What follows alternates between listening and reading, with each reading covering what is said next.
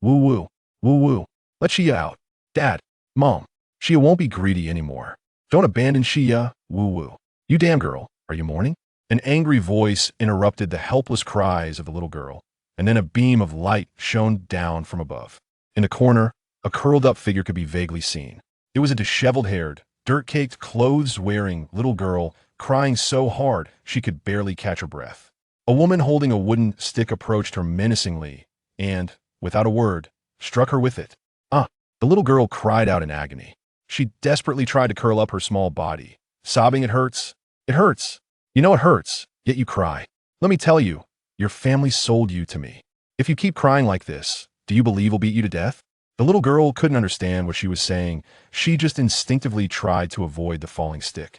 But the more she avoided it, the angrier the woman became. With no pity for a 3-year-old child, the woman hit her mercilessly. As she beat her, she cursed, "All my children died. Why should you bastards live? They'll beat you to death. A bastard who can't even compare to a single hair on my child's head." Eventually, the little girl was beaten until she was almost lifeless, lying motionless on the ground. It seemed like a long nightmare. The man on the bed suddenly opened his eyes. The cries of the little girl still echoed in his ears as Zhao Jiadong sat up abruptly. "Where's this?" Ugh! Pain shot through him, and Zhao Jiadong groaned while clutching his head. Memories flooded his mind. In a few seconds, Zhao Jiadong understood what had happened. "I, Zhao Jiadong, have been reborn." Looking at his thin, blackened hands, Zhao Jiadong pinched his cheeks hard. This was an illusion, but immediately afterward, his expression changed. Now wasn't the time to be happy. "Xia!" Zhao Jiadong rushed out the door without caring about anything else. "Jiadong, you're awake?" An old woman washing clothes outside asked concernedly when she saw Zhao Jiadong come out. "Granny, I need to go out for something." "Xia, hold on. Dad is coming to save you." Zhao Village in 1982 was still a dilapidated village nestled in the mountains, full of thatched cottages and adobe houses. After leaving the old house, Zhao Jiadong headed straight for his parents' home in the center of the village. "Hurry up faster. She is waiting for him to save her. If he's late, she will be taken away." Thinking of Xia's pitiful cries, Zhao Jiadong felt a pang in his heart. Although he hadn't personally witnessed Xia being beaten, based on information from his previous life, the soul Xia suffered greatly. Villagers returning from the fields saw Zhao Jiadong running frantically and started gossiping. Why hasn't Jiadong gone back to his wife's family? He's already married into their family, yet he keeps coming here every other day, secretly bringing good things from his in-laws' home. No wonder the people in Xiuhong village look down on him. In my opinion, this shows his ability. Others become in-laws to endure humiliation, but not Zhao Jiadong. He goes there to live off his wife's family. Haven't you noticed how Uncle Jianguo's family has gotten better since he went to Xiuhong village? At this moment, Zhao Jiadong had no time to care about these rumors. In this era of inconvenient transportation, their Zhao village only had one bicycle, which belonged exclusively to his younger brother, Zhao Jiaquan. When Zhao Jiadong rushed into the bamboo fence yard, his mother Wang Yan was raging. "Youngest son works so hard studying, and I saved 2 eggs for him to nourish his brain, but they were all ruined by your 2 kids. Still dare to argue? It's none of your business? Those 2 brats aren't yours? Big girl dares to steal food because you, as their mother, set a bad example." Seeing Zhao Jiadong, Wang Yan's face turned even uglier. "Second son, what are you doing here?"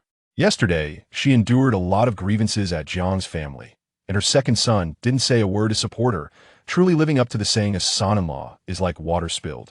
Later, the Jiang family directly sent her second son back. Wang Yan thought of how her second son used to bring money or goods whenever he returned to Zhao village, but yesterday, they only brought back frustration. So, she sent this useless son to the old house to live with that old person, out of sight, out of mind. Who knew he would run over early in the morning? What madness is this? Could it be he discovered that Xia's disappearance was related to him? This thought made Wang Yan's heart skip a beat. Just then, meeting her second son's gaze filled with ferocity and coldness, her heart raced even faster. Where's Zhao Jiaquan? Despite wanting to slap his mother, Zhao Jiadong was preoccupied with Xia and merely asked coldly. Hearing this tone, Wang Yan exploded like a firecracker. Pointing at him angrily, she shouted, "What attitude is this, second son? Do you think you've gone too far? Yesterday, you were suppressed by that Jiang bitch, and your mother was insulted, yet you didn't dare to utter a word. Now you come here early in the morning acting crazy?" Normally, Zhao Jiadong wouldn't dare speak back to his mother. In the Zhao family, except for his younger brother Zhao Jiadong. His mother's words were law. His elder brother Zhao Jiafu and third brother Zhao Jiagui had long realized their mother's biased heart. Only Zhao Jiadong, the least favored yet hardest working member of the family, worked tirelessly from the age of 8 for this household, yet never got a full meal. Even so, in his previous life, Zhao Jiadong accepted everything obediently.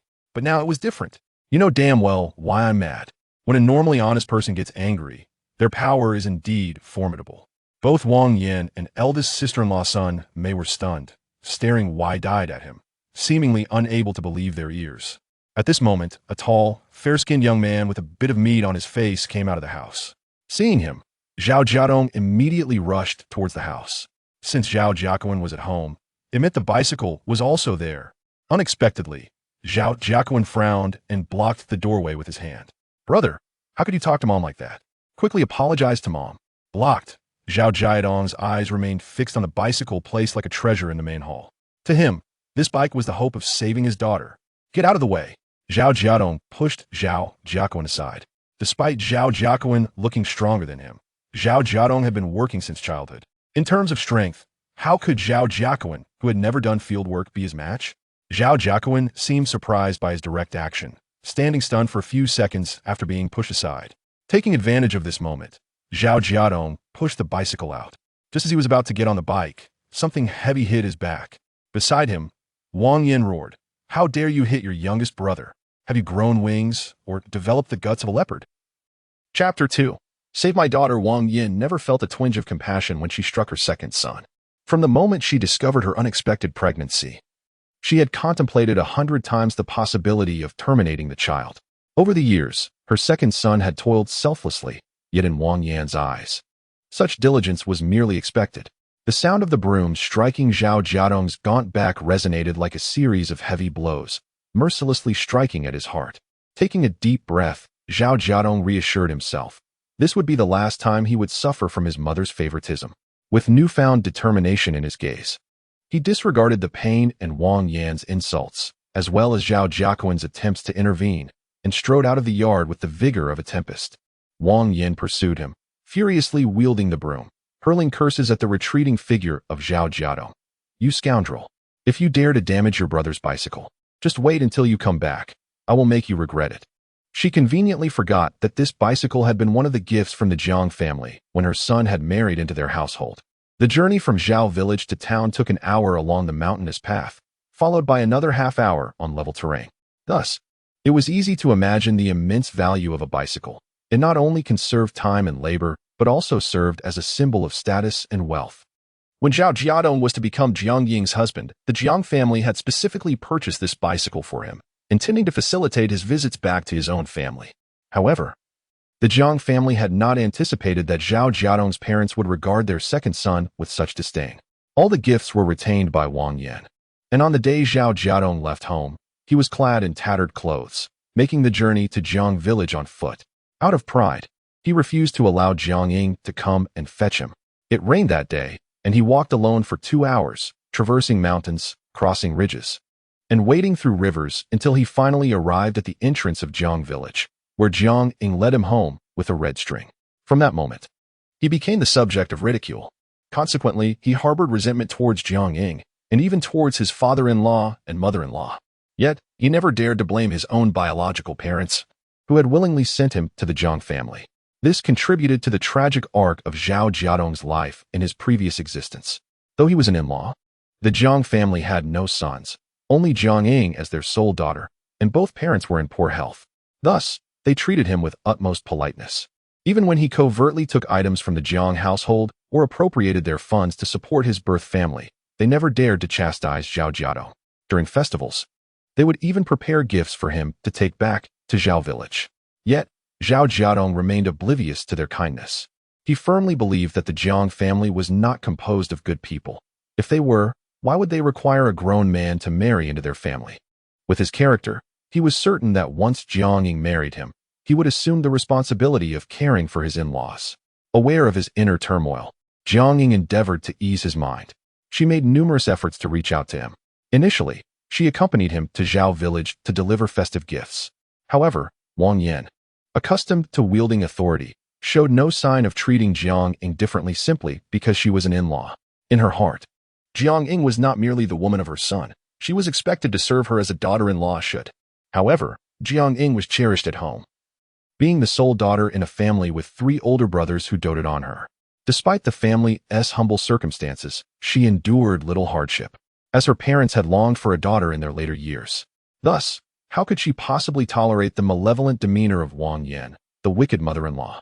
After a few instances, Jiang Ying resolutely refused to accompany him back to Zhao village. As Jiang Ying expressed, her 3 brothers had enlisted one after another, and their sacrifices had significantly improved the family's situation, allowing her to pursue her education without even stepping into the fields. Had it not been for the tragic news in 75, revealing that all 3 brothers had perished, she would have had no trouble marrying into a prominent family in the city. Zhao Jiadong did not contest this assertion, however.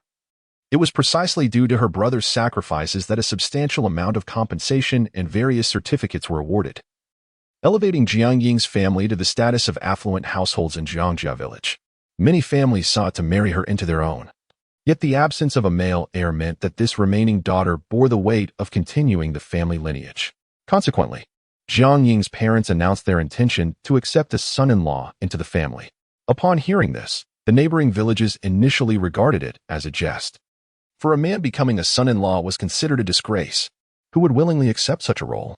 That was until Jiang Ying's parents unveiled the dowry list for the prospective son-in-law: 800 yuan, a bicycle, a sewing machine, a tape recorder, 2 meters of quality fabric, and 5 new cotton-filled quilts. My goodness, this was the promise of sudden wealth. Soon after, the threshold of the Jiang household was trampled by eager suitors. Among them was Zhao Jiadong's mother, one of the many vying for the opportunity. Ultimately, Zhao Jiadong, through his diligent and dependable nature, caught Jiang Ying's eye. Setting aside the stigma of being a son-in-law, Zhao Jiadong would have gladly embraced the role of husband to Jiang Ying. She had been pampered and resembled a city girl in her youth. In his previous life, an elder Zhao Jiadong had encountered numerous beautiful live-streaming hosts, yet none compared to Jiang Ying's youthful beauty. Now, this talented and beautiful bride was contemplating divorce, all due to his mother's avarice and selfishness. In his former existence, Zhao Jiadong only learned in his later years that the disappearance of his 3rd daughter was orchestrated by Wang Yan. For a mere 200 yuan, she had sold the girl into the hands of traffickers. It was infuriating, as by then, the girl had already suffered to the point of death. She had been traded multiple times, once having her leg broken and forced to beg, and later sold to the mountains, used merely as a vessel for childbirth until she perished during a difficult labor. Reflecting on this, Zhao Jiadong trembled on his bicycle, tears streaming uncontrollably, blurring his vision. And his heart ached anew. Why had he been so foolish? Why had he remained so oblivious? Why could he not discern between the virtuous and the wicked? Despite being regarded as less than human by his parents and siblings, it was only his wife's family and children who truly cherished him as kin. Yet, he remained blind to the truth, continually shielding his malevolent mother, allowing her to drain his vitality and endanger his daughter. Comrade, are you all right? A concerned voice suddenly pulled Zhao Jiadong back to reality. He raised his hand to wipe away his tears, only to realize he had arrived at the entrance of the police station. The inquiry came from an officer clad in uniform. Overwhelmed with emotion, Zhao Jiadong cried out with a choked voice filled with anguish, "Comrade, you must help me save my daughter. She has been sold by my mother and is on the verge of being taken out of our county." The gravity of his desperate plea instantly shifted the expressions of the officers at the entrance to one of seriousness. Chapter 3. Unable to find anyone? Half an hour later, Zhao Jiadong and his police colleagues set forth on the road to the county town. Their prompt mobilization was facilitated by the fact that Jiang Ying had reported the case the previous night. Thus, the police station already had a record of the incident. Moreover, as this matter pertained to human trafficking, it naturally garnered heightened attention. Do not fret. We have already notified the county headquarters, and I believe they have commenced their search.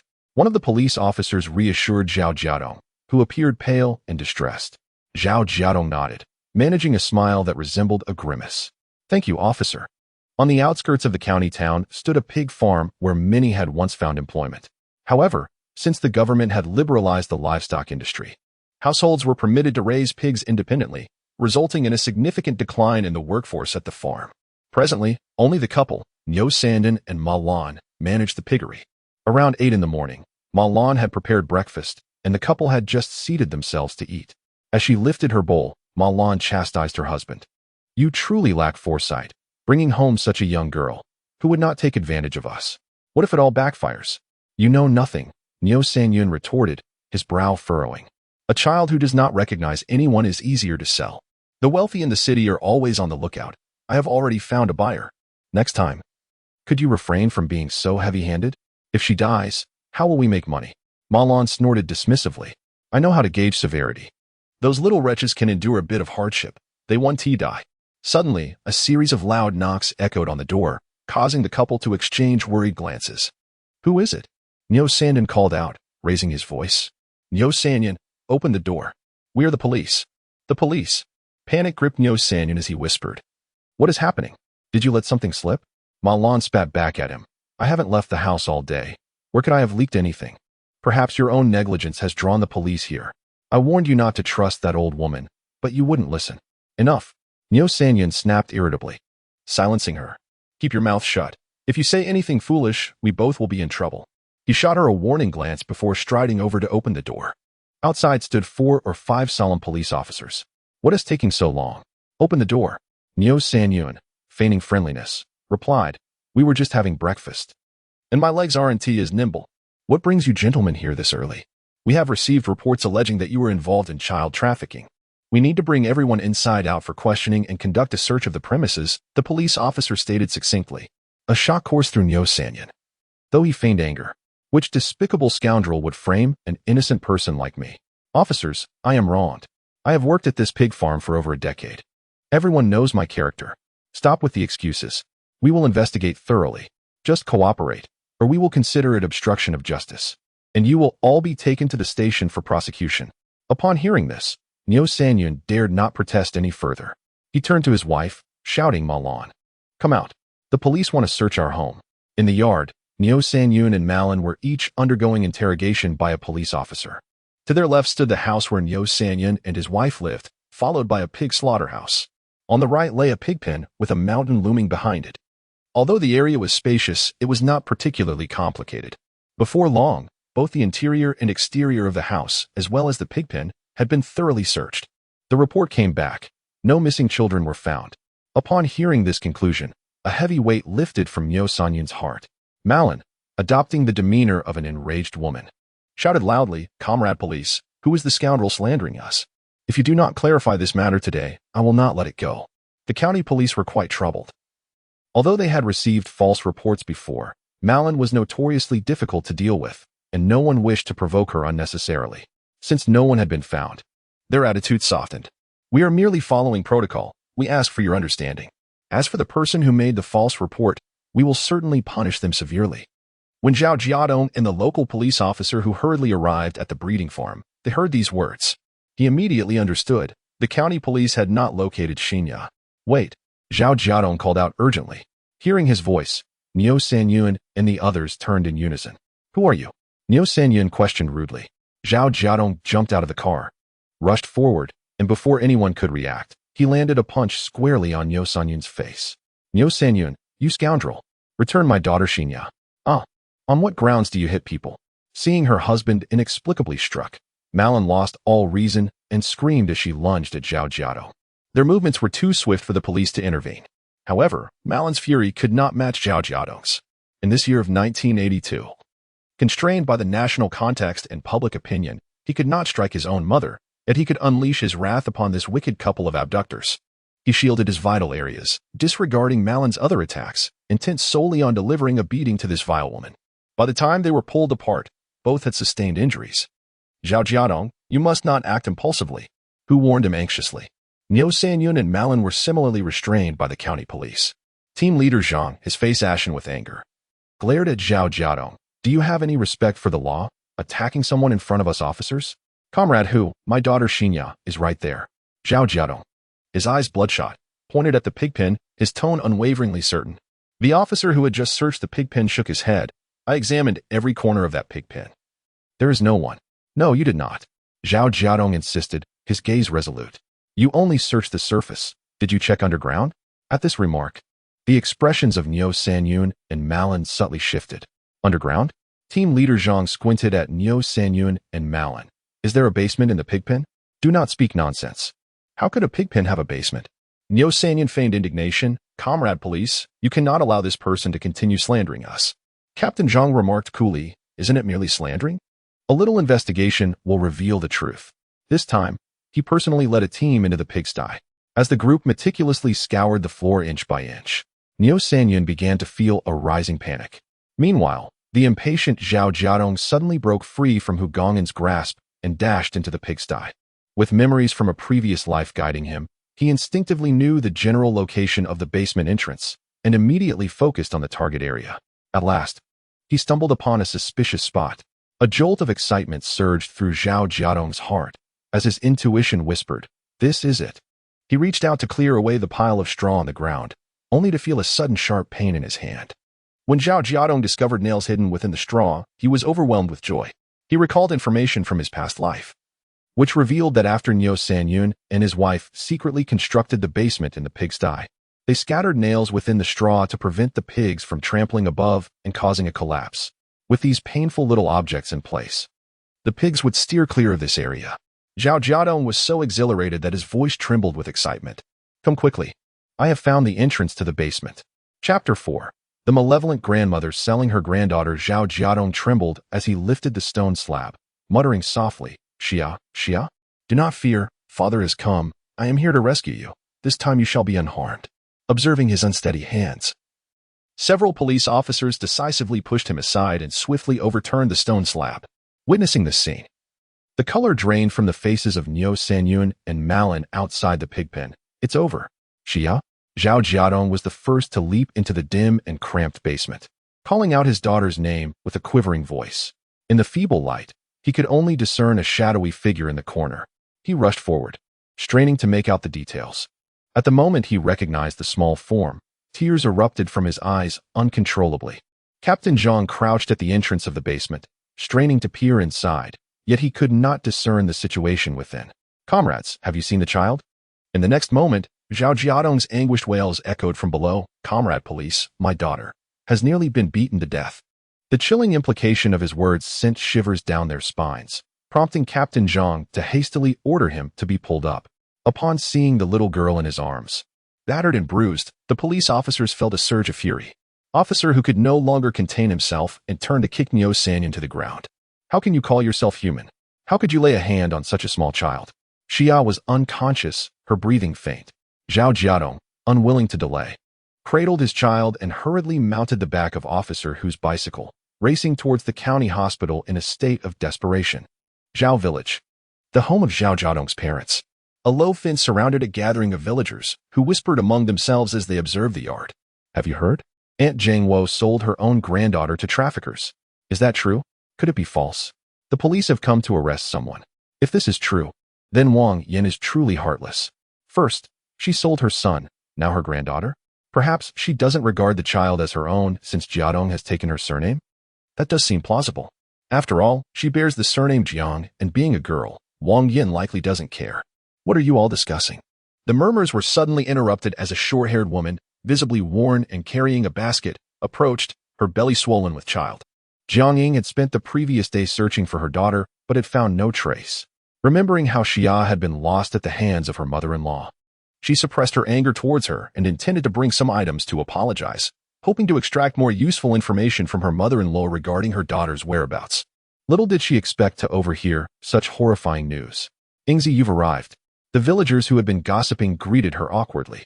Just as Jiang Ying was about to inquire further, a shout rang out. Look, the police are taking Wang Yin away. The crowd parted swiftly. Before long, the police escorted a pale-faced Wang Yin out of Zhao Jiadong's home. Upon noticing Jiang Ying frozen in the middle of the road, Wang Yan's eyes sparkled with recognition. She forcefully wrenched her arm free from the police's grasp and rushed towards Jiang Ying, exclaiming, Ingzi, please assist me in pleading with the police. After all, isn't Xia just a mere girl? Without her, you still have Daya and Arya, but Jiadong has only one mother. You cannot bear to watch Jiadong lose his mother. Each word seems to affirm the villagers' claims. Jiang Ying's heart plummeted, a chill enveloping her entire being as she hoarsely uttered, Mother, did you truly sell Xia? I did not sell her. I found her a good family. Wang Yin screamed hysterically, what do you need so many girls for? Sooner or later, she will marry. Selling her early or late is still selling. Slap. Wang Yan's frantic cries were abruptly silenced by a resounding slap. Jiang Ying, her fury boiling over, retorted. What right do you have to sell my daughter? Jiang Ying, what are you doing? Zhao Jiangwo, who had just returned from the fields, was infuriated to witness his daughter-in-law strike his wife. Without hesitation, he charged forward, lifting his shovel and kicking Jiang Ying's leg. Already weary and frail, Jiang Ying could not maintain her balance and fell forward. Instinctively, she protected her abdomen, yet upon hitting the ground, she still struck her unborn child, and a sudden wave of excruciating pain coursed through her, causing her vision to darken. I'm bleeding. With a gasp, the crowd noticed the blood streaming down Jiang Ying's legs, their faces paling in shock. No, this can't lead to a fatality, can it? They exclaimed. We must rush her to the clinic. Officer, don't you have a bicycle? Quickly take Jiang Ying to town. The police officer found himself in a dilemma. His mission was to arrest Wang Yan, but saving a life took precedence. With the assistance of kind-hearted villagers, Jiang Ying was helped onto the back of the bicycle. Young lady, please don't faint. Hold on tight. I'm taking you to the clinic. The officer cautioned before they set off. Jiang Ying, feeling lightheaded, nodded slightly. Once they departed, no one paid attention to Wang Yan. She had narrowly escaped a calamity. At some point, her younger son appeared beside her, bending down to assist her. Zhao Jiadong whispered to his mother, Mom, let's go inside. I need to discuss something with you. Hey, college student, your mother is going to jail. Do you think you can still attend university? A harsh comment from the crowd struck Zhao Jiadong like a boulder dropped into the ocean, stirring tumultuous waves within him and snapping Wang Yan back to reality. She immediately turned around and shouted at the speaker, Shut your mouth. With what eyes did you see me going to jail? I'm perfectly fine here. Everyone disperse. What is there to see? Once the family of three entered the house and closed the door, Wang Yan could no longer hold back her tears. Clutching her younger son as she sobbed, Jiadong, what are we going to do? I don't want to go to jail. You must think of a way for me. Everything I did was for you. Zhao Jiadong's face darkened. Mom, don't speak nonsense. What does selling Xia have to do with me? Upon hearing this, Zhao Jiangwo's eyes widened in disbelief. What? He had only heard that the police had come to their home and was unaware of the reason. Now, he found it hard to believe that Xia had been sold by her own family.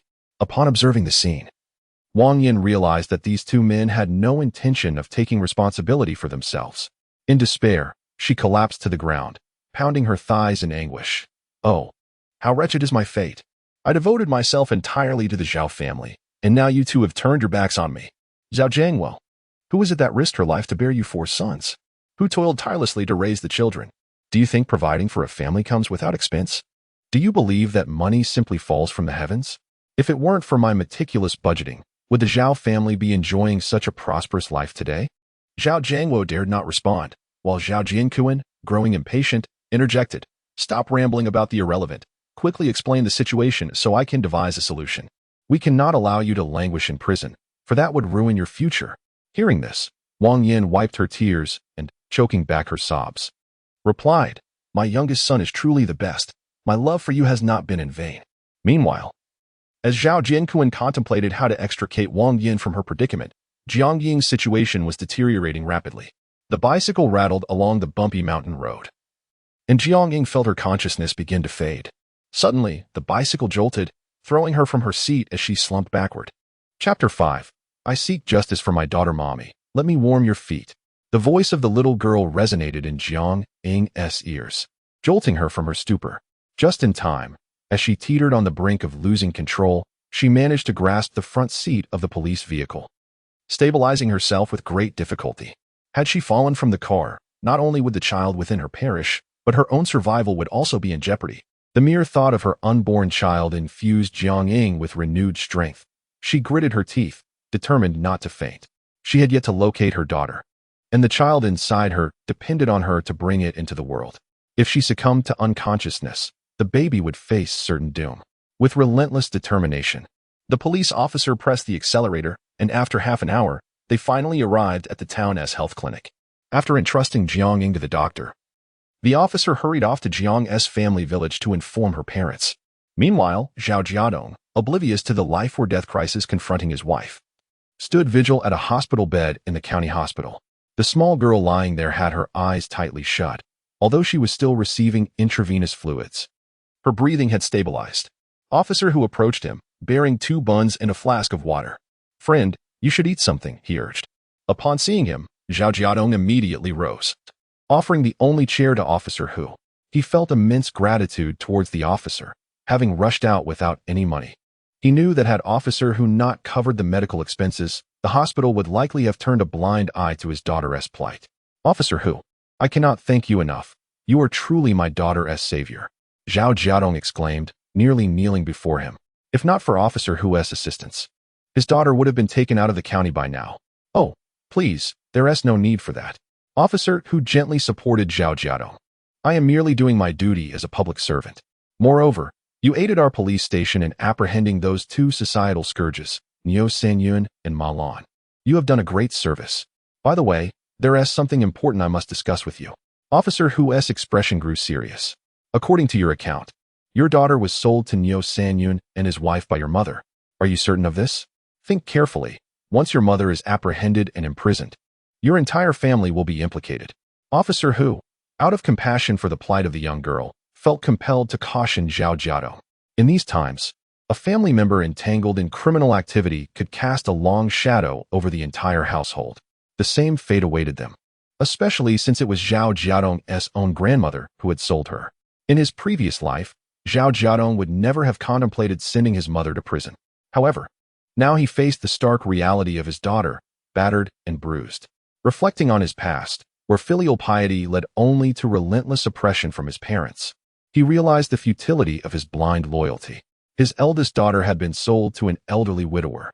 And after the second daughter excelled in her studies and secured a good job, resentment brewed within his parents, culminating in a public scene at her workplace that ultimately cost her the hard-earned position. In the end, his marriage had crumbled under the weight of familial strife. Upon learning of his divorce and the acquisition of a house, Wang Yin conspired with 3 brothers to feign illness and solicit money. However, when the gullible Zhao Jiadong sold the house and handed the proceeds to his mother, he was subsequently cast out by his younger brother, after realizing he had been deceived. Even the most honest of men could not contain his fury and confronted his mother. In that moment, Wang Yin spoke without restraint, revealing the truth that she had sold off Xia. The revelation struck Zhao Jiadong like a bolt from the blue, and he recalled asking her why. The elderly woman who had borne him glared at him with venomous eyes, cursing him as a harbinger of doom. "I never wanted you, yet you clung to life, surviving every attempt to rid me of you. You cursed my father before you were even born, and your arrival caused my elder brother to lose a leg. On the very first day I brought you home, my second brother drowned in the river. The demise of all the men in my family has been your doing. Had it not been for that wretched old crone who took you away, I would have drowned you in a chamber pot long ago." In that moment of revelation, Zhao Jiadong understood that his mother's disdain for him was rooted in something far more profound than mere dislike. It was hatred. Yet, he pondered, what did her words truly mean for him? Dejected, he found a newfound calmness. He addressed Wang Yin directly. "You gave me life but never nurtured me. My debt to you is solely one of existence. Yet, your actions indirectly led to Xiya's demise, ruined Ya's life, and shattered Ya's career. You are my family's adversary. Now that our debts are settled, I owe you not a shred of gratitude. From this day forward, do not dare to harm Ya or Ingzi. If you so much as trouble them, I will expose your treachery regarding Xia to the authorities, ensuring you languish in prison until your last breath." After delivering these harsh words, Wang Yin was consumed by rage, and the Zhao family, eager to appease the old woman, retaliated against him violently. Zhao Jiadong took a deep breath, his thoughts returning to the present. He spoke calmly to Officer Hu. "All my life, I have been the most filial child in my family. You may inquire about it in Zhao village. I toiled in the fields from the age of 8 while my brothers attended school, and when they feasted, my bowl contained but half of what they had." In just a few succinct sentences, Zhao Jiadong stirred a sense of sympathy within Officer Hu. The subsequent events need not be elaborated upon. Zhao Jiadong, in pursuit of a bride price, became a live-in son-in-law in Jiangjia village, a tale well known in the community. "My friend, your misfortune is unfathomable to have such a mother." Officer Hu sighed. "While partiality is one thing, her secret sale of your daughter is truly malicious. Even if your child bears the surname Jiang, she carries half of the Zhao bloodline within her. She has shown me utter disregard, so why should I hold back?" Zhao Jiadong replied coolly. "As a father, I must seek justice for my daughter. As for the future, there are countless professions, each with its own opportunities for success. It is not solely the path of governance that leads to achievement. In the world ahead, every industry flourishes, and I need not worry about my daughters finding good work. As for whether others would regard him with disdain due to his mother's incarceration, has Zhao Jiadong not faced scorn before? The bond between Wang Yin and her son had long been severed. It is essential to remember that he was effectively sold to the Jiang family back in the day. Had he not demeaned himself, how could Wang Yin have had such control over him? Thus, sending Wang Yin to prison did not weigh on Zhao Jiadong's conscience in the slightest. Suddenly, police officer whose gaze became fixed, observing the little girl on the hospital bed who had opened her eyes without anyone noticing. Your daughter has awakened. Zhao Jiadong's body trembled. Turning swiftly, he found the little girl staring wide-eyed at the ceiling, her expression somewhat vacant. Overwhelmed with joy, Zhao Jiadong failed to perceive the oddity, tenderly holding his daughter's small hand and asking, Xia, you're awake? Does your body still hurt? After a few minutes of silence without a response, Zhao Jiadong began to sense something was amiss with Xia. The smile on his face gradually faded, and his eyes filled with trepidation. Xia, please speak. Don't frighten your father. Chapter 6. One wave after another. Despite Zhao Jiadong's fervent attempts at communication, Xia remained ensconced in her bewildered stupor.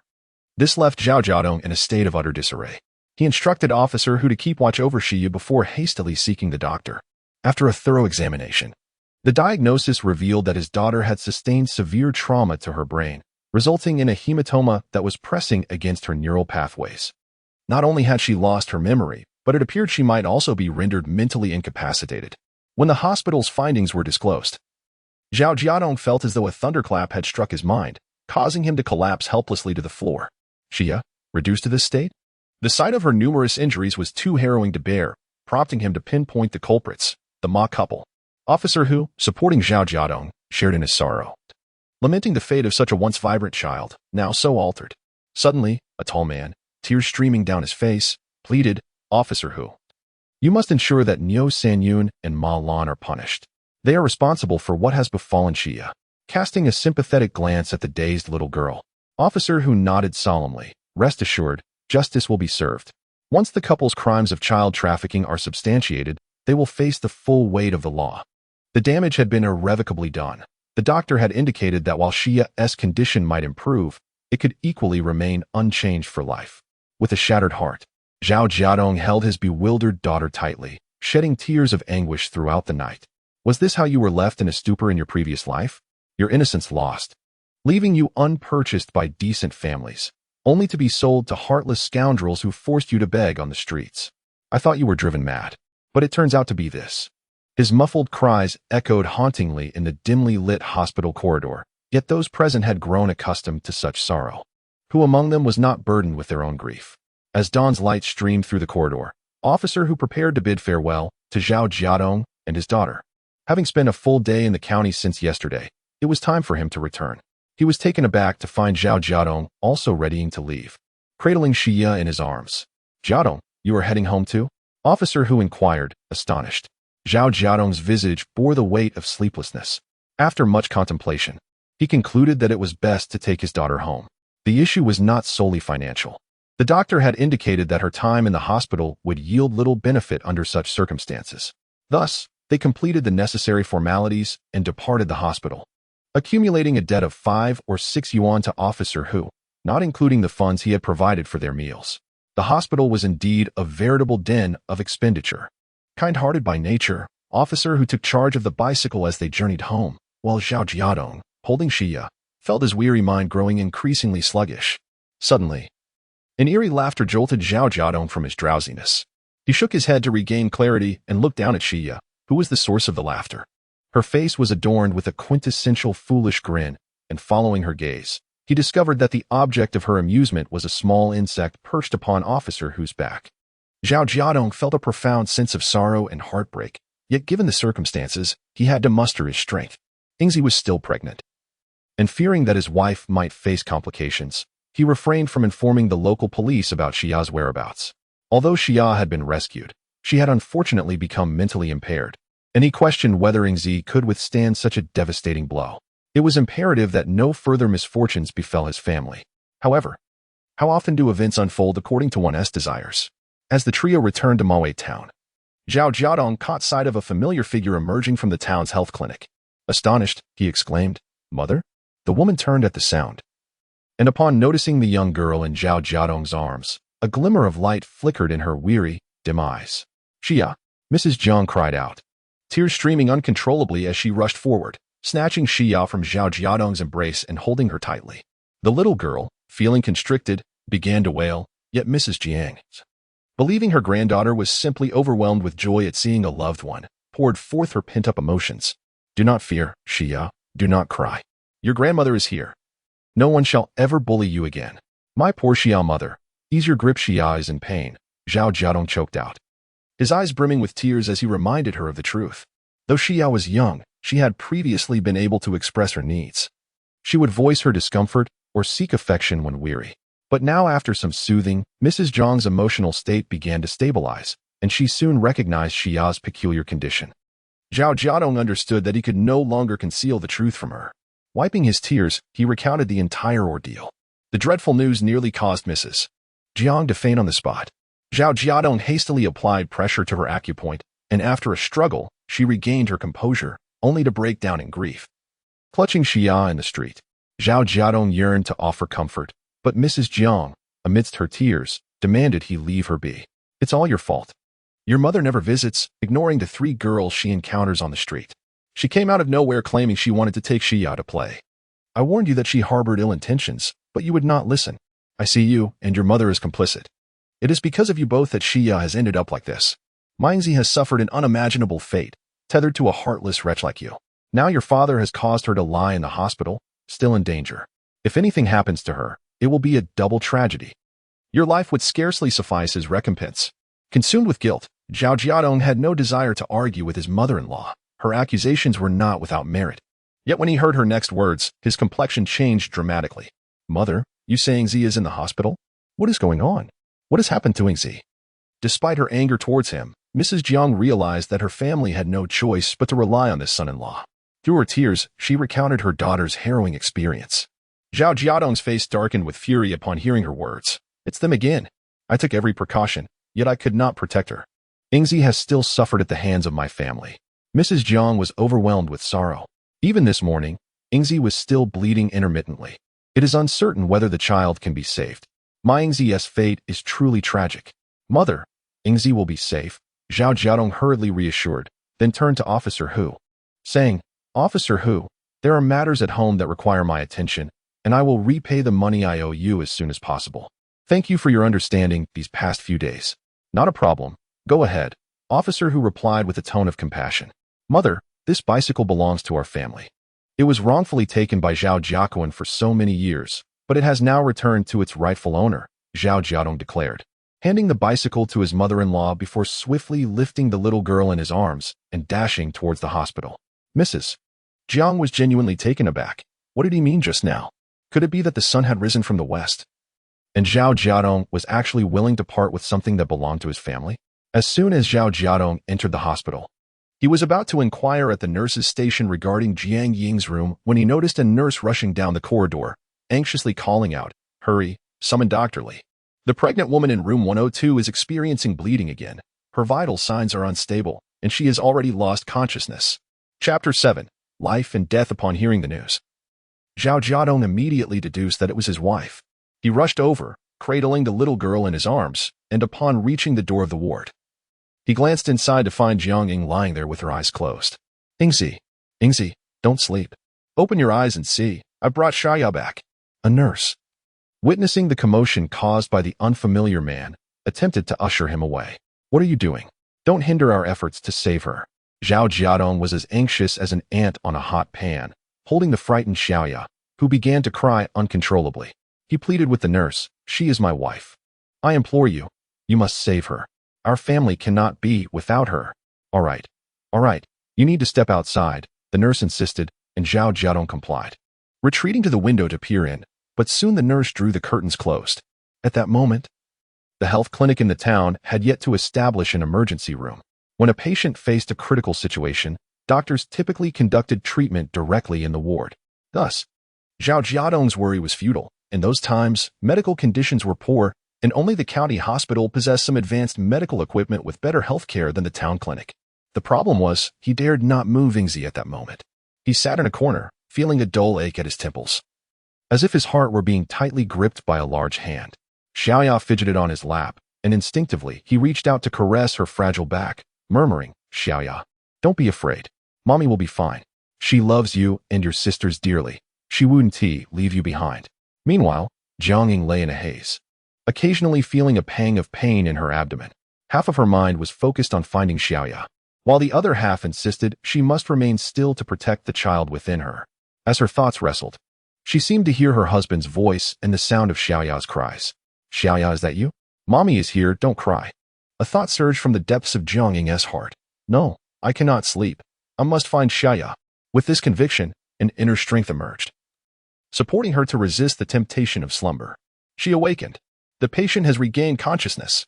Jiang Ying slowly opened her eyes as the doctor leaned in, examining her pupils with a flashlight, nodding after a moment. "Good, the patient is stable for now." Outside, after waiting for what felt like an eternity, Zhao Jiadong sprang to his feet at the sound of the door creaking open. "Nurse, how's my wife?" The nurse gestured for him to enter. Inside, however, Jiang Ying was adamant about leaving the hospital. Dr. Li, adhering to his professional ethics, refused to allow her to do so. As the two sides remained at an impasse, Zhao Jiadong entered the ward, holding Xiaoya. "Yingzi," he called, prompting Jiang Ying to look towards the door. To her surprise, a familiar little figure appeared before her. Overcome with excitement, she nearly lunged forward. "Xiaoya." The two nurses quickly restrained her, while Zhao Jiadong rushed to her side. "Yingzi, don't move. I found Xiaoya. Everything is all right now." Jiang Ying, with a heavy heart, embraced the little girl in her arms, tears streaming down her cheeks. "My dear, you truly frightened your mother. I searched for you for so long, believing I may never see you again. It is all my fault. I promise I shall never allow anyone to harm you again."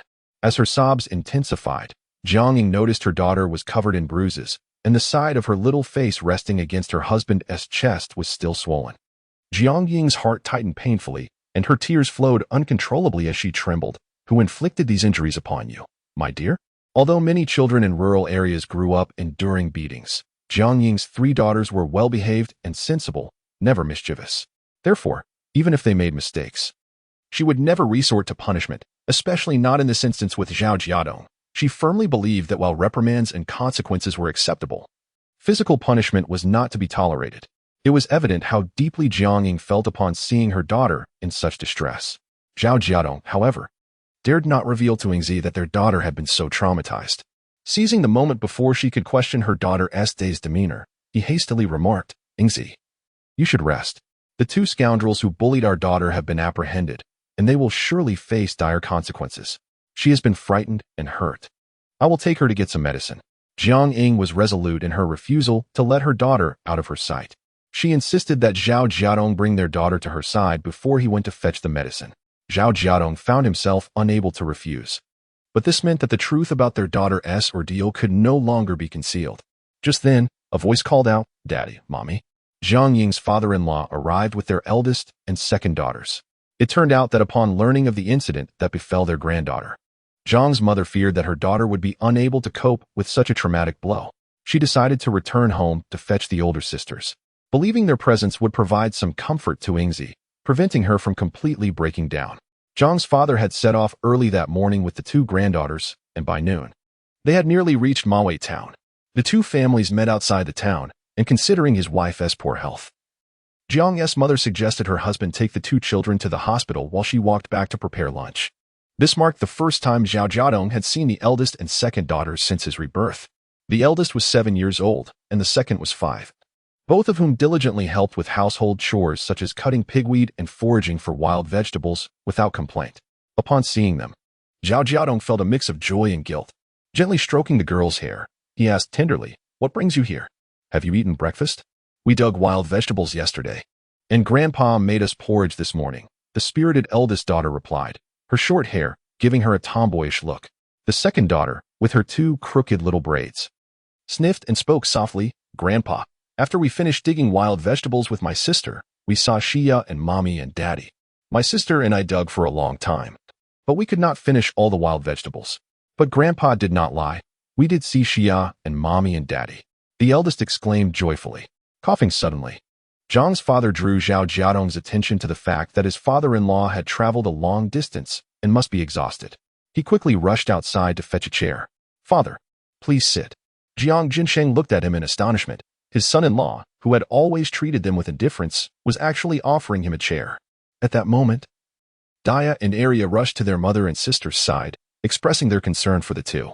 Seizing the opportunity, Zhao Jiadong approached his father-in-law with a request to take Jiang into the county hospital for treatment. "Father, I don't have any money on me. Yesterday, I borrowed a total of 5 yuan and 80 cents from Hu Gongyan to pay for Xia's treatment at the county hospital. Now, taking Ingzi to the county, I estimate it will require at least 10 or 20 yuan. Could you possibly lend me some?" Zhao Jiadong was acutely aware of his past recklessness. Over the years, he had frequently asked for financial assistance to support his parents and siblings, leaving the Jiang family nearly depleted. Thus, he chose his words carefully, framing his request as a loan. Jiang Jinsheng raised his eyes to scrutinize him. Was he truly asking for money just to take Ingzi to the hospital? Just as Zhao Jiadong was about to speak, he heard Ingzi's faint voice. "I don't want to go." Chapter 8. A twist of fate. No one knows the family's affairs better than Jiang Ying. She is acutely aware of the family's financial situation. Zhao Jiadong urged her urgently. "Ingzi, how can you not go? Your condition is perilous, and the health clinic will be of no assistance."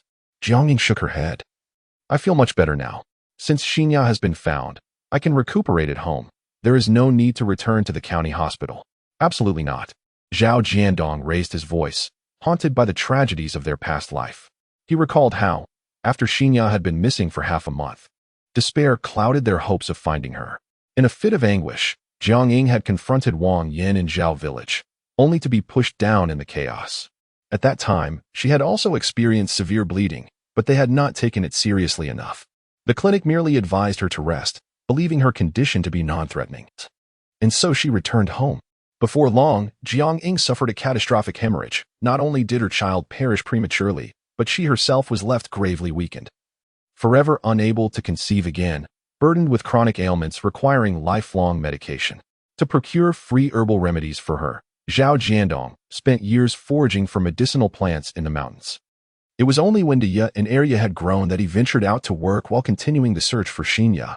This time, Zhao Jiadong was resolute. He would ensure Jiang Ying received treatment at the county hospital. Seeing the situation unfold, Jiang Jinsheng retrieved a cloth pouch from the lining of his trousers, carefully unwrapping it to reveal a colorful assortment of bills, 1 cent, 2 cent, 5 cent notes, the largest being a 2 yuan green bill.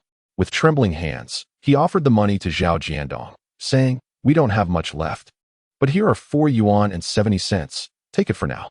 "Dad," Jiang Ying hesitated, wanting to express that treatment might be futile. If the child were truly lost, then it would simply be a matter of fate for the two of them. Yet, as a mother, she found it impossible to harden her heart. Zhao Jiadong accepted the money, solemnly assuring, "Father, rest assured, once Ingzi's health is restored, I will find a way to earn. Ingzi, wait here, I will borrow a cart." With that, Zhao Jiadong sprang into action. His first stop was the police station. He had reported a case there the previous day and noticed a cart in the yard. After locating Officer Hu, Zhao Jiadong explained his purpose. An Officer Hu readily agreed to lend him the cart, as it was seldom used. However, there is one more thing. Zhao Jiadong hesitated. "Officer Hu, my wife and unborn child are in danger. Our visit to the county hospital may take longer than anticipated, and the expenses will be considerable. Could you lend me 20 yuan? Officer Hu looked embarrassed. "I do not have that much on me." Zhao Jiadong gazed at him imploringly. "Please help me. I promise to repay you swiftly. A life is at stake, and there is no time to return home for money." "Wait," Officer Hu interrupted. "Are you planning to go to the county today?" Upon receiving a nod from Zhao Jiadong, Officer Hu frowned. "That won't do. You must first return to the village to obtain a referral letter. Yesterday, you were able to take your child to the hospital because of the referral I provided. But now that you are not going for official business, our police station cannot issue you another referral. You must return to the village, since the family is affluent. It would be prudent to take the funds along." Upon hearing this, Zhao Jiadong was momentarily taken aback. Indeed, in this era, there are no identification cards, and one must carry a letter of introduction when venturing outside. Having just been reborn, he had momentarily overlooked this detail after benefiting from Officer Hu's convenience yesterday. Thus, Zhao Jiadong ceased to procrastinate. expressed his gratitude once more, and hurriedly returned to the hospital with the cart. He needed to swiftly ride his bicycle home, retrieve the money, and procure the letter of introduction. Prior to that, he must inform Ingzi and the others. However, before Zhao Jiadong could approach, he heard a cacophony of noise emanating from his wife's hospital room. A foreboding sensation crept into his heart as he quickened his pace. As he drew nearer, he could faintly discern fragments of conversation. "You Jiang family members harbor ill intentions. Jiang Ying, how could you be so malicious at such a young age, insisting on harming my wife?" This voice was all too familiar to Zhao Jiadong. Inside the room, Jiang Ying leaned against the headboard, her right hand protecting the infant, while her left hand shielded her abdomen, wary of being jostled by her mother-in-law, Wang Yin. The elder and younger daughters stood timidly in the corner, terrified of Zhao Jiadong's mother, especially when witnessing her fury. They barely dared to breathe. Jiang Jinsheng and his wife were in a standoff with Wang Yin, with the police officer who had escorted Jiang Ying to the clinic yesterday positioned between them. Fortunately, his presence had somewhat restrained Wang Yin, who dared only to hurl insults rather than resort to violence. Otherwise, given Wang Yin's vengeful nature, after Jiang Ying had slapped her yesterday, she would likely have sought retribution today. "Officer, do not heed her fabrications. The infant was lost while in her care. Since someone has reported her for selling the child, it must surely be true," Zhang's mother exclaimed indignantly. Wang Yin, having received her son's directive, spat contemptuously.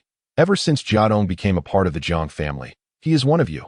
I have no obligation to watch over the child." He insisted on bringing the infant here, claiming that Jiang Ying was too far along to care for the baby properly, and asked for my assistance. "I did a good deed. Why am I not receiving any commendation?" "Wang Yin, do you not fear the specter of your lies haunting you at midnight?" A grim voice interjected. Everyone turned toward the sound, and Zhao Jiadong entered the room, his expression dark. He then regarded the officer who had rescued his wife and child with a much friendlier demeanor, politely inquiring, "Officer, what brings you here?" The officer scratched his head, appearing rather troubled. "I was initially tasked with taking Wang Yin to the station for a statement, but upon arriving in town, I fortuitously encountered your mother-in-law." Wang Yin began to throw a fit, claiming her innocence, and insisted on confronting the Jiang family here. Zhao Jiadong comprehended the situation. He had experienced Wang Yan's tenacity firsthand, and considering he was the one who reported her, the officer likely perceived him as Wang Yan's own kin, possibly fearing a reversal of testimony later. Should Wang Yin be acquitted, the officer would find himself entangled in unnecessary trouble. "What do you mean by that, second son?" Wang Yan's complexion shifted as she realized her son was typically compliant with her whims, hence the youngest had instructed him to speak in such a manner, confident that he would assist her in weaving her deceit. Zhao Jiadong scoffed. "You needn't pretend any longer.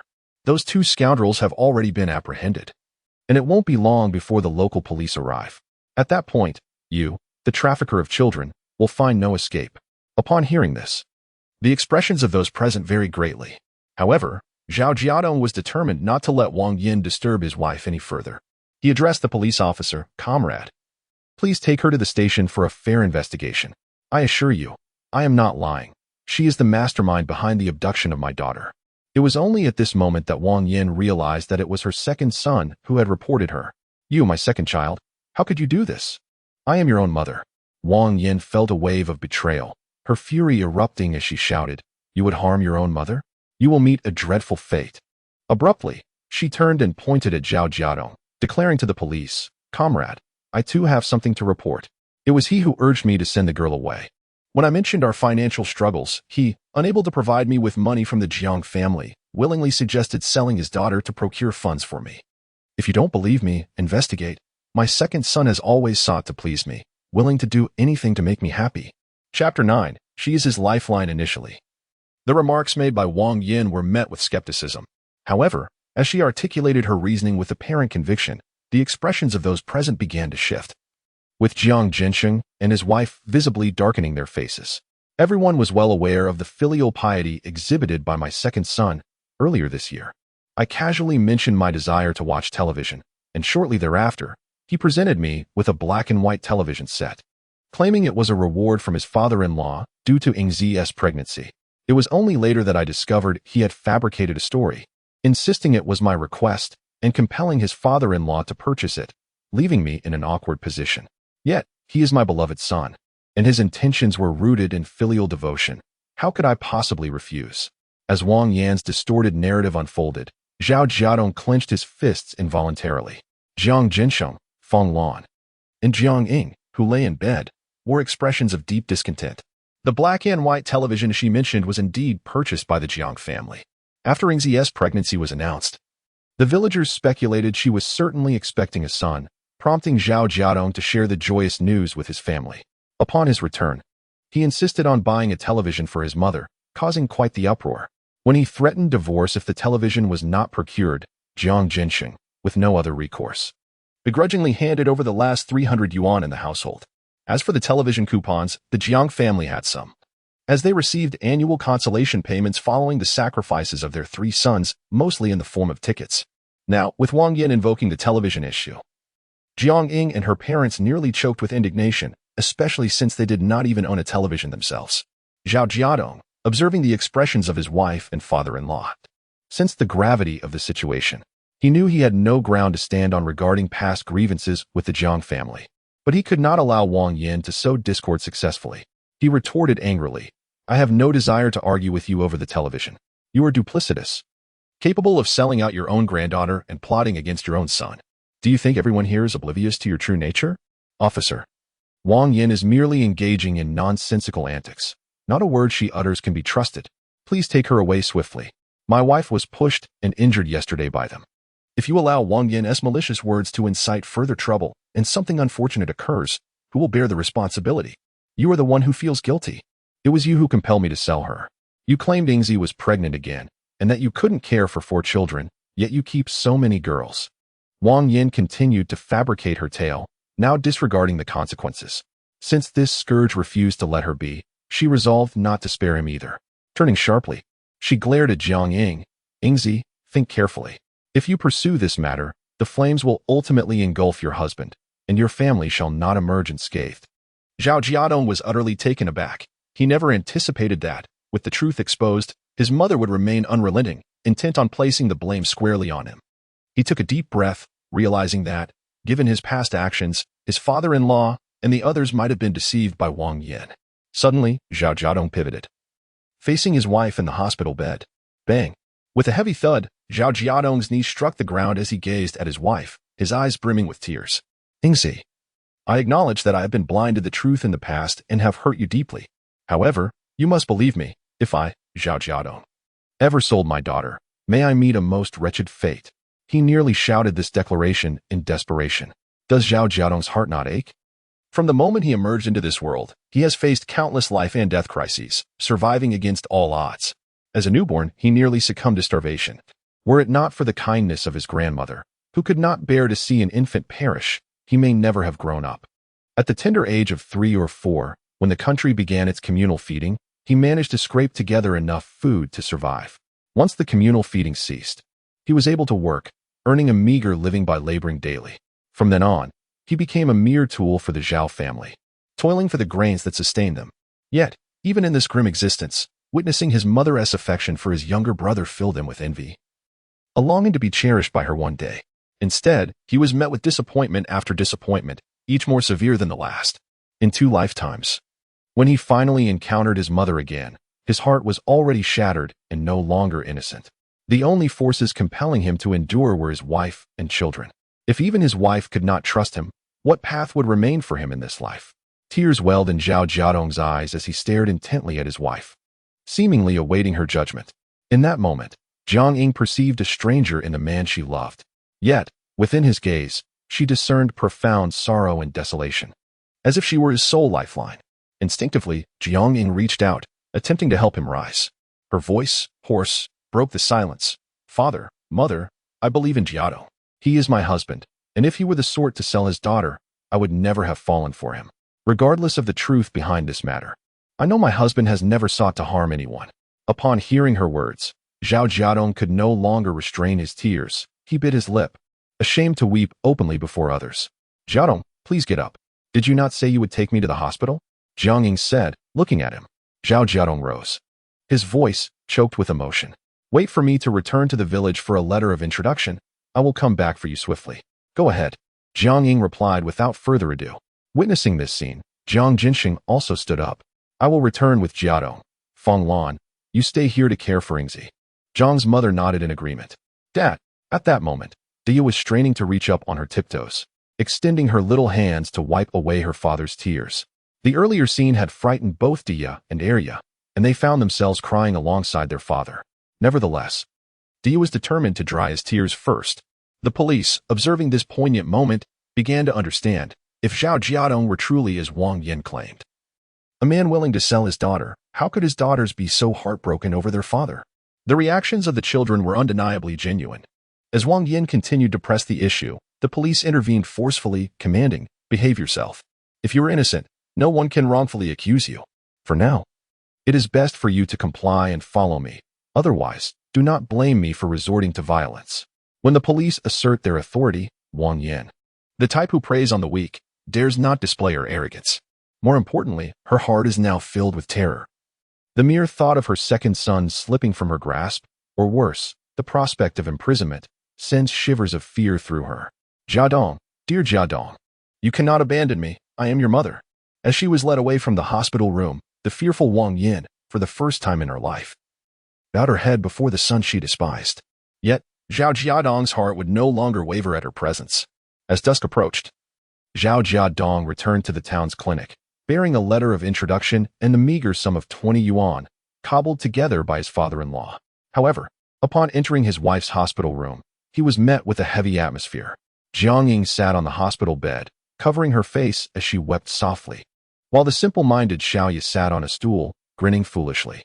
His mother-in-law, tears streaming down her face, fed her. Chapter 10. Hospitalization for preservation of the fetus. In recent days, Jiang Ying has felt mentally exhausted and physically frail. Upon seeing her daughter, Xia, she was initially enveloped in joy, only to be informed by Zhao Jiadong that Xia had been frightened, which led to her failure to notice her daughter's condition promptly. Shortly thereafter, as Xia succumbed to fatigue and fell asleep, the arrival of Fong Lan and the police only added to her confusion, leaving her unable to discern whether Xia was well or otherwise. It was not until Xia awakened that Jiang Ying, who had finally regained her composure, recognized the abnormality in her daughter's behavior. Realizing her daughter was suspicious, Fong Lan, understanding that the truth would eventually emerge, choked on her words as she revealed the reality of the situation. This revelation left Jiang Ying in shock, unable to fathom the notion that her daughter had been rendered simple-minded. Before Zhao Jiadong's return, she wept bitterly, her eyes swollen from grief. "Yingzi, it is my fault. I have brought this upon Xia. You may scold or hit me, but please do not keep it bottled up inside. Even if you do not think of yourself, you must consider the child you carry. You need to find peace," Zhao Jiadong implored sorrowfully. "Yingzi, please stop crying. We must head to the county hospital. Otherwise, the baby in your womb may also be in danger." "Our efforts will have been in vain," Fong Lan interjected, fully aware of the gravity of the situation. "Though Xia has lost her wits, at least she has returned to us. This is a small blessing amidst our misfortunes. We will care for her diligently, and life will find a way." Fong Lan uttered these comforting words, though she too found it difficult to accept the reality surrounding Xia. However, given the circumstances, they could not afford to remain in despair. Jiang Ying's health was fragile. After much persuasion, Jiang Ying managed to quell her tears but insisted on bringing Xia along to the county hospital. The county hospital is vast.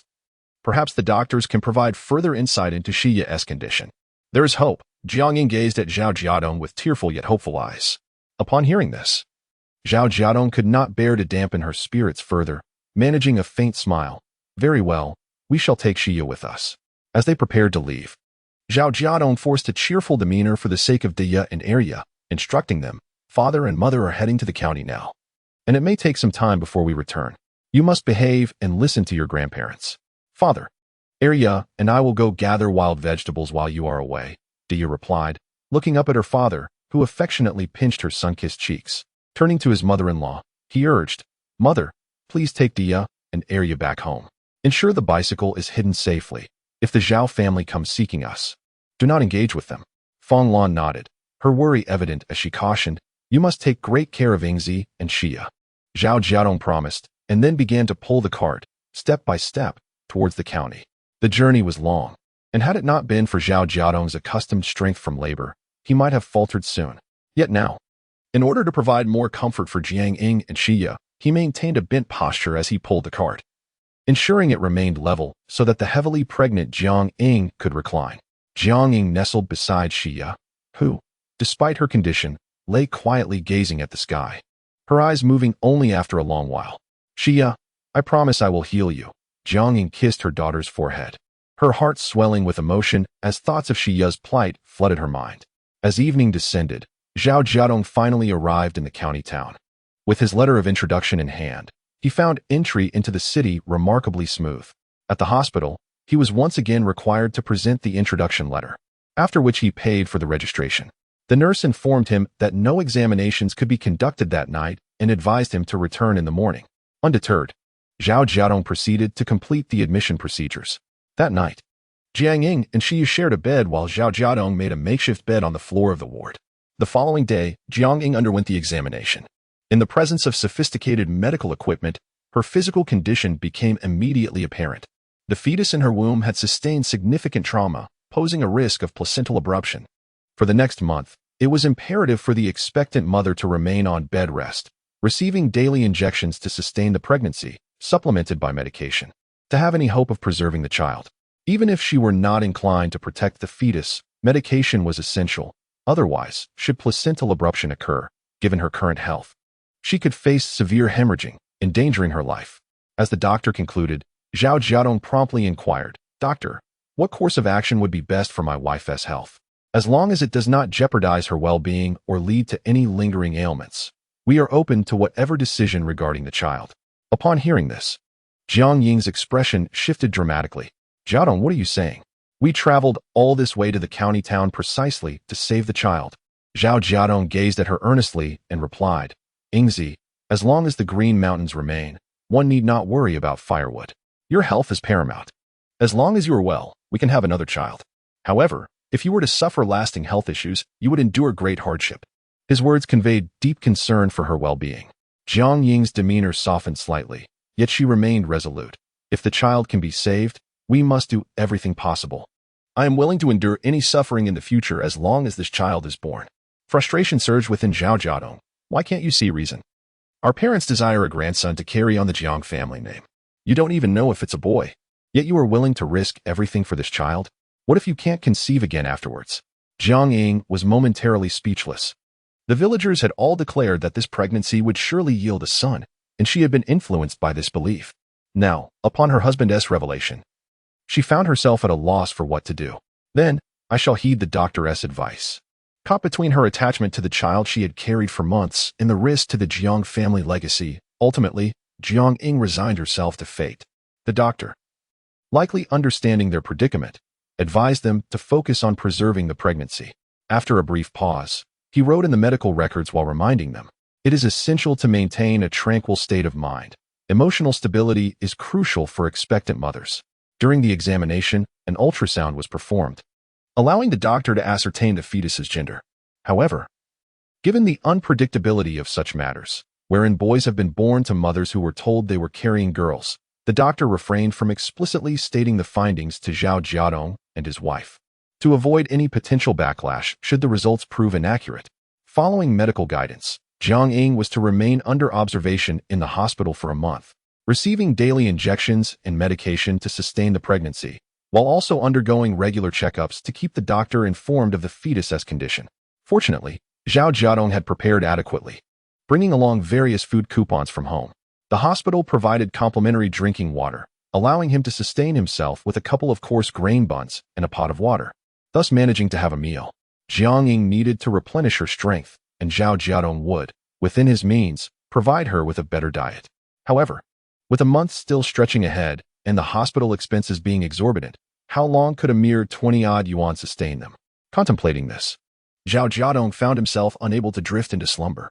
As his mind became muddled and his consciousness began to wane, he suddenly heard the faint sound of sobbing. The scant remnants of sleep vanished in an instant, and Zhao Jiadong opened his eyes, turning towards Jiang Ying's hospital bed. In the stillness of the night, Jiang Ying, with tear-streaked cheeks, gazed sorrowfully at her daughter, peacefully asleep in the moonlight. A profound sense of desolation enveloped her. If her fragile child were to remain unwell, and the life within her were lost, what hope would she have for survival? Suddenly, the images of her two daughters, Dia and Arya, flickered in her mind. Indeed, she still had them to live for. Jiang Ying thought with a heavy heart. No matter what, she must endure, otherwise, Dia and Arya would become motherless girls. Given their father's disposition, should she perish, the wicked grandmother, Wang Yin, would surely subject them to relentless torment. Realizing this, Jiang Ying felt a surge of strength. She leaned her face against her fragile daughter's head and tenderly murmured, Xia, no matter what you become, you will always be your mother's precious daughter. In the tranquil night, Jiang Ying's soft whispers reached Zhao Jiadong's ears, stirring an indescribable feeling deep within him. Chapter 11.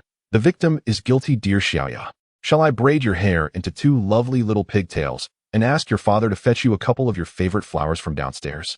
Would that be agreeable?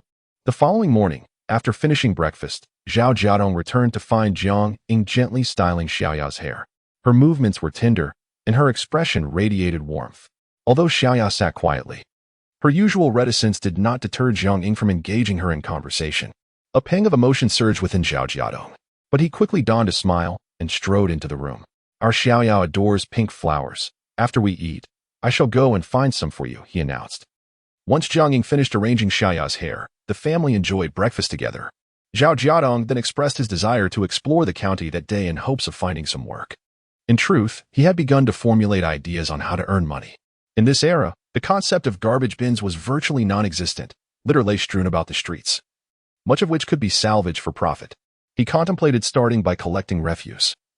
Even earning a few dimes by the day's end would be preferable to idly consuming their limited resources. Go ahead, I will keep a close watch on Xiaoya, Jiang Ying reassured him. Yet, Zhao Jiadong could not entirely quell his concerns. With Xiaoya's current state of mind, she no longer recognized her parents, and Jiang Ying, burdened by her condition, was not agile enough to move freely. He fervently hoped that nothing would go awry. The only solace was that Xiaoya, despite her mental state, was remarkably tranquil. She could sit in one place for an entire day, gazing at the sky or fixating on a single point until her eyes grew weary or hunger beckoned. As long as she was not startled, she typically remained undisturbed. Before departing, Zhao Jiadong approached a young nurse, handing her money and food coupons, kindly requesting her to assist in serving lunch for his wife and daughter, and to keep an eye on them when convenient. The nurse, possessing a kind heart, was moved by Zhao Jiadong's weary demeanor and earnest plea, and she readily agreed. Grateful, Zhao Jiadong expressed his thanks multiple times before leaving the hospital. That day, he embarked on an endeavor he had never previously undertaken, scavenging. In his past life, he had never considered that collecting discarded items could yield profit. It was only later, upon reading online articles, that he learned many had amassed wealth by doing so during his youth. Venturing into unfamiliar territory, Zhao Jiadong felt a mix of trepidation and determination. If tasked with foraging for medicinal herbs or cooking as a chef, he would have felt confident. However, faced with the uncertainty of what discarded items held value, he picked up everything he encountered, save for scraps of food and spoiled vegetables, stuffing them into a tattered sack. After laboring through the morning, the collection became burdensome, prompting him to inquire about the nearest recycling station. With his load in tow, he approached the station with a heart full of apprehension. As Zhao Jiadong emerged from the recycling station, a glimmer of joy graced his features. He had not anticipated that his pile of refuse could indeed be sold. Though he earned merely 30 cents, it invigorated him with newfound ambition. He began to discern which items could be profitable, leading him to focus solely on those as he traversed the recycling station and various corners of the city. Before he realized it, night had fallen. Exhausted yet elated, Zhao Jiadong returned to the hospital with his day's bounty, eager to share the delightful news with Jiang Ying. As Zhao Jiadong arrived at the entrance, he was unexpectedly taken aback to see a familiar figure. "Mother, what brings you here?" he exclaimed in astonishment. Inside, Feng Lan, seated at the bedside feeding her granddaughter, looked up upon hearing his voice. Her expression darkened as she replied, "How could I not come? If I hadn't shown up today, who knows what might have happened to Yingzi?" "What has happened to Yingzi?" Zhao Jiadong's heart raced with concern as he hurried towards Jiang Ying. "Are you unwell again?" Jiang Ying cast a fleeting, awkward glance at him and explained helplessly, "No, it's just that seeing you hadn't returned yet, and Xiaoya was hungry again. I intended to take her downstairs to buy some food, but the floor was too slippery, and I almost fell." Noticing Zhao Jiadong's widened eyes, she quickly added, "But in the end, nothing happened. Mother arrived just in time at the hospital and supported me from behind." At that moment, Feng Lan glared at Zhao Jiadong, her voice laced with anger. "Jiadong, what were you thinking? You know the circumstances of Xiaoya and Yingzi. How could you just leave them? She continued. If I had coincidentally spotted Yingzi and followed her, who knows what could have transpired? Zhao Jiadong felt a wave of dread wash over him. He realized he had not considered the situation thoroughly. The nurses would be off duty in the evening and could not look after his wife and daughter. Mother, I was wrong, he admitted. However, Jiang interjected, pulling her mother aside. Mother, Jiadong went out to earn money. You know that I incur substantial expenses here daily. He is the only one in our family who can provide for us. Who else can we rely on? Mention of money ignited Fong Lan's fury. Our family has fallen to such depths, and he knows all too well who is responsible. Her eyes reddened, her voice choked with emotion. The sacrifices made by your 3 brothers amount to nothing compared to what he has contributed to the Zhao family. That vile woman, Wang Yin, even attempted to use our Xiaoya for money. With her schemes exposed, she will face imprisonment, and now everyone is blaming us. Zhao Jiadong caught the critical information. Mother, has something happened at home? It is indeed the trouble caused by that wretched woman, your mother. The disgraceful deeds she has committed have spread to several villages nearby. Relatives have been visiting, either seeking confirmation or warning me that if we truly have such a connection, they will distance themselves from us. Fong Lan spoke with a mixture of indignation and frustration. They were victims in this situation. Yet the association with a convict made it so that others only wished to distance themselves without regard for the truth. Zhao Jiadong had never considered that arresting Wang Yin would bring such dire consequences for the Jiang family. It seemed he had underestimated the societal disdain for convicts in this era. If Wang Yin were indeed brought to justice, it might result in a self-destructive outcome. His brow furrowed deeply as he grappled with the predicament. Nevertheless, it is not only that. The wives of your 2 brothers descended upon our doorstep yesterday, hurling insults throughout the day as if we had slain her parents. She cursed us, the 2 elders, and directed vile words towards Diya and Arya, leaving them in tears. As Fong Lan recounted this, Zhao Jiadong could no longer remain seated, his face contorted with anger. This is outrageous. They are distorting the truth, and the wicked are the first to lodge complaints. In contrast to Zhao Jiadong's fury, Jiang Ying maintained a calm demeanor, for she had anticipated such a scenario ever since Wang Yin was apprehended by the authorities. Having recovered from a series of setbacks, Jiang Ying's spirit had grown resilient. Otherwise, she could not have willingly taken on the mantle of the Jiang family's legacy after her brother's sacrifices. In light of the current situation, Jiang Ying knew she must make a decisive choice. With resolve in her heart, she spoke. Jiadong, we can no longer pursue the matter regarding your mother's dealings with the young girl. In fact, we should proactively approach the authorities to clarify that this incident was merely a misunderstanding. Upon hearing this, Zhao Jiadong looked at her in disbelief. Yingzi, are you serious? If it weren't for her, our Xiaoya would not have been rendered a fool. Chapter 12. Bullying in the village. As Zhao Jiadong uttered those words, Jiang Ying felt a sense of relief within her heart. At least he genuinely cared for their daughter. Naturally, she wished for those who harmed her little girl to endure the severest consequences. Yet, since this individual was the mother of her partner, she found herself compelled to exercise restraint. This was not for her own sake, but for the well-being of her partner and their children. After all, Wang Yin was his biological mother. What would others think if he were to send his own mother to prison? They would disregard his past filial piety and the sacrifices he had made for Wang Yin, only to label him a heartless ingrate, a disloyal son, and a creature devoid of compassion. Zhao Jiadong declared without hesitation, I do not care. Jiang Ying shook her head, insisting, you cannot afford to be indifferent. Even for the sake of the children, you must not bear such a tarnished reputation. Moreover, the impact of having a convict grandmother on the children would be dreadfully profound. Have you considered this? When they attend school, their classmates will scorn them as the granddaughters of a convict, and no one would wish to befriend them. Regardless of their academic excellence, the shadow of having a criminal grandmother would hinder their prospects for a good job. Most of Jiang Ying's concerns seemed trivial to Zhao Jiadong. Yet he found himself at a loss regarding the potential isolation and ridicule their daughters might face. If Wang Yin were indeed imprisoned, the children would inevitably suffer consequences, possibly leading to psychological issues that Zhao Jiadong could not bear to witness. Jiang Ying's expression was somber. Wang Yin would likely receive only a few years of imprisonment. Yet the repercussions of this incident would haunt him and the children for a lifetime. I do not wish to gamble with this. I cannot afford to lose. Zhao Jiadong clenched his teeth, and it was only at this moment that he comprehended an unalterable truth. Regardless of his rebirth, Wang Yin was his biological mother. This relationship bound him with an inescapable weight. Lacking maternal love, he was left only with suffering. Even so, he could not betray his kin, for doing so would not only tarnish his reputation but also subject his innocent children to disdain. You are right. Fong Lan's voice carried a hint of exhaustion. Let us consider ourselves unfortunate for being entangled with such a debt-collecting in-law. As long as you remain clear-headed and cease your attempts to please Wang Yin and the Zhao family, I will be grateful. Zhao Jiadong lowered his head and murmured, I will not. Mother, I shall take Xiaoya home now. I kindly ask you to look after Yingzi. In the early morning, at the hospital entrance, Zhao Jiadong pulled a cart, securing Xiaoya with ropes as she sat atop. He was bidding farewell to his mother-in-law.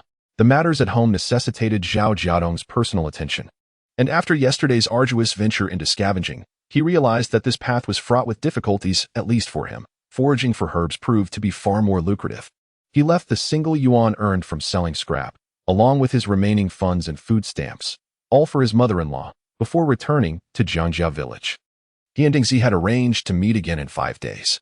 According to his past experiences, after foraging for medicinal herbs for 3 or 4 days, he could sell them in the county town on the 5th day for at least 7 or 8 coins, which should suffice for Yingzi's expenses in the hospital for 4 or 5 days.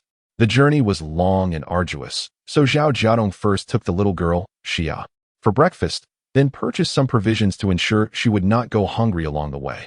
Throughout the journey, he was anxious about losing her, frequently turning back to check on her.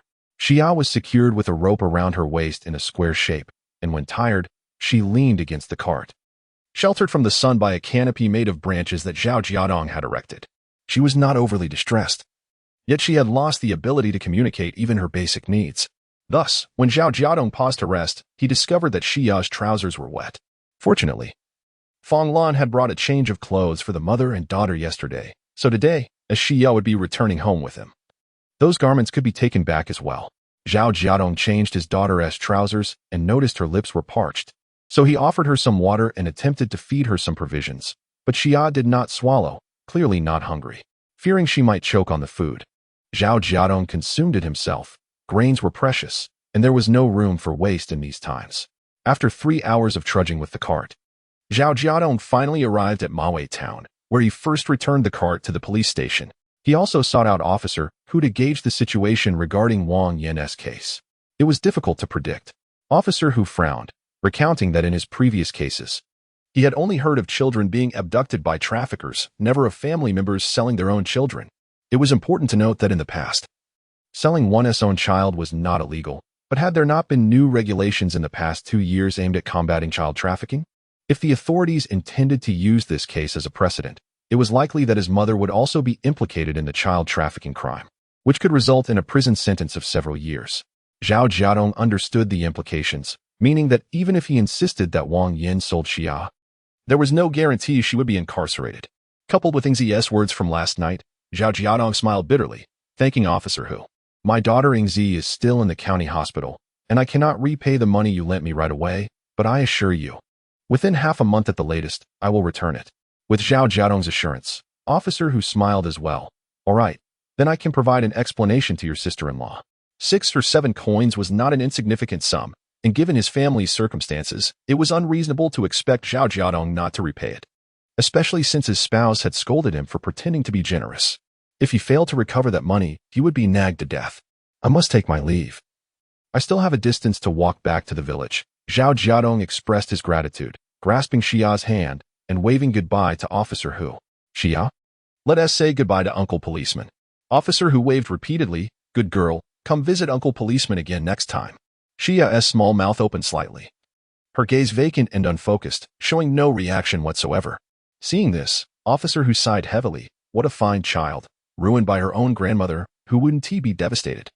Zhao Jiadong embraced Xia, carrying the small bundle containing her clothes, and proceeded towards Jiangjia village deep in the mountains. The rugged mountain path from Mawei town to Jiangjia village rendered the medicinal herbs on the nearby mountains undiscovered until the 1990s. Prior to that time, the villagers of Jiangjia were only acquainted with a few common herbs, which were of little monetary value. Consequently, the adults seldom made the effort to dig for herbs, preferring instead to engage in agricultural work to tend to their crops. Only the children regarded this as a means to supplement their household income. Among them, the eldest and second daughters of the Zhang family stood out as exemplary. However, At that moment, they found themselves cornered at the foot of the mountain, obstructed by a group of boys who forbade them from foraging for herbs. Their small baskets were snatched away and carelessly discarded.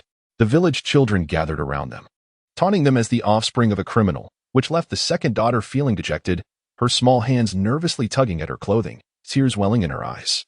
The eldest daughter bravely retorted, "We are not bad children." But as soon as she spoke, she was shoved and fell to the ground. The children, who typically shunned them, began to mockingly chant, "Your father is a freeloader, your grandmother is a criminal. All the Zhang girls are little rascals." They repeated this taunt over and over. And the second daughter, feeling both wronged and terrified, finally burst into tears. Wah! Yet the eldest daughter, stifling her own tears, resolutely stood up and declared, "Do not insult my father." Just then, a splash of mud struck her face unexpectedly, and some of it even found its way into her open mouth. Despite her bravery, she was still just a 7-year-old girl. As she succumbed to her tears, a shadow suddenly emerged, shouting in anger, "Are you looking for trouble?" Chapter 13.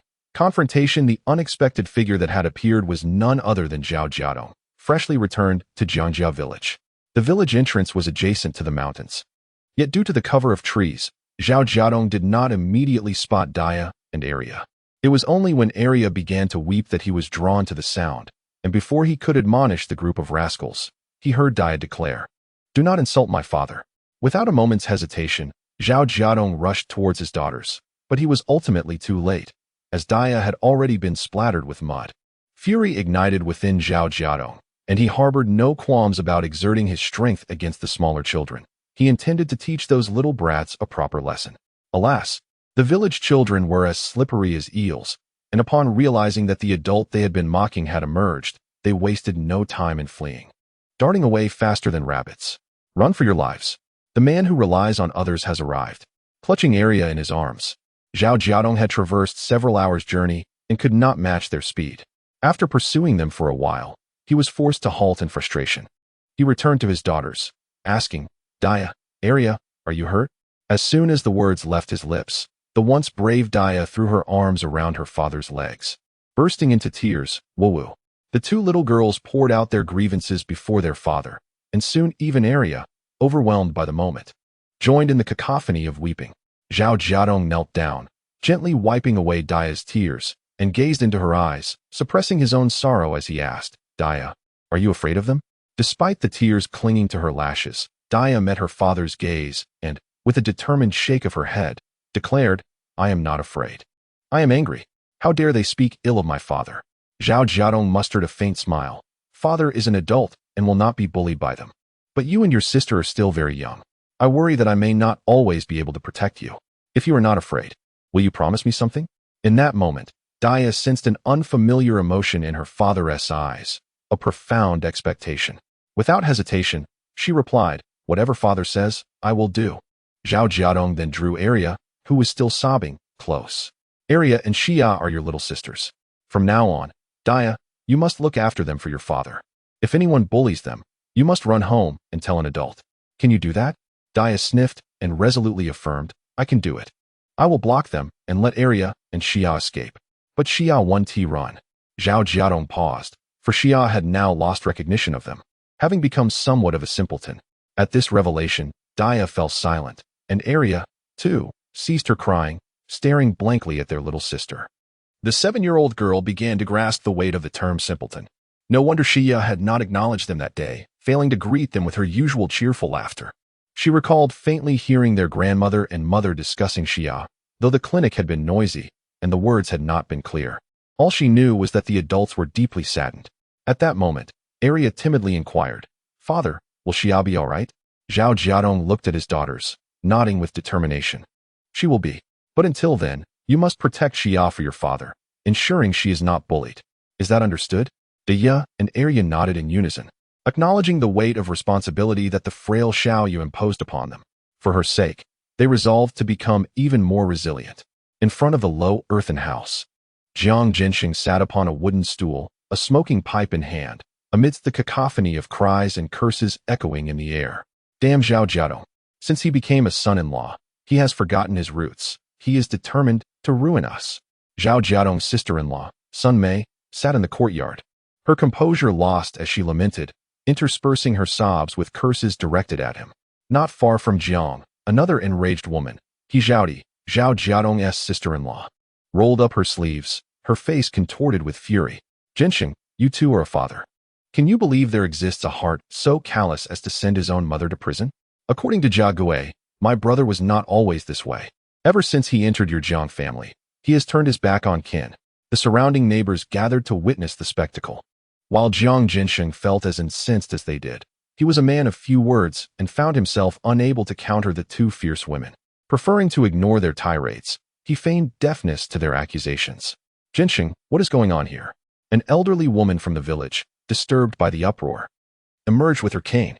Seeing her, Jiang Jinsheng felt compelled to respond, as she was of the same generation as his deceased father.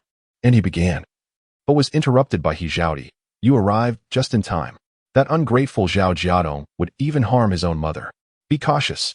He might stab you in the back one day. The old woman, increasingly bewildered, listened as the villagers recounted the details of Zhao Jiadong's betrayal of his mother. Oh dear. Regardless of the reasons, one cannot act so cruelly, she exclaimed, striking her cane in distress. Jinsheng, has Xiaoya not returned? You should advise your son-in-law. No matter the circumstances, she is still his mother. The prevailing belief was that the debt of birth outweighed the debt of nurture. Jiang Jinsheng felt a bitter taste in his mouth, silencing any desire to speak as he endured the villagers' scrutiny. Most villagers shared the old woman's sentiments, believing that since Xiaoya had returned, there was no need to sever ties completely. In these times, the stigma attached to a convict was profound. Not only would relatives face scorn, but the entire village would be looked down upon. Zhao seized the moment. She is but a young girl. The older generation had to endure hardships. Selling daughters was not unheard of. Yuringzi is still young. How many children could she bear in the future? Besides, Xiaoya has been found. Sun Mei quickly chimed in. We are all family. Why must we push each other to the brink? If a convict emerges from our household, how will my children face the world? The villagers nodded in agreement, adopting a mindset of avoiding unnecessary conflict, urging Jiang Jinsheng not to take extreme measures. Witnessing the villagers' leniency towards his mother filled him with a sense of relief. Why not let her move here? You all can treat her like a mother. Upon hearing these words, the villagers turned back. Zhao Jiadong, cradling the delicate Ya and leading Dia and Arya, navigated through the crowd. Sun Mei, upon seeing the main figure, swiftly rose and exclaimed, Zhao Jiadong, you must hurry to the police station and bring our mother back. Otherwise, we shall be left with no relatives at all. Who would care to be your relative? I can hardly afford such an expense, Zhao Jiadong retorted coldly, casting a disdainful glance at her. Do not make a scene here. I, Zhao Jiadong, may refrain from striking my own wife, but I have no habit of laying hands on another man's wife. Chapter 14. Divorce with Yingzi. It was the first time the two women witnessed Zhao Jiadong's fury, and they were genuinely taken aback. However, recalling the words of their younger brother, they firmly believed that Zhao Jiadong would not dare to resort to violence. Thus they rallied their spirits once more. This time, their commotion escalated, embodying the defiance of a pig unafraid of boiling water. Zhao Jiadong, undeterred by their antics, set aside the delicate girl and entered the house to retrieve a broom. As he strode menacingly toward the two women, some villagers urged them to flee, while others chided Zhao Jiadong, insisting he should communicate civilly rather than resort to force. Yet, Zhao Jiadong dismissed their concerns entirely. His furious gaze bore down on the meddlesome villagers, and he thought to himself, who dares to interfere today? My daughter was nearly driven to death by that malicious old hag, and now she has turned into a fool. Who among you has the right to obstruct me from seeking justice for my daughter? Had it not been for his rebirth, the fate of his daughter would have been tragically grim, and what right did these people have to stand by and mock his plight? The two women married to Zhao Jiafu and Zhao Jiagui were hardly virtuous either. In his past life, when Wang Yin conspired against him, these two were the most eager to stoke the flames. Moreover, when they were bullied by Wang Yin, did they not curse her daily, given their character? If the same were to happen to them, it would be astonishing if they did not create a ruckus in the Zhao family. The more he thought about it, the angrier he became. Both new grievances and old resentments surged within him, and Zhao Jiadong genuinely wished to strike these two women hard. Upon hearing Zhao Jiadong's roar, the villagers fell silent, their gazes furtively darting toward the 3-year-old child protected by Dei and Arya. At that moment, even the most oblivious among them discerned the abnormality in Xia's condition. A wave of shock rippled through the crowd. What had Xia encountered? Just a few days ago? She had been a lively and adorable little girl, and now she seemed so dulled. The villagers' internal scales began to tilt in Zhao Jiadong's favor. The notion that a daughter had become a fool was, in many respects, more grievous than losing her altogether. After all, many believed that a lost child could be replaced. But a daughter rendered foolish was a lifelong burden. Thus, the villagers remained mute, refraining from further interference. With no outsiders to impede him, Zhao Jiadong's ferocious demeanor soon terrified the two women, prompting them to flee in haste. As he watched them scamper away in fright, Zhao Jiadong bellowed, "Go back and tell Zhao Jiaquan that there is no need for him to incite you to employ such shameless tactics. Tomorrow, I shall seek him out to settle this matter." He understood well that, given Wang Yan's attitude towards her daughters-in-law, the moment she faced trouble, those two women would secretly rejoice rather than come to her aid. It was undoubtedly Zhao Jiaquan who had instigated them to stir up trouble at the Jiang family. He was the one most fearful of Wang Yan facing imprisonment and would go to great lengths to exert pressure on Zhao Jiadong to protect his own prospects. Unfortunately for him, the naive younger brother he once perceived as easy to manipulate was no longer the same. Zhao Jiadong wasted no time and, that very afternoon, went to the village chief's home to borrow an ox cart in advance. The village chief, Jiang Shenkai, was the younger brother of his father-in-law, Jiang Jianxing.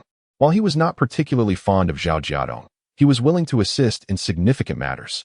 However, an ox cart was not a common item, and Jiang Shenkai was not inclined to acquiesce readily. He asked, somewhat displeased, "What do you need the ox cart for? Is it once again to use for your Zhao family?" Zhao Jiadong spoke in a low and humble tone, explaining, "I intend to go to Zhao village to retrieve the items taken over the years."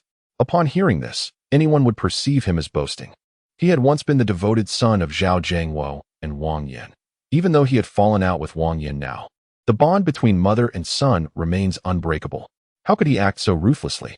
Aware that he could not persuade the village head, Zhao Jiadong shifted his approach and promised, "When I return from Zhao village tomorrow, I will give my second uncle 1 yuan as compensation for the use of the ox cart. Does that sound acceptable?" As soon as money was mentioned, Jiang Shengsai's wife, Yang Daliu, was the first to agree, exclaiming, "Of course. The ox cart is idle anyway. Lending it out for half a day to earn a yuan is akin to a windfall." With the matter of the ox cart resolved, Zhao Jiadong returned home with a sense of relief. Before long, he entered the main room with a piece of paper and a pencil measuring about 3 to 4 centimeters in length. Calling out towards the bedroom of his father-in-law and mother-in-law, "Father, are you awake? Could you assist me with something?" Jiang Jianxing, in poor health, had been worn down by recent events and, having just finished lunch, could no longer bear it and retreated to rest. His daughter, Xiaoya, accompanied him, while Dei took Arya to the back of the house to forage for wild vegetables. They had initially planned to venture into the mountains, where both wild vegetables and marketable herbs could be found, but Zhao Jiadong had other intentions and urged them to postpone their trip. Zhao Jiadong called out a couple more times, and soon a slight rustling came from within. Moments later, Jiang Jianxing parted the curtain and emerged. "What is it?" he asked, his voice hoarse and his eyes somewhat reddened. Zhao Jiadong pressed his lips together and replied, "Father, I am not very skilled at writing. Could you help me jot down some items?" He intended to list everything he had reclaimed from the Zhao family over the years to present to Zhao Jiaquan for reimbursement the following day.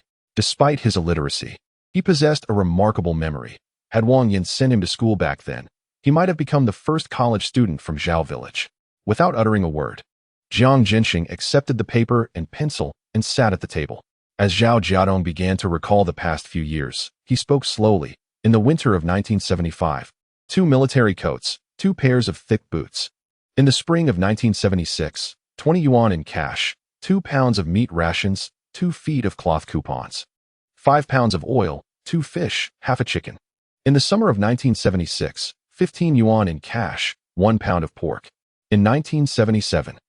In the spring of 1982, 1 black and white television, 5 tails of meat coupons, and 3 pounds of grain coupons. Since his marriage to Jiang Ying in 1975, Zhao Jiadong had been sending substantial amounts of money and goods to the Zhao family every year, ranging from scarce rural ration coupons to daily necessities. Even precious items like military coats. Even the betrothal gifts for Zhao Jiaguo's marriage were essentially provided by the Jiang family. As Jiang Jianxing continued to write, his hands began to tremble. He understood the significance of these records. With each entry, his heart ached. The plethora of resources listed were all hard-earned compensation from his sons. Yet now they had filled the pockets of others, leaving the Zhao family well-fed while his 3 granddaughters remained gaunt and undernourished. Snap! Jiang Jinxing slammed the pencil onto the table and, with a gloomy expression, remarked, "It's astonishing that you remember so vividly. One might not have realized, but upon reflection, it is indeed shocking. Over the years, as a devoted son, you have managed to secure quite a number of valuables for the Zhao family, particularly those 2 military coats, the leather boots, and that black and white television set. The former are cherished mementos left by your sons, while the latter is a rare luxury that even city dwellers may struggle to afford." Zhao Jiadong felt a wave of shame and guilt wash over him, stammering, "Dad, I understand my mistakes now, and I shall retrieve those items tomorrow." However, Jiang Jinxing found himself grappling with conflicting emotions, his mind racing through the actions of Zhao Jiadong over the years, alongside recent events. In a fleeting moment, he came to the realization that he had erred in allowing Zhao Jiadong to marry into the family, having initially been drawn to him for his renowned filial piety, believing he would extend that same respect to his in-laws. Yet, observing the current state of affairs, he pondered how this so-called devoted son-in-law had wreaked havoc upon his household. Yingzi had been gravely injured due to a push from Zhao Jiangwo, resulting in significant blood loss, while Dai had been sold to traffickers by Wang Yin, leaving her in a state of mental impairment. The comfort that these two had enjoyed in recent years was entirely due to Zhao Jiadong depleting Jiang Jinxing's resources to sustain the old Zhao family. A surge of frustration and anger welled up within Jiang Jinxing, nearly causing him to lose his breath, as an unprecedented thought crossed his mind. Dad, Zhao Jiadong, who had been anxiously observing his father-in-law, was suddenly enveloped by an overwhelming sense of impending doom. In the next moment, the father-in-law turned to him, his gaze icy enough to send shivers down Zhao Jiadong's spine.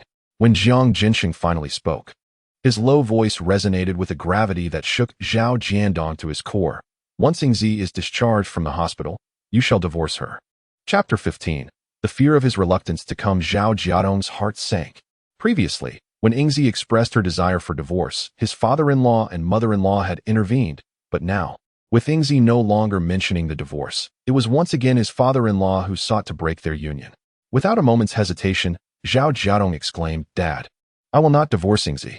You were never satisfied with this marriage, always wearing a gloomy face. Now, I will not force you to stay," Jiang Jinxing declared resolutely. His health had deteriorated significantly, leaving him with little energy to manage Zhao Jiadong's affairs, yet he could not bear to watch his daughter and granddaughter suffer any longer. The only way to liberate Yingzi from that family of vampires was to have her divorce Zhao Jiadong. From his father-in-law's expression, Zhao Jiadong sensed the complete disappointment and the genuine desire for him to leave the family. How could this be acceptable? In a moment of desperation, Zhao Jiadong raised his hand and swore, "Dad, I will sever all ties with the Zhao family and wholeheartedly live with Yingzi. Such incidents will never occur again." Regrettably, over the years, Jiang Jinxing had secretly offered him numerous chances, yet he had never changed. Without further ado, if you still possess a shred of conscience, before the divorce, reclaim the bride price that was borrowed for Yingzi from the Zhao family. Cough, cough.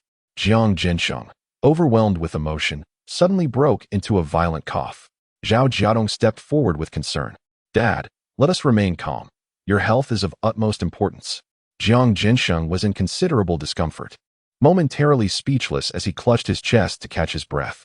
Seizing the opportunity, Zhao Jiadong played the emotional card. "Dad, I assure you that I will retrieve everything owed to our family. Just please, let us not speak of divorce again. Can you bear to see Daya and the others grow up without a father? It is precisely because I lacked parental affection in my childhood that I developed a flawed character, constantly seeking to please my mother in hopes of receiving the love that others enjoyed from their parents. This mindset has been ingrained for over 20 years. Had it not been for the incident with Xia revealing Wang Yan's true nature, I might still be oblivious to my own shortcomings. Dad, surely you do not wish for Daya and the others to become like me?" Upon hearing this, Jiang Jinxing could not help but glance at his son-in-law, feeling a flicker of resignation within. Noticing his father-in-law's slight wavering, Zhao Jiadong seized the moment. "Moreover, given Xia's current situation, how could I abandon her and her mother? If Yingzi and I were to divorce, what would happen to the children? Would they come with me or stay behind? Undoubtedly, they would remain. They are members of the Jiang family, and regardless of circumstances, we will care for all of them. With Ingzi burdened by so many children, finding another man would be exceedingly difficult. Now that I have squandered our resources, what capital remains for her to attract a suitor? Zhao Jiadong pointedly addressed the crux of the issue. Furthermore, who could guarantee that Ingzi's next husband would be better than him? What man would willingly support another's daughters? Especially one like Xia? Dad, have you considered these realities? Faced with the harsh truth, Jiang Jinshin could only loathe the unfairness of fate. What could he do? The hard-won courage, akin to a fragile balloon, was effortlessly punctured. His body instantly slumped, bending at the waist, with trembling hands covering his face, tears streaming through his fingers. Jiang Jinshin murmured to himself, founding a nation, loving one's country, defending one's homeland. If only you had not perished. With her brothers backing her, Ingzi would not have been bullied by any in-laws, and her father would not have needed to summon a son-in-law to carry on the family name. Zhao Jiadong felt a swirl of complicated emotions. Despite the current circumstances suggesting that his father-in-law had momentarily abandoned the thought of separating him from Ingzi, he could not feel joy. He longed to tell his father-in-law, "Father, although your own son is no longer here, I shall be your son from now on." Yet, given his past conduct, how could he dare to demand that his father-in-law regard him as a true son? The past was set in stone, henceforth. He could only strive through his actions to prove his transformation and regain his father-in-law's recognition and trust. That night, Zhao Jiadong was plagued by an interminable nightmare. In his dream, he divorced Ingzi, bound by a rope around his neck like livestock. He desperately ran towards Ingzi and the children, only to be repeatedly dragged back to the abyss of the Zhao family, with Wang Yin looming over him like an insurmountable mountain, from which he could not escape. When Zhao Jiadong awoke with a start, the dawn was breaking outside. He wiped the cold sweat from his forehead, his back drenched. Turning his head, he saw Arya sprawled on her back, her little belly exposed, sleeping soundly, while Xia was curled up closely beside him, seemingly not at peace in her slumber. Zhao Jiadong's apprehensive heart gradually settled. He bent down to plant a kiss on the faces of Arya and Xia, his stubbled chin tickling their delicate cheeks, causing both sleepy girls to furrow their brows in discomfort. Zhao Jiadong chuckled softly. How adorable. He tiptoed out of bed, opened the front door, and was greeted by the gentle morning breeze, infused with the scent of dew and fresh grass, refreshing and invigorating. He headed to the kitchen to kindle a fire for breakfast. After eating, he still had to go to Zhao village. Once Zhao Jiadong prepared the meal, the others began to awaken one by one. "Daddy, can Arya and I go up the mountain today?" Diya inquired eagerly at the breakfast table. Zhao Jiadong patiently replied, "First, let us finish digging the rice bags behind the house, and I will take you both to the mountain another day."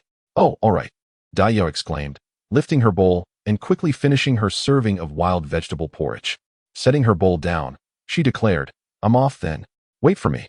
Arya, slower in her movements, urged impatiently. Zhao Jiadong gently admonished, "What's the hurry? Finish your meal first, and remember not to wander too far." "Xia, I'll feed you. If you're going to Zhao village, hurry along," he added. Jiang Jinshin had also finished his meal.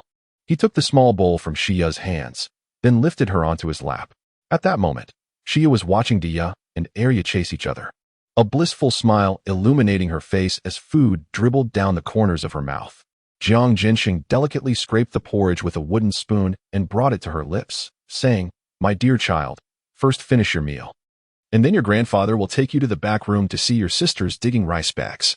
With the wild vegetable porridge as his companion, Zhao Jiadong gnawed on a coarse grain bun while contemplating how to negotiate with Zhao Jiaquan regarding Zhao village. The atmosphere in Zhao Zhengwo's household was notably somber that morning. "Father, when the second brother arrives, you must have a serious talk with him." Zhaodi could no longer contain herself, exclaiming with indignation, "How can a son push his own mother towards desperation? Yesterday, my sister-in-law and I kindly went to persuade him, and he was ready to strike us." "Yes, father," Sun Mei added with a pained expression. "If it weren't for our quick escape, that broom would have landed on us. We have exerted ourselves for what purpose? Is it not for the sake of the Zhao family as children?" Zhao Jiangwo took his final bite of rice, wiped his mouth, and addressed his three sons. "Since the second one wishes to engage in a dispute with us, let us refrain from working in the fields today and await his arrival at home. After all, the land will soon be redistributed, and whether we attend to collective tasks or not will bear little consequence." The faces of Zhao Jiagu and Zhao Jiatsue were clouded with gloom. Understood, father. We are not afraid of his arrival. Rather, we fear he may lack the courage to come. Chapter 16. The violent Zhao family. Before the two brothers could finish their words, a voice called from outside. Uncle Jiangwo. Uncle Jiangwo. Who is it? Uncle Jiangwo. Come out and take a look. Your second son has brought a bullock cart. As they stepped into the courtyard, they could see Zhao Jiadong sitting on the cart. No one knew what his intentions were. Second brother, how dare you come back? Zhao Jiafu was the first to erupt, glaring at Zhao Jiadong with simmering anger.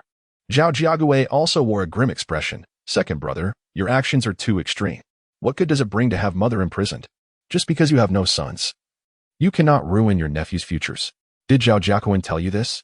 Zhao Jiadong replied calmly. Eldest brother, third brother, have you not always considered yourselves smarter than me? How is it that at this moment, you are being manipulated by Zhao Jiakuan like pawns? The two brothers were taken aback, puzzled by Zhao Jiadong's words. Hiding behind the family, Zhao Jiakuan's expression darkened. With your son's intellect, what future does he have other than farming like you?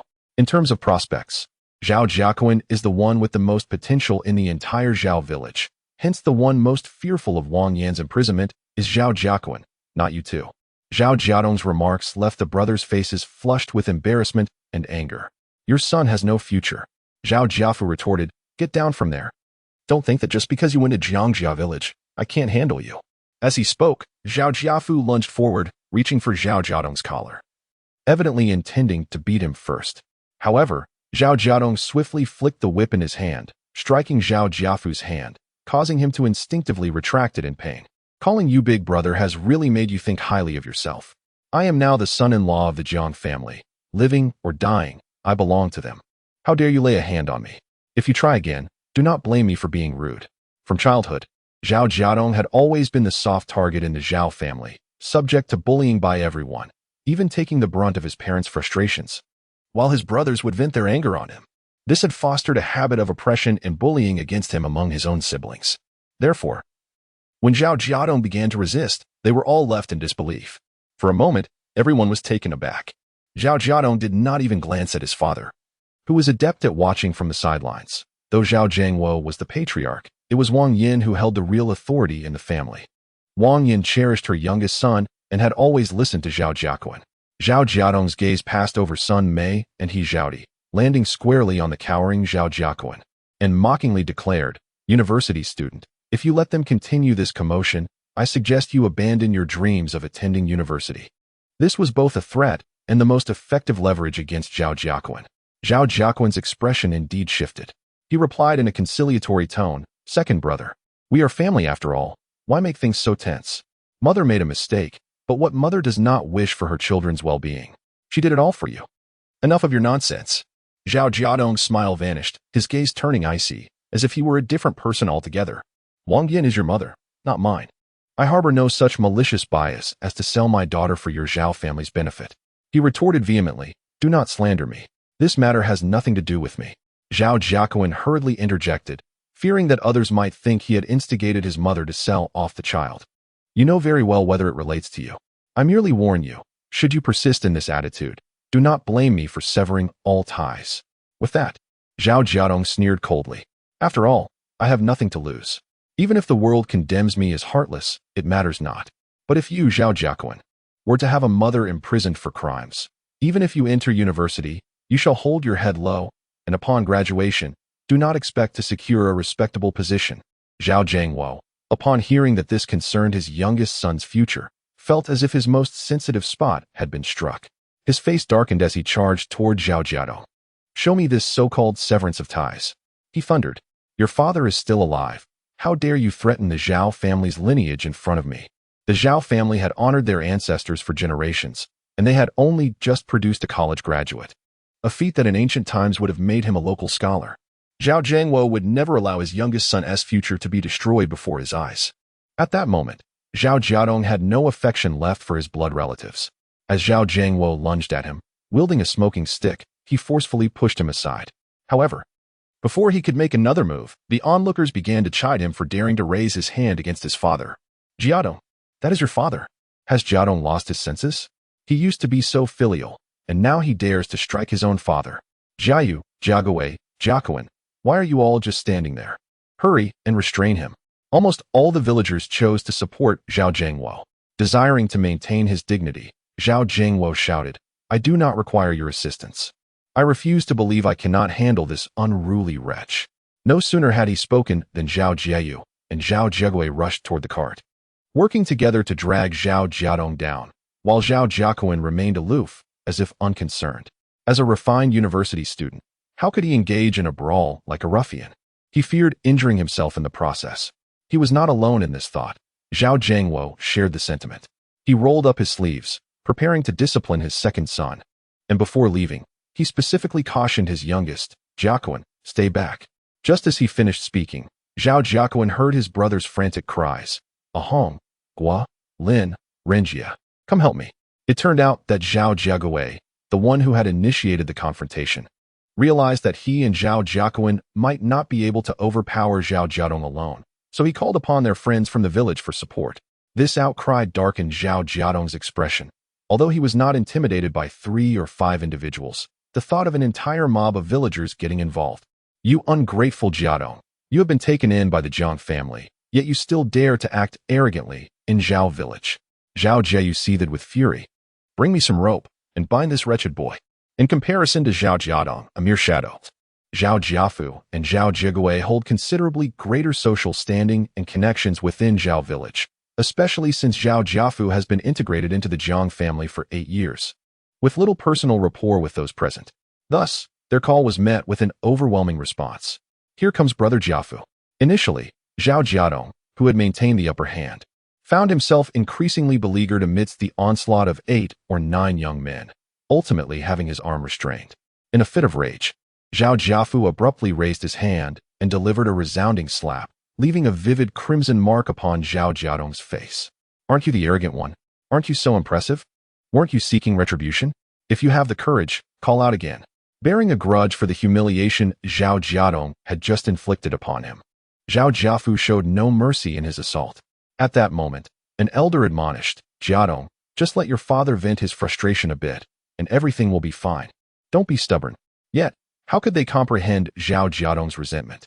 Why must I always be the one who suffers and endures humiliation? Why must I be the one to bear the grievances and bow in apology? Why is it that everyone can trample upon my dignity?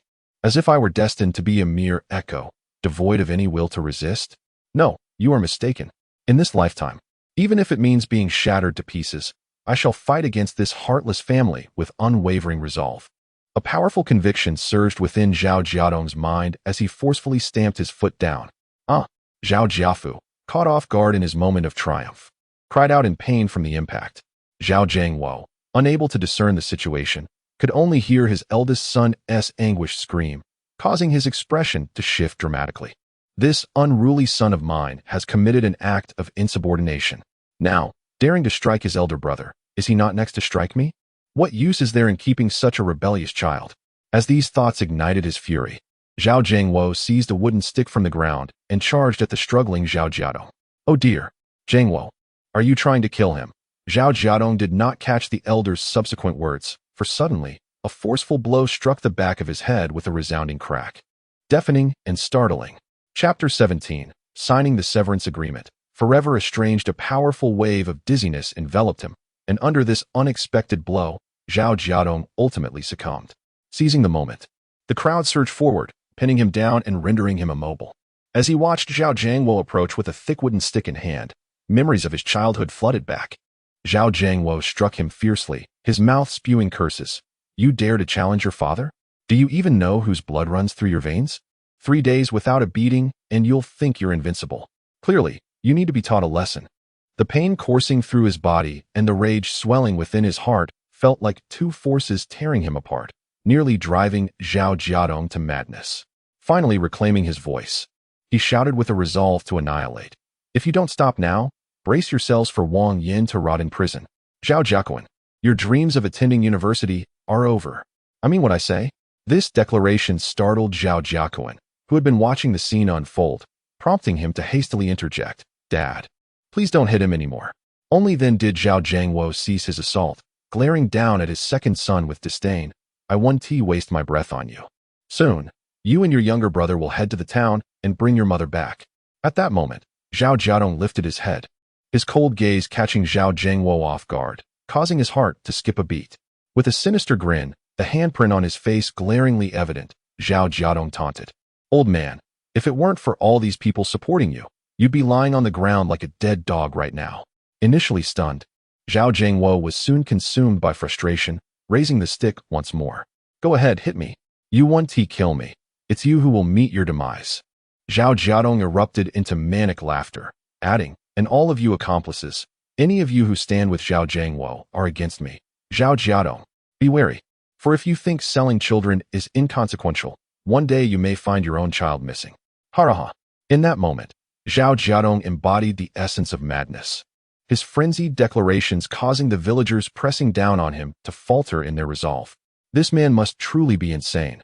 Otherwise, why would he behave so erratically?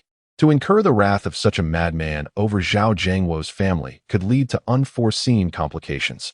With this in mind, the pressure on Zhao Jiadong loosened. The villagers began to murmur, "Uncle Jiadong, this is your family matter. We shan't interfere."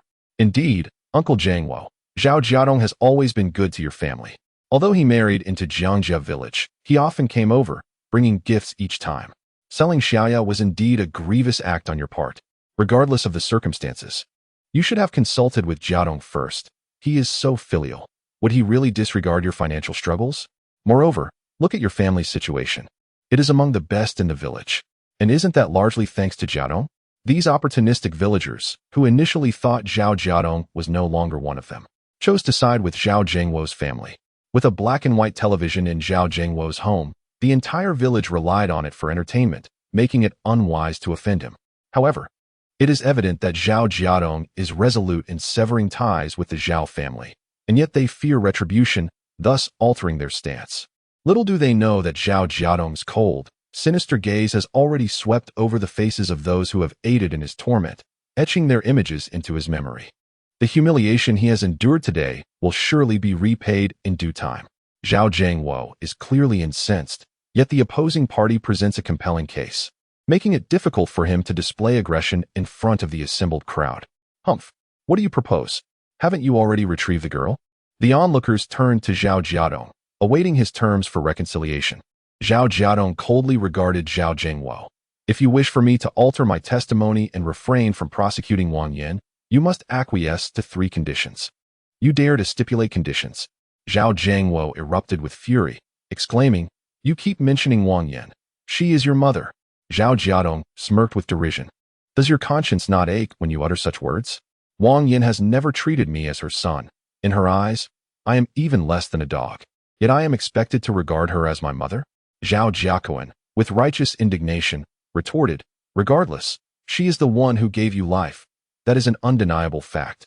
Regrettably, Zhao Jiadong did not even cast him a glance, maintaining his icy stare on Zhao Jiadong. "Zhao Jiadong, you and Wang Yan have given me life, but provided no nurture. The debt of birth I owed you was repaid when I entered the Jiang family. Prior to that, I toiled tirelessly for the Zhao family, laboring to the point of exhaustion. And it is no exaggeration to say that I helped raise your sons with the labor I earned. When I sought resources from the Zhao family, that was my own folly, not a reflection of your worth. The incident with the girl has awakened me completely. One must not devalue themselves by being a sycophant. Even if the object of adoration is one's own family, that is a disgrace. If I, Zhao Jiadong, was not regarded as a person by you, that is my own fault. But what wrong has my daughter committed? That venomous woman, Wang Yan, had the heart to sell her to traffickers, leading to her being beaten into a fool." As Zhao Jiadong spoke of his daughter's plight, his eyes glinted like a poisoned sword, instilling a chilling dread. The others fell silent. Realizing why Zhao Jiadong was relentless even after recovering his daughter, she had been rendered senseless by her captors. Zhao Jiadong's chest heaved violently, his throat felt parched, and he yearned to utter something. Wang Yan had indeed discussed her intentions to sell the girl with him. Yet he had only been concerned about the potential repercussions for himself, never contemplating dissuasion. Ultimately, this couple shares a fundamental similarity. Otherwise, how could they endure decades of shared disdain? Perhaps initially, he had protested against his wife's mistreatment of their second son, but under her hysterical tirades, he ultimately chose to turn a blind eye for the sake of his own peace and to avoid entanglement. Over time, he had become accustomed to exploiting this less favored son. Therefore, when Zhao Jiadong presented a severance letter for him to sign, He found himself at a loss for words of reproach against his second son. By signing this severance letter, we shall henceforth be strangers, and you and Wang Yin shall no longer have any claim to my support. This is my first condition. Very well. Zhao Jiadong was overwhelmed with joy and readily accepted the proposal. Previously, it was Zhao Jiadong who eagerly sought to curry favor with them, as they deemed him useful. However, in their hearts, a son-in-law was akin to water that had been spilled, who would truly regard him as one of their own. Moreover, even if Zhao Jiadong had not married into the family, he would remain a peripheral figure within the Zhao clan, of no consequence to anyone. Now that Zhao Jiadong had severed ties with them, it was likely he would not be returning to the Zhao family, especially as he was on the cusp of attending university, poised to soar to great heights, leaving the Zhao family behind. Father, please sign. Zhao Jiadong handed the pen to his father and murmured. Yet, Zhao Jiangwo was reluctant to sign. He stubbornly addressed Zhao Jiadong, saying, You are my flesh and blood. Even if you have married into the Jiang family, you cannot forsake your own parents. A married daughter still returns to visit her family. The Jiang family has no right to sever your ties with us. Seeing Zhao Jiangwo's stance, Zhao Jiadong felt no joy. Indeed, Zhao Jiangwo was loath to part with his son, but not out of affection. Rather, it was the years of service Zhao Jiadong had rendered to the Zhao family that made him reluctant to lose the benefits he brought. If you do not sign, then there is no point in continuing this discussion. I shall go to the police station and report Wang Yin and the accomplice for conspiring not only to sell a child, but also for child abuse and even intentional murder. Zhao Jiadong, confident in their ignorance of the law, spoke menacingly. Although Zhao Jiadong was on the verge of entering university, he had never encountered legal texts and, due to his limited worldly experience, was genuinely intimidated. Frustrated, he questioned his father. Father, what are you hesitating for? Are you willing to risk both mother and me for the sake of Zhao Jiadong? Seeing his younger son's anger, Zhao Jiangwo panicked, his earlier resolve crumbling. Kunkin, do not be upset. I did not mean it that way. All right, I will sign. Chapter 18. The second condition, repaying debt. As Zhao Jiangwo affixed his signature, Zhao Jiadong interjected. Once you have signed and pressed your thumbprint, kindly send someone to the village chief, allowing him to sign in the witness section and affix the brigade seal. Only then will the first condition be deemed fulfilled. Zhao Jiadong found himself at a loss, ultimately dispatching his elder brother to the brigade office. Reluctantly, Zhao Jiafu complied, but only after their father intervened. Are you satisfied now? Zhao Jiangwo inquired with a scowl. Zhao Jiadong responded with a cold smirk. Not at all. This is merely the first condition. My second condition is that you must return everything listed on this account, without exception. Upon receiving the ledger from Zhao Jiadong, Zhao Jiadong's expression soured as he scanned the contents. Zhao Jiadong, catching a glimpse, became infuriated, exclaiming, These items were taken voluntarily. How dare you demand their return? Who said it was voluntary? Zhao Jiadong retorted darkly. It was Wang Yin who came to me with a pitiful tale, insisting she would repay the debt in due time. Thus, I shamelessly approached my father-in-law and Ingzi for the funds. He emphasized, especially the betrothal gifts you promised to return once you had the means. Years have passed, and while you indulge in luxury, my 3 daughters have withered to mere skin and bones. It is high time I sought repayment. In truth, Wang Yin had not lamented to him. She had directly demanded money, adopting a tone bordering on command. If he had failed to acquiesce, she would have erupted in anger. Now that Wang Yin was absent, he felt compelled to fabricate a story that the items were borrowed on her behalf. How else could he reclaim them? Regarding Zhao Jiadong's betrothal gifts, when Wang Yin had initially requested money and tickets, Zhao Jiadong was present and, out of a sense of decorum, had promised repayment. However, at that time, both he and Zhao Jiadong had dismissed it, tacitly agreeing that it was a gift from him. Now, facing Zhao Jiadong's demands, Zhao Jiadong flushed with indignation, yet dared not acknowledge the insincerity of his earlier words in front of others. It is a universal truth that debts must be repaid, even among brothers. Consequently, Zhao Jiadong could only muster, I have no money at present, I will repay you when I do. However, no sooner had he uttered those words than someone twisted his ear. He Zhao, brimming with fury, shouted, So, you deceived me from the start. Did you not claim that these funds were earned through your toil? I will not bear this burden. If anyone pressures you for repayment, it will be tantamount to forcing us into divorce. Though it appeared she was reprimanding Zhao Jiadong, her words implied that Zhao Jiadong's continued pursuit of debt was that of a villain intent on destroying their marriage, casting the blame upon him. Yet, Zhao Jiadong dismissed her entirely. Whether you sell your possessions or your family, once a debt is incurred, it must be repaid. I am granting you a 5-year grace period, which is already exceedingly generous. You scoundrel, what are you saying? He Zhaodi erupted, pointing an accusatory finger at Zhao Jiadong. You are behaving like a tyrant, encouraging your brother to sell his wife and children for the sake of money? Zhao Jiadong regarded her with derision. Did you not say yourself, what is merely a young girl? The older generation has endured hardships, and it is not as if they have not sold their daughters. Yuringzi is still young. In the future, how many children could she bear? Have you forgotten what you said just yesterday? Upon hearing this, He Zhaodi appeared as if she had been struck across the face, stammering. I returned the same words to you. Zhao Jiadong said indifferently. What is a wife, after all?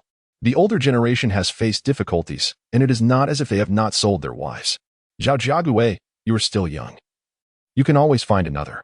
This made He Zhaodi's eyes redden with anger, yet under the mocking gazes of others, she found herself at a loss for words. Wishing she could burrow into a hole, Zhao Jiangwo hurled a shoe at his third son, a disgraceful thing. Why don't you take your wife and go back inside? Zhao Jiague, with a flushed face, pulled his wife into the house. The next moment, He Zhaodi's wails echoed from within, interspersed with her curses aimed at Zhao Jiadong. Zhao Jiadong smirked cynically, raising his voice. Zhao Jiague, you should keep such a shrew to yourself. Even if you want to sell her, I doubt anyone would want her. He Zhaodi's screams became more frantic, yet she ultimately could not rush out of the house. Sun Mei, witnessing this, was filled with regret. She should not have heeded her younger brother-in-law's words and stirred up trouble in Jiangjia village yesterday, fearing that Zhao Jiadong might next set his sights on her. Sun Mei stealthily shrank back. Have you had enough of your ruckus? Zhao Jiangwo said through clenched teeth. Jiague owes you money, and I will ensure he repays it. But the rest must also be repaid. Those who have consumed my provisions, be it rice, flour, or meat, surely you are aware. If you do not have any on hand, then it must be converted into cash for me. Zhao Jiadong wore a serious expression, seemingly unwilling to entertain any compromise. Zhao Jiaquan, naturally, was reluctant. After all, he had partaken of at least half of those goods, and even the food had mostly nourished his own vitality. However, before he could negotiate, Zhao Jiadong looked at him and said, I suspect you have used and eaten the most of these items, correct? So, as a university student, are you not obliged to take on your own responsibilities? Upon hearing this, Sun Mei's eyes brightened, and she could no longer remain seated. Indeed, Jiaquan, our parents have always favored you. The things Jiandong has brought back, we have not had the fortune to enjoy. The debt should be yours to settle. Before Zhao Jiaquan could respond, Zhao Jiangwo began to reprimand his eldest daughter-in-law. If you don't speak, no one will take you for a mute. Seeing her father-in-law's displeased expression, Sun Mei retorted, Father, I merely spoke the truth. You and mother have always favored the younger brother. We have kept silent. But you cannot expect me and Jiafu to bear this debt. Jiafu is also your biological son, with his own children to raise. Even if you do not care for Jiafu, you must at least have some concern for your grandchildren. Sun Mei typically only resembled a timid quail in front of her mother-in-law. She held little fear of her father-in-law, or else she would not dare to publicly criticize her in-laws for their favoritism towards the youngest son. Zhao Jiangwo is truly not suited for confrontations. He contemplated resorting to violence, yet this was the wife of his superior, and with so many witnesses present, he dared not strike. Otherwise, tomorrow, the in-laws of the Sun family would surely come to settle the score with him. Zhao Jiaquan, sensing the precariousness of the situation and fearing that prolonging it might lead to greater complications, spoke in a subdued tone. I currently lack the funds. This is straightforward. Soon you shall be a university student with boundless prospects. Write me an IOU, and I shall reclaim the amount from you later. This time, Zhao Jiadong did not make it difficult for him and proactively suggested a compromise. Despite Zhao Jiaquan's cunning nature, he was on the brink of losing his composure. He took a deep breath, struggling to suppress the fury that surged within him, and the word almost escaped his lips. Fine. Chapter 19. Retribution of offspring. You have agreed to both conditions we proposed, haven't you? You should be able to retrieve mother from the police station now, right? Zhao Jiaquan inquired impatiently as the time drew near for the deadline. Zhao Jiadong leisurely tucked away the promissory note, stating, even if you fulfill all 3 conditions today, I shall still wait until tomorrow morning to go to the police station. Moreover, there is a third condition that remains unaddressed. Spit it out quickly. Zhao Jiangwo bellowed in anger. Zhao Jiadong wiped away the saliva that had splattered onto his face, maintaining an impassive demeanor. What is the rush? Wang Yin won't suffer at the police station. Her treatment is 100-fold better than what would befall her in the hands of those thugs. Instantly, Zhao Jiangwo resembled a duck grasped by the throat, opening his mouth, but only managing to produce a series of guttural sounds. Zhao Jiadong fixed him with a cold stare. My third condition is for you to return the kick you delivered to Yingzi. What? The onlookers gasped in astonishment. Could it be that Zhao Jiadong truly intended to strike his own father? A son striking his father would surely invoke divine retribution. Dream on. Zhao Jiagui burst out of the house, having overheard the exchange. Even if you have severed ties with your parents, it does not alter the fact that you are still their son. Are you not afraid of retribution for striking your own father? Indeed, Jiadong, you cannot take this matter to the extreme. The villagers murmured disapprovingly at Zhao Jiadong. Silence. Zhao Jiadong turned to glare at the meddlesome bystanders. Yingzi is with child. He indiscriminately kicked her, jeopardizing both her life and that of her unborn child. I merely seek to reclaim that kick, which is already lenient of me. Though I bear his blood and deserve the punishment, Yingzi owes him nothing. Let us not forget, I am but a son-in-law. In the eyes of everyone, being a son-in-law is akin to being a servant to the family. Yingzi has no obligation to honor her in-laws. Therefore, I must reclaim that kick at all costs. Observing the scene, Zhao Jiangwo felt an inexplicable discomfort within. Before the incident involving the sale of the girl, this unlikable second son had been the most dutiful. At that time, his primary concern had been for himself and his wife, Wang Yan. He would never have harbored any ill will for having struck his daughter-in-law and grandchild. Try laying a hand on him. I dare you. At that moment, Zhao Jiafu hurriedly returned from the brigade. Upon hearing that Zhao Jiadong intended to kick his father, he rushed forward, his visage contorted with rage. Old third, old fourth. Are you all dead? If this wretch strikes our father, what face will we have left in these 10 miles? Seeing this, Zhao Jiangwo felt emboldened. Indeed, I, Zhao Jiangwo, have many sons. Even without Zhao Jiadong, I still have Jiafu, Jiagui, and the most promising Jiakuan. Zhao Jiadong looked derisively at the three of them. Rest assured, I do not require Zhao Jiangwo to personally repay his debts. They say that offspring pay for their parents' misdeeds. You three are all exemplary sons of Zhao Jiangwo. Any one of you will suffice for me to deliver that kick. Today he is determined to resolve matters decisively. Otherwise, the Zhao family will inevitably entangle him in their affairs. As a reincarnate, Zhao Jiadong possesses numerous avenues to wealth, and he harbors no desire for these leeches to approach him upon his financial success. Only by completely severing ties can he extinguish their aspirations. The three of them exchanged glances, and Zhao Jiakuan was the first to speak. I have already taken the initiative to write an IOU, bearing the majority of the debt. This time, it is up to the eldest brother and the third brother to step forward. Zhao Jiafu is no fool. I am the eldest. What difference does it make if I am beaten or if our father is struck? Our family's dignity will still be tarnished, so you should go, third brother. Why must I be the one to endure the beating? Zhao Jiagui protested indignantly. Zhao Jiakuan replied solemnly. It was just now that the third brother struck Zhao Jiadong with a pole, provoking his furious response. Indeed, it is fitting that you, the third brother, take that kick for our father. Zhao Jiafu echoed in agreement. Zhao Jiagui, feeling wronged, exclaimed, why must we heed his orders? That woman, Jiang Ying, nearly suffered a miscarriage. She can only blame her frail constitution. What normal person would be on the verge of death from a single kick? As soon as he finished speaking, Zhao Jiadong's voice rang out. Zhao Jiagui, step forward. The icy tone of his command made the named Zhao Jiagui tremble. Seeking help from his elder brother and younger sibling. Unfortunately, rather than offering sympathy, they pushed him toward Zhao Jiadong. Zhao Jiadong coldly remarked, did you not claim that a normal person would not perish from a kick? So what are you afraid of? Are you, a grown man, lacking this minimal courage? Provoked by his taunt, Zhao Jiagui sensed the change in the gazes directed at him. Unable to maintain his composure, he puffed out his chest. Feigning calmness, who is afraid? Before he could utter another word, Zhao Jiadong delivered a swift kick, followed by a heavy blow to his chest. Bang! Zhao Jiagui clutched his chest and collapsed to the ground, a searing pain tearing through him, causing cold sweat to bead on his forehead. Gasping for breath as if he were drowning, struggling to recover for what felt like an eternity. With the three conditions fulfilled, Zhao Jiadong held a severance document, instructing Zhao Jiafu and Zhao Jiaquan to load the belongings onto the vehicle. In this house, I intend to take everything I have brought back. The IOU written by Zhao Jiaquan only accounted for a fraction of the item's value, with some requiring monetary compensation or other goods in exchange. Over the years, he has contributed 400 to 500 yuan in cash alone. Additionally, the living supplies, such as various tickets, cloth, oil, rice, flour, and meat, collectively amount to another 100 to 200 yuan. Therefore, even though Zhao Jiaquan voluntarily assumed a debt of 100 yuan, it still falls short of repaying Zhao's debts. The bicycle and sewing machine were originally dowries from the Jiang family. Out of respect for the severance, I should not claim them.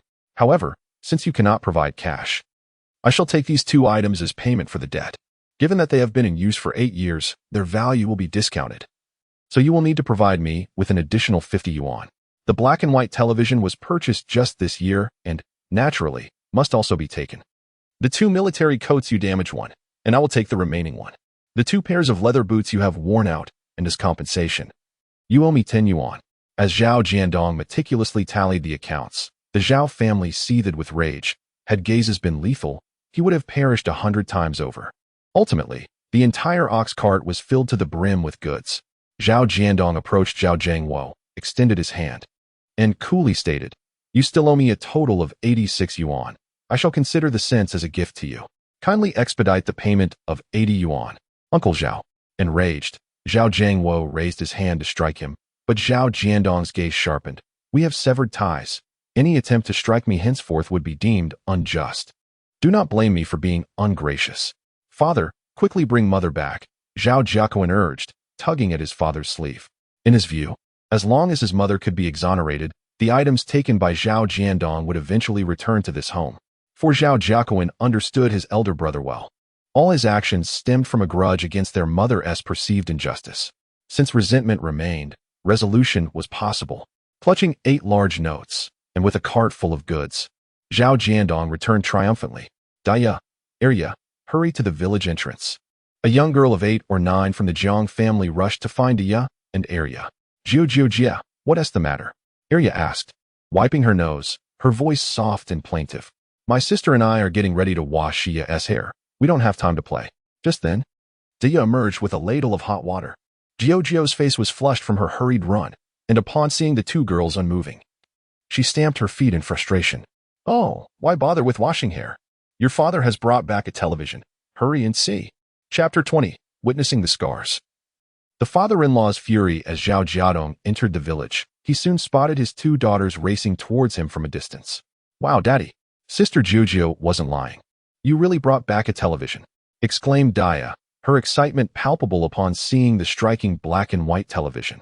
Fearing that she might collide with someone, Zhao Jiadong quickly halted the ox cart and lifted Daya onto it. Meanwhile, Arya, who was lagging behind, stretched out her arms, calling for her father. "I want to ride in the cart too." All right, you can join," Zhao Jiadong replied, playfully tapping the little girl's nose before placing her beside Daya. As the ox cart slowly made its way towards Jiang Genshin's home, the villagers watched with keen interest. "Sister Jiujio, my dad really did bring back a television. You can come over to watch TV at my house now," Daya joyfully shouted as she passed by a panting Jiujio, who had hurriedly run to deliver the news.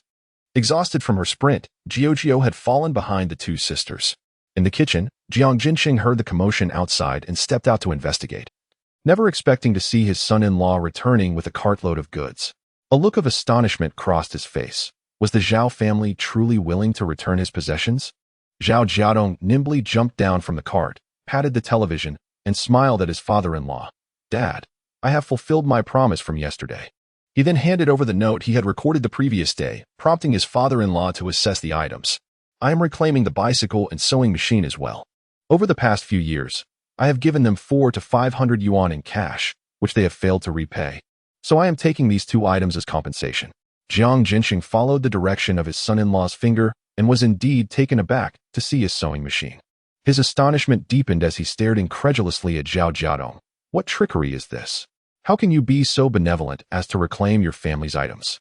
He considered the implications of this arrangement, especially since the bicycle and sewing machine were part of the bride price demanded when Zhao Jiadong married into their family. The The thought of the Zhao family so willingly allowing him to take these items was unfathomable to him. Given his understanding of this family, he sensed there was something amiss. Contemplating a possible scenario, Jiang Jinxing scoffed. Don't think that this will allow your son with Yingzi to bear the Zhao surname. Let me make it clear. Even if you divorce Yingzi, your child will still be a Jiang and will take on the Jiang name.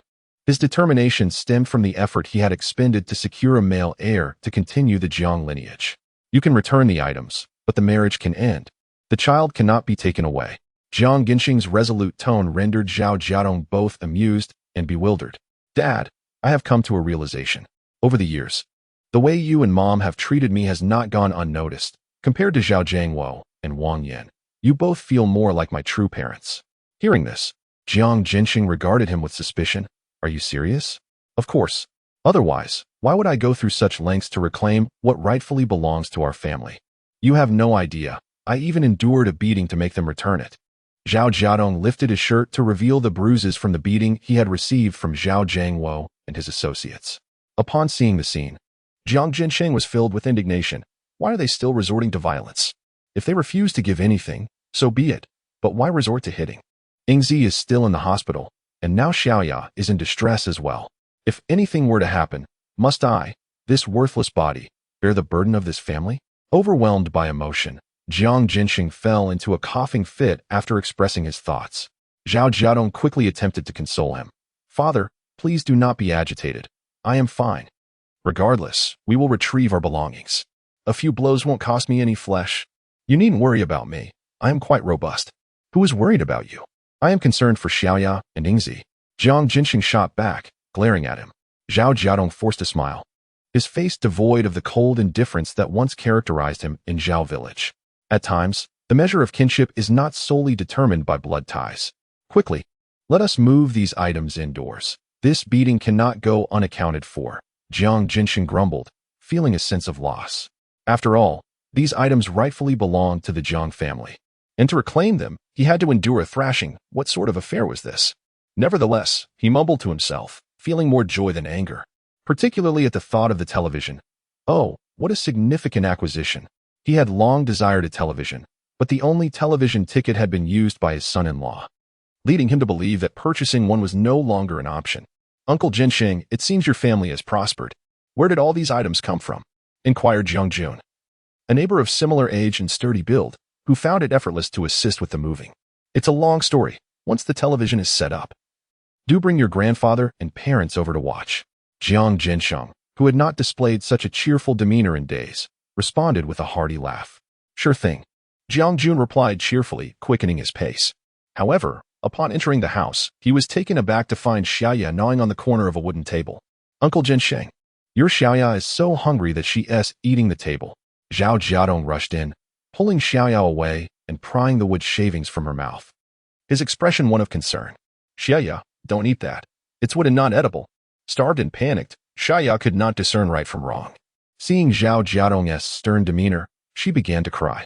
Jiang Jun stood frozen, having spent the previous day on the mountain and returning home late. He had only heard of Xiaoya's condition from his family, but had not witnessed it firsthand.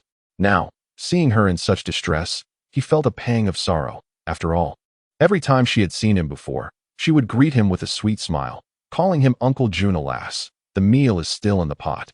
I made cornmeal pancakes for lunch today. I'll get it out right away, Jiang Jinxing lamented, smiting his forehead in frustration at his own negligence for not noticing Xiaoya's hunger. He instructed his father-in-law to take the three girls to eat, while Zhao Jiadong continued to assist Jiang Jun with moving the belongings.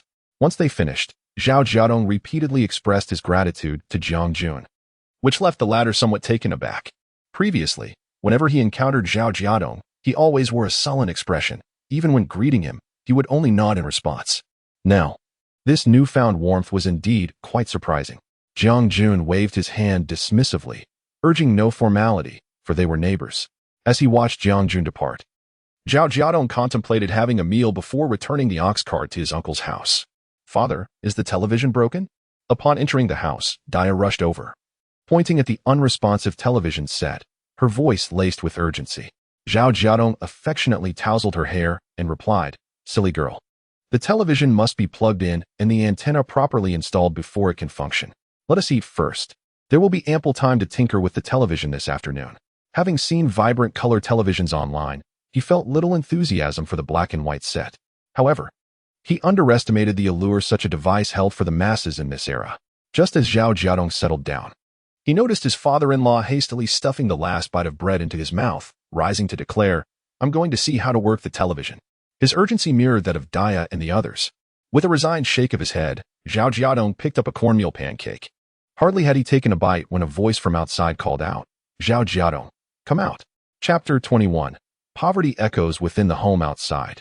Aunt Yang Daliu stood with her hands on her hips, her expression far from amiable. Upon recognizing her, Zhao Jiadong courteously remarked, "Aunt, I was just about to return the ox cart to you after dinner." However, Yang Daliu queried, "You mentioned borrowing the ox cart for half a day for $1 yesterday. Where is the money?" Hearing this, Jiang Jinsheng approached the entrance with a darkened face, exclaiming, "What? You expect to charge $1 for half a day's use of the cart? Why not just rob me instead?" "Brother, that's not the way to phrase it," Zhao Jiadong interjected. "In these times, oxen are worth their weight in gold. My family's ox has just calved. Had it not been for the sake of our kinship, I would hardly have been inclined to lend it, even for $2. Yang Daliu, despite lacking other skills, was a master at spinning tales. Nonetheless, Zhao Jiadong was resolute in honoring his commitment. "Aunt, please wait a moment. I will fetch the money for you." As he turned to enter the house, Yang Daliu's demeanor softened slightly, and she smiled at Jiang Jinsheng. "Brother, word has spread throughout the village that Zhao Jiadong has returned with quite a few good things today. It seems your son-in-law has finally come to his senses and is prepared to lead a stable life with Yingzi." Although Jiang Jinsheng was displeased by her exorbitant demand for borrowing the ox cart, he refrained from expressing his discontent, opting instead to respond vaguely. Zhao Jiadong emerged with 2 $5 bills, stating, "Aunt, thank you for the use of your ox cart today." Upon receiving the money, Yang Dalia's spirits lifted, and her previous brusqueness melted away as she warmly replied, "We are family, after all. Should you ever need to borrow the cart again, do not hesitate to ask. We cannot afford to lend it out for $1 each time," Jiang Jinsheng retorted, somewhat irately. Yang Daliu dismissed his tone, for since the passing of her 3 sons, the Jiang family had seen a decline in their fortunes, and their situation grew worse with each passing year. Although Zhao Jiadong had returned with a television set, she hardly considered it remarkable, for her own son-in-law had already purchased one for their household. Speaking of her son-in-law, Yang Daliu felt immense pride. After all, her daughter was beautiful, which surely contributed to her marrying into a prosperous family. Once Yang Daliu departed, Jiang Jinsheng could no longer restrain himself and admonished his son-in-law. "Do you think our family remains as it once was? We haven't received any letters in months. I fear that Yingzi's brother's pensions have run dry. There will be no more windfalls for us. Money must be spent sparingly, yet you continue to be so extravagant, even paying $1 to borrow an ox cart." Zhao Jiadong accepted the reprimand with humility, recognizing the validity of his father-in-law's concerns. Had he not been reborn with the certainty of financial success, he would not have been so generous. Seeing him remain silent, Jiang Jinsheng felt a wave of contentment wash over him. "Ah, finally, I have a chance to lecture my son-in-law." In the past, he had always feared that the son-in-law might abandon them, stifling his frustrations within. His health had been deteriorating, likely exacerbated by the pent-up stress. Now, with fewer reservations, he felt a newfound sense of relief. In a buoyant mood, Jiang Jinsheng eagerly set about tinkering with the television. After a while, Zhao Jiadong approached, having tidied up the dishes, and handed him a stack of money. Jiang Jinsheng's eyes widened in disbelief. "Where did you acquire such a sum of money?" "It is the Zhao family that owes us. I possess a promissory note written by Zhao Jinquan, yet judging by the current circumstances, this 100 yuan may never reach our hands." Zhao Jiadong replied candidly. Jiang Jinsheng hesitated as he regarded him. "Are you not holding onto it yourself? A total of 80 yuan has been repaid. I just gave Annie 1 yuan. And I must reserve 6 yuan to repay Officer Hu in the town. The remainder I shall keep for you." Zhao Jiadong paused before continuing. "I have exhausted the family's funds previously, but I will gradually earn it back in the future." Jiang Jinsheng fell silent. Logically, he should have felt elated. But for some reason, alas, never mind. He shook his head. "I am growing old, no matter how much money I have. It is meant for Yingzi and Daya.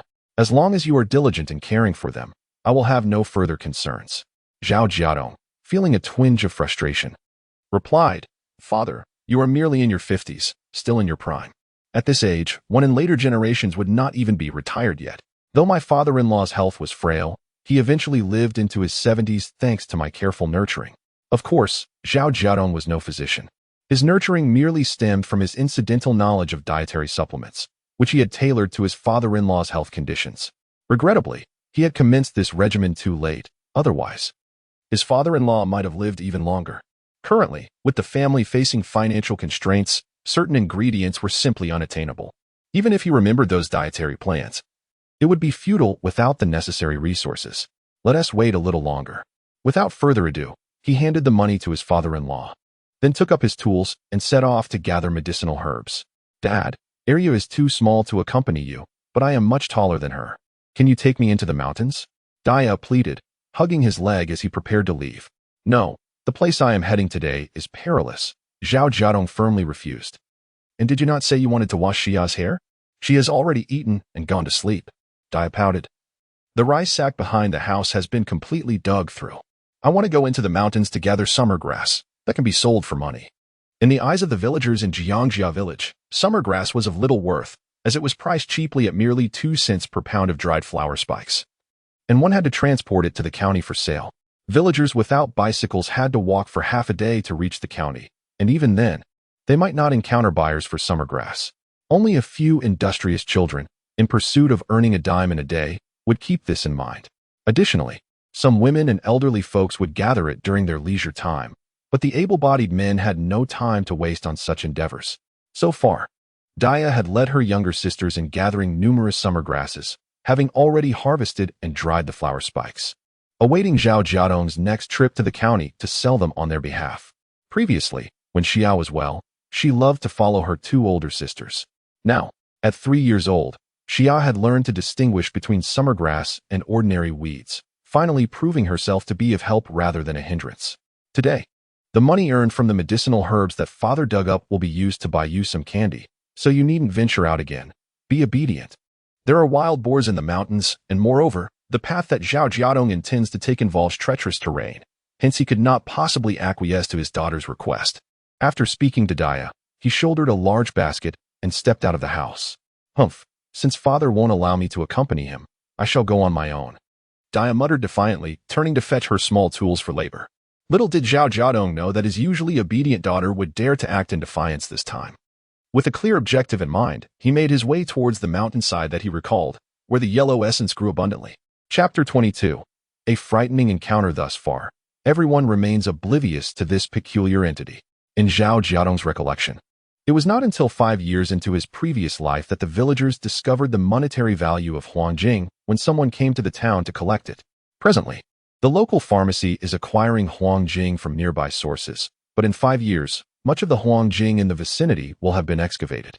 Consequently, the pharmacy resorts to sourcing from the remote Maui town, where the supply is scarce, drawing upon his memories from a past existence. Zhao Jiadong effortlessly located the area where Huangjing thrived.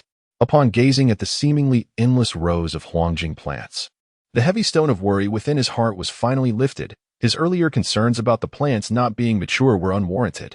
Joy soon enveloped Zhao Jiadong, prompting him to hastily begin harvesting these treasures. Having arrived somewhat late, he managed to excavate for only about 2 hours before dusk began to settle. Not daring to linger in the mountains, which are fraught with peril after dark due to wild boars, venomous snakes, and treacherous terrain, he carefully placed the harvested Huangjing into a basket. Weighing it in his hands, he estimated it to be around 40 to 50 pounds, a satisfactory yield. Approximately 3 pounds of fresh Huangjing could be dried down to 1 pound of the final product, suggesting he would yield over 10 pounds of dried goods. On his descent, Zhao Jiadong gathered some wild vegetables along the way, layering them atop the Huangjing to conceal his bounty. The intent behind this subterfuge was clear. He wished to keep this lucrative opportunity to himself. Just as he neared the edge of the dense forest, his pace abruptly halted. He perked up his ears, straining to listen. Was that the sound of Daya? It seemed implausible. Daya typically wouldn't venture this far. Shaking his head, Zhao Jiadong pressed on. Meanwhile, in a different part of the thicket, 2 young girls were fleeing in tears. Their voices pierced the air with frantic cries. Ah, there's a wild boar. In the dire urgency of their escape, Daya clutched a small basket that not only contained herbs but also an assortment of mushrooms and wood ears. Behind her, Arya ran in terror, sobbing as her little legs flailed, struggling to keep pace with her elder sister. "Daddy, Daddy!" Arya cried out in fear, her tears and snot whipped by the wind, smearing her face. As she ran, her already worn pants began to slip, eventually revealing a small patch of her pale backside.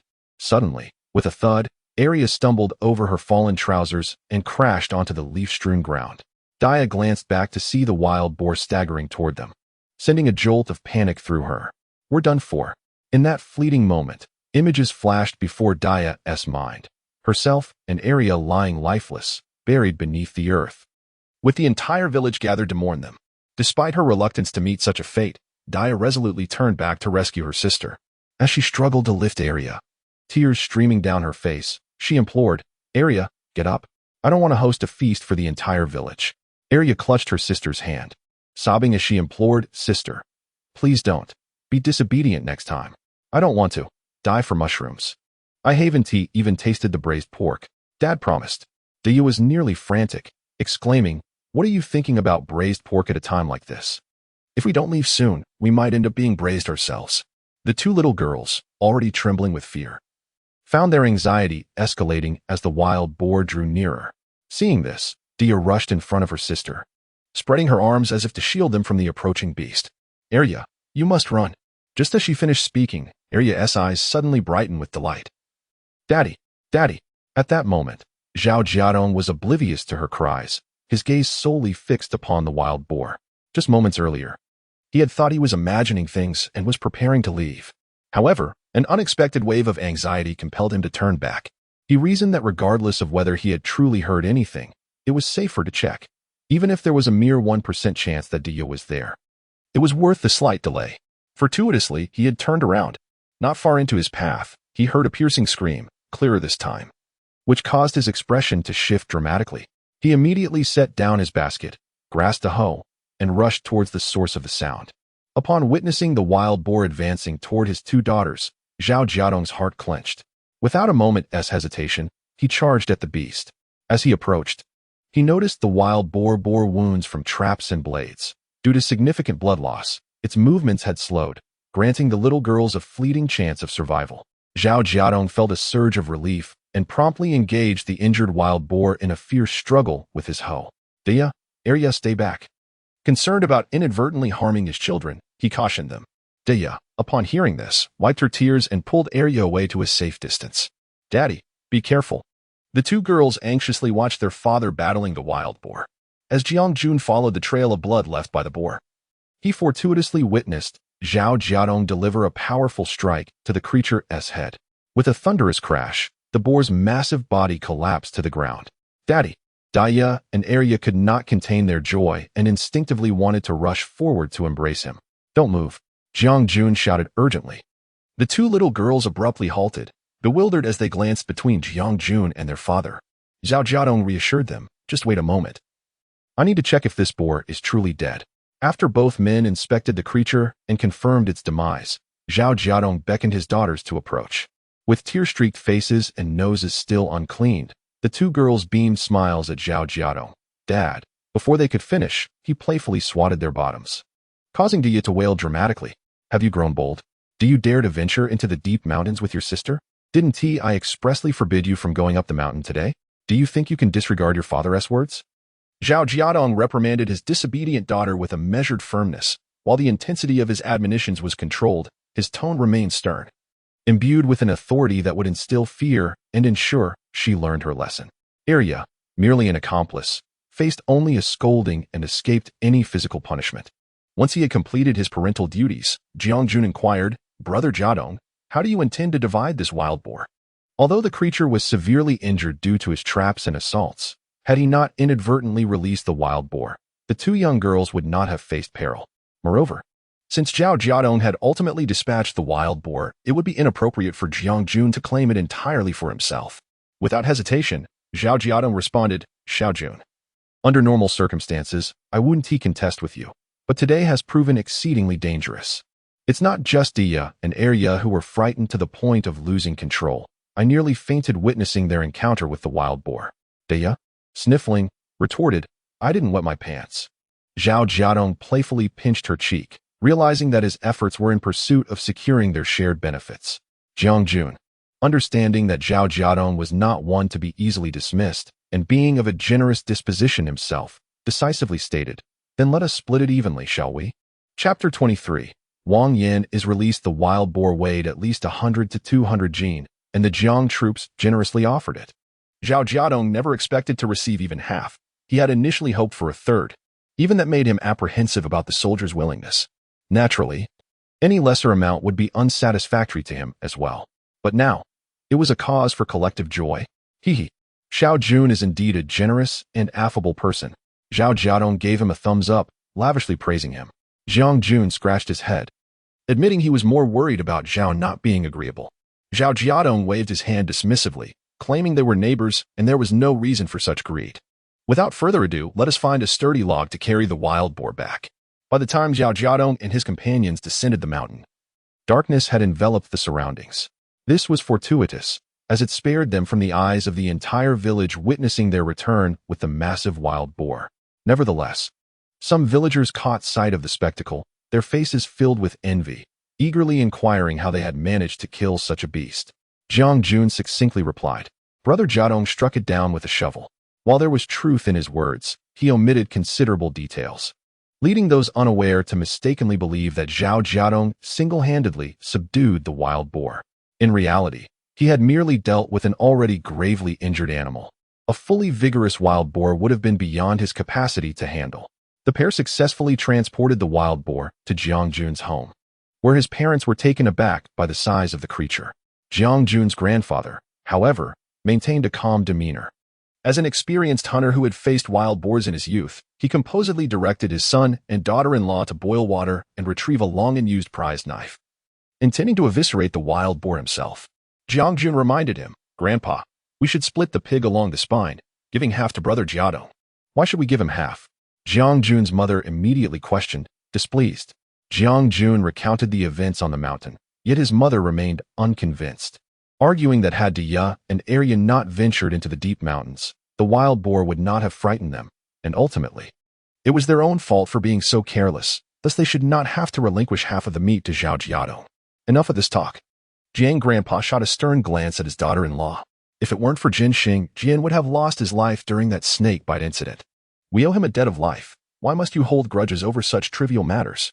Jiang Jian was Jiang Jun's father, who had once been bitten by a venomous snake while hunting, and it was Jiang Jin Xing who had come to his rescue in time. This was one reason why Jiang Jun held such profound respect for Uncle Jin Sheng. Standing at the entrance, Zhao Jiadong waited patiently until Jiang Grandpa finished admonishing Aunt Kaiying before casually stepping into the courtyard. Fu Yi, you're personally taking charge of the pig slaughter today. Truly, your skills remain unmatched. Zhao Jiadong greeted Jiang Grandpa with a beaming smile. Yang Kaiying, upon seeing him, offered an awkward smile. Ah, Jiadong has arrived? Indeed, Auntie. I'm here to collect some meat. It has been ages since we had any meat at home, and today we finally managed to hunt a wild boar.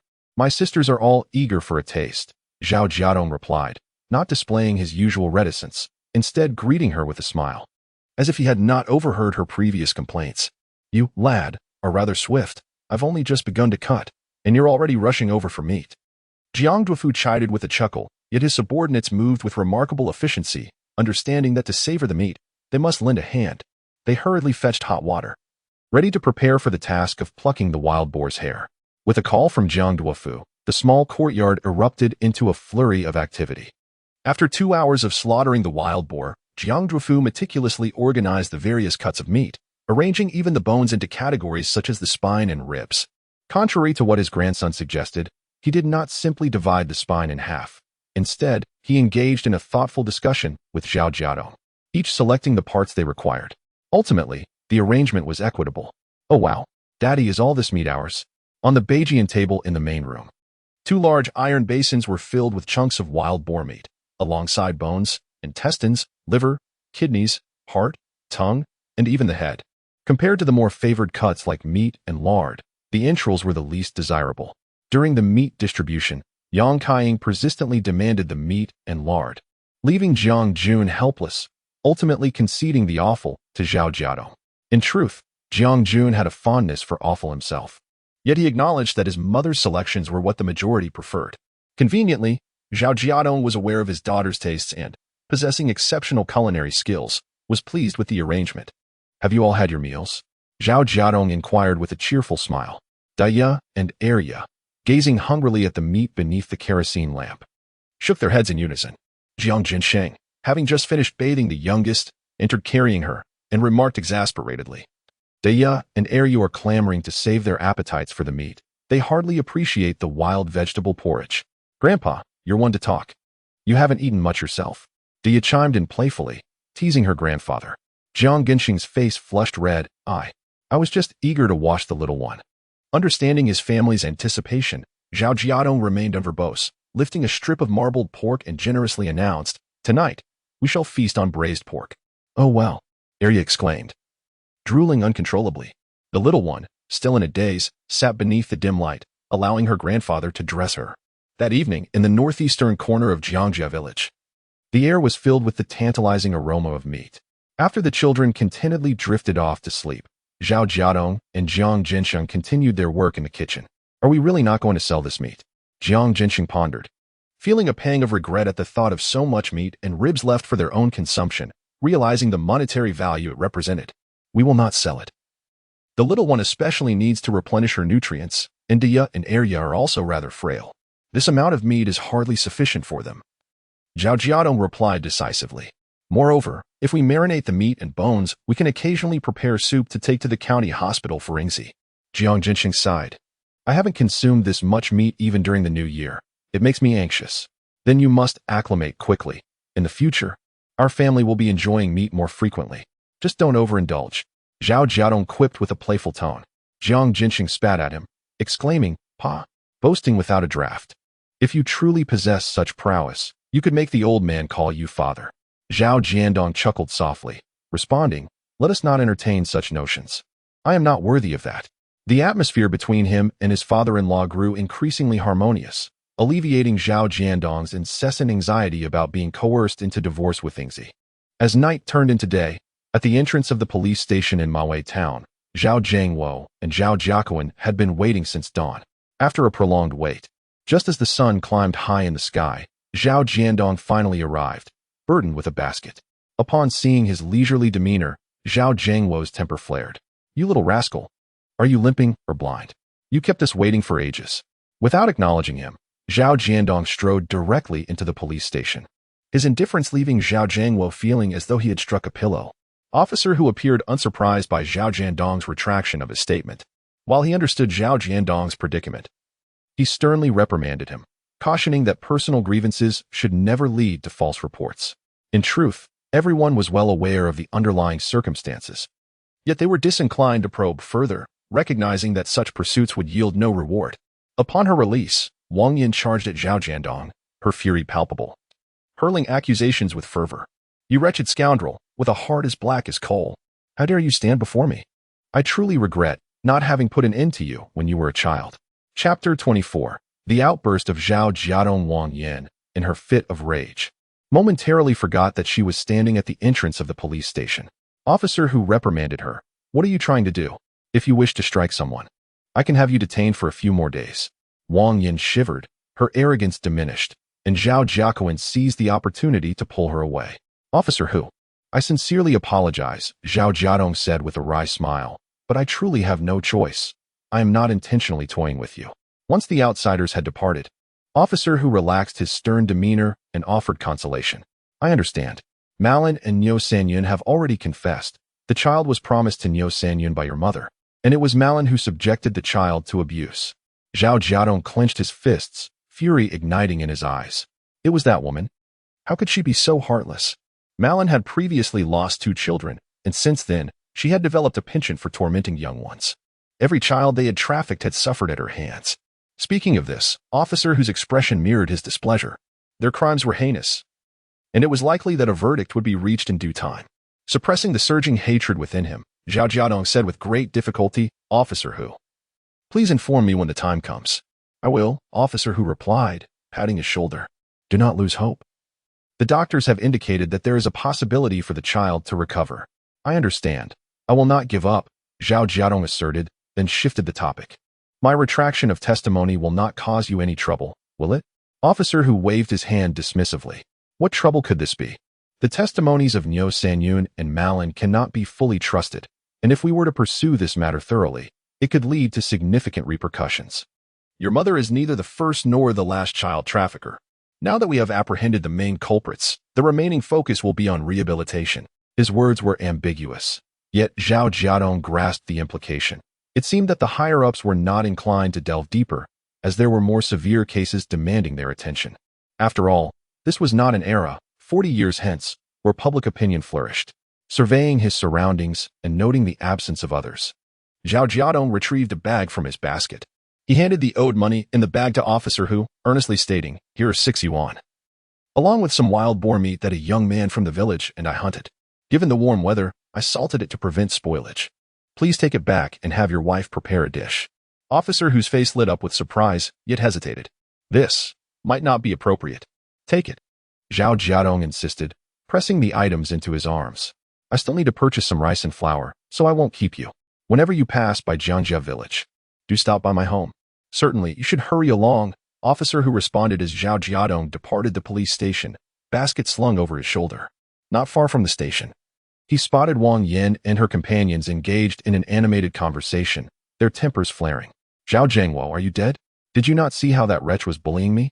What do you expect in front of the officer? What do you want to do? What's wrong with the officer? Can't a father discipline his own son? He is not my son. That scoundrel severed ties with us yesterday." Wang Yan abruptly halted, a look of joy spreading across her face. "That wretch has truly cut ties with us. In the past, no matter how I spoke, he insisted on clinging to us. I had always believed that my younger sibling's failure to gain admission to university for 3 consecutive years was due to his ill fortune. Yet, it seemed impossible to rid ourselves of this calamity." Zhao Jiangwo was taken aback, realizing the truth. Zhao Jiaquan let out a cold snort. "Mom, just yesterday Dad was reluctant to sign the severance letter." Upon hearing this, Wang Yan struck her husband's arm several times, exclaiming, "Are you foolish? That calamity could bring ruin to our family, can't you see? My father and 2 brothers were in such good health, yet once he was conceived, my father met his untimely end. Upon his birth, my elder brother came to congratulate us, only to encounter a mudslide that shattered his leg, leading to a painful demise after 3 days and nights. The first time I brought him back to my maternal home, this calamity struck my second brother, causing him to drown in the river. According to the fortune teller, this calamity is destined to annihilate all the male descendants in our family. Had your mother not taken him to the old house, keeping him away from you boys, who knows what might have occurred? If it weren't for this, why would I have gone to such lengths to send him to the Jiang family? Not only would I be rid of this calamity, but I would also gain numerous benefits." Wang Yan's tone exuded a hint of pride. Utilizing that worthless calamity to obtain a substantial dowry was her greatest achievement in life. "Mom, yesterday Zhao Jiadong did not merely come to sever ties. He emptied our home. To save you, I even wrote him an IOU," Zhao Jiaquan stated darkly. At this revelation, the smug expression on Wang Yan's face abruptly vanished. She swiftly turned to her younger sibling, about to inquire further, when her peripheral vision caught sight of Zhao Jiadong behind them. Though Zhao Jiadong had little interest in eavesdropping on their conversation, he found himself trapped on this narrow path, unable to divert his course. Listening to Wang Yan's disparaging remarks about him, he tried to ignore them, but could not entirely escape their impact. The joyful mood from yesterday's wild boar hunt had dissipated entirely. Just then, Wang Yan forcefully shoved Zhao Jiangwo aside, her chest rising and falling rapidly as she strode towards him. As before, she felt free to strike or scold this second son as she pleased. Raising her hand, she delivered a resounding slap, cursing, "You traitorous wretch, how dare you bring shame to our family? Have you forgotten your surname is Zhao?" In that moment, Zhao Jiadong felt as if he had returned to his childhood, facing his mother's wrath.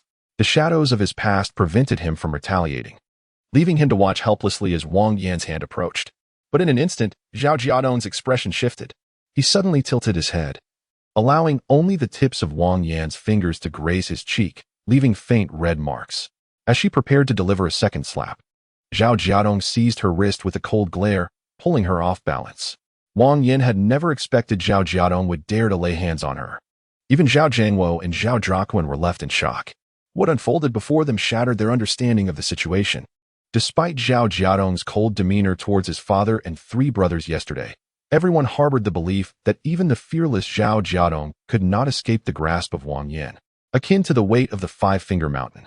Zhao Jiadong firmly believed that all of Zhao Jiadong's actions were merely a means of avenging his mother's favoritism. Yet, deep within Zhao Jiadong's heart, there lay an undeniable yearning for maternal love. Holding on to this thought, he conveyed to his boisterous sisters-in-law that as long as their mother emerged, there would surely be a way to compel Zhao Jiadong to return those possessions willingly. However, in that moment, Zhao Jiadong hazily realized that he might have been mistaken this time. Wang Yin, you are truly the most shameless person I have ever encountered. A harlot wishing to maintain a facade of respectability. Was it not you who sought to sever ties with me? Did you not claim that my marriage into the Jiang family rendered me no longer a member of the Zhao family?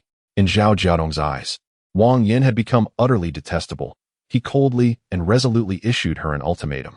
I warn you, I have severed all ties with you. From this moment forth, the Zhao family and I shall walk separate paths.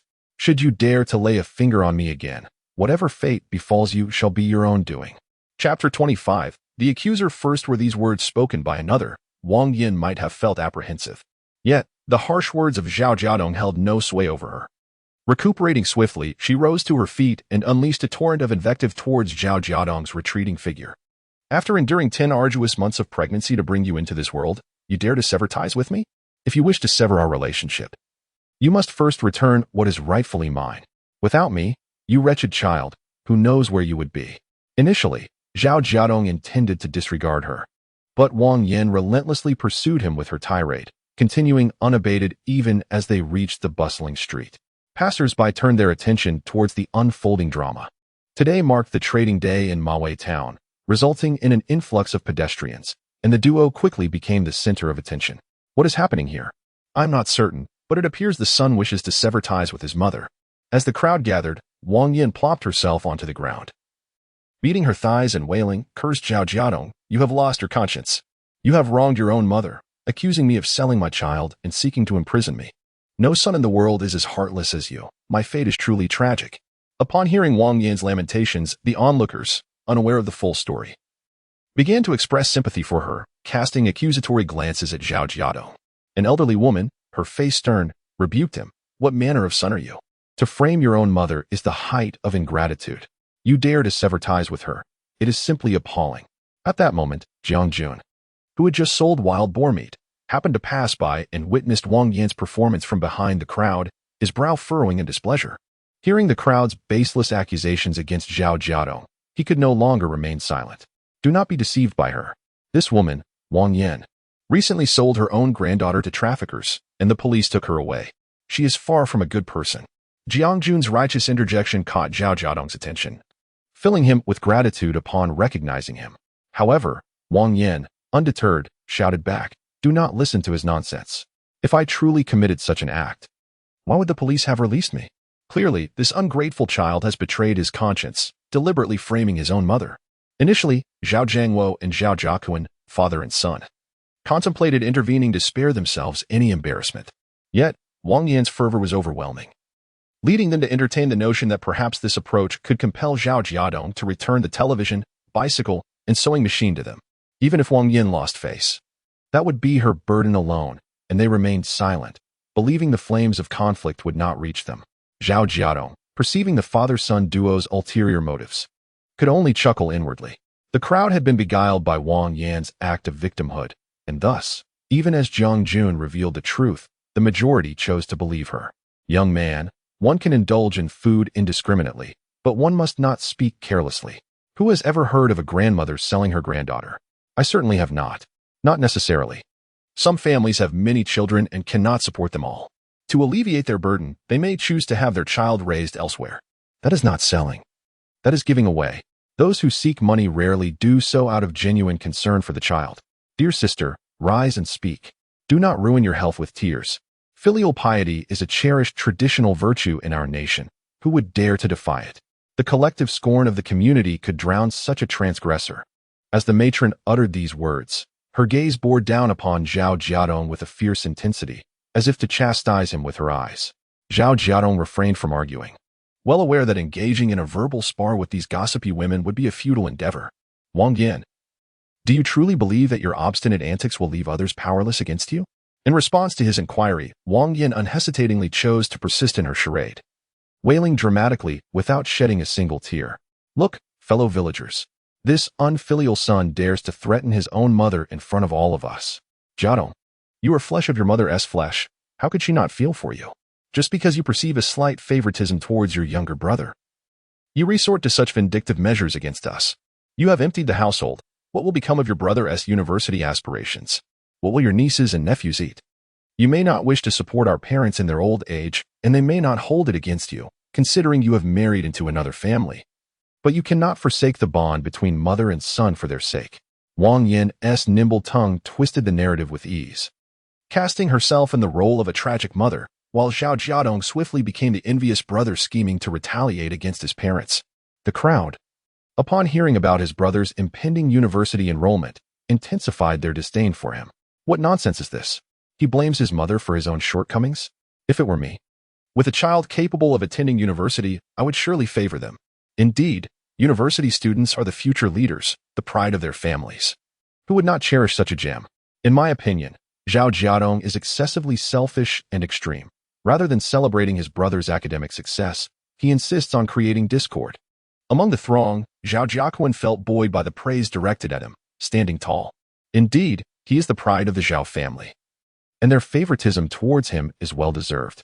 Not only Zhao Jiadong, but even the eldest and third brothers should support him. Once he achieves prosperity, they too shall bask in its glow. What are their current contributions worth? With this thought, Zhao Jiaquen's expression shifted, and he stepped forward, bending slightly. He feigned a pained expression as he addressed his mother on the ground. "Mother, please do not speak further. It is my fault for provoking second brother. In the past, you chose not to send him to school while supporting me, which was indeed unfair to him. It is only natural for him to harbor resentment and hope I do not attend university." With that, Zhao Jiaquen raised his gaze to Zhao Jiadong, whose countenance had darkened further. "Second brother, regardless of your actions towards me, I shall not hold it against you. However, you must not attempt to thwart my university aspirations by deliberately framing our mother, seeking to imprison her." Initially, the crowd was puzzled, questioning why Zhao Jiadong would wish to see his own mother incarcerated, as it would serve him no benefit. Yet, upon Zhao Jiaquen's declaration, clarity dawned upon them. In the next moment, the crowd erupted in righteous indignation, denouncing Zhao Jiadong. How heartless!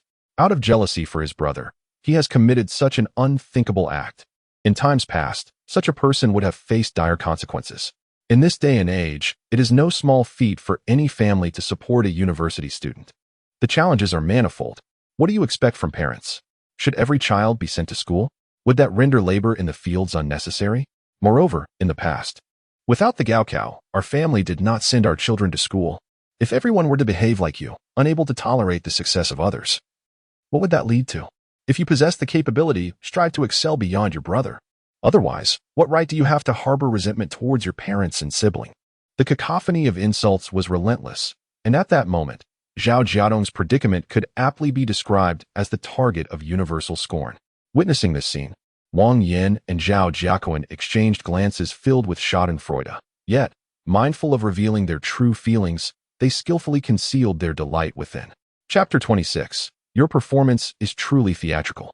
Under such circumstances, a typical person would likely crumble. However, Zhao Jiadong's psychological resilience far exceeds that of the average individual. Having been reborn, his mental age, when combined from both lives, approaches a century. Despite his somber expression, his mind remains remarkably composed, patiently awaiting the opportune moment for retaliation. Now that even Zhao Jiaquen has been lured into revealing himself, the moment has arrived. "Dear villagers," Zhao Jiadong's voice suddenly rang out, its volume eclipsing all the slanders directed at him. The crowd fell silent, their gazes fixed upon him with ill intent. Zhao Jiadong spoke gravely. "It is said that one catches a thief by the goods and catches an adulterer in the act. Have you merely listened to the one-sided tales of these two individuals and hastily deemed me an irredeemable criminal? If our esteemed judges were as quick to judge as you, how many innocent souls would be wrongfully condemned?" The crowd was momentarily taken aback by his retort. Someone shouted, "If you are not guilty, why do you not refute their claims?" Another echoed, "Indeed, your silence only betrays your guilt." Zhao Jiadong's expression darkened. Is silence truly an admission of guilt? Imagine yourselves in my position, being treated like livestock by your own mother, sent off to marry for dowry, yet still feeling unable to express dissatisfaction. even going so far as to fulfill her every whim, leaving your own wife and children impoverished. Meanwhile, your so-called blood relatives, who scorn you, live off your generosity, enjoying bicycles and televisions you purchased while you supply their clothes and food, nurturing their complacency. Ultimately, your mother sells your own daughter to traffickers to fund your brother's university education, and under duress, you are forced to deceive the police to secure her release. I had hoped to sever ties with them completely, yet my mother and brother turned the tables, crying thief while they themselves steal, inciting a host of misinformed individuals to castigate me. Villagers, I implore you, what would you do in such a situation? Zhao Jiadong had never anticipated that his words could flow so fluently. Upon reflection, it was entirely reasonable, for he was suffocated by resentment, a culmination of grievances amassed over 2 lifetimes. Finally unleashed today to demonstrate to Wang Yin and Zhao Jiaqun that he was not a mere specter. In the past, he had been foolishly filial, unwilling to contest. But that did not imply he was incapable of resistance. Following his rhetorical question, the onlookers were nearly silenced. Some villagers from Zhao village and Jiangjia village, initially reluctant to involve themselves for fear of retribution, found their compassion stirred.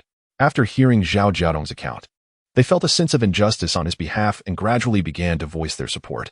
Wang Yin, we are from the same village. We know what kind of person you are and what kind of person Jiadong is. The villagers are not blind. Jiadong, out of respect for you as his mother, persuaded the officer to release you. How could you turn against him? Jiaqun, as a university student, you should possess discernment. In your family, there are 4 brothers, your eldest brother, your 3rd brother, and yourself, all of whom are able to attend school. However, your brother Dong has been neglected by your parents since birth, raised instead by your grandmother. As soon as he could walk, he followed her to the fields, and by the age of 8, he was already contributing to the family's labor. A significant portion of the grain that sustains you 3 brothers in school is derived from his efforts. Wouldn't you agree? Zhao Jiadong is the first and only son-in-law to marry into our Jiangjia village. He has not proven to be a commendable individual in our eyes. Why? Despite having been adopted into our family, he continually sends gifts and money to Zhao village. The Jinqing family, once affluent, found their fortunes depleted within 7 or 8 years after his arrival. He is unable to adequately support his own daughter and yet takes on the burden of raising his parents' grandchildren. Although the villagers of Jiangjia criticize Zhao Jiadong, it inadvertently validates his claims. This realization left the woman who had harshly scolded him earlier utterly embarrassed. Feeling remorseful for her misjudgment, she shot a fierce glare at Wang Yin, exclaiming, "You vile woman, your act was far too convincing. I nearly fell for your deceit. Even a tiger does not harm its own cubs, yet you have the audacity to sell your own children and grandchildren? How unfortunate it is to have encountered you today." The very people who had sided with Wang Yin and Zhao Jiaqun began to voice their regret for having been deceived, turning their ire towards the mother and son duo. By the time they sought to apologize to Zhao Jiadong, he had already vanished. How did that boy manage to slip away? The woman muttered. Jiangjun retorted, who would not feel disheartened after being unjustly berated. Would you prefer he remain to endure more of your scorn? The woman bristled at his tone. How dare you speak to me like that? We were misled. Now that we realize our misunderstanding, why continue to chastise him? Unbeknownst to them, some might attribute their feeling of betrayal to Jiadong's failure to clarify matters sooner, thus shifting the blame onto him. Jiangjun regarded them with derision, asserting, "You are the paragons of justice, incapable of error, all blame lies with others." With that, he shouldered his empty basket and pushed through the crowd. Those behind him, dissatisfied with his sharp remarks, muttered their grievances, but he paid them no mind. Wang Yin and Zhao Jiaqun seized the opportunity to slip away unnoticed. Curse those meddlesome individuals. Otherwise, we would never have been outmatched by that wretched child. Once distanced from the crowd, Wang Yin unleashed her pent-up fury. I wonder how that wretch discovered that I had sold off Xiaoya. Perhaps someone saw me during the transaction and reported it to him? Zhao Jiangwo, perturbed, interjected, "What good does it do to dwell on this now? We should focus on how to reclaim our belongings from that scoundrel. Forget it. I am about to start school. Whatever plans you have, let us wait until I am settled in at school. I have no desire for further turmoil." Zhao Jiaqun impatiently interrupted his parents' conversation. "Fear not, my youngest, you shall certainly attend university. Mother will not allow that wretch to hinder your progress." Wang Yin gazed proudly at her youngest son, declaring, "My dear child is destined to become a prominent official.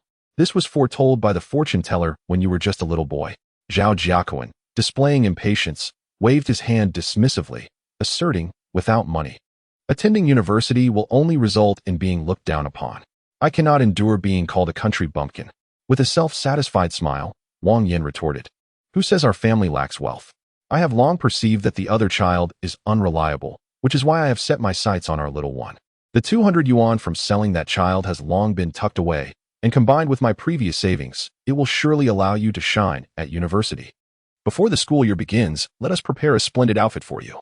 Once you are in university, find me a daughter-in-law who is also a student, and then I shall enjoy a life of comfort. A look of longing appeared on Wang Yan's face, as if she could already see a bright future beckoning her. Chapter 27. Yu Spendthrift having extricated himself from the loathsome company of Wang Yin and her companions, Zhao Jiadong made a beeline for the grain station, intent on procuring some rice. Rice, being a refined grain, is a precious commodity, and given the current circumstances of the Xiuhong family, even a single meal of such delicacies is a challenge. Enduring a daily diet of wild vegetable porridge and coarse grain buns is bearable for adults, but the children are struggling to cope. The three little ones at home appeared as if they were withering away. Thus, with resolve, Zhao Jiadong decided to use the remaining money on him to bring home some rice. In a small place like Maui Town, the influence of rationing has markedly diminished this year. In Zhao Jiadong's recollection, it is likely that by next year at the latest, the rationing system will become a relic of the past. Hence, he felt inclined to take a chance, and fortune smiled upon him. After paying an additional 50 cents, he indeed secured his desired purchase. Cradling the small bag of precious rice, visions of his children's smiling faces danced in his mind, quickening his pace towards home. As evening fell, Zhao Jiadong sliced some of the marinated meat from the previous night and prepared a stir-fried dish, alongside a pot of wild vegetable and rice porridge. Upon witnessing the spread of both meat and rice on the table, Dia and Arya erupted in joyous cheers. Daddy, it's New Year. It's New Year. But what about Mama and Grandma? Yet, Jiang Jinxing wore a particularly grim expression, exclaiming, what a waste. Where did you procure the grain tickets? Zhao Jiadong replied earnestly, no tickets were needed. I simply paid an extra 50 cents. Jiang Jinxing nearly leapt from his seat. What? 50 cents? You bought rice that cost 1 jiao, 3 fin, and 8 li with 50 cents?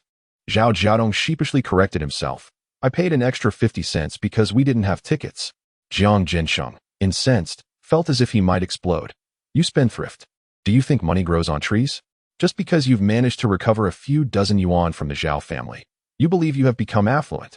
In the countryside, 1 jiao is not easily earned, hence we cherish money greatly.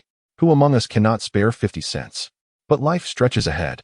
With such frivolity today, 50 cents tomorrow, will we have nothing left to live on? Anticipating his father-in-law's fury, Zhao Jiadong had already devised a strategy. He pointed at his daughters, who were drooling over the rice porridge and meat. Father, look at how thin Arya, and Xiaoyu have become. In the past, I neglected my daughters, but I have vowed to ensure they enjoy a good life. If the Zhao children have it, why shouldn't my daughters? Especially Xiaoyu. If she doesn't receive some nourishment soon, her recovery will be even more arduous. This 1 gene of rice may seem like a lot, but fear not. I will earn it back quickly without touching the money I owe you. Hearing him use the children as a shield, Jiang Jinxing was at a loss for words. He glanced at the 3 girls, even the simple-minded Xiaoyu, who gazed longingly at the bowl of rice porridge. Sigh.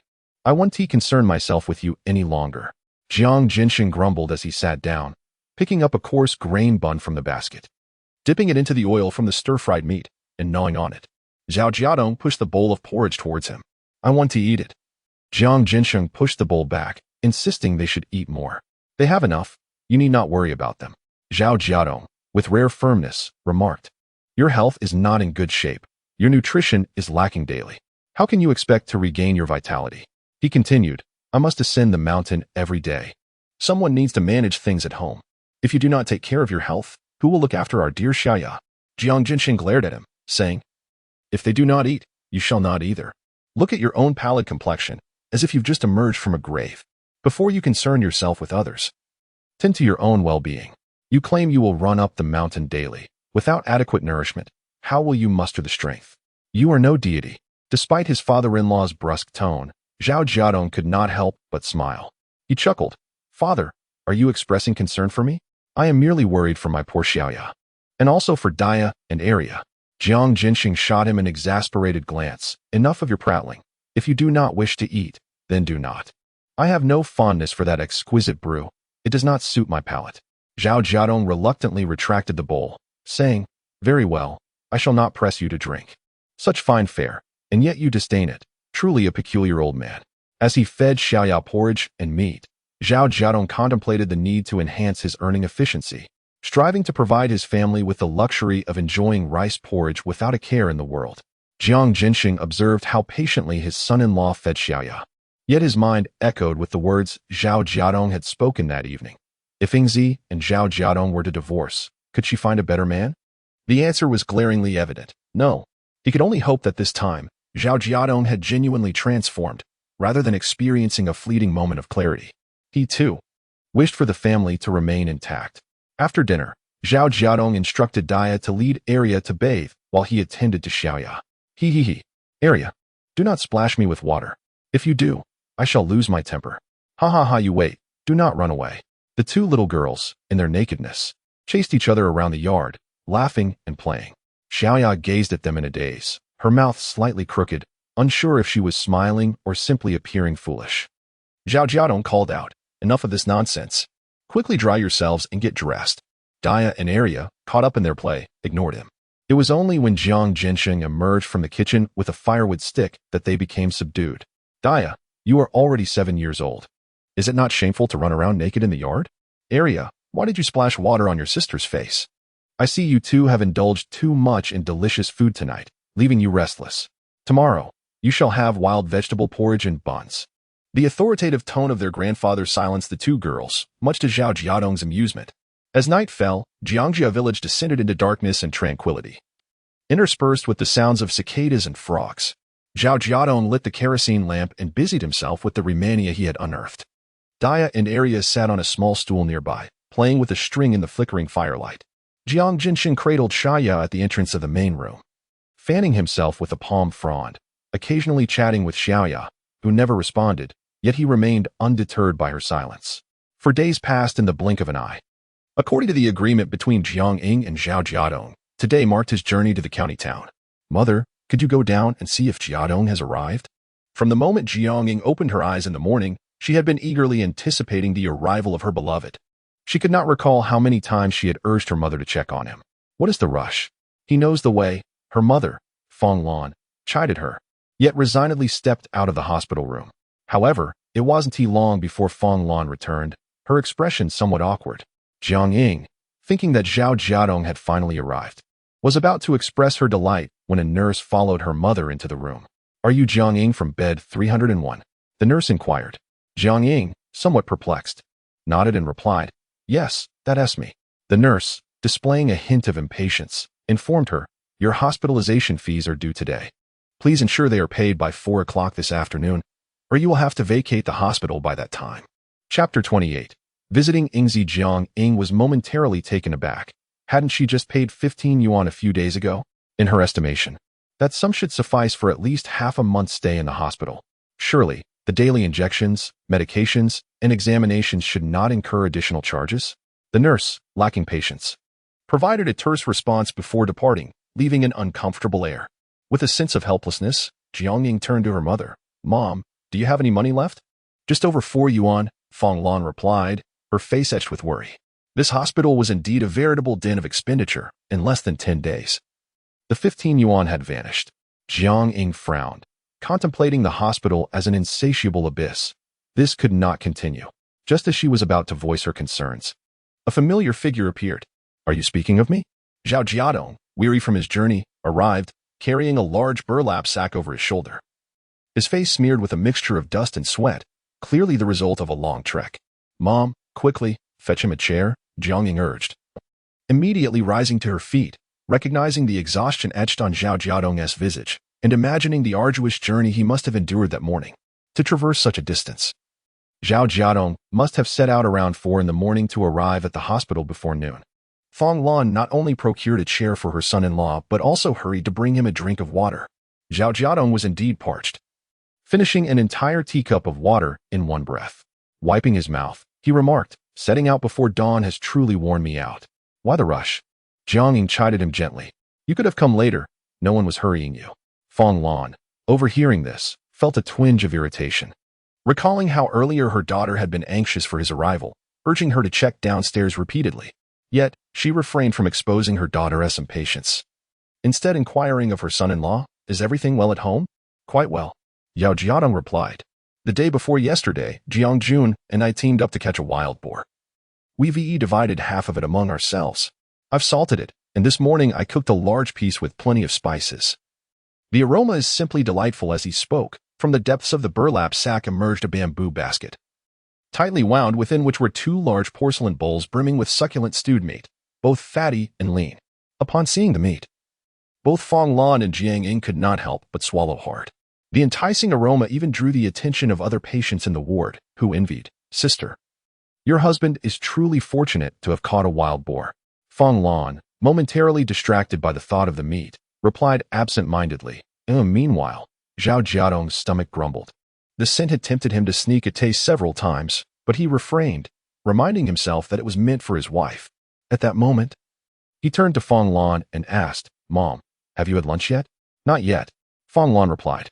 "Ingzi thought you might arrive before noon, so we decided to wait for you to eat together. Then you keep Ingzi company, and I'll go downstairs to buy some food," Fong Lan said, hastily grabbing a porcelain bowl and descending the stairs. Zhao Jiadong picked up Jiang Ying's chopsticks and offered her a piece of lean meat, saying, "Ingzi, you should eat a little to tide you over." Jiang Ying declined with a gentle smile, suggesting they wait for her mother to return with the meal. However, halfway through her sentence, a piece of meat found its way into her mouth, and her eyes gleamed with delight as she savored the flavor. "Hee, my stew is quite delicious, isn't it?" Zhao Jiadong observed her with a hint of pride. Jiang Ying, her gaze fixed on the meat in the bowl, nodded eagerly, urging him to partake as well. Zhao Jiadong felt a warm glow in his heart, appreciating his wife's thoughtfulness. He chuckled. "I've had my fill at home these past couple of days. You and Mom should eat more, especially you. One person ought to consume the portions of 2. "How's Xiaya doing?" Jiang Ying inquired, accepting his offer of food as she chewed. Her 3 daughters were well behaved, so she rarely worried about the eldest 2, but Xiaya. Zhao Jiadong, having come to terms with many things lately, reassured her, "It's still the same. But I see her laughing often when she's with the eldest and second daughters. Perhaps she'll improve one day." He then shared amusing anecdotes about their daughters, which made Jiang Ying smile brightly. When Fong Lan returned with the meal, the 3 of them divided a large porcelain bowl of meat, naturally prioritizing Jiang Ying, the expectant mother. Noticing Zhao Jiadong appeared slightly thinner, Jiang Ying poured half of her exclusive meat broth into a teacup for him to soak his cornmeal bread. Although he claimed there was plenty of meat at home, Jiang Ying knew he would hardly eat it. This man had grown up enduring hardships and would rather share all the good things with his family than indulge himself. Previously, his concern had solely been for his parents and siblings. Fong Lan, holding the porcelain bowl, kicked a large sack and asked, "Jiadong, what's in that bag? It looks quite full." Zhao Jiadong glanced at the person in the adjacent bed and replied, "Mom, it's summer grass. Dia and Arya have been digging it up for several days, and now that it's dried, I brought it along to sell while I'm in the county." Fong Lan beamed with pride, exclaiming, "Dia and Arya are so young yet already earning money. They are sure to achieve great things in the future." Later, as the people in the next bed chatted without paying attention to them, Zhao Jiadong confided to the 2 women, "There are also medicinal herbs I collected from the mountains in here. This will cover our medical expenses moving forward." Fong Lan and Jiang Ying exchanged skeptical glances. What valuable herbs could possibly grow in Jiangjia village? Speaking of medical expenses, Jiang Ying suddenly recalled an urgent matter and sighed. "Jiadong, how about I go home with you today? It's too expensive here. We've already spent 15 yuan in just 6 or 7 days. We don't have that much money at home." Fong Lan agreed. It seems like Ingzi's condition has stabilized, so it might be best. However, Zhao Jiadong pulled out a neatly wrapped bundle of cash from his pocket. "Today, Dad gave me 20 yuan. I'll go pay the bill shortly." "Mom, Ingzi, you don't need to worry about money. As a man, it's my responsibility to earn and provide for the family. After I pay, I'll head straight to sell the herbs. I expect it will take a while before I return, so just wait for my good news." Both Fong Lan and Jiang Ying were taken aback. "Where did your father get that money?"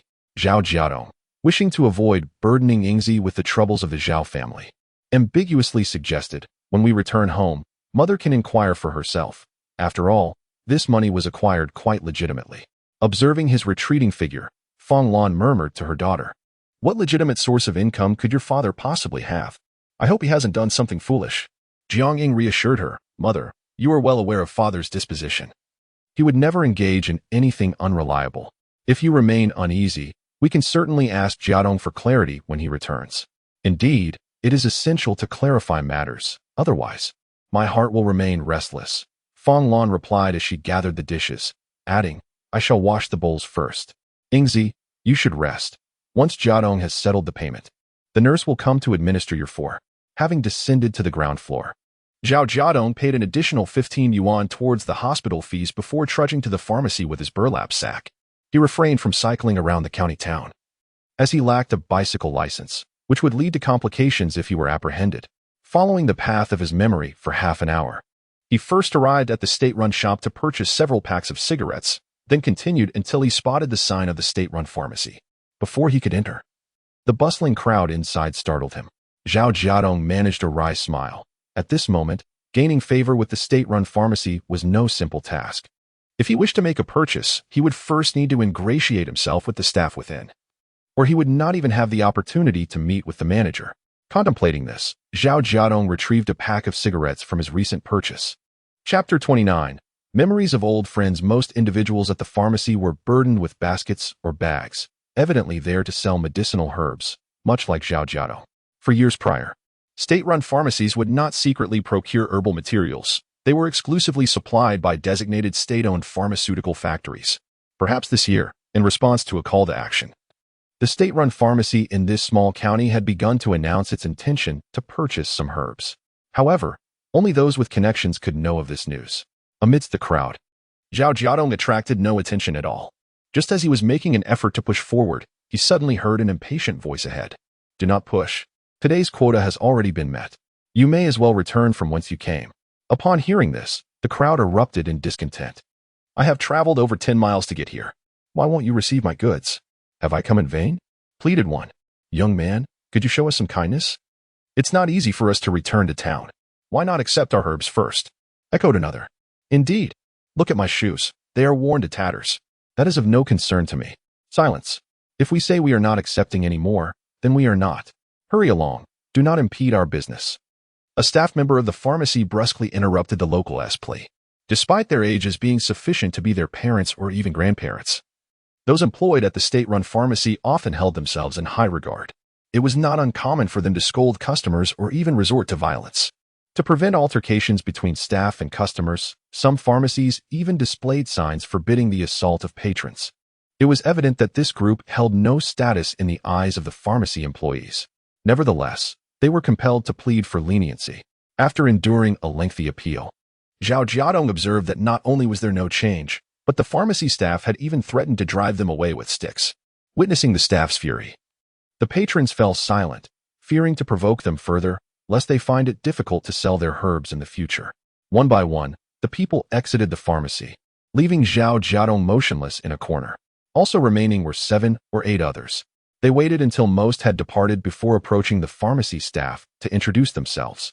Zhao Jiadong understood that these individuals had connections, and the staff treated them with considerably more courtesy. Thus, they were allowed passage, crossing the counter to enter behind the curtain. In the end, Zhao Jiadong found himself alone in the shop. Grasping the front door, he hoisted his burlap sack and stepped forward. Noticing his tattered, faded garments, which resembled those of the rural farmers, he did not appear to be someone of influence. Consequently, the pharmacy staff brusquely inquired, "Why are you still here?" With a smile, Zhao Jiadong replied, "I am here to see Manager Fong Dongyang. I would appreciate your assistance." "You know Manager Fong?" The staff member's expression turned skeptical. "What is your relation to him?" "Just an acquaintance." Before Zhao Jiadong could finish, the employee sneered, "You nearly had me fooled. You are quite bold in your pursuit of profit. Do you truly believe our Manager Fong would associate with someone like you? One should reflect upon their own circumstances before seeking familial connections. Do not provoke me, or I may resort to more drastic measures." Despite being insulted by a young man in his 20s, Zhao Jiadong maintained an expression of calm. He refrained from immediate retort, instead offering the package from Dakiaman. With a semblance of a smile, he addressed the young man. "My dear brother, your Manager Fong has indeed visited our village before, and I am acquainted with him. If you doubt my words, feel free to inquire with Manager Fong about Zhao Village, located beneath Maui Town. However, Mentioning Fong Dongyang brought a flicker of apprehension to Zhao Jiadong. In a previous life, he and Fong Dongyang were not only acquaintances but also close friends. This connection stemmed from the era when the Fong family was sent to the countryside. It was in the year 1970 that Fong Dongliang, accompanied by his family, was dispatched to Zhao village. Although he was merely in his early 20s, he possessed a frail constitution, rendering him incapable of labor. During those times, failing to work meant a lack of food, coupled with the potential for reprimand. By chance, Zhao Jiadong and Fong Dongliang found themselves working together, and they quickly bonded. Fong regaled him with tales of the capital's splendor, expressing his intention to introduce him to an educated and refined young lady should the opportunity arise. While Zhao Jiadong had little interest in such a prospect, he appreciated Fong's good intentions and was happy to forge a friendship. At that time, Fong was one of the few individuals, aside from his grandmother, who genuinely cared for him. Consequently, Zhao Jiadong would often lend a helping hand to Fong whenever he completed his own tasks. Their camaraderie persisted until 1975, when Fong's family was vindicated and allowed to return to Beijing, shortly followed by Fong's marriage into Jiangjia village. After that, they lost all contact. In his previous life, Zhao Jiadong believed that once Fong Dongyang regained his prosperous status, he would look down upon someone of his humble background. Otherwise, given Fong's intellect, he could have easily reached out. It wasn't until 1987, during a medicinal herb procurement, that he fortuitously encountered Fong Dongyang in Lin County. It was then he discovered that Fong had indeed attempted to contact him, but had been deceived by Zhao Jiadong. After entering Jiangjia village, Zhao's family received letters from Fong Dongliang. Perhaps having learned of Fong's affluent background through these letters, Zhao Jiadong deceitfully claimed to be responding on Fong's behalf, fabricating lies in every message. Initially, he claimed Zhao Jiadong had severely injured his leg and requested funds from Fong. In response, Fong sent 50 yuan. Sensing the potential for gain, Zhao Jiadong escalated his deceit, concocting absurd reasons over the next 5 years to solicit money from Fong, ranging from claims that Zhao Jiadong could not afford a bride price, to fabrications about his wife facing complications during childbirth and his child's illness. Each time, the sums requested were substantial. Fong was not gullible. At one point, he questioned Zhao Jiadong's claims and expressed his own dwindling resources, indicating that he may no longer be able to provide assistance. As a result, Zhao Jiadong replied with a letter, asserting the truth of his words, and sorrowfully informed Fong Dongliang that Zhao Jiadong had gone up the mountain to gather firewood, but had accidentally rolled down the slope, striking his head against a rock, and had been taken to the county hospital where the doctor declared he required surgery. Fong Dongliang found himself once again deceived, though he was not entirely convinced. The fear of the possibility that Zhao Jiadong might indeed have perished compelled him to send money once more, and he expressed in his letter that he would hasten to Lin County. Eventually, he received a phone call from Zhao Jiadong, who lamented that Zhao Jiadong had succumbed to his injuries. Over the phone, Zhao Jiadong wept desolately, and Fong Dongliang could not discern the pretense in his performance. To stave off any suspicion, Zhao Jiadong claimed that before his death, Zhao Jiadong had exerted every effort to pen a letter to him. Half a month later, Fong Dongliang received this letter, believing it to be genuine. He preserved it with care for several years. Zhao Jiadong had even witnessed Zhao Jiadong imitating his handwriting. The letter was rather succinct, initially expressing gratitude for Fong Dongliang's assistance over the years, then lamenting his short life and his inability to await their reunion, concluding with wishes for Fong Dongliang's well-being. It appeared convincingly authentic. However, Zhao Jiadong was never capable of composing such sentimental content. He had never attended school and had only learned to read and write simple phrases through Fong Dongliang's guidance. Zhao Jiadong must have relied on the practice papers left at home to mimic his handwriting. The repeated deceptions that Fong Dongliang fell for can indeed be attributed to Zhao Jiadong's actions. Chapter 30. A reunion after several years. Zhao Jiadong, having endured numerous injustices throughout his life, harbored no resentment, at least not prior to 1975. He willingly devoted himself to his family, and thus, whenever Fong Dongliang spoke of his family, it was always in a positive light. Moreover, due to Fong Dongliang's sensitive status and his secluded residence, he had little opportunity to interact with the villagers. Zhao Jiadong's brothers seldom worked in the fields, and the two families had never met, leaving them oblivious to Zhao Jiadong's true circumstances. After being repeatedly deceived by Zhao Jiadong, even though Fong Dongliang harbored doubts, he could not have fathomed the truth. Believing Zhao Jiadong to be dead, Fong Dongliang refrained from visiting Maui town after being transferred to Lin County in 1982, wishing to avoid any emotional distress. Had Zhao Jiadong not come to Lin County in 1987, and had Fong Dongliang not been promoted a year later, it is likely they would have never crossed paths again. In his previous life, it was indeed Fong Dongliang's friendship that facilitated many endeavors, such as engaging in the herbal trade and seeking opportunities in Beijing with the help of introductions to work as a kitchen assistant. Zhao Jiadong vaguely remembered Fong Dongliang's arrival in Lin County about half a month ago. Logically, with Yingzi hospitalized and in need of funds, he could have sought Fong Dongliang directly. However, doing so would complicate the resolution of misunderstandings. Even if he explained to Fong Dongliang that the letters written by Zhao Jiadong were false and that the money demanded was not his own, would Fong Dongliang believe him? If Zhao Jiadong were truly such a person, why would he turn to Fong Dongliang in his wife's time of distress? Furthermore, he had not yet reached a point of desperation. Rather than directly asking for money or favors, it seemed more appropriate to visit this old acquaintance under the guise of a business transaction. While he was indeed leveraging their past friendship, the essence of the meeting remained a legitimate business exchange, and he did not intend to take advantage. Nonetheless, the time spent at Zhao Village represented the most arduous period for Fong Dongliang thus far, a chapter he was reluctant to discuss, which made Zhao Jiadong anxious as he awaited his return. Moments later, an employee returned, casting a derisive look at Zhao Jiadong. "Manager Fong is not here. You might as well go back." Upon observing the expression on the employee's face, Zhao Jiadong realized that it was not that Fong Dongliang was absent, but rather that he likely did not wish to see anyone from Zhao Village. Reflecting further, Zhao Jiadong understood the implications. In Fong Dongliang's eyes, he had already become a ghost. The only visitors permitted to seek out Fong Dongliang were either Zhao Jiadong's family or other villagers from Zhao Village. Regardless of the category, Fong Dongliang would not view them favorably, based on what Fong Dongliang had expressed to him in his past life. He grew increasingly incensed towards the Zhao family following Zhao Jiadong's demise. As Fong Dongliang put it, the Zhao family had never truly valued him. Otherwise, why would they have neglected to send him to school? His honest disposition likely led to his brothers mistreating him, resulting in his suffering after his departure. Many others ventured into the mountains to gather firewood without incident, yet he met with tragedy. Perhaps no one even attempted to save him. Otherwise, how could such a seemingly healthy person simply perish? It must be said, Zhao Jiadong felt quite moved upon hearing Fong Dongliang stand up for him in his previous life. Regrettably, at that time, he was unable to discern the true nature of the Zhao family, or perhaps he was merely deceiving himself. Ultimately, he even found himself defending the Zhao family, inciting Fong Dongliang's disappointment in him. Upon reflection, Zhao Jiadong could indeed comprehend Fong Dongliang's reluctance to show his face.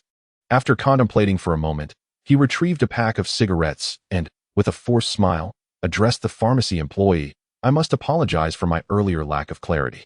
Could you kindly inform Manager Fong that I am from the Zhao family?" Upon hearing the name Zhao, the employee's demeanor shifted dramatically. He pushed the cigarettes away with disdain and exclaimed angrily, "Do you not understand human language? I just told you Manager Fong is not here. Yet you still ask me to relay your message? Do you truly believe you are a relative of Manager Fong? I warn you, even if Manager Fong were to return, he would refuse to meet someone as shameless as you. Now, leave at once." Witnessing the employee's reaction only solidified Zhao Jiadong's conviction that Fong Dongliang was indeed inside. Remaining unperturbed, he replied amicably, "No need to be angry, my friend. Since Manager Fong is not present, I shall wait for his return right here. Please accept this pack of cigarettes as a small token of my appreciation." With that, Zhao Jiadong picked up his burlap sack and exited the pharmacy, seeking a place to sit.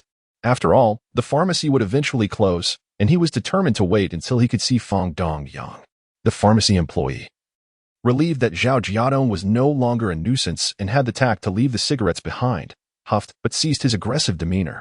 Naturally, the pack found its way into his pocket. Who would turn down a bargain? Fong Dongliang's wait extended to 5 hours. By 6 in the evening, he had yet to see Fong Dongliang. Fortunately, having eaten meat for lunch, he was managing hunger better than if he had only consumed wild vegetables. However, his backside had grown numb from sitting, so he stood to stretch. "Xiao Jia, remember to lock up well tonight. I shall take my leave for now." Just then, a familiar voice called from behind. "All right, Manager Fong, please head home for dinner." The previously aloof pharmacy employee now brimmed with enthusiasm. Zhao Jiadong had already turned around. just in time to see a figure walking towards the bicycle outside the pharmacy. Donglianggu, Zhao Jiadong called out in haste. The man, who was about to unlock the bicycle, paused at the sound of the voice, his body tensing slightly. He turned abruptly, and upon seeing the familiar face, Fong Dongliang's eyes widened in disbelief. Jiadong. With excitement coursing through him, Zhao Jiadong stepped forward. It's me, Donglianggu. I've been waiting for you here for ages. Fong Dongliang rushed over, a mix of joy and confusion on his face. You, what on earth is going on? Aren't you? Meanwhile, the pharmacy employees watched the two, their familiarity causing their hearts to flutter nervously. Could it be true? This shabby-looking man is indeed a close friend of Manager Fong? At that moment, the two long-lost friends embraced each other. Fong Dongliang, dressed in work attire and wearing glasses, exuded an air of authority, while Zhao Jiadong, clad in tattered clothes with worn shoes and disheveled hair, felt he should feel embarrassed in Fong Dongliang's presence. However, Zhao Jiadong's state of mind is far from ordinary. In his previous life, he shared a profound friendship with Fong Dongliang that spanned decades. Regardless of his own circumstances, Fong Dongliang never looked down upon him. With Fong Dongliang's assistance, he achieved a modicum of success. Otherwise, how could he have allowed Wang Yin and her ilk to perform their charade before him? Had he been utterly ineffectual and devoid of value, Wang Yin and her companions would have long since turned against him. Jiadong, what on earth is happening? I received your letter stating that you had succumbed to severe injuries. Fong Dongliang, with tears brimming in his eyes, yet wearing a smile, inquired. Zhao Jiadong, mirroring his previous life's astonishment, responded incredulously. What letter? Since you left, you have not been in touch with me. I thought you had forgotten me. Upon hearing this, Fong Dongliang's smile vanished, replaced by utter astonishment. Why would you say that? For the past few years, I have been sending letters to your home, and your brother even relayed your messages back to me. Chapter 31. The worried Zhang Ying, as the matter was quite complex. Fong Dongliang led Zhao Jiadong into the back of the pharmacy to share stories at a leisurely pace. Both parties exchanged information, clarifying the sequence of events. Fong Dongliang was infuriated. This Zhao Jiadong, how audacious he is to deceive me like this. Zhao Jiadong offered a wry smile. I truly apologize, Dongliang. It is my fault. I have always believed that despite any shortcomings, I could not speak ill of my family. I never anticipated that it would lead you into Zhao Jiadong's trap. If you hadn't told me yourself, I would not have believed that he could betray me in such a manner. How can this be blamed on you? I have long known you to be a kind-hearted and honest person. Otherwise, you would not have helped me so much in the first place. Fong Dongliang removed his glasses, pinched the bridge of his nose, and sighed in resignation. Zhao Jiadong gazed at him earnestly. Dongliang, regardless of the circumstances, this situation arose because of me. Whatever Zhao Jiadong has swindled from you, I will find a way to repay you. Fong Dongliang immediately frowned. Displeased, if you continue to speak in such a manner, you will no longer be my good brother. If I were to hold on to such grievances, I would not have sent money in the first place. Zhao Jiadong sheepishly scratched his head. Regardless, Dongliang, I will always remember your kindness. Now that I have fallen out with my family, apart from my wife as family, you and my grandmother are my only remaining kin. Fong Dongliang had only heard him mention marrying into the Xiuhong family, but had not yet delved into the recent developments and was taken aback by his words. You've quarreled with your family? What could have led to this? You value them so highly. Zhao Jiadong's expression gradually became indifferent. Dongliang, in the past, I was foolish. They are utterly unworthy of my genuine affection. He then recounted the tribulations of recent years, particularly concerning his daughter. Upon hearing this, Fong Dongliang was nearly beside himself with rage. How outrageous! Your own flesh and blood has truly lost their minds. How could your mother be so malicious and heartless as to sell your daughter to human traffickers? The usually composed Fong Dongliang was so incensed that he slammed the table and kicked a chair.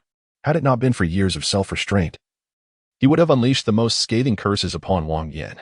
Zhao Jiadong took a deep breath. Xinya is now in a dazed state, and Yingzi is in the hospital expecting. I must find a way to earn money. I heard that this place purchases medicinal herbs, so I went home to gather some and hope to test my luck.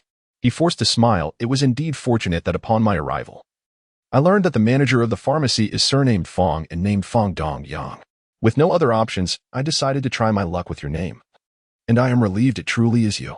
At this moment, Fong Dongliang felt a profound sympathy for his old friend, particularly upon hearing that his 3-year-old daughter had been rendered senseless by traffickers. His heart ached with sorrow. Rest assured, now that I am aware of these circumstances, I shall not remain indifferent. Fong Dongliang wiped the corner of his eye, his expression returning to normal. What kinds of medicinal herbs did you bring? Zhao Jiadong felt a heavy weight in his heart. He could not continue this topic. The pressing matter at hand was to devise a means to assist Jiadong in resolving his financial predicament. Zhao Jiadong lifted the burlap sack, revealing 15 pounds of dried huangjing that he had processed himself, along with some summer withered grass collected by Dia and Area. Brother Dongliang, do you think we can make a deal? He inquired eagerly. Fong Dongliang nodded vigorously. Absolutely. This is all good medicinal material that we are instructed to collect. Adhering to his duty, Fong Dongliang first examined the quality of the herbs. Once he confirmed their excellent condition, he sighed in relief. Fortunately, Jiadong, the huangjing and summer withered grass you brought are in splendid shape. We can take as much as you have. Gratitude shone in Zhao Jiadong's eyes. Thank you so much, Brother Dongliang. There's no need for such formality, Fong Dongliang replied disapprovingly. Our personal friendship is one matter, but in business, I do not show favoritism. The quality of these herbs is indeed commendable. He continued, our state-run pharmacy does not engage in unethical practices. The price for huangjing is 50 cents per pound. And that is the price I will offer you as well. The term TJDB refers to the unethical practice of purchasing low and selling high, as well as hoarding and monopolizing supplies. However, if the goods are self-cultivated or foraged from the mountains, they fall outside this category. Since the state-run pharmacy is under government oversight, it must set a good example and refrain from speculative practices.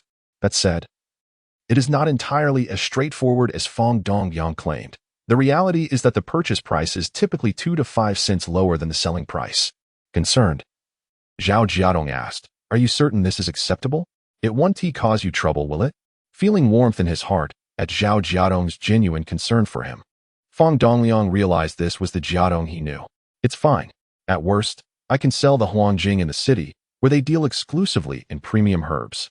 And the average price is 50 cents higher than that of regular herbs. Rest assured, the quality of what you brought is impeccable, and it truly deserves the label of excellence. Reassured by these words, Zhao Jiadong felt confident in the quality of his dried huangjing, a method he had learned from Fong Dongliang in his previous life. Initially, he struggled with the process, but as his skills improved, the quality of the herbs he produced also rose. Now, in this new life, his expertise remained intact, allowing him to start at a premium level. The 15 pounds of huangjing amounted to $7.50. The summer withered grass held little value. It was fortunate that the state-run pharmacy was willing to accept it, as it was typically sold to barefoot doctors. Fong Dongliang estimated its worth at $1. Jiadong, your sister-in-law is still at the county hospital, right? After concluding the transaction, Fong Dongliang inquired about his family with concern. Zhao Jiadong nodded. Yes. My mother-in-law is keeping her company. Fong Dongliang stood up. Then let us go pay them a visit. You likely have other matters at home. And I assume you wouldn't want to linger in the county. I happen to have time this evening, so while you are here, please introduce me. Zhao Jiadong readily agreed. As they left, Fong Dongliang handed the herbs to Xiao Jia to ensure they were properly stored. Next time you see this fellow villager, notify me at once. If I'm not around, let him come in and wait. Don't let him sit outside, Fong Dongliang instructed. Xiao Jia repeatedly assured while flattering Zhao Jiadong, elder brother, I sincerely apologize for my previous actions. Not at all, not at all. I must express my gratitude for informing Brother Dongliang today, Zhao Jiadong responded, demonstrating his maturity by not holding a grudge against an employee over such trivial matters. It is often said that troublesome individuals should be avoided, for those who harbor malice can cause significant trouble if wronged. Should this individual bear resentment and clandestinely report Fong Dongliang for personal vendettas, even if Fong Dongliang has connections, it could still lead to complications. Fong Dongliang, however, was not overly cautious. The current circumstances differed greatly from those of several years prior. While he would not act foolishly in a conspicuous manner, he also felt no need to tread with excessive care. Let us go, Jiadong, he said, patting the back seat of his bicycle and inviting him to take a seat. At this point, it was already past 8 in the evening. At the county hospital, Jiang Ying stood at the door of the ward, leaning against the door frame, occasionally peering inside. After a while, she spotted a familiar figure approaching from the end of the corridor and hurried to greet them. Mom, have you found Jiadong? Panting heavily, Fong Lan shook her head. No, I haven't seen him. Even the bicycle is still down there. Jiang Ying's brow furrowed instantly, her expression clouded with worry. Where on earth could Jiadong have gone? It is already dark, and he still hasn't returned. Could it be that he has gone scavenging again? Preoccupied with her concerns for her husband, Xiuhong failed to notice a person approaching from behind, carrying a cup of hot water, who was engrossed in conversation with a companion and completely oblivious to their surroundings. Chapter 32. Do country folk deserve to be looked down upon? Gasping for breath and wiping the sweat from her brow, Fong Lan had just raised her head to speak with Yingzi when she was startled to see a person behind her nearly spill boiling water onto Yingzi. Instantly, her brows furrowed, and she shouted, "Hey!" The sudden exclamation startled both women engrossed in conversation, making them jump and turn to her. It was only then that the woman noticed someone blocking her path. Her kettle filled with hot water had almost scalded the other person. "Why are you shouting so loudly? You nearly gave me a heart attack. Can't you see I'm holding a kettle? If I spill this hot water and burn myself, you'll have to pay for my medical expenses." The woman, feeling embarrassed to blame Fong Lan directly, had her companion unreservedly accuse her instead. Fong Lan quickly pulled her daughter back towards the hospital room, ensuring she wouldn't make any more mistakes, before turning to the two women with displeasure. "If I hadn't shouted just now, you would have scalded my daughter. Hey, how can you walk without looking where you're going? This is a hospital, bustling with people. You're both carrying hot water. What if you accidentally burn someone?" In Jiangjia village, it was customary to address girls younger than oneself as sister. However, Fong Lan, having toiled in the fields for years, appeared older than her actual age. Therefore, when the city girl heard an older villager call her sister, she felt insulted. "What are you shouting about? Who is your sister? Am I that old? No one else is saying anything, yet you're making a fuss.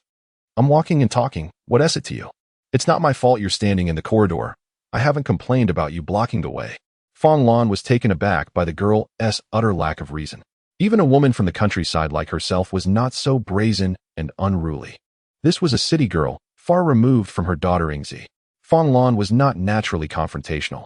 If she had been, she would have long since exploded at her troublesome son-in-law instead of enduring silently. Especially now, being in the city, she was even more reluctant to cause trouble. She had only sought to reason with the girl out of frustration, yet unexpectedly, the girl responded with such aggression. Feeling stifled, Fang Lan turned away, deciding it was best not to argue. However, her apparent weakness only served to embolden the woman further. Although accustomed to life in the city and having faced her share of indignities, she felt no country bumpkin should dare to scold her so casually. At that moment, the woman confronted Fong Lan with a harsh tone outside Jiang Ying's hospital room, insisting that Fong Lan apologize. Yingzi, who had no intention of causing trouble, recognized that her mother was in the right. After enduring the woman's relentless taunts, she could no longer restrain herself. She turned sharply and said with authority, "Excuse me. This is a hospital, a public space, not your home." The woman had not anticipated that the person confronting her would be a heavily pregnant woman. And with Yingzi's commanding presence, she found herself momentarily at a loss for words. Yingzi continued, "My mother may be timid and reluctant to cause a scene, but that does not mean we are in the wrong.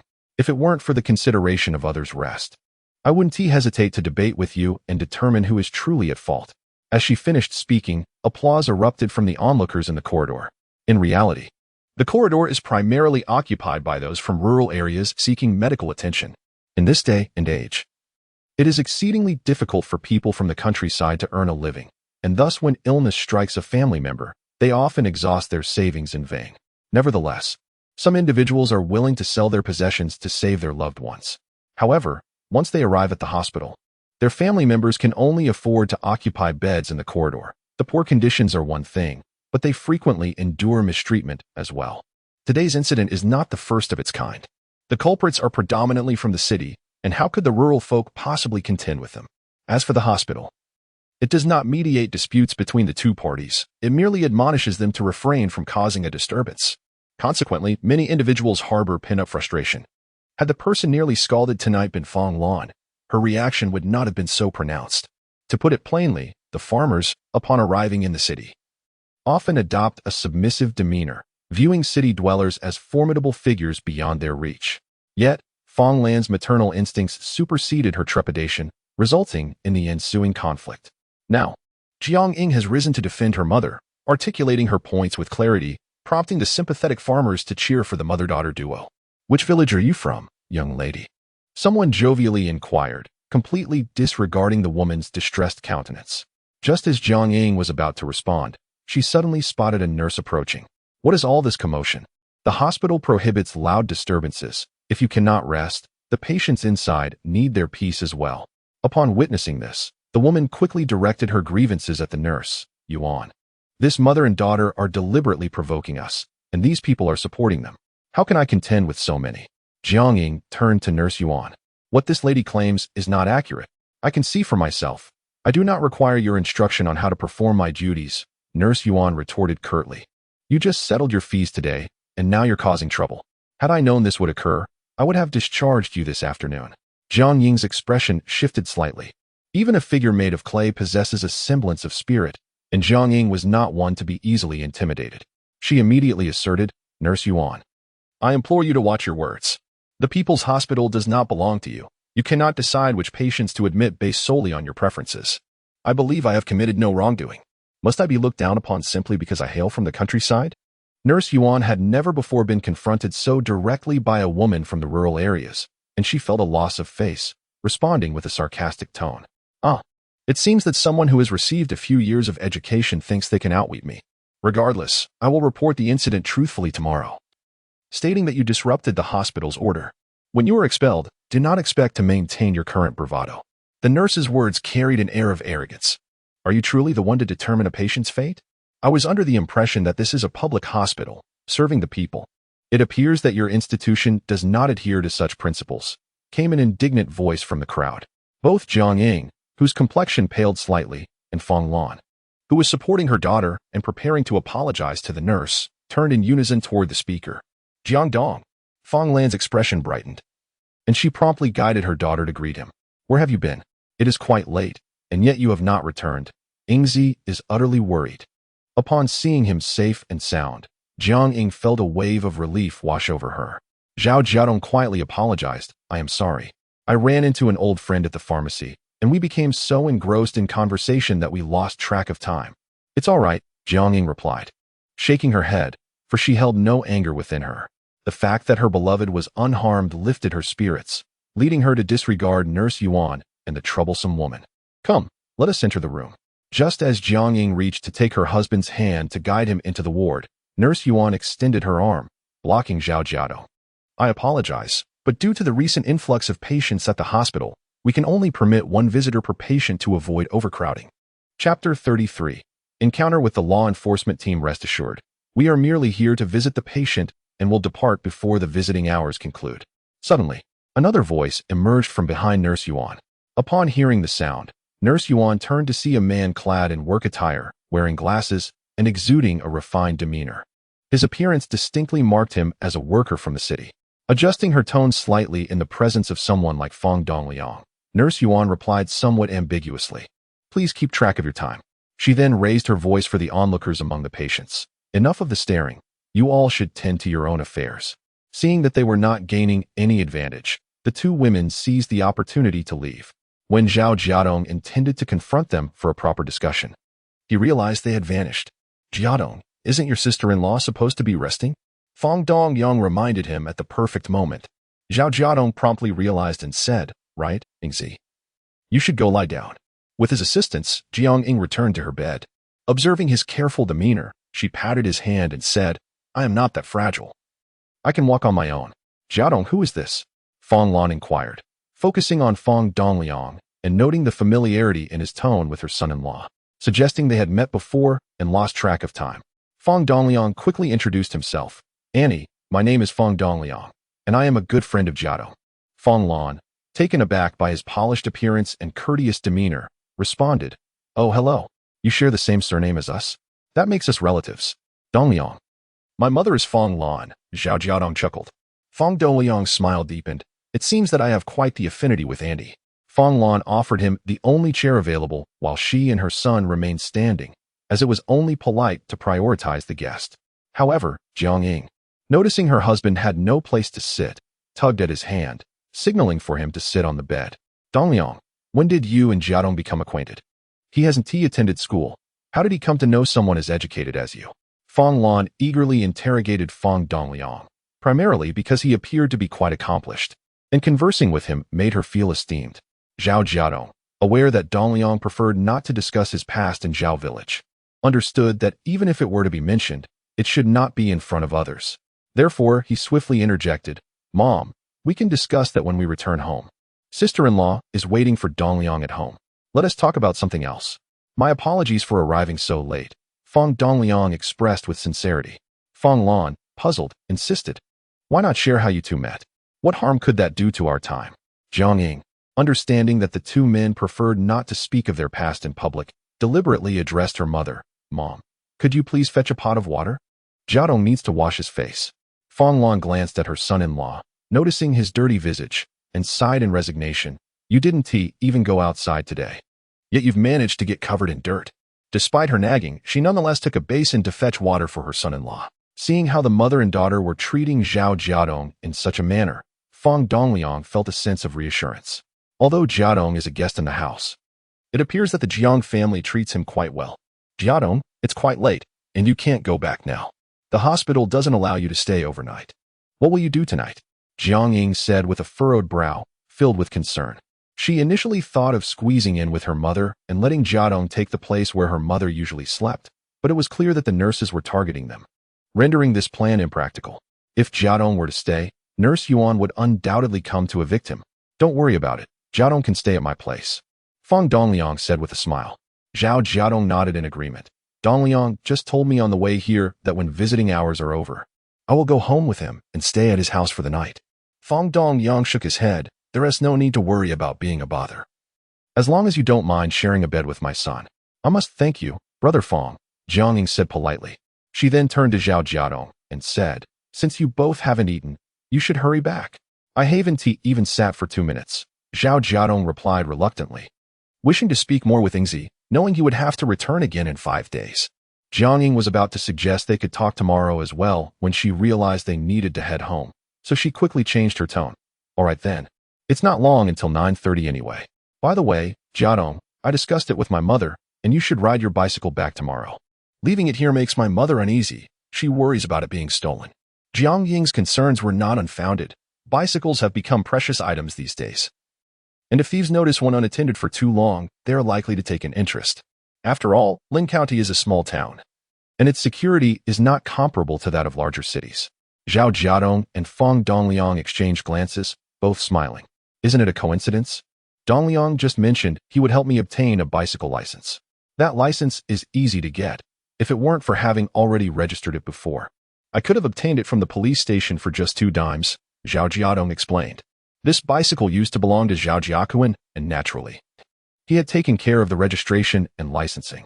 Now that the bicycle was in Zhao Jiadong's possession, Zhao Jiakuan claimed he had lost the documents, forcing Jiadong to apply for a new license, which could be troublesome. If not done properly, others might suspect him of being a thief. Therefore, he had thought about not re-registering since the license plate was still intact. However, upon arriving in the county, he realized that lacking a license was rather inconvenient. Originally, Zhao Jiadong had considered returning to Mawei town and awkwardly asking Officer Hu for help.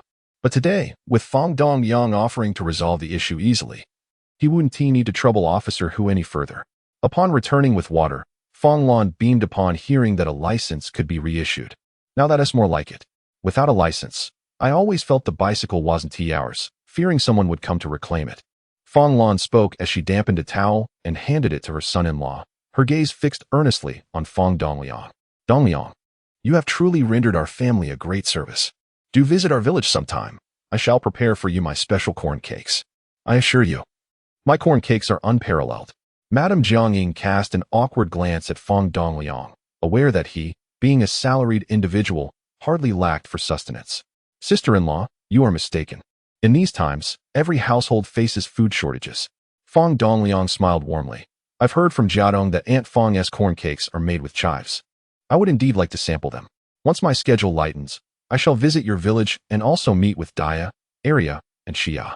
Fong Lan, overjoyed, clapped her thigh, exclaiming, Dongliang, you truly resonate with my sentiments. Since you and Jiadong share a close bond, and we are of the same kin, does that not make us one big happy family? The lively conversation continued until Nurse Yuan arrived at 9:30, gently reminding them, thus bringing their delightful exchange to a reluctant close. In the midst of it all, Zhao Jiadong had not even managed to inform Yingzi about the day's events. Grasping the bicycle key that Fong Lan had given him, Zhao Jiadong mounted his bike, trailing Fong Dongliang with a sense of trepidation. fearing an encounter with the enforcement team checking for bicycle permits, which could result in his bike being confiscated. However, as fate would have it, just after turning a corner, they found a roadblock ahead, where several enforcement officers stood, chatting and laughing. Upon spotting the two bicycles approaching, one of the officers called out loudly, "Halt, halt." Chapter 34. Another ill-fated child. Zhao Jiadong's heart skipped a beat upon hearing that voice. Noticing Fang Dongliang halting the vehicle, he complied without hesitation. At this moment, it was imperative to maintain an air of calmness. Otherwise, it would only raise further suspicion. "Shaolin, it's your turn on duty today?" Fang Dongliang greeted the other party with familiarity. Lin Shi chuckled, "Brother Fang, you're quite late getting off tonight. A relative came to the hospital for a checkup, and I went to visit. However, the hospital restricts the number of visitors, so I brought him home." Fang Dongliang gestured for Zhao Jiadong to step forward. "Jiadong, this is Xiao Lin. His elder brother was once my colleague." Zhao Jiadong quickly smiled and greeted, "Comrade Lin, it's quite late for you to still be on duty. You must be working hard." His words were well-timed, bringing a sense of satisfaction to Lin Shi and the others. "It's part of the job," Lin Shi replied, waving them on. The barricade was swiftly moved aside, and Fang Dongliang and Zhao Jiadong resumed their ride, bidding farewell to Lin Shi. "Phew, Brother Dongliang. I was genuinely a bit nervous just now," Zhao Jiadong whispered once they distanced themselves from the enforcement team. Fang Dongliang laughed heartily. "What are you afraid of, Jiadong? With me around, how could you possibly end up in the police station?" Zhao Jiadong was not so much afraid of the police station as he was concerned about having his bicycle confiscated. Currently, the bicycle was of utmost importance to him. He had no means to acquire a second one anytime soon and was unwilling to lose it. Fang Dongliang resided in a unit-assigned family apartment comprising one room, one living area, and one bathroom. With no kitchen, cooking had to be done in the outdoor corridor. Thus, the two had to tread carefully when passing through the corridor to avoid disturbing other stoves. Even with such conditions, it was considered quite favorable in Lin County. Zhao Jiadong understood well that Fang Dongliang was honing his skills at the grassroots level. His efforts would eventually bear fruit, and by 1988, he would ascend several ranks, returning to the capital as a high-ranking official. What was this little hardship in comparison? Fang Dongliang's wife was named Qi Dongni. They were high school classmates. Just as they were preparing for their college entrance exams, the institution was disrupted, leading to the cancellation of the exams, which prompted them to begin dating and subsequently marry. In 1970, when Fang Dongliang arrived at Zhao village, their son had just been born. It was precisely because Qi Dongni had given birth that the Fang family endeavored to keep her in the capital, sparing her from the hardships of rural life. The couple spent 5 years apart, yet they wrote to each other almost every month, and their bond only grew stronger. In terms of temperament, Qi Dongni bore some resemblance to Jiang Ying. However, the former had lived in the city for many years, avoiding the toil of sun and rain, and appeared more delicate and youthful. Upon seeing her husband return with a friend, Qi Dongni thoughtfully prepared hot meals for the two, without a hint of mentioning her husband's late return. This also preserved her husband's dignity. "Zhao Gui, come over and greet Uncle Jiadong." While his wife was warming the food, Fang Dongliang called out for his 12-year-old son. A well-groomed young boy, dressed neatly, approached Zhao Jiadong and politely said, "Hello, Uncle Jiadong." Fang Zhao Gui, the son of Fang Dongliang and Qi Dongni, was named by Qi Dongni with the hope that her husband would return home soon. Zhao Jiadong often spoke with Fang Dongliang about his son. Upon seeing Fang Zhao Gui, he immediately rummaged through his pocket and produced a 1 yuan note. Kindly gazing at the young boy before him, "Zhao Gui, I have heard about you from your father for quite some time. Today, as we meet for the first time, I have not brought a gift, but please take this money to purchase some stationery. I hope you study diligently and aspire to attend university, serving the nation like your father." Fang Zhao Gui hesitated to accept it at first, glancing at his father for guidance. Realizing that it would be inappropriate to appear overly formal given their relationship, Fang Dongliang encouraged his son to accept the gesture. "This is Uncle Jiadong's expectation for you. You must not let him down." Holding the 1 yuan tightly, Fang Zhao Gui nodded and replied, "Thank you, Uncle Jiadong. I will work hard." During their meal, the two men reminisced about the past, lamenting the passage of time. Zhao Jiadong, once a bachelor, was now on the verge of welcoming his fourth child. If it weren't for pressing matters the next day, they would have relished the opportunity for an all-night conversation. Ultimately, Qi Dongni subtly reminded them that there would be ample chances to converse in the future, prompting them to conclude their discussion and prepare for rest. The following morning, under Fang Dongliang's guidance, Zhao Jiadong returned to the county police station to reissue his license plates and driving permit. The efficiency of the process left Zhao Jiadong reflecting on the invaluable nature of connections. At the crossroads, Zhao Jiadong bid farewell to Fang Dongliang. Let us part ways for now. I look forward to seeing you in 5 days. Take care on your journey home. Do not worry about my wife. I have spoken with Dongni, and she will visit her daily, Fang Dongliang assured him. Zhao Jiadong felt a pang of guilt, thinking it was too much of a burden for his sister-in-law, who had her own job and responsibilities, including preparing meals for Zhao Gui. She Dongni, assigned to Lin County with her husband, also had her own job at the post office. It's no trouble, the post office is close to the hospital, and it's quite convenient for her to check on my wife regularly, Fang Dongliang reassured him, waving his hand dismissively. You need not feel awkward about it. Since you are now aware of my wife's situation, it is only right to lend a hand. You have done much more for us in the past. All right. I must be off, Fang Dongliang said, and with that, he rode away. Zhao Jiadong sighed inwardly, realizing he owed Fang Dongliang a considerable debt of gratitude in this life. He needed to exert himself more, particularly concerning Zhao Gui's future. He must find a way to alter the course of the boy's destiny. Reflecting on Fang Zhaogui filled Zhao Jiadong with sorrow.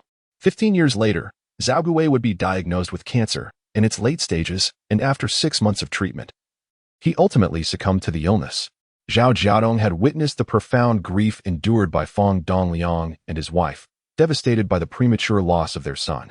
Were it not for their daughter, they might have been unable to endure the pain. Currently, their daughter resided in the capital city, and Fang Dongliang mentioned that their youngest was only 4 years old. As both parents worked, they could not care for her, so she stayed in the capital under the care of her grandparents. They had begun their family planning journey this year, thus they would not have any more children. The death of Zhao Gui filled Zhao Jiadong with profound regret. The doctor had stated that in the early stages, it was a benign tumor. With timely removal, it would not deteriorate into an incurable late-stage cancer. Thus, he must swiftly find an opportune moment to have brother Dongliang take Zhao Gui for an examination, striving for early detection and treatment. Lost in his thoughts about Zhao Gui, Zhao Jiadong inadvertently arrived at the hospital, navigating the familiar corridors to the 3rd floor. He carried the breakfast prepared by Sister Dongni towards Ingzi's hospital room. That girl is truly insufferable. She intentionally splashed water on me and then had the audacity to scold me. She has brought disgrace upon the city girls. As Zhao Jiadong reached the doorway, he overheard his mother-in-law speaking angrily to Ingzi, the content of which caused him to frown. Chapter 35. Wang Yan's niece, Wang Xiangdi Jiangning felt helpless, knowing that the nurse would not assist them. Next time you see her, just keep your distance. If we can't provoke her, we can at least avoid trouble. Mom, Ingzi. As Zhao Jiadong entered the ward, the two women abruptly ceased their conversation and turned to look at him. Fang Lan noticed the aluminum lunchbox in his hand. Why are you still carrying something that belongs to Dongliang? They don't have such luxuries. It's usually the working-class families that can afford these fine items. It was Sister Dongni who asked me to bring it for you, Zhao Jiadong replied as he set the lunchbox down. You two haven't had breakfast yet, have you? Sister Dongni made stir-fried bamboo shoots with preserved meat. It pairs beautifully with steamed buns. He then magically produced a bag of white steamed buns from his pocket. Leaving Fang Lan in awe, she raised an eyebrow at her daughter, proud. I told you Dongliang is quite the leader. With provisions like this, no ordinary worker could compare. Jiadong, how is your relationship with Brother Fang? Jiang Ying inquired, a hint of unease in her voice. With the prices of meat and fine grains these days, how can we accept such generosity without repaying it? Though Fang Lan felt tempted, she agreed with her daughter's sentiments. Given our current living standards, we might never be able to repay him. Jiadong, you should know better than to accept. Zhao Jiadong observed their evident desire for the food, yet their hesitations, and playfully remarked contrary to their thoughts, feeling it was exhausting for them. All right, stop refusing. Brother Dongliang and I share a bond closer than that of brothers, and I have helped his family in little ways before. You need not worry about these trivial matters. I will handle it. As he spoke, Zhao Jiadong tantalizingly brought the fragrant stir-fried bamboo shoots with preserved meat close to their noses, teasing them. Isn't it tempting? Jiang Ying shot him a glance. How could it not be? I just had 2 hefty bowls of meat yesterday, and now I'm salivating again. Since Zhao Jiadong had already eaten, he refrained from competing for food with the mother and daughter. Mom, if you encounter any troublemakers again, please do not engage in conflict. As they enjoyed their meal, Zhao Jiadong advised his mother-in-law, Yingzi's health cannot withstand any strain. Regardless of the grievances we might endure, we must be patient. This hospital is the best in our county, and it is here that we can restore Yingzi's health. Everything else is secondary. Hearing her son-in-law's admonition, Fang Lan grumbled in displeasure, do I need your advice? I've consumed more salt than you have rice. I know what should and shouldn't be done better than you. Noticing his mother-in-law's displeasure, Zhao Jiadong instantly shifted to a cheerful demeanor.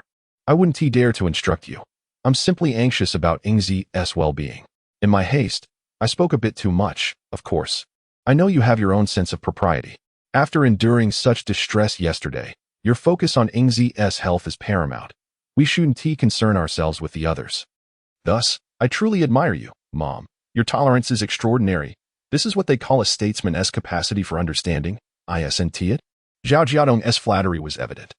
And although Fang Lan recognized his intentions, she willingly accepted the compliments.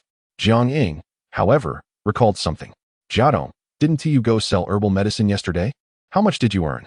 Zhao Jiadong smiled mysteriously, remaining silent as he directly handed over the 7 yuan and 50 cents to Yingzi. Upon counting the colorful bills, Jiang Ying's eyes widened in astonishment. 7. Zhao Jiadong swiftly covered her mouth and whispered in her ear, don't make a scene. Jiang Ying blinked, tightly clutching the money in her hands. Fang Lan tapped his hand with her chopsticks, exclaiming, hey, what are you doing? It's nothing. I'm just wiping Yingzi's mouth. Zhao Jiadong said with a brazen grin. Fang Lan felt a wave of indignation wash over her, thinking, you're clearly covering her mouth. Do you think I'm blind? Mom, Jiang Ying warned, glaring at her mother. Fang Lan, feeling even more perplexed, was relieved when Zhao Jiadong pulled her closer and whispered, Mom, I've discovered a lucrative business opportunity, but it must remain confidential, or it will hinder our family's prosperity. Oh. Fang Lan nodded, momentarily dazed. When she learned that her son-in-law had visited the pharmacy yesterday and returned with 7 yuan and 50 cents, her excitement and exhilaration surged. Once she regained her composure, her first action was to admonish her son-in-law. You mustn't tell anyone about this way of making money. She feared that her son-in-law might foolishly support Zhao's family again. I won't. I'm dissatisfied with my earnings as it is, Zhao Jiadong replied firmly. Don't delay, hurry back. She suggested, in my opinion, you needn't come back every 5 days. Stay home a bit longer and work diligently in the mountains, thinking of the treasures hidden in the great mountain of their village.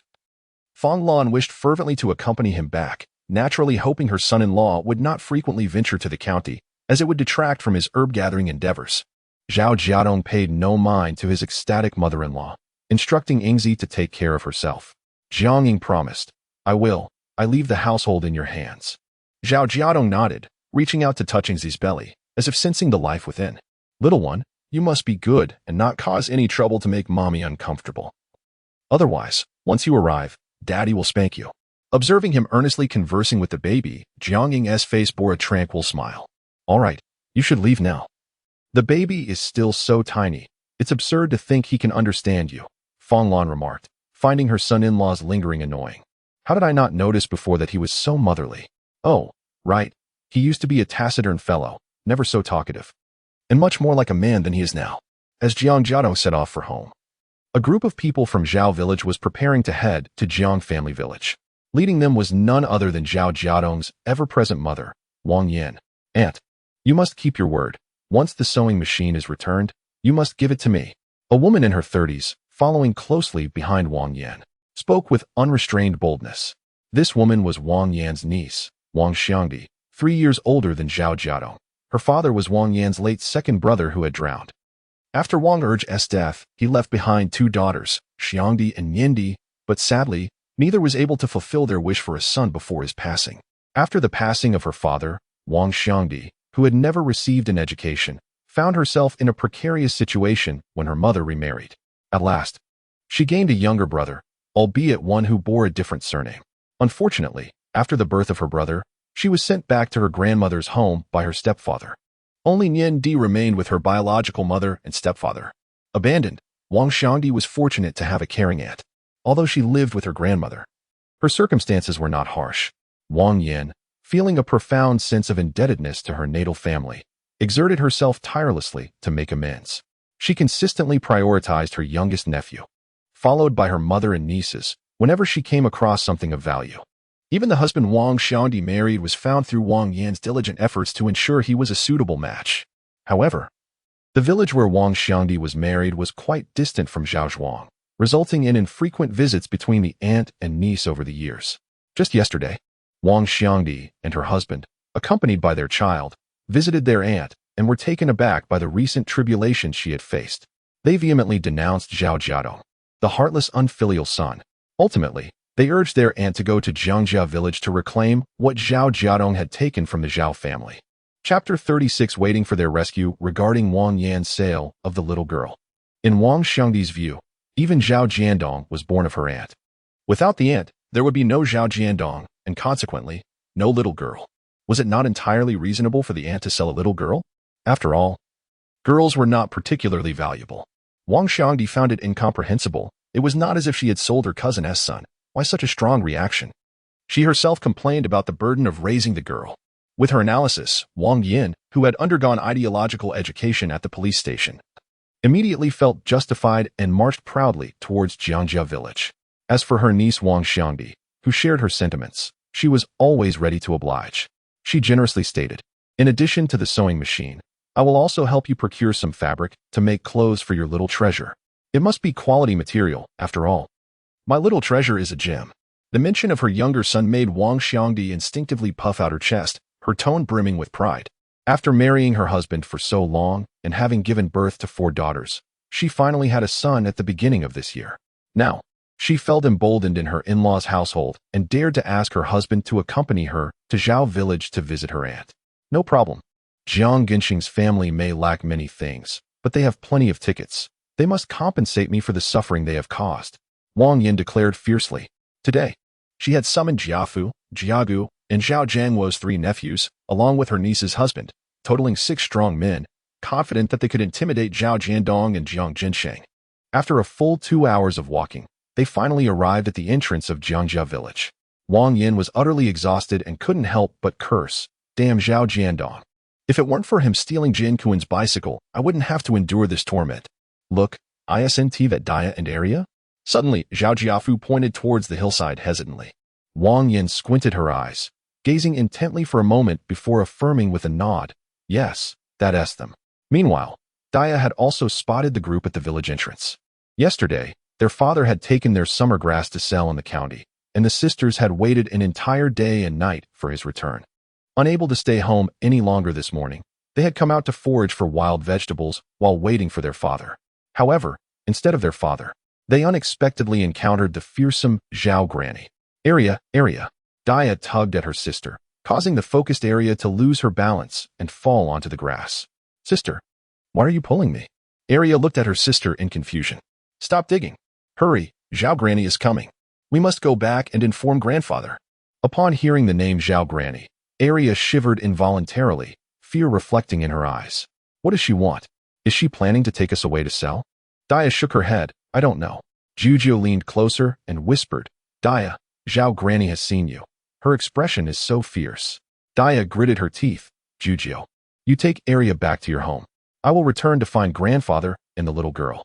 She remembered her father saying that she was the eldest sister and must protect her younger sisters. Grandfather was also unwell. She needed to protect him too. One cannot allow grandfather and the younger sisters to be bullied by Zhao Granny.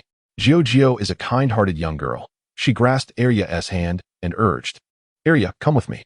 Aria, feeling a sense of urgency, inquired, "Where is sister?" "Where is sister?" "Your sister has gone home to find grandfather and Xia. If you run so slowly, you won't be able to help her." With that, Jio pulled Aria along and they sprinted away. Seeing them flee, Dia picked up her small basket and, barefoot, dashed down the slope towards her home.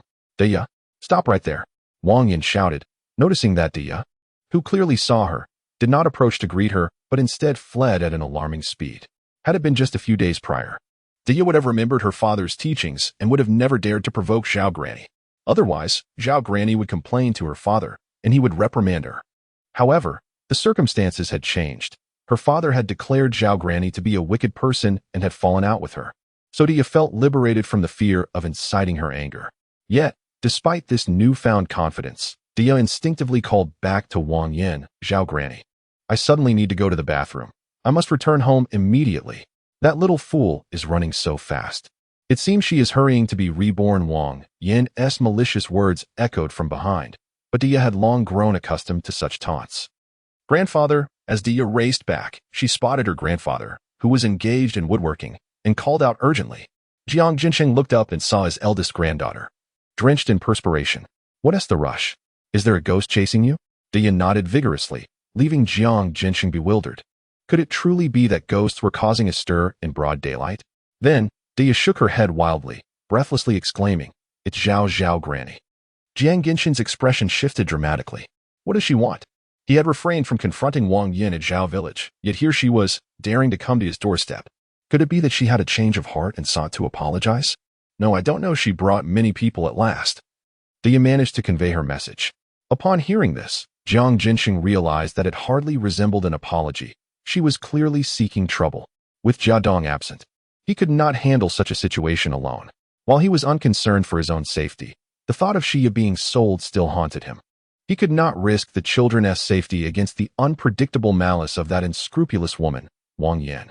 Dia, you must go to second uncle's house and call him and the others over quickly. Oh. Still struggling to catch her breath, Dia dashed off again. Jiang Jinsheng, abandoning his woodworking, hurried inside to carry the sleeping Xia and rushed to Jiang Jun's home. Uncle Fu, could you watch over Xia for me? Jiang Duofu, noticing his anxious expression, asked with concern, Jinsheng, what has happened? Are you going out? I'm not going out. It's before Jiang Jinsheng could finish. He caught sight of Wang Yin and her entourage. With no time to explain, he quickly thrust Xia into Jiang Duofu's arms and turned back toward his home. The dazed Xia, roused from her slumber, leaned blankly against Jiang Duofu's chest, neither crying nor making a fuss, resembling a soulless shell. Jiang Duofu glared at Wang Yin, who was heading towards Jiang Jinsheng's home, and exclaimed with indignation, "Isn't that the heartless mother of Zhao Jiadong? This is bad. That wicked woman has brought along 6 or 7 accomplices. Poor Jinsheng is likely to suffer." With this thought, Jiang Duofu hastily cradled the young girl in his arms and rushed out. Wenzhong, are you home? Not long after Jiang Duofu's call, a 15-year-old boy's head appeared over the earthen wall. Master Fu, my father has gone up the mountain to chop wood. Are you looking for him? Jipeng, are your elder brothers at home? Jiang Duofu inquired. They have gone to the fields, replied Jiang Jipeng. Jiang Duofu quickly urged. Then hurry to the fields and fetch your elder brothers, along with Uncle Ajian and Jun Ge. Tell them that there are bad people at Uncle Jinsheng's house, and they are needed to help. Chapter 37. Jiang Jinsheng receives a slap. Zhao Jiadong, come out at once. The scathing voice of Wang Yin echoed even before she arrived. Jiang Jinsheng emerged with a pole in hand, addressing Wang Yin with palpable disdain. You shameless hag, how dare you come to my home and shout? I have yet to settle the account for the sale of that girl. Leave at once, you are not welcome here. Oh, has the old sickly wretch found a miraculous remedy today? You seem well. Wang Yin mocked. Wang Xiangdi chimed in with a sarcastic tone. I say, elder, we are here to seek my cousin Dong, not to bother you. Why the outrage? Do you not comprehend my words? Depart. I am not visiting Zhao village to seek you out, but out of respect for Dong. Jiang Jinsheng's words faltered as a fit of coughing seized him, exacerbated by his agitation, causing him to grip the pole unsteadily. In a flash, Wang Yin tore off her facade, hurling insults with venomous glee. You old fool. Given a bit of color, you think you can open a dye house? With your decrepit body, how dare you challenge me? Let me remind you. Zhao Jiadong is my offspring. Since that girl is his, I shall deal with her as I see fit. If you have the guts, summon the officers. Let us see if they still believe you. With a furious tremor in his voice, Jiang Jinsheng retorted, You shameless woman, I will strike you dead. She showed no remorse for the wretched state of the girl. Instead, she grew increasingly arrogant, enraged to the point of losing his sanity. Jiang Jinsheng swung the pole at Wang Yin, startling Wang Xiangdi, who did not expect the old man to resort to violence. Alas, Jiang Jinsheng was too feeble. Zhao Jiafu and Zhao Jiagui quickly restrained him, rendering him incapable of inflicting even a single hair on Wang Yin. Just then, Wang Yin, in a fit of rage, stepped forward and slapped Jiang Jinsheng across the face. How dare you seek to strike me? Huh, how audacious. Aunt, it seems Zhao Jiadong is not home. What shall we do? Wang Xiangdi's husband, Diao Limin, whispered. Wang Xiangdi, unfazed, replied, "If he is absent, we shall simply move our belongings." After all, it was Zhao Jiadong who took advantage of my absence to run rampant in Zhao village. We shall what is the term? The unrefined Wang Xiangdi pondered for a moment, but could not find a suitable phrase. Zhao Jiadong stepped in to assist. It's called returning the favor in kind. Yes, that is quite the sentiment. Wang Xiangdi beamed. Cousin Jiagui, your education has not been in vain after all these years. The niece's proposal resonated well with Wang Yan, who instructed the eldest to keep an eye on Jiang Jinsheng while the others went inside to gather their possessions. Despite Jiang Jinsheng's stomping, struggling, and cursing, he could not thwart their plans and only served to further infuriate Wang Yan, who turned back to deliver another slap. Humiliated, the elderly man found himself repeatedly struck by a woman, his face burning with shame as he glared at Wang Yan with a fierce intensity. "You will not have a good end, Wang. Dear-in-law, why such fury? I intended to speak with you civilly, but you struck first, so do not blame me." Wang Yan, filled with a sense of triumph, was evidently pleased with herself. "You were just thinking of smashing my head with a carrying pole, and yet I merely slapped you twice. I have been rather lenient." With that, she entered the house and immediately noticed a pile of hay in the main room. This was Huang Jing, which Zhao Jiadong had initially processed. Although Wang Yan did not recognize it, the sewing machine behind the hay caught her eye. She strode over, kicked the hay aside, and shouted outside, "Jiagui, you and Li Min come in and help lift the sewing machine." Just as Zhao Jiagui and Jiao Li Min were about to enter, a sharp voice echoed, "What are you doing? Let go of him at once." Jiang Shenkai rushed in with several villagers, most of whom were elderly women, as the younger men were either working in the fields or climbing the mountains at this time. Upon seeing Jiang Jinsheng being held by Zhao Jiafu, the villagers of Jiangjia village immediately condemned and reprimanded these intruders. "Are you bandits or robbers? You dare to come into our village and assault people? Do you believe I won't call the police on you?" As a village secretary, Jiang Shenkai possessed an air of authority, and his words were those that Zhao Jiafu's group feared the most. He quickly released his grip, exclaiming, "Misunderstanding. Misunderstanding. We are from Zhao village, here to find Zhao Jiadong. We were merely supporting Uncle Jinsheng, fearing he might become too agitated." Zhao Jiafu was not merely a rustic.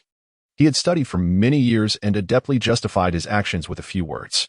Feeling unwell, Jinsheng pointed in the direction of the house. "Wang Pozi. Wang Pozi is inside." At that moment, Jiang Shenkai approached the doorway and saw several individuals attempting to move items. "Well now, in broad daylight, you come here to rob us. I will send someone to report this to the police." Jiang Shenkai's words startled Jiao Li Min and the others, causing them to halt immediately. They dared not bear the label of robbers. Wang Yan, noticing that help had arrived for Jiang Jinsheng, cursed her misfortune internally. It was clear that a forceful approach would not suffice at this juncture. "Village Chief Shenkai, why are you squabbling with an old woman like me? You know well the nature of my relationship with Zhao Jiadong. I am only acting this way because that ungrateful son has forced my hand." Wang Yan's demeanor shifted rapidly. She was no longer as brazen in front of Jiang Shenkai as she had been with Jiang Jinsheng. Finally regaining his composure, Jiang Jinsheng angrily shouted at Wang Yan and her companions, "Get out! All of you leave at once!" In front of the villagers of Jiangjia, Wang Yan dared not confront Jiang Jinsheng further and could only retreat to the courtyard. Seizing the opportunity, she turned to Jiang Shenkai to lament, "You saw it for yourself. Brother Jinsheng is acting like a madman. We had no choice but to restrain him." Jiang Jinsheng was infuriated by her twisted narrative and glared at Wang Yan. "You, how dare you speak such nonsense?" Yet Wang Yan ignored him, turning instead to the gathered villagers. "That sewing machine was part of the betrothal gifts given to us by the Jiang family when Zhao Jiadong married in. That unfilial son took everything while I was away, and now my home is nearly devoid of rice for cooking. Today, I come to reclaim what is rightfully mine, and even if the King of Heaven himself intervenes, I, Wang Yan, stand justified. As fellow parents with children of your own, today you assisted that ungrateful child in bullying me. Take heed, for in the future, your own offspring may treat you similarly." The older generation places great importance on filial piety, and Wang Yan's invocation of this principle immediately sways many elders in her favor. "What nonsense! You, old hypocrite, failed to ensnare Brother Jiadong that day on the street, and now you dare to come to our Jiangjia village, spinning lies and distorting the truth. Do you think we are fools?" Suddenly, a resounding voice rang out from behind the villagers. Led by Jiang Jun, Jiang Daping, and Jiang Lipeng, a group of robust young men strode forth with imposing presence. their strong physiques and sun-kissed skin marking them as adept farmers. In comparison, the 6 young men accompanying Wang Yin appeared markedly feeble. Chapter 38. Diya's arm dislocated at this moment. Wang Yin recognized Jiang Jun. "It's you again." She glared fiercely at him. "Why are you always meddling? This is our Jiangjia village, not your Zhao village. If you know what's good for you, leave at once." Jiang Jun, seasoned from years of hunting in the mountains, exuded a menacing aura, and when he spoke with authority, he was quite intimidating. Wang Yin, being someone who bullied the weak and feared the strong, turned her back to threaten Jiang Jinxing instead. "Jiang Jinxing, let me make myself clear. Since you have chosen Zhao Jiadong as your son-in-law, everything that happens today is of your own making. Zhao Jiadong is my son, regardless of my actions. If he is unfilial, he deserves to be scorned. I, Wang Yin, may lack many things, but I have plenty of time, and I will make you suffer. When Dia and Arya grow up, I will see if they still have the face to meet others, with everyone saying their father is an ungrateful scoundrel." Having said this, Wang Yin resolutely sat down, intending to refuse to leave. "Grandfather." Dia emerged from the crowd, witnessing her grandfather being bullied. Her tender heart wounded as she hurried to his side.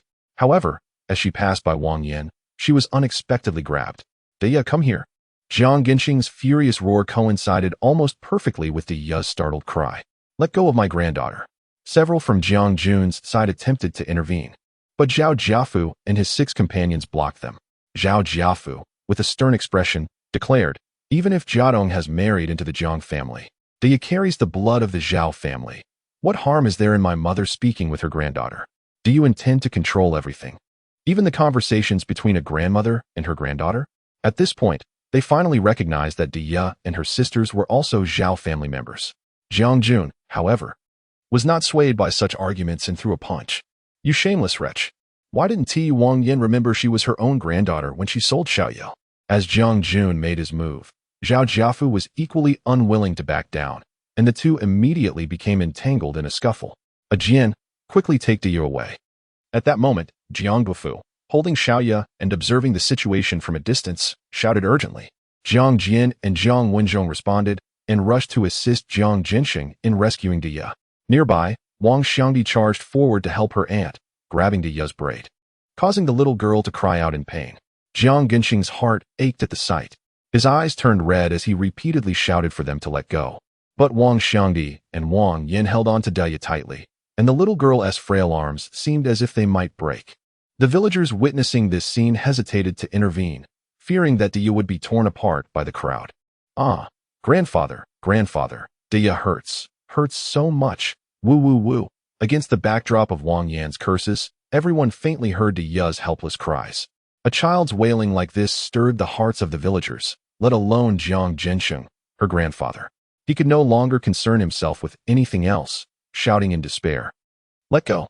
Quickly let go. I'll give you the sewing machine." At this moment, Wang Yin, being pulled by Jiang Jian and Jiang Wenzhong, was on the verge of giving in. Upon hearing his words, she felt a glimmer of joy and immediately released Dia. Jiang Jinxing, despite his own unsteadiness, managed to catch his granddaughter as she fell, both of them tumbling to the ground together. "You must keep your word, Jiang Jinxing." Wang Yin swiftly pulled her niece several meters away, fully aware that her objective had been achieved. She would not foolishly remain to face punishment. Jiang Wenzhong and Jiang Jian were indeed ruthless. Although they hesitated to strike too hard in consideration of Dia, they still delivered several kicks to Wang Yin and Wang Xiangdi. However, these two women were no easy adversaries. Do not underestimate the strength of rural women, who are accustomed to hard labor and possess considerable physical power. Holding Dia in his arms, Jiang Genxing's first instinct was to check for injuries. Dia sobbed, her arm limp and unable to lift, prompting Jiang Genxing to realize that her arm had been dislocated. Fury surged through him, and he felt darkness envelop him, fainting from sheer anger. At this moment, Dia ceased her crying, fearfully calling out, "Grandfather! Grandfather!" Sensing the gravity of the situation, Jiang Jian and Jiang Wenzhong hurried back, inadvertently allowing Wang Yin and Wang Xiangdi to escape yet again. Noticing Jiang Genxing's unconsciousness, Jiang Duofu placed his daughter into his daughter-in-law's arms and approached a few onlookers, exchanging hurried suggestions.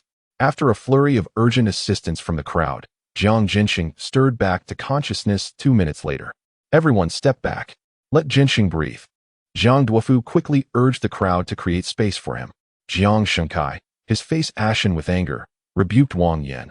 Are you trying to incite a tragedy? Wang Yan retorted defiantly, what's wrong with me wanting to talk to my granddaughter? They were the ones who tried to drag Dio away. My niece and I were assaulted by them as well. Even if the police arrive, they can't do anything to me. Jiang Shengkai recognized the current predicament.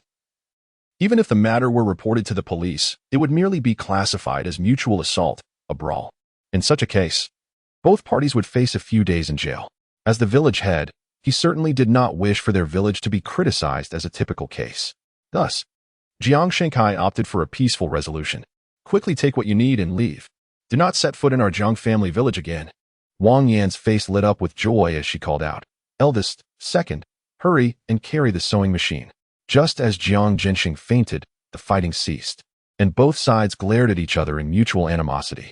In truth, during this chaotic skirmish, the young men of the Jiang family held the upper hand, not only due to their generally superior physical condition, but also because of their greater numbers. Under such unfavorable circumstances, the cessation of hostilities undoubtedly brought a sigh of relief to Zhao Jiadong and his companions. Once the brothers had brought out the sewing machine, Wang Xiangdi suddenly tugged at Wang Yan's hand. And there is also some cotton fabric. This was something she had insisted on giving during their journey. Wang Yan contemplated. Since they were willing to part with such a large item as the sewing machine, she would not mind accepting more fabric. Initially, she had only sought fabric coupons. But seeing Jiang Jinxing relent, her greed grew, hoping to save even the small amount needed for the fabric, unless Jiang Jinxing could not provide it. In which case, she would settle for merely the cotton fabric coupons. Indeed, you also owe me a piece of fabric. Zhao Jiadong has taken my son's bicycle. If you do not compensate me with a piece of fabric, then you must reimburse me for the bicycle. Upon hearing Wang Yan's words, the people of Jiangjiakan were utterly infuriated. How dare you take advantage of us further? Jiang Jun was furiously enraged, genuinely believing that the Jiang family village was without defenders. He suddenly turned and, in a commanding tone, addressed Jiang Dapeng and the others. Brothers, today, let this pack of scoundrels witness the strength of the men from Jiangjiakan. Yes, let them understand our might. I have never encountered such blatant bullying. How dare they come to our village to cause trouble, treating us men as if we were invisible. That wretched woman Wang Yan, I have long wanted to teach her a lesson. A group of indignant men, filled with righteous anger, surged forward. However, at a crucial moment, Jiang Shengkai intervened, commanding them to halt. Stop. All of you remain calm. Initially intimidated by Jiang Jun and the others, Wang Yan, upon seeing Jiang Shengkai step in, felt a sense of relief wash over her. Indeed, what is there to fear? Jiang Shengkai has a son-in-law working in a government office. If he allows the villagers to fight, it would also implicate his son-in-law, were it not for this knowledge. How could Wang Yan dare to be so brazen and audacious as to swagger into Jiangjiakan seeking trouble? However, just as her thoughts settled, a sudden kick, seemingly from nowhere, struck her forcefully in the abdomen. Chapter 39, Departing with Arrogance Alas. Wang Yan was unceremoniously kicked to the ground, crying out in distress. Upon hearing her cries, the Zhao brothers' expressions shifted dramatically. Mother, are you all right? Just moments ago, the impassioned youth Jiang Jiping, having retracted his foot, spat at Wang Yan with fury. Bah! I hope you fall and perish. With Yingzi absent, these ruffians dared to bully Uncle Jinxing. He was merely avenging Yingzi. Brother, mother is in great pain. They are going to kill her. Upon uttering these words, Wang Yan seemed to lose all strength, groaning pitifully. Zhao Jiafu, witnessing his normally fierce mother reduced to such a frail state, found it unbearable. He leapt up and bellowed, Who kicked my mother? Zhao Jiagui pointed directly at Jiang Jiping. Brother, it was that little brat. I saw it. Seeing his brother being singled out, Jiang Dapeng and Jiang Liping swiftly positioned themselves to shield him. So what if it was us? Damn it, not only will we kick that old hag, but we will also trample on you filthy bastards. The two brothers displayed no fear, retaliating with fervent insults. Initially intimidated by the opposing numbers, Zhao Jiafu was now incensed and charged forward, grappling with Jiang Dapeng and Jiang Jiping. Soon, others joined the fray, and chaos erupted once again. Jiang Shengkai, observing the situation spiraling out of control, grew increasingly anxious and began to stomp his feet. Stop! Everyone, cease this madness. No more fighting. Jiang Jun, Dapeng, Lipeng, Wenzhong, Ajian, you must help mediate. However, Jiang Wenzheng and Jiang Jian had no inclination to intervene, were it not for their familial ties. They would have relished the opportunity to teach the Zhao clan a lesson themselves. Jiang Duofu, brandishing his cane, angrily struck the ground. Fight. Fight well. These rascals deserve a proper beating. Jiang Shenkai, overwhelmed with worry, feared the conflict would escalate and hurried to find his elder brother. Jiang Jinsheng was preoccupied, assisting Daya with her dislocated arm, indifferent to the tumult outside. Suddenly, a shadow loomed over him as Jiang Shenkai, filled with rage, exclaimed, "Elder brother, how long do you intend to let this chaos unfold over your family's issue? Do you realize that fighting can lead to imprisonment? The others are only embroiled in this mess to support you. If this petty matter causes our village to be branded negatively, how will you face our fellow villagers?" At that moment, Jiang Gensheng's mind was clouded. He could not grasp the external noise, existing in a state of detachment.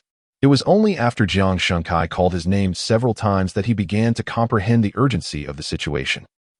With a piercing cry from Daya, Jiang Jian successfully reset her dislocated arm. There, Daya's hand is fine now. Upon hearing these words, Jiang Gensheng's eyes gradually regained their brightness as he comforted Daya, embracing her and patting her back tenderly, soothing the distressed little girl. Daya felt the pain subsiding and ceased her tears, fearing that her grandfather would be saddened by her distress. She wiped her eyes and, through her sobs, said, "Grandfather, I am no longer in pain. You must not cry." She extended her hand to wipe his face, and it was then that Jiang Jinsheng realized he had been shedding tears. Grasping his granddaughter's hand, an epiphany struck him. Indeed, in the current state of their family, nothing could be more vital than the health and safety of the children. After all, had they not been continually exploited by Wang Yin in the past? Whatever Wang Yin desired was always taken to the Jiang household. This was merely a return to the past. At the very least, Daya, Arya, and Xia no longer had to live in fear or suffer harm. With this thought in mind, Jiang Jinsheng turned to Jiang Jian and said, Jian, please watch over Daya." Jiang Jian nodded and took Daya into his care. Jiang Jinsheng then turned and walked towards the house. He opened the treasured chest belonging to the elderly couple and retrieved a well-preserved piece of cloth from the bottom. This piece of fabric, a fine quality material, had been secretly saved by the couple upon learning earlier this year that Yingzi might be expecting a son. Fearing that Zhao Jiadong would take the fabric to the Zhao family, they had kept the news tightly under wraps, revealing it to no one. Countless times, they had fantasized about using this beautiful cloth to create a small garment, to be worn by their grandson on his first birthday. They envisioned bringing the child to the tombs of their 3 sons, assuring them, "Rest assured, your sacrifices were not in vain. This lovely garment is a testament to the lives you laid down." Wearing this clothing, the child would carry forth their bloodline and spirit. Returning to the present, Jiang Jinsheng tenderly caressed the fabric in his hands, and ultimately, he took it with him as he stepped outside. "Shenkai, let everyone cease this quarrel." When Jiang Jinsheng uttered these words to his younger brother, he seemed to age a decade in an instant. Jiang Shenkai glanced at the fine fabric and thought to himself, "Has it truly been 8 years, and the compensation for my 3 nephews has yet to be exhausted? Even my son-in-law, who holds an official position, has never gifted me such fine cloth." With Jiang Jinsheng revealing the fabric, the ensuing brawl was finally brought to a halt. "Now, you may leave," Jiang Shenkai stated, his expression dark as stormy waters. Wang Xiangdi, witnessing her husband battered and bruised, could hardly contain her fury and shouted, "You strike my man and expect us to simply you lot came to our village seeking trouble. It is only fitting that you received your due punishment." Even the elderly Jiang Duofu could not bear to watch, his voice trembling with indignation. Jiang Jun spat at the ugly woman with the sharp features. "Wretched creature. We fear not even if this escalates to the police. Should it come to that, your punishment will surely be far harsher than ours." He had taken his share of blows, yet he had retaliated fiercely, inflicting greater harm on his adversaries. Jiao Limin tugged at Wang Xiangdi, urging, "Silence. Let us leave this place swiftly." Was this woman devoid of common sense, attempting to threaten others on their territory? Should the Jiang family village collectively deny the events? Even if they sought the intervention of officers, it would be exceedingly difficult to hold the other party accountable. If Jiao Limin could foresee such consequences, how could Jiang Shenkai not? He merely wished to avoid risking his son-in-law's future over matters concerning his elder brother's family. If Wang Yin were to make reckless accusations, the employment of her son-in-law could very well be jeopardized. After all, her position as the village secretary was secured through the machinations of her son-in-law. Ultimately, as long as this encounter succeeded in intimidating Wang Yan. Ensuring her silence in the future would be a service rendered for her elder brother. Thus, under the deliberate concessions made by Jiang Shengkai and the resigned despair of Jiang Jinsheng, Wang Yan achieved her objectives during this visit. With her spoils in hand, she departed from Jiangjia village with an air of triumph. Despite the furious indignation of Jiang Jun and others, who spat and cursed at their retreating figures, the undeniable reality remained that Wang Yan had emerged victorious today. At this juncture, Zhao Jiadong, returning from the county town, was also nearing Jiangjia village. Chapter 40. Unexpected encounter with Zhao Jiadong. Ah, how exhausting this journey has been. At last, we are nearing our destination. Under the blazing sun, Zhao Jiadong pedaled fervently along the mountain path, his shirt drenched with sweat. Setting off from the county town shortly after 7 in the morning. He had been cycling for 3 hours, and now only a mere 10 minutes separated him from Jiangjia village. Regardless of the fatigue, the bicycle had undeniably made his travel considerably easier, reducing his homeward journey by more than half. Despite the exhaustion, Zhao Jiadong was in high spirits, humming a cheerful tune along the way. Suddenly, his gaze fixed ahead, and he scrutinized the scene for a prolonged moment, his expression swiftly darkening. Could it be them? Spotting Wang Yan and Zhao Jiafu among others, his earlier good humor evaporated in an instant, replaced by an ominous premonition.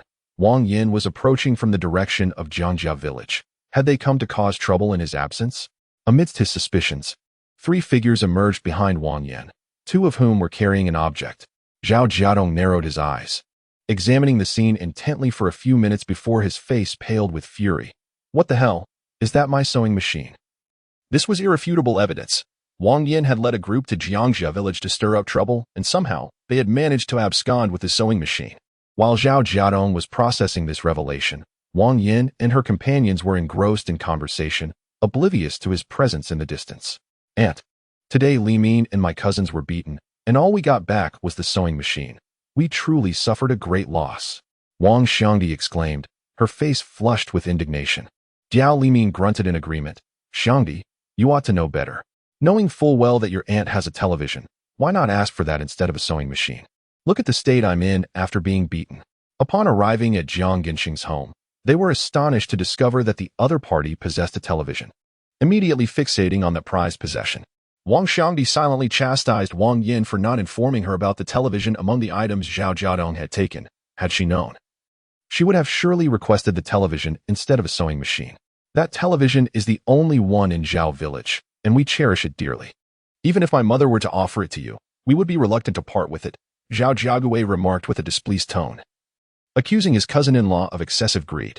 Diao Limin's expression darkened further at this, casting a reproachful glare at Wang Xiangdi. Wang Yan herself was unwilling to part with the television.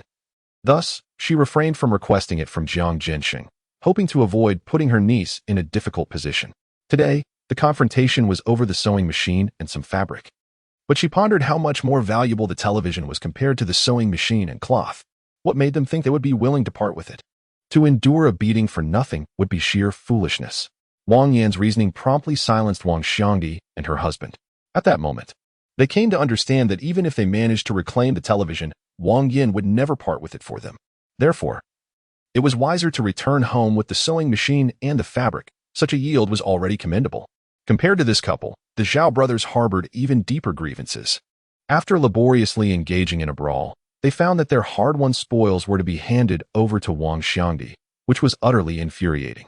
However, their mother consistently maintained that they owed a debt to her maternal family, particularly to her nieces. Thus, she displayed boundless indulgence and affection towards Wang Xiangdi, Wang Yindi, as well as her sister-in-law, Wang Cuishan, and Wang Cuiping. Unless Zhao Jiaquan spoke out, no one could prevent Wang Yan from bestowing gifts upon her nieces. This had been the case for many years. The Zhao brothers' dissatisfaction was of little consequence, and they could only stew in their discontent for a while. Ah, where might you be off to, engaging in a little robbery? It seems you've had quite the haul. A voice suddenly pierced the air, lost in his own thoughts. Zhao Jiahua only then noticed his younger brother standing in the middle of the road. Before they could respond, Zhao Jiadong cast a glance at the sewing machine. Oh, isn't this something that belongs to my family? So, you've been pilfering from us? Upon seeing Zhao Jiadong, Wang Yan's anger flared instantly. Were it not for this wretched son, would she have needed to trek all the way to Jiangjia village? Would she have to argue with those meddlesome villagers over her own belongings? Would she have to endure a kick for nothing? You insolent brat. What tone is that when speaking to your mother? Wang Yan, already feeling pent-up frustration, immediately unleashed her ire upon her second son. This is my property. You wretched child. I have already bestowed upon you the greatest of blessings by bringing you into this world. Don't think that a few words can sever our bond. Let me make it clear. You owe me your life. And you owe the Wang family countless lives. The debts you have incurred cannot possibly be repaid in this lifetime. Wang Yin could actively sever ties with her detested second son, but she would never allow Zhao Jiadong to propose such a severance, especially after having taken advantage of her. Only when she deemed him worthless could she think of discarding him. Wang Yin saw no issue with this mindset. For Zhao Jiadong was her flesh and blood. As a parent, what one wishes to do for their child is never excessive. Moreover, the second son had brought about the demise of her father and two brothers, severing the roots of the Wang family. Faced with such a self-righteous madwoman, Zhao Jiadong could hardly be bothered to engage in dialogue. He turned directly to the two men carrying the sewing machine, Zhao Renjia, Zhao Guolin. Will you place the item down yourselves, or shall I assist you in doing so? Zhao Jiadong, do not push your luck. Jiao Limin retorted angrily. This sewing machine was given to us by your father-in-law. Why should we be obliged to return it to you? Less chatter. Zhao Jiadong's expression darkened. Those injuries you bear are from brawling with the villagers in Jiangjia village, are they not? It doesn't take a genius to deduce that your father-in-law did not willingly part with it. Even if he had wanted to, he would not have been pleased. What kind of attitude is that? Wang Yin was infuriated. This wretched son wouldn't even spare her a glance and was shouting at Li Min instead. Today, she could not let this go unpunished. In her fury, she exclaimed, eldest and third. Do you wish to witness your mother being driven to her grave by this wretched child? Second son, quickly apologize to your mother. Must a family create such a spectacle? Zhao Jiafu asserted imperiously. Zhao Jiagui scoffed. Zhao Jiadong, have you lost your senses? The weight of the world pales in comparison to that of our parents. Is it truly necessary to prolong this uproar over such trivial matters? Even if mother has erred, cannot we overlook it for the sake of our dear mother? Although she may be simple-minded, at least she is alive, is she not? You have already sent mother to endure a few days of confinement and nearly caused father a heart attack with your rage. Haven't you vented enough? Do you not know how to temper your fury? Wang Yan, increasingly feeling aggrieved, thought to herself, no matter how much she detested her second son, she had ultimately brought him into this world and allowed him to grow up unscathed. Now, he dared to trample upon her dignity. Why waste breath on such a wretch? Who knows not gratitude? As her eyes glistened with unshed tears, she reflected that she had never endured such humiliation. Had she foreseen this day, perhaps she should have. Perhaps she should have ensured her own demise, right? Zhao Jiadong gazed at Wang Yin with derision. Do not mistake the situation. It is not that you have not attempted, but rather that I am fortunate, along with the kindness of my grandmother, that I was whisked away and allowed to survive. He continued, Wang Yin, spare me your pretenses of pity. If we are to speak of malice, you would rank second. No one would dare claim the first position. With a fierce countenance, Zhao Jiadong declared, today, regardless of your protests, you shall leave the items with me. Chapter 41. Teach him a lesson upon hearing those words. Wang Yan's meager tears were once again stifled. The recollection of the incident in Maowei town ignited her anger further. Throughout his life, her second son had never dared to defy her, and now he had grown wings. How dare you show such audacity, you little rascal? Wang Yin took a few steps forward, only to be intercepted by her eldest son. Zhao Jiafu turned to Wang Xiangdi beside him and said, Xiangdi, keep an eye on my mother. Rest assured, cousin Jiafu, you should go and teach him a lesson. It's utterly outrageous that a son would dare to speak to his own mother in such a manner. Wang Xiangdi exclaimed, filled with righteous indignation as she restrained Wang Yan. Let us all join forces. With 6 of us, are we truly afraid of taking on Zhao Jiadong alone? Zhao Jiagui seized the opportunity to rally the others. Jiao Limin chuckled awkwardly. I suppose I won't need to join, right, cousin Jiagui? 5 of you should suffice to handle him. He was keen to avoid a beating himself. In terms of one-on-one combat, none present could match Zhao Jiadong, which is why Zhao Jiagui aimed for a numerical advantage. With others blocking the way, he could launch a sneak attack. However, they severely underestimated Zhao Jiadong. In his past life, Zhao Jiadong had ventured far and wide in search of his daughter, enduring countless hardships along the way, and had been embroiled in numerous conflicts. After years of tumultuous living, he had fought dozens of battles against thugs, And as long as it wasn't like the previous ambush in Zhao village, he felt no fear. Moreover, his understanding of Zhao Jiafu and Zhao Jiagui surpassed their understanding of him, allowing him to initially evade the attacks of others and focus solely on Zhao Jiafu. Fortunately, he had returned by bicycle today, conserving considerable energy, which was now proving advantageous. Hey, Aunt, what's going on? How can they, a whole bunch of them, still be unable to defeat Zhao Jiadong? Wang Shangdi exclaimed, watching Zhao Jiafu receive a relentless beating. Her frustration boiling to the surface as she yearned to rush in and strike Zhao Jiadong herself. Wang Yan's expression darkened. The collective efforts of Jiafu and the others could not compare to the strength of that wretched son. It was only at this moment that Wang Yan began to regret not having the eldest and third sons work in the fields alongside the others. After all, with the youngest son in college, it should have sufficed. The other sons ought to have toiled together in the fields to grow as robust and powerful as that wretched child. Had that been the case, Zhao Jiadong would not have dared to act so defiantly. But now, it was too late to lament. Zhao Jiadong, who had long been bullied by his brothers, was currently overpowering Zhao Jiafu with fierce blows. His vicious gaze and merciless fists sent shivers down the spines of his three cousins. Zhao Jiagui shouted, "What are you all standing there for? Hurry, pull him away." Zhao Jiadong, you madman. Are you trying to kill someone? You're being so brutal even to your own elder brother. He conveniently forgot that they had once surrounded and beaten Zhao Jiadong without mercy. Taking advantage of Zhao Jiadong's moment of distraction, Zhao Jiagui picked up a clod of earth from the ground and aimed it at the back of his head, bringing it down with force. Thud, the clod shattered upon impact with the ground.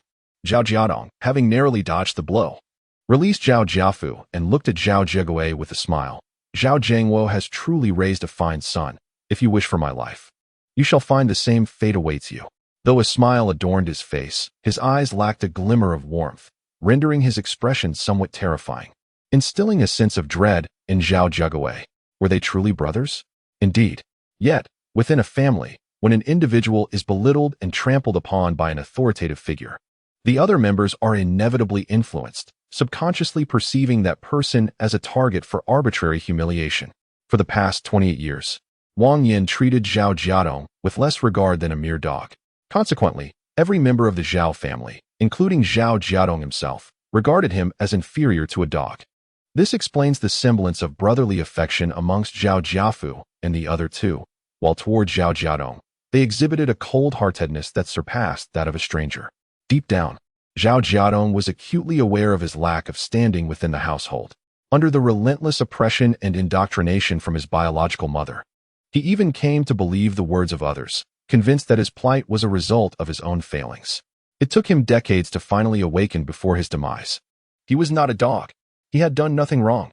Thus emerged the ruthless and heartless Zhao Jiadong of this lifetime, with a glimmer of madness in his eyes. Zhao Jiadong engaged in a life-or-death struggle, seemingly impervious to pain, throwing punch after punch at Zhao Jiagui. While the other three did not fight as desperately as the Zhao Jiafu brothers, they still endeavored to restrain Zhao Jiadong. However, they found themselves utterly unable to budge him due to his immense strength. It was Zhao Jiagui who faltered first, having already sustained injuries in Jiangjia village. Encountering such a reckless maniac as Zhao Jiadong was overwhelming. A punch landed on his mouth, likely knocking out a front tooth, and blood flowed forth, causing him to cry out in agony. Overcome with fear, Zhao Jiagui hesitated to retaliate. Just as he contemplated fleeing, a stick descended from the heavens, crashing down upon Zhao Jiadong. Zhao Jiagui's eyes gleamed with anticipation, hoping to witness the stick strike the madman, ideally rendering him unconscious or dazed. At that moment, Wang Shangdi shouted, "Jiagui, quickly hold on to him." Alas, her warning came too late. By the time Zhao Jiagui reacted, Zhao Jiadong had already sensed the impending danger behind him. Drawing upon years of fighting experience, he instinctively crouched down, causing the stick to thud against Zhao Jiagui's head. "Diao Limin, for heaven's sake, pay attention," Zhao Jiagui yelled, his front tooth now allowing air to seep through. Diao Limin, just about to retort, witnessed the man before him break free from his restraints and swiftly grasp the wooden stick from his hands. Diao Limin's expression shifted, and he pulled back with all his might. The others attempted to prevent Zhao Jiadong from seizing the stick, but Zhao Jiadong retaliated fiercely, using his head to ram into them. Bang! Xiuhong was left with a ringing in his ears, his grip loosening, allowing Zhao Jiadong to seize the wooden stick. Despite feeling dizzy, Zhao Jiadong clutched the stick tightly and unleashed a flurry of blows. Diao Limin, caught too close, howled in pain, clutching his groin and attempting to escape, only to be relentlessly pursued and battered by Zhao Jiadong. At this moment, Diao Limin could not help but reminisce about his first encounter with Zhao Jiadong. That year, he was wed to Wang Xiangdi, and, during their visit to Wang Yan's family, he noticed Zhao Jiadong, who remained as silent as a sealed bottle, failing to acknowledge him. The brother-in-law, feeling a twinge of annoyance at the lack of greeting, Diao Limin, emboldened by drink at the dinner, unleashed a torrent of criticism upon him. At that time, Zhao Jiadong dared not utter a sound and even faced reprimand from Wang Yan, who compelled him to apologize. Yet today, it is indeed a case of karma returning in full measure. Stop, stop. You're going to kill my Limin. Wang Xiangdi cried out in desperation as she witnessed the man's suffering. However, upon witnessing Zhao Jiadong's ruthless demeanor, even Wang Yan felt a sense of trepidation, leaving her too fearful to intervene, resorting instead to desperate cries. With blood streaming from his forehead and his head spinning, Zhao Jiadong only grew bolder. After delivering a beating to Diao Limin, he brandished his stick and advanced towards Zhao Guilin and his companions for that day in Zhao village. They had all been accomplices to the Zhao family's misdeeds. Chapter 42. They all say Dad is a disaster.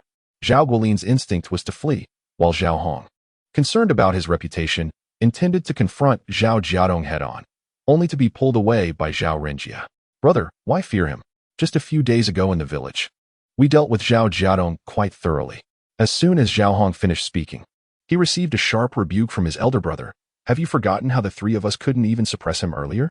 That day we had 8 or 9 people, catching him off guard. But the circumstances now are entirely different. Everyone else has run away, and you still hesitate? You big fool. Indeed, Zhao Jiafu had already escaped with his mother, Wang Xiangdi, supporting her husband, while Zhao Jiagui clutched his stomach, retreating in a pathetic manner. Zhao Jiadong pursued for a short distance, but the pain became unbearable, forcing him to stop and angrily shout at their receding figures. Wise up, and don't let me see you again. This time, he had finally triumphed. As noon approached, smoke began to rise from Jiangjia village, and the summer cicadas joyfully chirped in the trees, enticing the village children to grab long poles to catch them. Grandfather, why do you think Gingxing uncle chose to compromise? We had so many people backing him, yet he turned around and promised Wang Yan. In the courtyard of the Jiang family, a young man squatted under the eaves, applying herbs to his wound, his mood visibly sour. Jiang Duofu puffed on his old pipe, responding irritably, Did you not hear the party secretary? For Gangxing's affairs, the whole village has been thrown into chaos, as if today's events were all Gangxing's fault.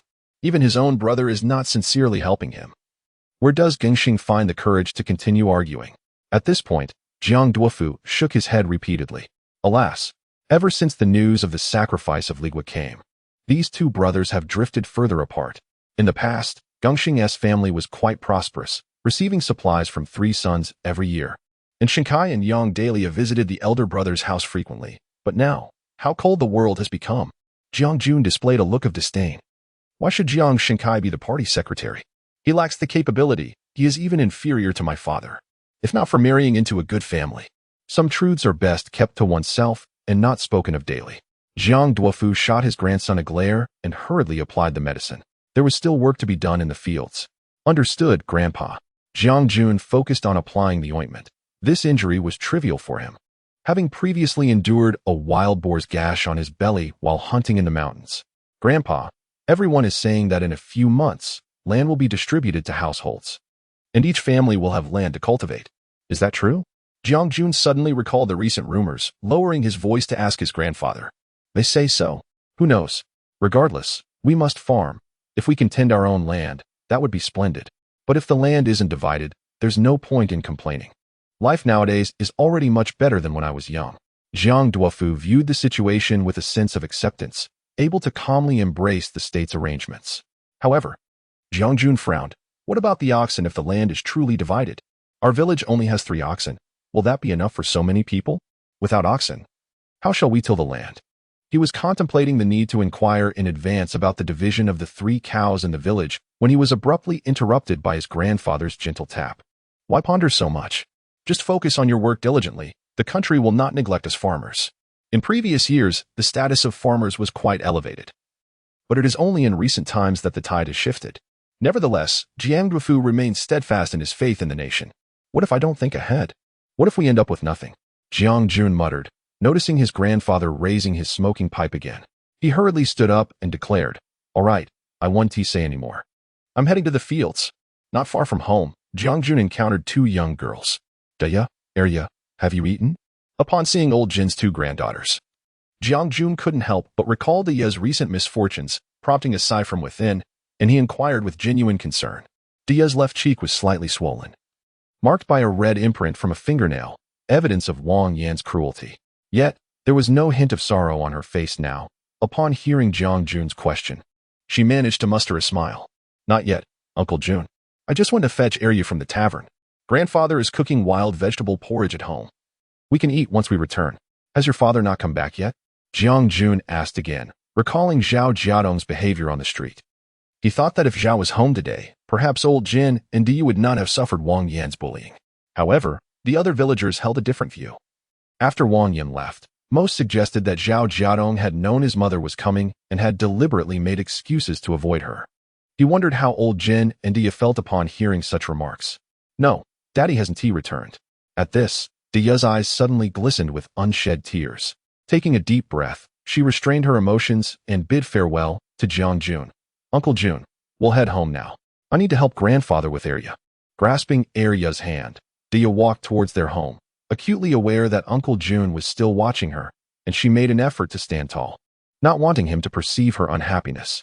The villagers often labeled her father as a harbinger of misfortune since his arrival. Her mother and grandparents had seemingly encountered a string of bad luck, although witnessing her grandfather being bullied by Zhao Enai pained her deeply. She was reluctant to entertain any negative remarks about her father. It was Zhao Enai who was truly wicked, and her father had no connection to that. Her father was the one who deserved pity, for Zhao Enai was his mother, yet she showed him no kindness whatsoever. Her mother had once said that her father was a good man, merely burdened by a bad mother. They should not allow Zhao Enai's misdeeds to taint their feelings towards their father. In the past, her father had been tirelessly working in the fields, hardly finding time to play with them. Yet recently, he not only spent time with them, but also prepared braised pork and bought rice to make meat porridge, always ensuring they received the first servings before he dipped his bread in the leftover broth. Therefore, she fervently wished that this newfound happiness would not be disrupted by Zhao Enai. She firmly believed the villagers were mistaken. Her father was not the disaster, but Zhao Enai was. She harbored the utmost disdain for Zhao Enai. Everyone should scold Zhao Enai and not her father. A determined glimmer shone through the swelling on Daya's face.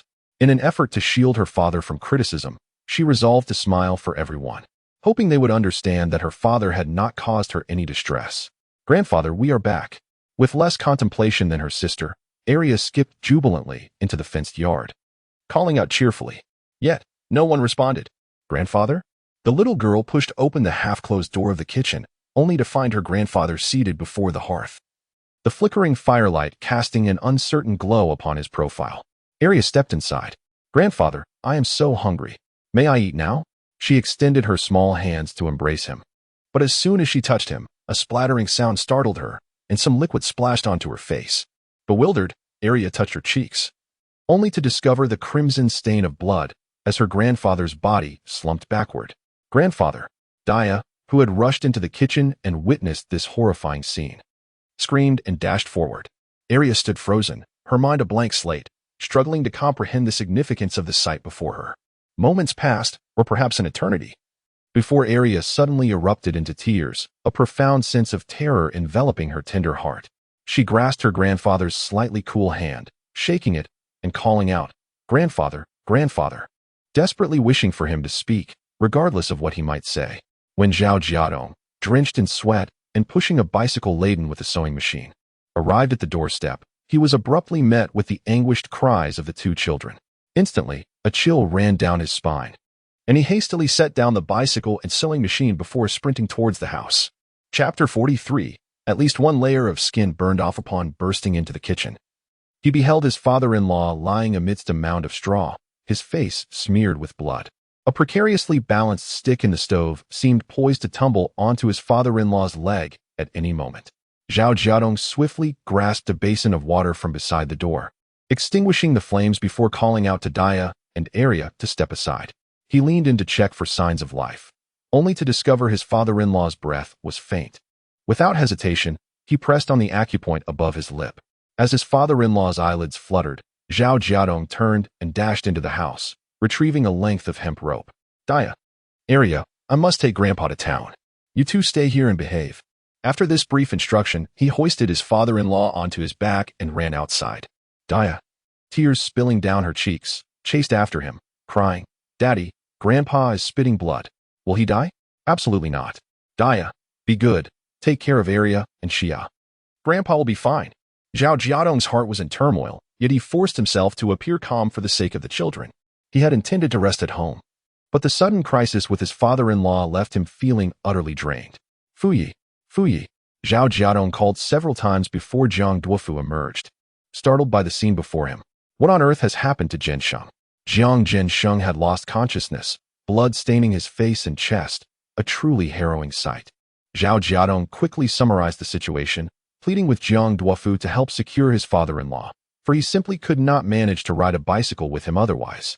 Under his direction, Jiang Duofu bound Jiang Zhensheng to himself, leaning against the bicycle's frame. Although the position made his father-in-law appear rather undignified, there was little choice in the matter. Fuyi, the three little ones. At that moment, the sturdy man could no longer hold back his tears. Given the family's circumstances, he was doing his utmost alone, feeling the weight of profound sorrow and immense pressure. Jiang Duofu, noticing the disarray and despair surrounding Zhao Jiadong, began to piece together the events leading to his current state. Witnessing Zhao Jiadong's tears filled him with empathy, and he hastily assured him, You focus on what you need to do. I will handle the rest. Zhao Jiadong nodded gratefully, not daring to linger any longer, and hastened with his father-in-law towards the town's health clinic. Once he departed, Jiang Duofu swiftly gathered the two girls, offering them comfort. What transpired today will likely remain etched in your memories for a lifetime. Dia, Arya, stop crying. You haven't eaten, have you? Once Grandpa is taken care of, we can all go to your great-grandfather's house for lunch. Great-grandfather, will my grandpa be all right? Dia asked anxiously, gripping Jiang Duofu's sleeve. He gently patted her back, reassuring her. He will be fine. Your grandpa was just overly agitated. Once your father takes him to the clinic, he will recover. Under his soothing words, Dia and Arya slowly regained their composure. Jiang Duofu instructed them to wait there while he went inside to fetch Xia. Earlier that morning, upon seeing Wang Yan's face, Xia had begun to cry. Yang Kaiying had tried to console her for quite some time, but to no avail, and eventually carried Xia back to the house. It was only when Xia, her voice hoarse from crying, finally fell asleep that peace returned. She had been asleep for over an hour when the commotion in the kitchen startled her awake, just as she was roused. Jiang Zhensheng had coughed up blood and lost consciousness. Sitting on the bed, her stomach growled incessantly, and the pangs of hunger instinctively compelled her to rise in search of food. Following the enticing aroma, she found herself in the kitchen, where the savory scent of cooking wafted from a pot. Straining to reach the bubbling wild vegetable porridge, she tiptoed on her toes. Oh, no. The sudden arrival of Jiang Duofu caused her heart to skip a beat as he rushed to scoop her up, realizing that in her pursuit of food, she had nearly stepped onto smoldering embers just inches away. Furthermore, the pot of porridge was still bubbling away, and if she had reached down, she would have certainly scalded her delicate skin. No wonder Jiabong was so worried about her. The moment he looked away, she found herself in peril. After a lengthy half-hour, Zhao Jiabong finally brought his father-in-law to the clinic. As he stepped out of the vehicle, his legs felt weak, nearly collapsing under him. Fortunately, a kind passerby lent a hand, and upon seeing Zhao Jiabong's ashen face, the man inquired, Brother, are you all right? At that moment, Zhao Jiabong was on the verge of exhaustion, but gritted his teeth to respond. Thank you, brother. I'm carrying my father and can't lock the car. Could you assist me? Without hesitation, the man took the keys, locked the car, and returned them to Zhao Jiabong's pocket. Quickly take your father in. His condition seems serious. Zhao Jiabong expressed his gratitude profusely as he hurriedly rushed into the clinic, calling out, Doctor, please help my father. Though the clinic in the small town was modest, it was certainly preferable to the barefoot doctors in the countryside, who could only treat minor injuries. The barefoot doctor in Jiangjia village was utterly ineffectual for anything beyond sprains and strains. As the doctor examined the patient, he inquired about Zhao Jiabong's father's health in detail. Zhao Jiabong recounted everything, particularly the events of the day. Although he hadn't been home, he had encountered Wang Yin and her companions along the way. and he could surmise much of what had transpired. The doctor, upon hearing this, paid him no further mind and summoned a nurse to bring an injection. Afterward, Zhao Jiadong was left to anxiously await, unable to intervene or ask questions for fear of disturbing the doctor's work. Once the doctor completed the treatment, he gestured for Zhao Jiadong to follow him into his office. The patient's pulse is weak, indicating a generally frail constitution. If my conjecture is correct, he has been long afflicted by emotional distress, and the sudden shock has led to this episode of vomiting blood. In such cases, it is crucial for the family to provide comfort and alleviate his worries, ensuring he remains calm and is not provoked to anger. I will prescribe some herbal remedies to soothe the liver and nourish the body, hoping it will be beneficial. Additionally, he requires nutritional support. Especially considering the significant blood loss today, please procure some pork liver for iron supplementation. The doctor, being of advanced age and previously trained in traditional Chinese medicine, primarily prescribed herbal remedies. Zhao Jiadong expressed his gratitude and proceeded to pay for the medication. According to the physician, the heart's afflictions require remedies of the heart, and his capabilities are limited. This declaration weighed heavily on Zhao Jiadong's spirit, for he comprehended that all of this was wrought by his own actions, leaving him with a profound sense of guilt. Upon returning to the ward with the medication, he observed that the nurse had already commenced the intravenous drip for his father-in-law. Exhausted, famished, and weary, he dared not abandon his father-in-law alone in the hospital. Instead, he accepted the complimentary water provided by the facility, gulping it down eagerly. Time slipped away unnoticed as dusk fell. Zhao Jiadong remained vigilantly by his father-in-law's bedside, his back against the wall, and as he relaxed, his body succumbed to an ever-increasing fatigue, suppressing even the sensation of soreness. His eyelids grew heavier with each passing moment. Chapter 44. The grandmother in the old house. The elderly man in bed fluttered his eyelids open with great effort. Jiang Jinsheng felt a lingering fog in his mind and a profound weakness in his body. As he lay on the bed, he strained to recall fragments of his memories.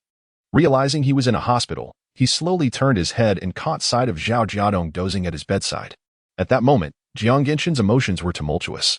He could not shake off the humiliation inflicted upon him by Wang Yin, a shameless woman. In his quest for survival, he had toiled in the fields all his life. Yet his spirit remained indomitable. Thus, he had enforced strict discipline upon his 3 sons, instilling in them the virtues of bravery and patriotism, urging them to join the military should the opportunity arise. It was under this philosophy that all 3 sons enlisted, and he took immense pride in them.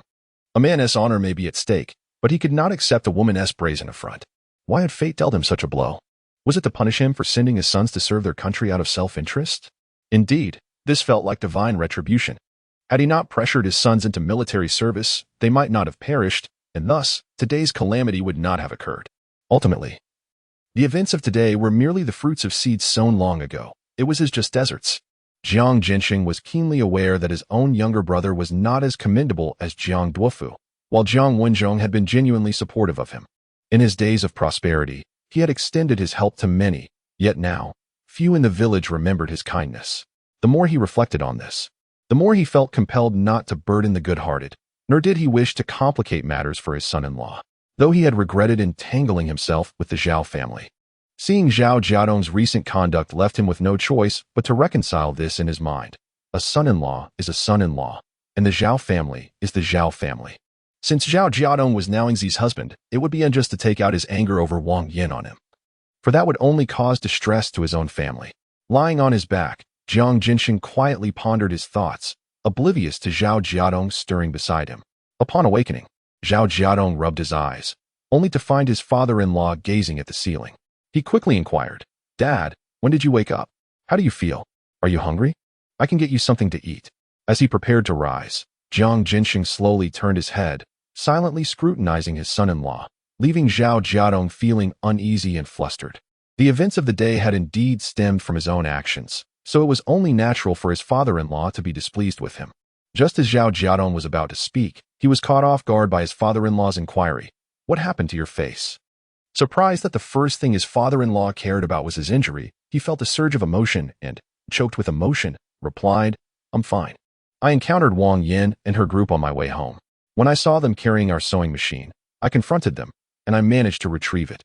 At that moment, Zhao Jiadong lowered his head and said, "Dad, I'm sorry. I returned home late today. If I had come back earlier, you wouldn't have been bullied. The doctor said you were so angry that you vomited blood. What exactly did they do to you?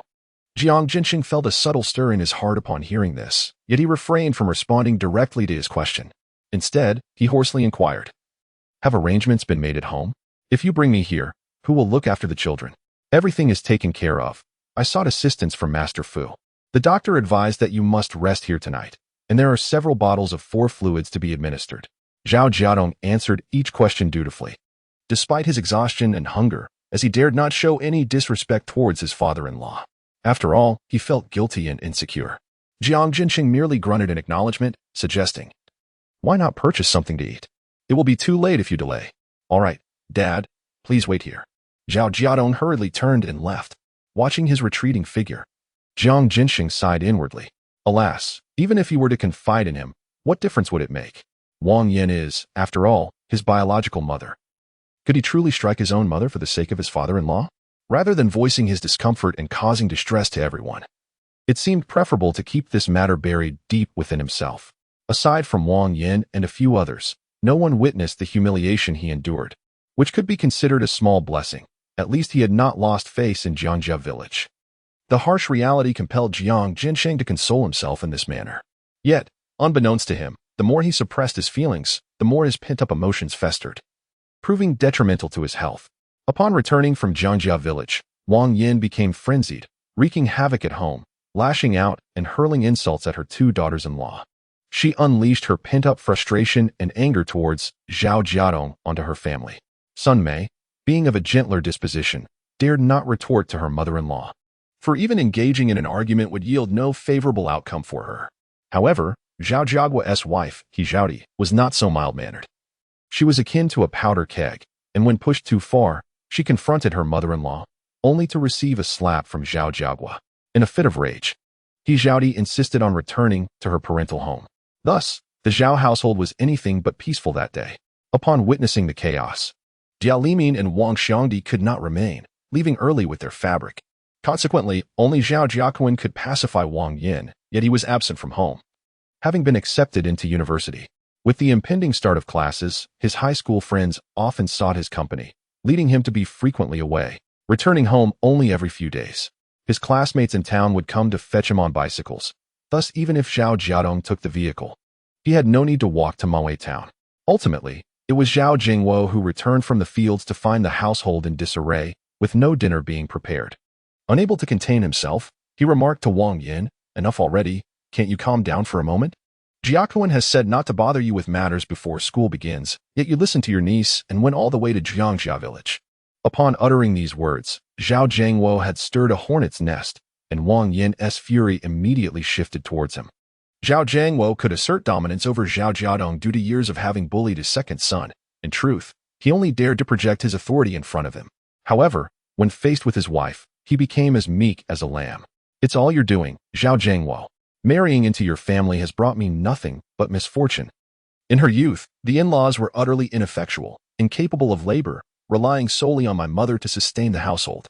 In the end, that old crone, your mother, only added to my mother's burdens. Were it not for her, Zhao Jiadong's wretched existence would have long ceased.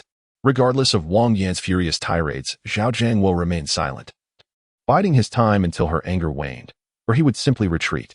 After unleashing her wrath upon her husband, Wang Yin, still seething, stormed over to the old house. Upon her arrival, she found Zhao Jiadong's grandmother just finishing a pot of wild vegetable porridge. Seeing the old woman preparing to dine while she was consumed with frustration, Wang Yan's ire intensified. Without waiting for a word from the elder, she strode forward and overturned the precarious wooden table. "Eat, eat, eat. Why don't you just go ahead and die already, you meddlesome old hag? It seems you are intent on making my life miserable, raising a white-eyed wolf to torment me." The elderly Zhao matriarch, her hair a cascade of white and her teeth reduced to mere remnants, silently endured her daughter-in-law's tantrum. Such was her life for decades, having long lost the will to resist. Chapter 45, Zhao Jiaquan's companions unbeknownst to Zhao Jiadong. The events unfolding in Zhao village weighed heavily on his mind, as he could intuitively sense the plight of his grandmother. From the outset, he had surmised that his grandmother would become embroiled in his troubles, which is why, after departing from the old residence, he refrained from seeking her out. Given his current predicament, He found himself utterly incapable of taking her with him. Regardless of Zhao Jiangwo's willingness, his own troubles were far too numerous, and he pondered how he could possibly care for her. At 80, his grandmother was frail and nearly unable to walk. Thrust into the unfamiliar surroundings of Jiangjia village, he would be unable to attend to her needs. It seemed more prudent for her to remain in a familiar environment. Even if he were to consider taking her in, he would require the means to do so. With the family's circumstances so dire, he could not spare the energy and would have to endure a little longer, allowing his grandmother to remain in her current situation. Once he managed to earn some money and improve the health of his father-in-law in Yingzi, he could propose to his family the idea of bringing his grandmother to live with him. After spending a rather uncomfortable night in the hospital, dawn arrived, and Zhao Jiadong set out to procure breakfast for his father-in-law. Today, after one more infusion, the patient would be able to return home. Upon hearing the doctor's words, Zhao Jiadong let out a sigh of relief and inquired, "Thank you, doctor. Are there any particular considerations to keep in mind upon returning home?" "Just as I mentioned before," the doctor replied, "be sure to provide emotional support to the patient, avoid provoking any negative emotions, and encourage a cheerful disposition. The rest is simply adhering to the medication schedule." With a wave of his hand, the doctor dismissed him. "If there is nothing else, you may proceed with your tasks and complete the discharge paperwork." In the villages beneath Maui town, no referral was necessary to seek urgent care at the town health center, but one had to register personal information afterward. Zhao Jiadong, not wishing to delay, seized the opportunity while his father-in-law was receiving his final infusion to finalize the necessary paperwork. By around 9 o'clock, the two emerged from the health center. "Dad, hold on tight." "Hey, Jiaquan, isn't that your second brother who serves as a live-in son-in-law?" As Zhao Jiadong turned the corner from the health center with Jiang Jiansheng, a few youths purchasing buns at a nearby stall noticed and nudged Zhao Jiaquan, questioning him. Zhao Jiaquan's gaze darkened as he followed his classmates' pointing fingers. Indeed, it was him. "That bicycle belongs to you, right? Should we help you retrieve it?" The youths, brimming with enthusiasm, were eager to assist. Zhao Jiaquan nearly nodded in agreement, but then he reconsidered. A bicycle was of no use at university, and reclaiming it would merely benefit his elder brother and third brother. "Forget it. After all, he is my second brother. I do not wish to contend with him." Zhao Jiaquan lamented, as if he himself were the one wronged. His classmates took his words to heart, expressing their admiration for Zhao Jiaquan's kindness. "It's no wonder you were accepted into university. With your demeanor, none of us can compare." The youth who had initially spoken patted him on the shoulder, then shifted the conversation with a smirk. "However, since you are one of us, we cannot stand idly by while you are bullied. Brothers, let us go over and greet second brother Zhao." Self-proclaimed intellectuals, believing themselves to be superior, felt an overwhelming sense of confidence in their small town, which they considered their domain. Consequently, several young men boldly approached, convinced they could avenge their good friend Zhao Jiaquan. However, Zhao Jiaquan, unable to dissuade them, resignedly allowed them to proceed, declaring, "I cannot treat my second brother in such a manner. I shall not go." From this statement, one could discern his feigned benevolence. If he truly harbored fraternal affection for Zhao Jiadong, he would not permit these individuals to create trouble for him. He simply wished to avoid further complications. Still vividly recalling the humiliation he had suffered at Zhao Jiadong's hands a few days prior. "Stay here and watch. Our group will undoubtedly assist you." Before he could finish his sentence, he noticed Zhao Jiadong halting his vehicle and exchanging friendly greetings with a uniformed police officer. "Ah, Officer Hu, out on patrol?" Officer Hu chuckled. "Indeed, just taking a stroll after a hearty meal. What brings you two here so early?" "My father was unwell yesterday, so I brought him to the clinic for a checkup. He has just been discharged and is on his way home now." Zhao Jiadong wiped the sweat from his brow. "Very well, we shall not disturb your duties any further. We will take our leave." Officer Hu nodded amicably. "Take care, uncle. Your health is paramount." His considerate words elicited a faint smile from Jiang Genshin's pale visage, though his voice remained slightly weak. "Thank you, officer. I will." Once Zhao Jiadong departed, Officer Hu's gaze drifted across the street, where several youths met his eye, quickly smiling before nonchalantly returning to the breakfast stall. "Kakan, your second brother is acquainted with Hu Binghua?" Zhao Jiaquan recalled how Officer Hu had previously shown a clear bias towards Zhao Jiadong and replied solemnly, "I have seen my second brother deliver meat to that officer.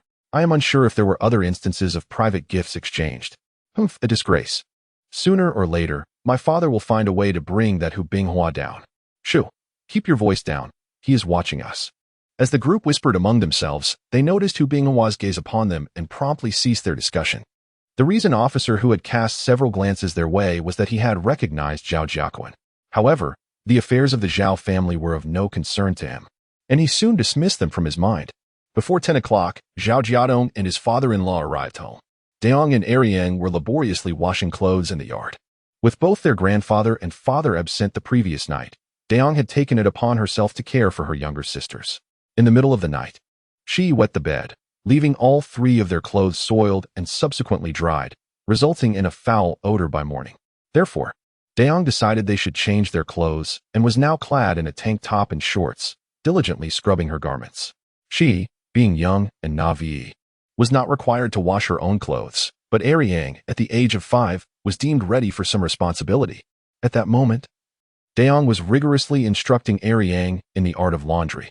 If you do not learn how to wash clothes and cook, how will you care for our parents when they grow old like grandpa and grandma? Eriang, in her innocence, queried, but isn't there an older sister? What if I am no longer here? Where would your older sister go? Let us venture into the mountains or the fields. You cannot simply remain idle, awaiting my return, you lazybones. Arya, bewildered by the reprimand, scratched her head in confusion, unable to comprehend the reason behind it. Ah, father and grandfather have returned. Suddenly, Dia tossed her clothes into the basin and, brimming with excitement, stood up to exclaim. Arya's eyes brightened. With father's return, there would be no need to wash clothes. The two little girls dashed forward, joyfully calling out to grandfather and father. The lively commotion drew the attention of Xia, who was sitting by the doorframe, her eyes wide in curiosity. The laughter of her two sisters gradually coaxed a smile from her previously blank expression, causing her to giggle foolishly, a stream of saliva trickling down the corner of her mouth. As Zhao Jiadong and Jiang Jinsheng alighted from the vehicle, Jiang Duofu's voice echoed from afar. Jinsheng, how is your health? Jiang Jinsheng held one granddaughter in each hand. As Dia and Arya clamored about how grandfather had coughed up a considerable amount of blood yesterday, frightening them both, he could only continue to soothe their concerns.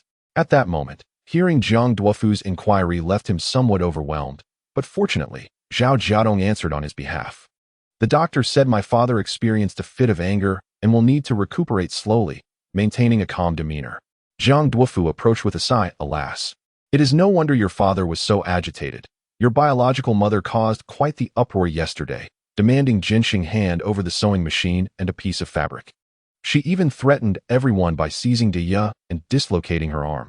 Zhao Jiadong's movement abruptly froze, and he turned sharply, his gaze piercing. Is that so?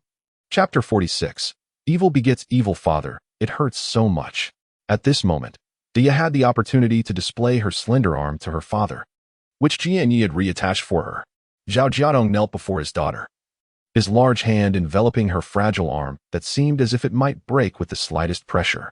A wave of bittersweet emotions surged within him, nearly choking him as he gazed at the faint marks on Dia's face. In a raspy voice, he inquired, Did she also do that to your face? It was Zhao Anai and an unfamiliar aunt who pinched me, Dia obediently replied. At her words, Zhao Jiadong's thoughts immediately turned to Wang Xiangdi. His lips pressed tightly together as he opened his arms to embrace Dia. My child, it is I who failed to protect you. Internally filled with regret, Zhao Jiadong loathed himself for not having pursued Wang Yan and Wang Xiangdi with unwavering resolve yesterday. He dismissed the notion of not striking one's parents. He was so enraged he felt he could kill. Dia and the others were merely children. What had they done to deserve such cruelty? Have you eaten? Jiang Jinsheng interrupted the somber atmosphere between father and daughter, unwilling to revisit the previous day's events, knowing full well that Zhao Jiadong had no means to confront Wang Yan. The innocent and naive Arya piped up, We have. The blessings of Fu Yezi provided us with food. Dia rested her chin on her father's shoulder and quietly asked, Father, I protected Arya and Xia yesterday, but I failed to protect Yi. Did I disappoint you? Zhao Jiadong felt a pang in his heart and softly replied, No, I am proud of you. You did wonderfully. Without you, Yi and your sisters would have suffered greatly. Upon hearing this, Dia's face brightened with joy, as if the hardships endured yesterday were rewarded in the best possible way. From their conversation, Zhao Jiadong learned that several families had come to their aid the previous day. After tidying up at home, he took some cured or dried wild boar meat and set out to express his gratitude to each household. Although one need not extend formal thanks to one's father-in-law, his status was different, especially since it was his own blood relatives who had caused the trouble. Everyone had suffered to some extent because of it, and he felt compelled to show appreciation, which also served to publicly declare his stance to the people of Jiangjia village. The first visit was to Jiang Duofu's home. Fu Yi, I will forever remember your kindness, Zhao Jiadong expressed earnestly. Jiang Duofu waved his hand dismissively. No need for thanks.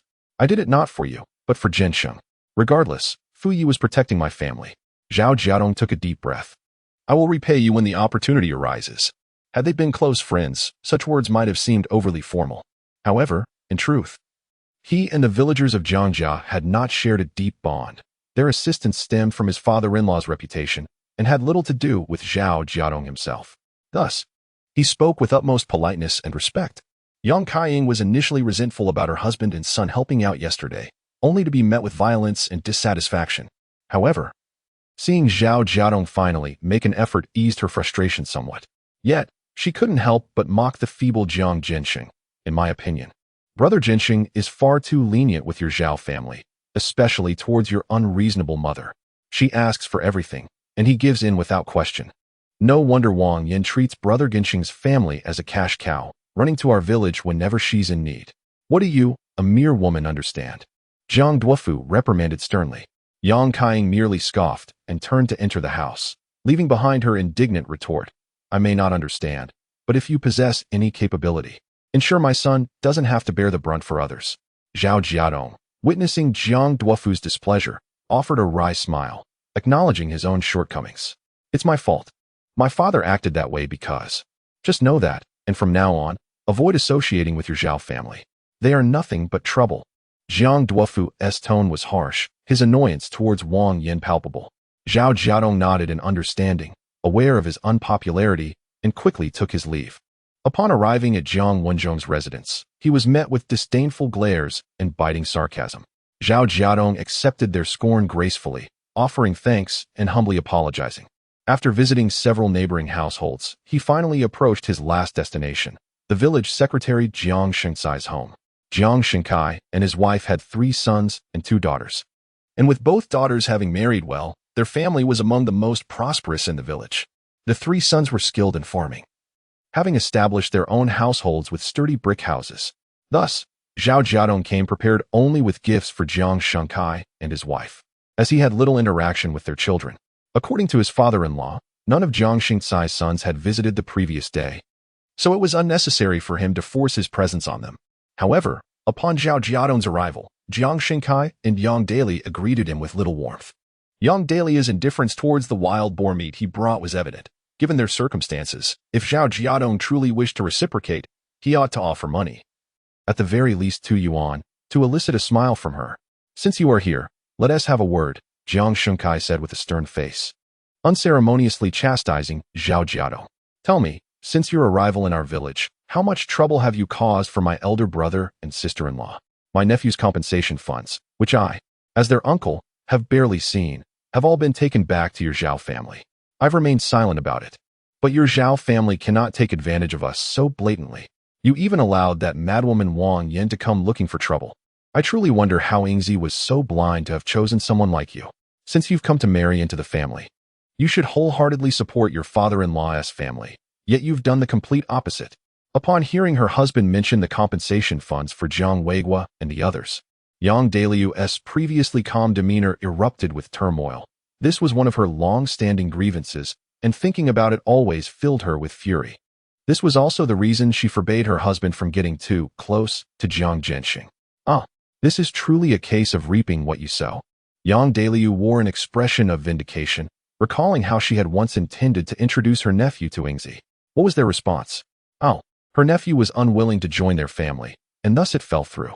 Did she ever ponder that any respectable man would be reluctant to marry into someone else's family? If that girl were to learn that her father was bullied by Wang Yin just yesterday, would she not regret having set her sights on such a character? In the presence of Zhao Jiadong, Yang Dailyu unabashedly belittled him with her remarks. Observing Zhao Jiadong's grim countenance, she feigned remorse by striking her own lips. Oh dear. My apologies, Jiadong. I tend to speak too candidly, but I assure you, I mean no malice. I'm merely standing up for Yingzi. She added. If you believe my words to be unjust, feel free to ask anyone. After my elder brother's family took you in, Did misfortune not follow? Zhao Jiadong clenched his fists tightly, his gaze fixed fervently on the ground, teeth gritted as he struggled to suppress a tumult of emotions, a blend of humiliation, shame, and indignation. However, his anger was not for himself, but arose from his inability to accept Yang Dalia's disparaging remarks about Jiang Ying. Enough, you may leave. Jiang Shenkai gestured impatiently, issuing an order for him to depart. Zhao Jiadong turned silently and exited through the door. Just as he stepped over the threshold, Yang Daliu's gloating voice echoed behind him. Your elder brother deserves it. Who told him to look down upon my nephew? He even dared to complain about the bride price offered by my brother's family, without considering their circumstances. With all their sons deceased and only a daughter left, they will depend on their son-in-law in the future. So what if my nephew demands a bit more in dowry? After all, when they pass, everything will belong to the daughter and her husband. Had they been less scheming and simply married off their daughter, my nephew would have cared for them in my name. As for the Jiang family's legacy, do we not already have 3 brothers to carry it on? Why do they still covet what belongs to us? And now, they invite a son-in-law and must also provide a substantial dowry. This surely exemplifies the adage, evil begets evil. Chapter 47. Taking the children, the harsh words struck Zhao Jiadong like a relentless hammer, leaving his complexion suddenly ashen. In that moment, his sense of guilt towards his wife's family reached its zenith. Given Zhao Jiadong's temperament, had Yang Daliu been orchestrating this, he would have felt considerably more at ease. After all, compared to the insipid mockery of Yang Daliu, the humiliation and degradation he had endured within the Zhao family were far more severe. Yet, Yang Daliu's ridicule was directed at his wife, mocking his father-in-law and mother-in-law. The inner turmoil rendered Zhao Jiadong breathless. He yearned to turn and vehemently rebuke Yang Daliu, but his mind spun, failing to conjure a single potent retort. With clenched teeth, Zhao Jiadong could only silently vow, I shall prove to you that their choice was not in vain. Suppressing his anger, he strode away with determination. Due to the doctor's advice for Jiang Jinsheng to rest, Zhao Jiadong resolved to take the children up the mountain. Naturally, Jiang Jinsheng vehemently opposed this. Do you not recall our last encounter with a wild boar? Bigya, an area nearly faced disaster. Others are wary of taking children to the mountains. Yet you specifically wish to lead them there. Jiang Jinsheng's frustration was palpable, causing Zhao Jiadong to feel a twinge of anxiety. He quickly attempted to explain, Father, please do not be upset. My concern for Bigya and Arya is genuine. But your health is too fragile for me to leave the children at home causing you distress. Nonsense. Am I unaware of my own condition? What trouble could Bigya and Arya possibly cause? Cough, cough, cough. Jiang Jinsheng's agitation induced a fit of coughing, rendering his face pale and alarming those around him, who feared he might cough up blood again. Anyone who has cared for children knows that even the most well-behaved little ones have their moments of mischief, especially at the lively age of Bigya and Arya. If they remained at home, chaos was certain to ensue. How could Jiang Jinsheng possibly rest in such an environment? Yet, with his father-in-law steadfast in his refusal, Zhao Jiadong found himself at an impasse. Just as he contemplated yielding, Bigya tugged at her grandfather's clothing. Looking down, Jiang Jinsheng saw his eldest granddaughter, who sweetly pleaded, Grandfather, I promise to be good and listen to Dad, not to run around or play too much.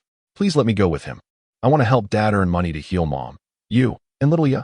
Bigya's endearing and considerate words softened Jiang Jinsheng's heart. He gently ruffled her hair, his tone losing its earlier sternness. The mountain is dangerous. How can I allow you to accompany them at such a young age? Father, I will keep a close eye on them.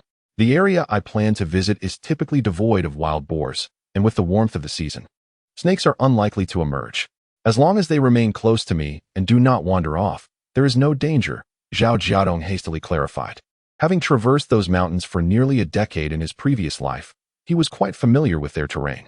Initially, he had refrained from taking the children along, believing the village to be safer. However, the events of the previous day left him reeling with apprehension. Just days prior, he had delivered a severe lesson to Zhao Jiafu and others, who could predict whether they might seek revenge in his absence. What if this time, instead of merely dislocating Bigya's arm, they had broken a child's hand? After all, his children were still so young and fragile. Rather than exposing them to the uncertainties of the wild, it would be wiser to take them to familiar surroundings, at least with him by their side. His experience would enable them to avoid wild boars with relative ease. Additionally, armed with some snake repellent, he could keep the children close, ensuring their safety. As for Dia and Arya, They were blissfully unaware of any dangers. Even without adult supervision, they would often venture into the mountains themselves. As long as they did not wander too deep, there was little cause for concern. Ultimately, Jiang Jinsheng was persuaded, largely due to the lingering shadow of yesterday's incident. He knew that he could not always rely on fortune to bring timely assistance. He repeatedly cautioned Zhao Jiadong to prioritize the children's safety. Jiang Jinsheng agreed to allow only Deya and Arya to accompany him into the mountains, while Xiaoya was to remain at home, given her current dazed state. What if she wandered off? Zhao Jiadong initially planned to carry or hold Xiaoya, but upon reflection, he realized that such an endeavor would prove quite challenging, prompting him to abandon his naive intentions. Early the next morning, after having breakfast and ensuring everything at home was in order, Zhao Jiadong set off into the mountains with a basket on his back and Deya and Arya by his side. The presence of the two little girls made the journey feel considerably longer, yet Zhao Jiadong remained calm and collected, taking the time to introduce them to the flora they encountered along the way, pointing out which plants could serve as herbs and which were edible. Though Deya and Arya were slight in stature, their resilience was commendable. After an hour of walking, they showed no signs of fatigue, especially as they relished the opportunity to spend an entire day with their father, bubbling with enthusiasm. At long last, after another hour of trekking, they reached a treacherous stretch of trail. While daunting, it was only truly challenging for children and the elderly to navigate alone. Zhao Jiadong instructed Arya to climb into the basket while he carried Deya in his arms, warning the girls to remain still as he carefully maneuvered past the precarious section. Beyond that point, not far ahead, lay a vast expanse of Huangjing. Daddy, you used to come here to dig for herbs, didn't you? Deya, now free from her father's embrace and with a sturdy rope tied around her waist, eagerly inquired. Arya, similarly equipped with a rope yet still standing in the basket, had her limits, being only 5 years old and having exerted herself for nearly 2 hours. Yes, but you must not tell anyone about this place. Otherwise, your father won't be able to earn enough money from it to provide for Grandpa and Xiaoya's treatments, Zhao Jiadong said, half seriously. Deya nodded vigorously. I won't say a word, not even to Jia. Can we tell Mommy? Arya innocently asked. Zhao Jiadong chuckled. Mommy will find out. So you two need not worry about that. Upon reaching the base of a large tree, Zhao Jiadong first assessed the area for any potential dangers before placing the basket down and allowing Arya to step out. He spread a burlap sack he had brought from home on the ground, ensuring that when Deya and Arya grew tired during midday, they could rest here peacefully. Scattering the snake-repellent powder around, Zhao Jiadong firmly instructed his two daughters, if you feel tired or drowsy, you must rest only on this sack. You are not permitted to wander elsewhere, do you understand? The elder daughter eagerly nodded, while the younger one giggled without responding, prompting Zhao Jiadong to reiterate the instructions directly into her ear until she acknowledged her understanding as well. Satisfied, Zhao Jiadong stood up and declared, let us commence our work. Eldest and youngest, you may play near your father, and should you need anything, do not hesitate to speak. He had no intention of untethering the children to roam freely. Only when they grew weary would he lead them to the shade of a tree for respite. For the remainder of the time, the two girls, adorned with straw hats and tethered by a rope, followed closely behind him as he dug for the precious Huangjing root. Were it not for their lack of support and the arduous nature of their circumstances, Zhao Jiadong would never have allowed them to endure such hardship alongside him. Alas, he had no choice but to impose upon them this burden. With the presence of his two little girls, the entire hillside came alive, their cheerful calls of Daddy, Daddy echoing through the air. Zhao Jiadong worked diligently, extracting the roots with nimble hands, occasionally responding with aha, aha as he toiled. After more than 2 hours of continuous digging, the initial excitement of the girls had waned, and they grew weary from their play. Raising his gaze, Zhao Jiadong noted that the sun was high overhead. It was noon. It was time to provide the children with lunch and allow them a brief nap. However, just as he was about to summon the girls, a sudden piercing scream erupted from the elder daughter. Chapter 48. The rabbit collided into my embrace. The piercing scream startled Zhao Jiadong. However, in the next moment, the girl's shriek transformed into an exclamation of delight. Daddy, Daddy, come quickly. I've spotted an exceptionally plump rabbit. Upon hearing that it was a rabbit, Zhao Jiadong exhaled in relief, soon followed by a wave of excitement. Where is it? In his previous life, he had encountered rabbits in this very place, but they were notoriously swift, making them elusive. Perhaps he only managed to catch one out of every 10 attempts. Nevertheless, given the scarcity of meat, A single rabbit was certainly worth the effort for Zhao Jiadong. Daddy, Daddy. The younger girl joyfully emerged from the thicket, her small hands tightly clutching a gray rabbit, exclaiming. The rabbit collided right into my arms. Witnessing this scene, both Zhao Jiadong and the elder girl were left utterly astonished. Zhao Jiadong quickly approached to take the rabbit. Praising the younger girl, "You did wonderfully. Tonight, you shall be rewarded with a large rabbit leg." "But Daddy, what about me? I saw the rabbit first." The elder girl, anxious not to be left out, inquired hurriedly. "You both shall have one. Both of you will be rewarded." Zhao Jiadong's spirit soared, and he laughed heartily as he tied up the rabbit's legs. His daughters were truly his good fortune. Just a few days prior, he had not encountered any rabbits. And now, on their return to this spot, a foolish rabbit had practically leaped into his daughter's embrace. In his previous life, he had heard a fable titled Waiting by the Stump for a Rabbit, which bore some resemblance to the situation of his younger daughter. "Daddy, could it be that the heat has made the rabbit dizzy?" The trio sat beneath the shade of a tree, enjoying the lunch they had brought from home, still relishing the amusing tale of how the younger girl had caught the rabbit. The elder girl believed only this explanation could account for the rabbit's behavior. Zhao Jiadong chuckled. "It's not entirely impossible. By the way, what were you doing in the thicket, my dear?" With a mouthful of dry flatbread, the younger girl mumbled, "I was relieving myself." Just as she was about to pull up her trousers, the rabbit had collided into her, nearly toppling her over. "Otherwise, my trousers would have gotten wet. Quick, have some water." Zhao Jiadong offered her the water flask, and the younger girl obediently opened her mouth. That day was a bountiful one for Zhao Jiadong and his daughters. Not only had they gathered 100 pounds of medicinal herbs, but they also returned home with a plump rabbit. Around 4 in the afternoon, they set off back to their abode, with the 2 girls accompanying him. Zhao Jiadong dared not linger too long on the mountain.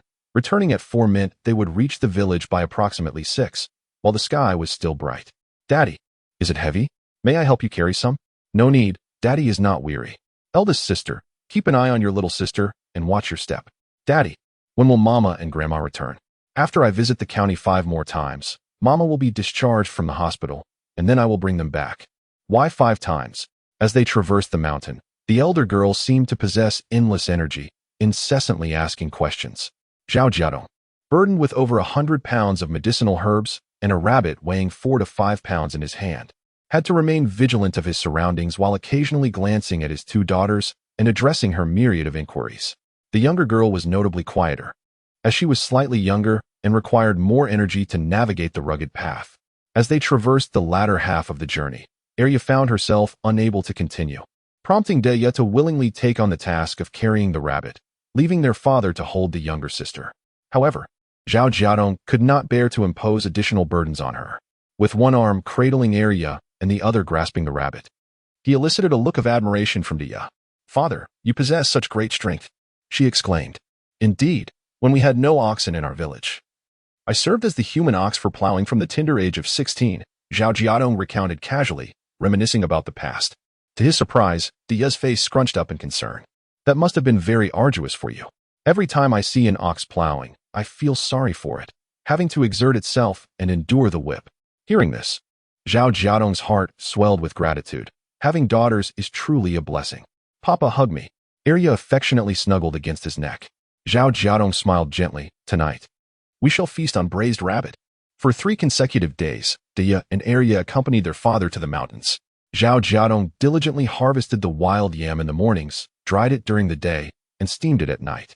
As the girls longed for their mother and had access to a bicycle, they decided to venture into the county town, and Zhao Jiadong took the children along. The triangular area beneath the bicycle's frame was reinforced with a sturdy board fashioned from 2 grooved wooden planks and a flatboard, securely fastening heavy sacks filled with goods. As long as Zhao Jiadong rode steadily, nothing would fall. The front rack was adorned with a grass mat, upon which Arya sat, while Deya occupied the rear seat, and the family set off early. The once sleepy Xiaoya and Arya were instantly awakened by the refreshing morning breeze. Excited by their inaugural bicycle ride to the county, Deya and Arya sang merrily, infusing their monotonous yet tiring journey with joy when faced with an uphill climb. Regardless of Zhao Jiadong's reassurances that they need not assist, Deya would hop off to help push the bicycle. Arya cheered from her perch. "Sister, keep going. Father, you can do it." After several such exchanges, Zhao Jiadong inquired, "Deya, are you tired?" With a light-hearted tone, Deya replied, not at all. The thought of seeing Mama and Grandma fills me with such joy that I don't feel tired in the slightest. In response, Zhao Jiadong cheerfully declared, Then I shall pedal faster, so you can see your mother sooner. Unbeknownst to the children, their mother, Jiang, was unaware that she would soon reunite with her dearly missed treasures. Just after 9 in the morning, having finished breakfast, Jiang reclined in her hospital bed receiving an 4 infusion. Shortly thereafter, Fong Lan returned from washing the dishes, a triumphant smile gracing her face. Ingzi, guess what I just witnessed? Jiang, upon seeing her mother's expression, sensed there was some tantalizing gossip to be shared.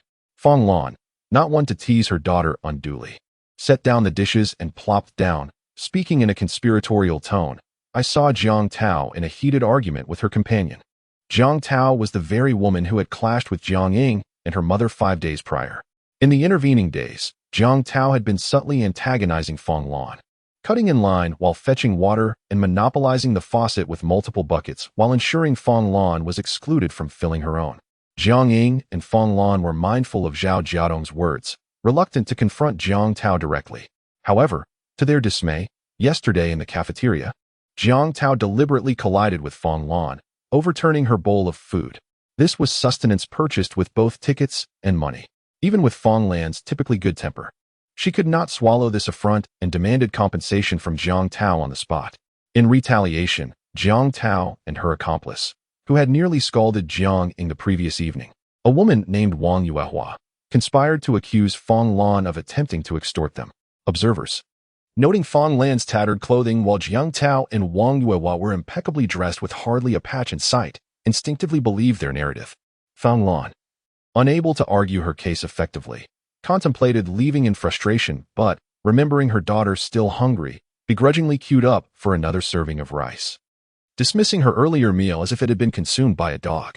To her surprise, this morning, she witnessed the 2 scheming women embroiled in a quarrel, which brought her immense joy. Do you know the reason for their dispute? Fong Lan eagerly recounted the inside story to her daughter.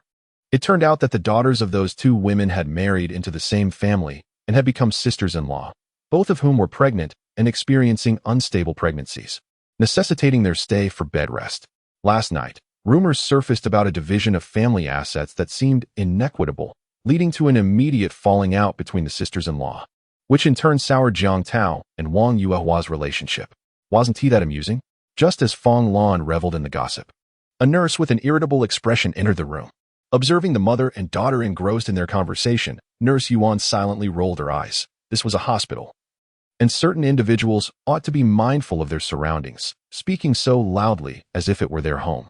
Naturally, Fong Lan, whose ears were far from deaf, caught the undertone of the remark, and her laughter abruptly ceased. Nurse Yuan approached Jiang Ing's bedside to remove her for. Fong Lan awkwardly shifted aside to make way. As the nurse extracted the needle with excessive roughness, blood began to flow. Noticing her lack of intention to staunch the bleeding, Fong Lan cautiously inquired, Nurse Yuan, could I have a cotton swab?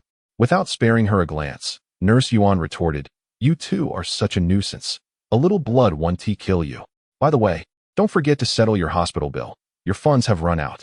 Upon hearing this, Fong Lan felt overwhelmed, unable to suppress a murmur of discontent. How can the hospital expenses deplete so quickly? Last time we stayed 6 or 7 days before running out. But this time we've exhausted 15 yuan in just 5 days unexpectedly. Nurse Yuan flung her items down with a loud clatter and turned, furiously demanding, What do you mean by that? Are you insinuating that the hospital is stealing your money? No one forced you to be hospitalized. The entire ward fell silent, with all eyes fixed on the unfolding confrontation. Fong Lan stammered in attempt at defense. I didn't Nurse Yuan. My mother was just speaking without thinking. She meant no offense, Jiang interjected, striving to maintain a calm demeanor. This Nurse Yuan was known for her vindictiveness, ever since that evening when they had crossed her. She had been merciless in her retaliation. It became evident to everyone that the 2 women had fallen out of favor with Nurse Yuan, and for several days, no one dared to approach them. Chapter 49. Can you bear the responsibility? Do you think you can simply dismiss this with a few casual words, as if nothing had occurred? Who do you think you are? Nurse Yuan relentlessly interrogated, her voice rising in intensity. Each day, we nurses dedicate ourselves to caring for patients, yet we must endure your baseless accusations and skepticism. What do you truly think of us nurses? Jiang, already in a weakened state, was acutely aware of Nurse Yuan's deliberate provocation and malice. She was not naive. She saw through it all, but chose to remain patient to avoid conflict. However, as Yuan pressed further, anger began to swell within her. Before she could voice her thoughts, a sudden wave of dizziness overcame her, and her face turned pale, her body swaying as if losing its support. Fong Lan, alarmed, rushed forward to steady her. Ingzi. The sensation of dizziness lingered, and Jiang Ying, feeling unwell, grasped her mother's hand, struggling to regain her composure. Seeing this, Fong Lan, anxious, turned to Nurse Yuan and exclaimed, "What exactly do you intend to achieve? If my daughter suffers any harm because of you, can you bear the consequences?" Fong Lan's silence was not indicative of a lack of temper. She sought to quell the situation, but witnessing Yuan's outrageous behavior towards Ingzi ignited her frustration. Noticing the disapproving gazes of the other patients, Nurse Yuan gradually began to retract. "Do not wrongfully accuse me. The patient's discomfort arises from long-term malnutrition leading to hypoglycemia." With that, she dispassionately pushed the cart out of the room. Fong Lan, her teeth clenched in irritation, pondered how to confront Yuan. "Ingzi, you should lie down. Let me get you a glass of water." "No, you must eat something." Jiang Ying, feeling slightly less dizzy, gently replied, "I'm fine, mother. Please don't worry. I'll rest for a while. I have no appetite for food." Fong Lan felt a mix of urgency and helplessness, preparing to assist her daughter in lying down when suddenly, "Mama, Mama."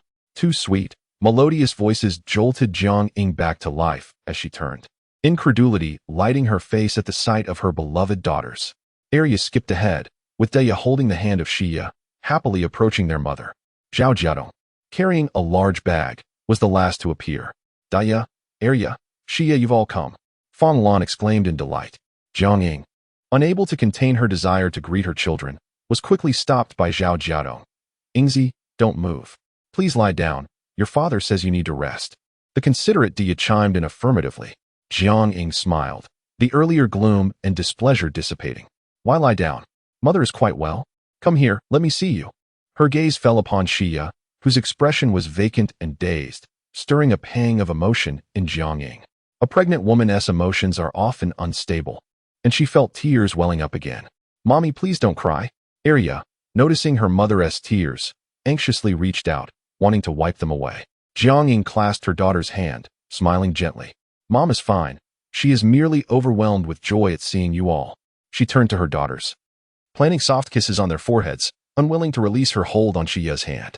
In a tender whisper, she asked, "Xia, do you recognize your mother? Your elder sisters have been taking good care of you, haven't they? Look, your elder sister has been holding your hand all this time." "Mom, Xiu has been very well behaved at home," Dia interjected, eager to reassure her mother. "She always sits quietly, never making a fuss, though sometimes when she is hungry, she won't say anything and just gnaws on the table." This revelation only deepened the sorrow in Jiang Ying and Fong Lan's hearts. Zhao Jiadong cleared his throat, hastily diverting the conversation. "Well, Xia's condition has improved significantly. Ingzi, you should focus on your pregnancy. I'll take care of everything else." "Yes, Mom. You need not worry. Dad is quite capable," Dia declared proudly, puffing out her chest. The other day, when Grandma Zhao came to take things, not long after, Dad brought back the sewing machine she had taken. Zhao Jiadong's heart skipped a beat. "Dia, please stop. Didn't we agree on the way here that you shouldn't discuss family matters with your mother?" He feared that Ingzi would become agitated upon hearing about recent events. Thus, early that morning, he had established clear rules with the two children, who had eagerly promised not to say a word. Yet here they were, and Daya had inadvertently revealed everything. Suddenly, Zhao Jiadong recalled, "I just remembered. Ingzi, you must be hungry. I've prepared braised pig trotters and spare ribs. You both should eat." In a moment of quick thinking, he shifted the topic, but Jiang Ying was captivated by Daya's words. "We have already eaten." "Daya, what was this about the sewing machine? When did we have a sewing machine at home?" Fong Lan echoed her confusion. At this moment, Daya caught her father's intense gaze, reminding her of her earlier promise. She hesitated, stammering, It's Zhao Jiadong, sensing the situation, sighed internally and chose to speak up. "Regarding Wang Yan's actions towards Xia, although you both insisted I let it go, I cannot simply pretend as if nothing happened. Therefore, I negotiated for some items from the Zhao family in exchange for releasing Wang Yan." He omitted the humiliating details of being assaulted by the Zhao family. Jiang Ying and Fong Lan looked on in astonishment. They could hardly believe that Zhao Jiadong was capable of such a feat. They had thought that as long as he ceased his foolish obedience and stopped letting Wang Yin manipulate him, it would be the best news they could hope for. Jiadong. Tears welled up in Jiang Ying's eyes, a mixture of joy and sorrow, for his awakening came at the painful cost of their daughter. Fang Lan, too, grasped the gravity of their situation, wiping her tears in frustration. Why didn't you do this sooner? Zhao Jiadong found himself at a loss for words. If he were to learn of his father-in-law's extreme anger, his mother-in-law would likely harbor even greater resentment towards him. Alas, Mom, Dad was also bullied by them. As the three adults fell into a heavy silence, Arya tugged at her mother's hand, pouting. Jiang Ying's expression shifted, her complex emotions swiftly replaced by concern. And she anxiously inquired, Jiadong, where are you hurt? I'm fine, it's nothing serious, just some superficial injuries, Zhao Jiadong quickly replied, not wishing to burden Yingzi with his troubles. He then turned to his two daughters and said, Arya, have you forgotten what I told you? Your mother needs to rest well. We must not let her worry about matters at home. Realizing they had upset their father and caused him distress, the girls displayed looks of unease. Fang Lan interjected with a huff. Why take your frustrations out on the children? They care about you, their father. The last time you visited, I could tell something was amiss with your nose. It looked as if someone had given you a good thrashing. At first, I thought it was that girl Xia's grandfather who had struck you, but it turns out it was your own Zhao family who laid hands on you. Zhao Jiadong's actions, enduring a beating from Jiang Jinsheng, were beyond reproach. Take the matter of Xia, for instance. If Zhao Jiadong had heeded advice and not insisted on sending her to Wang Yan, would she have been abducted and sold? Wang Yan is the principal offender, while Zhao Jiadong merely played the role of an accomplice. Chapter 50. Clear a spot for me on the bed. It was indeed quite satisfying for Fang Lan to see her husband deliver a punch to her son-in-law. However, if the one striking her son-in-law were from the Zhao family, her heart would boil with anger and frustration. Those people, who benefit from Jiadong's kindness, still dare to act so brazenly and even resort to violence. The mere thought ignited her fury, prompting her to question her son-in-law. Did you retaliate? Are you just going to let them hit you without a response? Zhao Jiadong nodded honestly. I did. Fang Lan exclaimed, well done. Do not forget. You are a member of the Jiang family. They have no right to strike or insult you. Jiang Ying's expression shifted slightly. Mom, let's not discuss this. She understood all too well that Jiadong despised the identity of a son-in-law, and her mother's words would only make him uncomfortable. To her surprise, upon hearing those words, her husband's eyes glistened with tears, his lips quivering slightly, revealing a relieved smile. Indeed, as members of our Jiang family, how could they allow outsiders to bully them?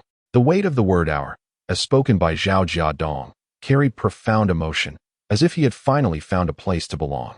Little did she know. Reborn as Zhao Jiadong, his greatest fear now was the prospect of no longer being accepted by the Jiang family.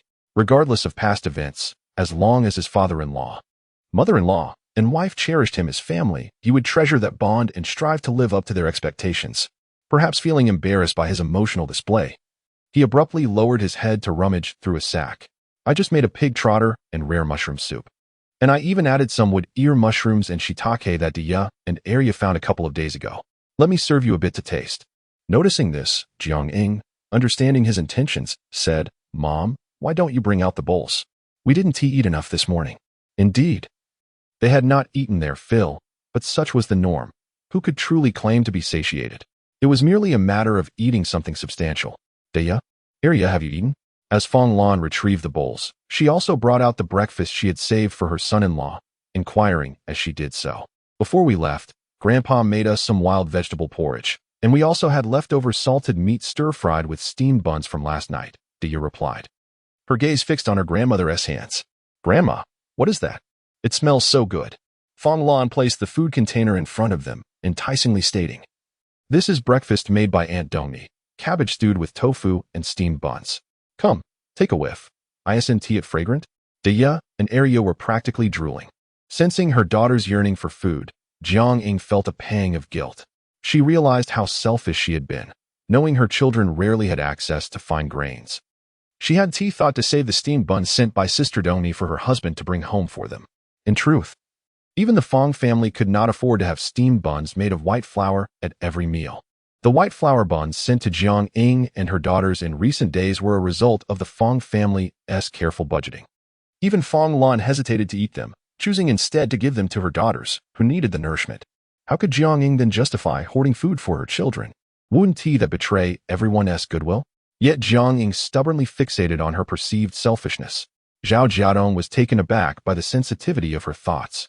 Observing her furrowed brows and troubled expression, he initially assumed she was affected by the previous conversation. He could only solemnly assure her, "Yingzi, do not overthink. I will manage the matters at home."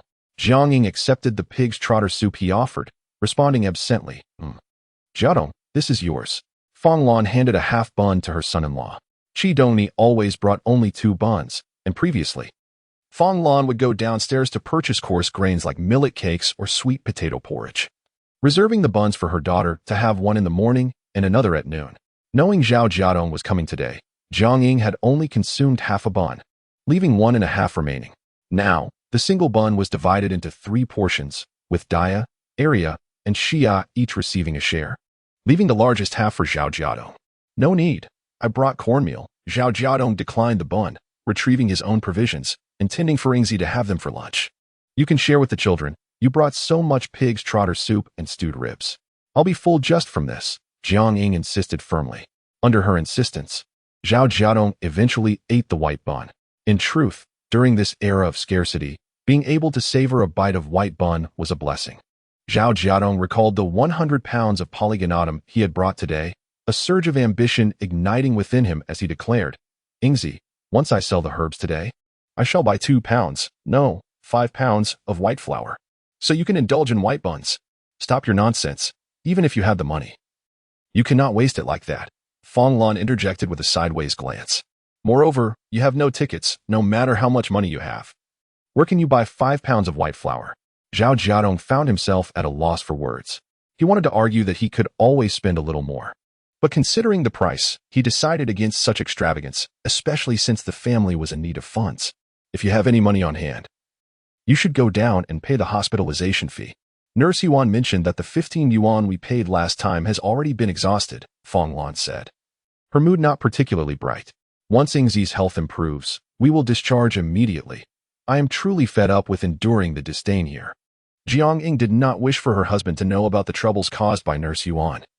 He was already burdened with taking care of the family and finding ways to earn money, and she did not want to add to his troubles. Thus, before Zhao Jiadong could inquire further, Jiang Ying gently urged him, "It is getting late. You should attend to your business. Sister Dongni comes every morning to bring us meals and returns in the evening to collect the lunchboxes. We owe a great deal to Brother Fong and Sister Dongni. Last night, Brother Fong had even brought dinner himself. Alas, no one's grain comes without effort. When you see Brother Fong, please tell him not to bring meals anymore. Otherwise, we will feel very indebted." Zhao Jiadong agreed. "All right, I understand. I will return to pay the hospitalization fee. And as long as I submit the payment before 4 o'clock, that will be sufficient, correct?" Jiang Ying nodded. That was what Nurse Yuan had said last time.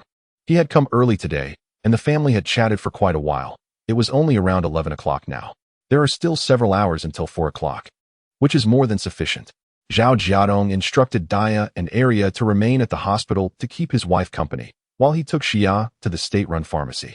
Before departing, he reminded the children to be quiet and not disturb others. I had just seen Jiadong carrying a large bag of herbal medicine when Fong Lan, embracing Area with delight, remarked, "It appears to weigh dozens of pounds. Now we are in good fortune. No need to concern ourselves with Nurse Yuan's disposition." No sooner had Fong Lan spoken than Nurse Yuan entered, her expression unfriendly, clearly having overheard her words. Unbeknownst to Fong Lan, who had her back to the door, Nurse Yuan's irate voice soon followed. "Patient 301, Jiang Ying, you must submit the payment by noon, or vacate the bed immediately." Chapter 51. The 1,000 yuan household is within reach. Fong Lan's body stiffened. How unfortunate could she be that her whispers were overheard? Yet, she hadn't uttered anything too egregious. Was Nurse Yuan truly so vengeful as to insist on payment before midnight? Alas, one must bow their head under the eaves. She ought to apologize to Nurse Yuan. "Nurse Yuan, please don't mind my loose tongue. Can you find it in your heart to overlook my rural ignorance?" Fong Lan said, bending slightly and speaking in a subdued tone. To her dismay, Nurse Yuan sneered. "What kind of performance is this?" Fong Lan, maintaining her humility, lowered her voice further. "Nurse Yuan, we both know the hospital fees only need to be settled by 4 o'clock. You mentioned the same last time. Last time was last time. The hospital has been inundated with patients recently, and beds are scarce. There is no time to wait for you to gather the funds. If you lack the money, you might as well leave. Nurse Yuan interrupted her curtly before she could finish. Instantly, urgency washed over Fong Lan's face as she inquired anxiously, Nurse Yuan, could you extend the deadline? My son-in-law will return before 1. That's your concern. If the payment isn't made by noon, new patients will be admitted. You can return from whence you came, Nurse Yuan replied coldly, casting a glance at the two anxious young girls. She curtly admonished Jiang Ying, watch your child. The hospital is filled with important equipment and patients. Do not let her cause any trouble. Jiang Ying responded curtly, I will, no need for your reminders. Nurse Yuan said nothing further, merely rolling her eyes in disdain before haughtily exiting the ward. Watching her retreating figure, Fong Lan felt a mix of anger and anxiety. She struck her own cheek, lamenting, it's all my fault. How could I let her hear those words? Now, I've incurred her wrath. It's not entirely your fault. She came with ill intentions. Whether we did or said anything, she would still target us. Jiang Ying remained remarkably calm. She was not worried about personal vendettas from Nurse Yuan. Rather, she feared that she would strictly adhere to hospital regulations, leaving them powerless to retaliate. Mother, how much money do you have left? Perhaps you should go pay now. Even a small amount would suffice, and you can pay the rest when Jiadong returns. Fong Lan nodded repeatedly, hastily departing. Downstairs at the payment office, a long queue stretched ahead, and Fong Lan anxiously watched the line, wondering how long it would take. Once more at the state-run pharmacy, Zhao Jiadong secured his bicycle, shouldered a burlap sack, and cradled a slender girl in one arm as he entered. This time, the pharmacy was not crowded, which struck Zhao as peculiar. Employee Xiao Jia spotted him immediately. Brother Zhao, you're here. Come in quickly. Xiao Jiao warmly opened the counter door, ushering him into the back room. Thank you, Brother Xiao. Zhao Jiadong replied with a smile as he passed through the curtain to the place where he had previously conversed with Fong Dongliang. Upon entering, he faintly heard some commotion. At that moment, Xiao Jia exchanged a few words with a colleague in the back room, who then disappeared through a door. Brother Zhao, please take a seat here. Manager Fong will be arriving shortly. As Xiao Jia spoke, he poured water for him, his gaze covertly resting on the dazed expression of his daughter, Xia. His eyes reflected a hint of confusion, yet he refrained from inquiring further. Once he finished pouring the water, Xiao Jia announced, there are still tasks ahead. I must take my leave. Zhao Jiadong nodded in agreement. All right, you go ahead and attend to your work. I wouldn't want to delay you. He noticed Xiao Jia's curious glance, but felt a sense of calm. Having a daughter with a mental disability did not bring him shame, regardless of the peculiar stares others directed at Xia. Just as he was feeding Xia some water, the sound of hurried footsteps approached. Fong Dongyang emerged from a small door and, upon spotting Zhao Jiadong seated in the back hall, his face broke into a beaming smile. Jiadong, considering the days. You were due to arrive. I didn't expect you to come so early. Although it was already past 11, it couldn't truly be deemed early. However, since Zhao Jiadong had traveled from the distant Jiangjia village, even with a bicycle, it would take him 3 to 4 hours. And he had first to visit his wife at the hospital. Thus, Fong Dongliang assumed Jiadong might arrive later in the afternoon. Noticing the 3-year-old girl in Zhao Jiadong's arms, Fong Dongliang's eyes widened in surprise. Is this Xia? At that moment, Zhao Jiadong had already risen to his feet. Upon being questioned, he offered a wry smile. Yes, this is Xia. Though she appears to be just 1 or 2 years old, she is indeed 3. All 3 of his children were notably thin and short. The 7-year-old eldest daughter resembled a 5-year-old. The 5-year-old second daughter looked like a 3 or 4-year-old. And the 3-year-old Xiyu appeared akin to a mere 1 or 2-year-old. It was no wonder Fong Dongyang was taken aback. His own daughter was of a similar age, but had fared better in more favorable circumstances, appearing robust and, at a glance, several years older than Xia. The delicate and small Xia, who had been rendered simple-minded by the misfortune of abduction, elicited an ache in one's heart. Fong Dongliang felt a pang of sorrow. His nose tinged with the onset of tears. What a pitiful child. He hurriedly searched his pockets, but alas, found no candy. Xia, say hello to uncle. Zhao Jiadong gently instructed his daughter, bending down. Xia, of course, did not respond, so he took her hand and waved it, saying, Xia is truly well-behaved. Watching this, Fong Dongliang's eyes began to well with tears. Brother Dongliang, it's all right. The doctor said there is hope for Xia, Zhao Jiadong, sensing his emotions. Forced a cheerful tone, I am working hard to earn money. In the future, I will be able to take Xiyu to the big city. One day. We will find a cure for her. Indeed, she will surely recover, Fong Dongyang replied, wiping the corner of his eyes. This time, Zhao Jiadong brought 100 pounds of steamed huangjing, which met the quality standards, and Fong Dongliang readily compensated him with 5 large bills. Jiadong, is there a substantial amount of huangjing in your area? Seeing his good friend prosper, Fong Dongliang felt genuinely happy for him, while simultaneously pondering how to help him earn more within the bounds of propriety. Hence, he posed the question. Zhao Jiadong did not withhold the truth. Yes, there are probably 3,000 to 4,000 pounds. Wow, that is indeed a considerable amount. Fong Dongliang's eyes sparkled with excitement as he whispered to his friend, Jiadong, are you aware that there are other methods to process huangjing? For instance, there's Jiao Huangjing and the highly prized Jiao Zheng Shai Huangjing, which boasts superior medicinal properties and value. Zhao Jiadong couldn't help but chuckle to himself, thinking, how could I not know? It is merely due to my lack of a liquor permit and pressing financial constraints that I have resorted to producing the simplest steamed huangjing for sale. Nevertheless, he feigned curiosity and continued to inquire, prompting Fong Dongyang to share further processing methods of huangjing. Zhao Jiadong listened intently until Fong Dongyang had elucidated the entire process. Currently, the price of ordinary Jiao Huangjing is 1 yuan per jin, double that of steamed huangjing, while the Jiao Zheng Shai variant is priced at 2 yuan per jin. However, the 9 steaming and 9 sunning process is exceedingly time-consuming and requires a delicate touch. A misstep could ruin the quality of the product. Hence, I recommend you start with the ordinary Jiao Huangjing. As Fong Dongliang discussed the prices of the other 2 huangjing varieties, Zhao Jiadong's thoughts wandered far afield. 1 yuan per jin means 1,000 jins would yield 1,000 yuan. At 2 yuan per jin, that amounts to 2,000 yuan. In light of the current price levels, this figure sent a thrill through Zhao Jiadong. Chapter 52. The foolish girl speaks in his previous life. When Zhao Jiadong embarked on the venture of selling medicinal herbs, the price of wine yellow essence was approximately 1 to 2 yuan per pound. However, the distinction between 1 or 2 yuan then and now is quite significant, and as more individuals became aware of the lucrative potential of yellow essence, he found it increasingly difficult to procure substantial quantities of the herb. Today, it can be said that he singularly possesses a veritable treasure trove.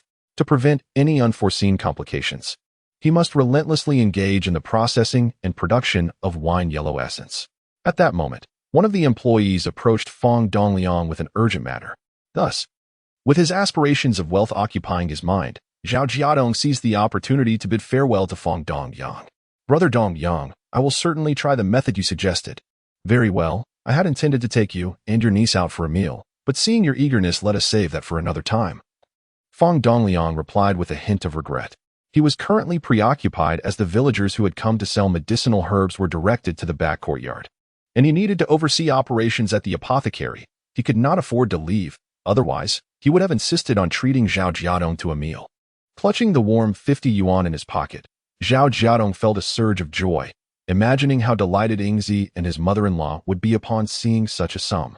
Embracing the girl by his side, he approached his bicycle, engrossed in unlocking it. Wholly unaware that a young man across the street in a noodle shop was intently scrutinizing him with a furrowed brow. That fellow seems to be the second brother of Jiakuan, doesn't he? The young man was indeed one of those who had sought to defend his high school classmate, Zhao Jiakuan, on that fateful day in town. Sitting across from him, a woman was chattering incessantly. You really ought to temper that foul temper of yours. Your uncle says he is only looking out for your best interest. Don't forget, we came here to seek help from your grandparents to secure you a job. What good is it to loiter aimlessly on the streets? After much nagging, the son remained silent, and when the woman glanced up, she noticed that he was lost in thought, gazing out the window, seemingly oblivious to her words. Her expression darkened, and she slammed her chopsticks on the table, raising her voice. Yang Jia. Startled, the young man turned abruptly, a hint of annoyance in his tone. Mom, why are you shouting? Were you even listening to me when I spoke? She retorted, her irritation palpable. You're over 20 now and still lack a proper job. At least you're a high school graduate, and it's quite embarrassing to admit. Yang Jia bristled at her words. My affairs are not your concern. Jia Kuan has promised me that after he graduates from university, he will take care of us. Such naive notions are only believed by you. The woman, exasperated, poked her son's forehead. Do you have any idea how few university graduates there are in the country? He is destined for greatness, while you remain an inconsequential high school classmate. Compared to you, His university peers are far more valuable. How many times must I tell you not to indulge in such unrealistic dreams? If you mess up the job your uncle has arranged for you, just know I will wash my hands of you. Yang Jia disagreed with his mother's perspective, turning his head away, muttering, as long as I stand by Jiakuan, he will certainly remember my loyalty. He is being bullied now, and if I can avenge him, he believed he understood Zhao Jiakuan well. In his school days, Zhao Jiakuan often found himself the target of bullying. Though he feigned indifference, each time he assisted Zhao Jiakuan in confronting his tormentors. Jiakuan would express his gratitude with thoughtful gifts, gradually deepening their bond. With Jiakuan yet to enter university and forge new friendships, he was determined to devise a plan to reclaim Jiakuan's bicycle from Zhao Jiadong. Little did Jiadong know that he had become the focus of someone else's intentions. Exiting the state-run pharmacy, he made his way to the state-run grocery store. To concoct a brew of Huanjing, one must procure rice wine.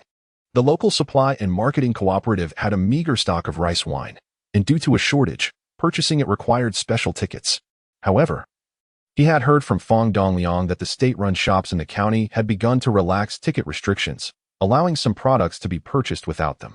Thus, Jiadong resolved to try his luck at the grocery store, hoping to buy rice wine directly in the county if fortune favored him. To his dismay, the grocery store was equally crowded, with most patrons there for the liquor, particularly the expensive white spirits that seemed to be the most sought after.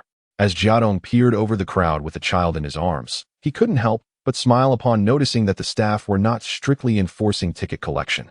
Just the day prior, he had learned that the grocery store had lifted the ticket requirement, and now the liquor was flying off the shelves.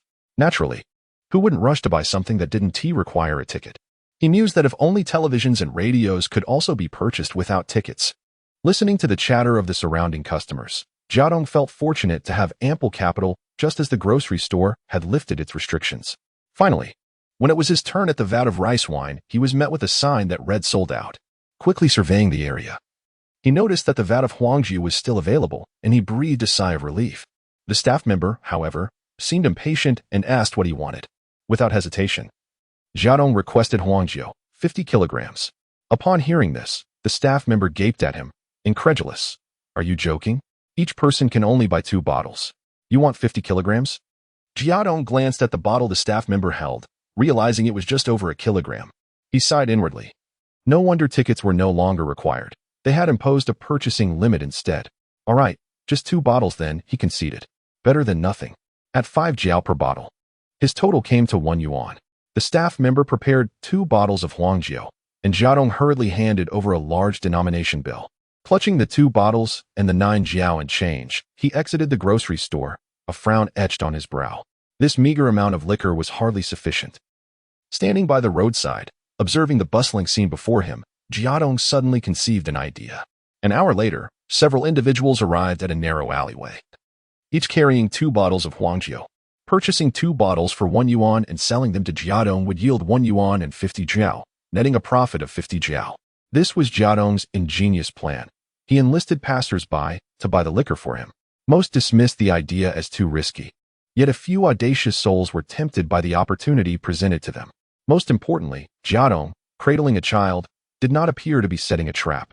Thus, someone mustered the courage to try, and upon seeing that Zhao Jiadong was not playing tricks, he indeed received a 5-dime coin after obtaining the wine. Overwhelming joy flooding his heart. With the first successful transaction came the second and the third. After handing over 22 yuan and 50 cents, Zhao Jiadong became anxious about potential reports. Although his actions were not strictly against the rules of the grocery store, they still deviated from the established norms. With 32 bottles of yellow wine securely packed in a burlap sack, Zhao Jiadong prepared to leave with his daughter, Xia. However, as he passed the grocery store, he glanced inside and noticed a change in staff. A thought struck him. This new employee likely did not recognize him since she had not been present earlier. Could he perhaps purchase wine once more? With determination, Zhao Jiadong placed his bicycle in a visible spot and joined the queue. At this hour, few customers remained, and it wasn't long before it was his turn. What would you like? The female clerk inquired with a degree of warmth. Zhao Jiadong responded nonchalantly. 2 bottles of yellow wine, please. As he uttered these words, his heart raced with anticipation. All right, at 50 cents a bottle, that totals 1 yuan. The clerk's voice at that moment was like a divine melody, and Zhao Jiadong nearly burst into laughter. He quickly lowered his head, feigning the act of retrieving money. but suddenly noticed Xia's unwavering gaze fixed on the shelves. Following her line of sight, he spotted a jar of fruit candies. These candies, priced at 1 dime for 7 pieces, were a seasonal treat at home during the new year. Once the clerk had packaged the wine, Zhao Jiadong gently said, "Excuse me, could you also get me some fruit candies worth 50 cents? He then handed her the 1 yuan and 50 cents. Upon receiving the candies, Zhao Jiadong immediately unwrapped one and placed it in Xia's mouth, softly asking, "Xia, is the candy sweet? Take your time, there's no rush. Once you finish." Daddy has. To his astonishment, with the candy in her mouth, Xia suddenly broke into a silly grin and called out, "Baba." At the sound of her voice, Zhao Jiadong was momentarily stunned, his mouth agape in disbelief. His eyes quickly filled with tears, and his voice trembled with excitement. "Xia? What did you just call me?" Chapter 53. Expelled from the hospital for non-payment, Xia continued to smile foolishly, her mouth filled with sweet candy, paying no attention to anyone else. This reaction gradually cooled Zhao Jiadong's once fervent mind. After numerous attempts to elicit a call of daddy from Xia, he was forced to confront the harsh reality. She was not well. The profound sense of disappointment was beyond words, and he sighed silently, wishing fervently that this was not merely a fleeting joy. However, Zhao Jiadong soon rallied his spirits. Xia had spoken, which was at least a positive sign. Since her unfortunate incident, he had not heard her utter a word, only cries and silly laughter. No other sounds had escaped her lips. This moment marked a breakthrough. With this thought, Zhao Jiadong's mood lifted once more as he drove towards the hospital with his daughter and 34 bottles of yellow wine. Eager to share this good news with Yingzi and his mother-in-law. Unbeknownst to him, his wife had already been expelled from the hospital over 2 hours earlier. At the payment office of the county hospital, Fong Lan waited in line for over 20 minutes, finally reaching her turn. However, upon expressing her intent to renew the payment, she was informed that their invoice had yet to arrive, making it impossible to proceed with the renewal. Both payment and renewal required an expense list issued by the hospital. And during this period, everything relied on manual records. Without the invoice, the staff could not ascertain how much the patient had spent or how much was owed. Fong Lan was unfamiliar with these procedures. Zhao Jiadong had always handled the payments and renewals. Thus, she became anxious. "It was Nurse Xiuhong who called me for the renewal. Please check again. The invoice must have arrived. Otherwise, how could she have asked me to renew? If the invoice has T-com, why would Nurse Xiuhong say that their hospitalization expenses had run out? 15 yuan was no trifling sum. To claim they had exhausted it after just 5 days, mending Z would be spending 3 yuan a day.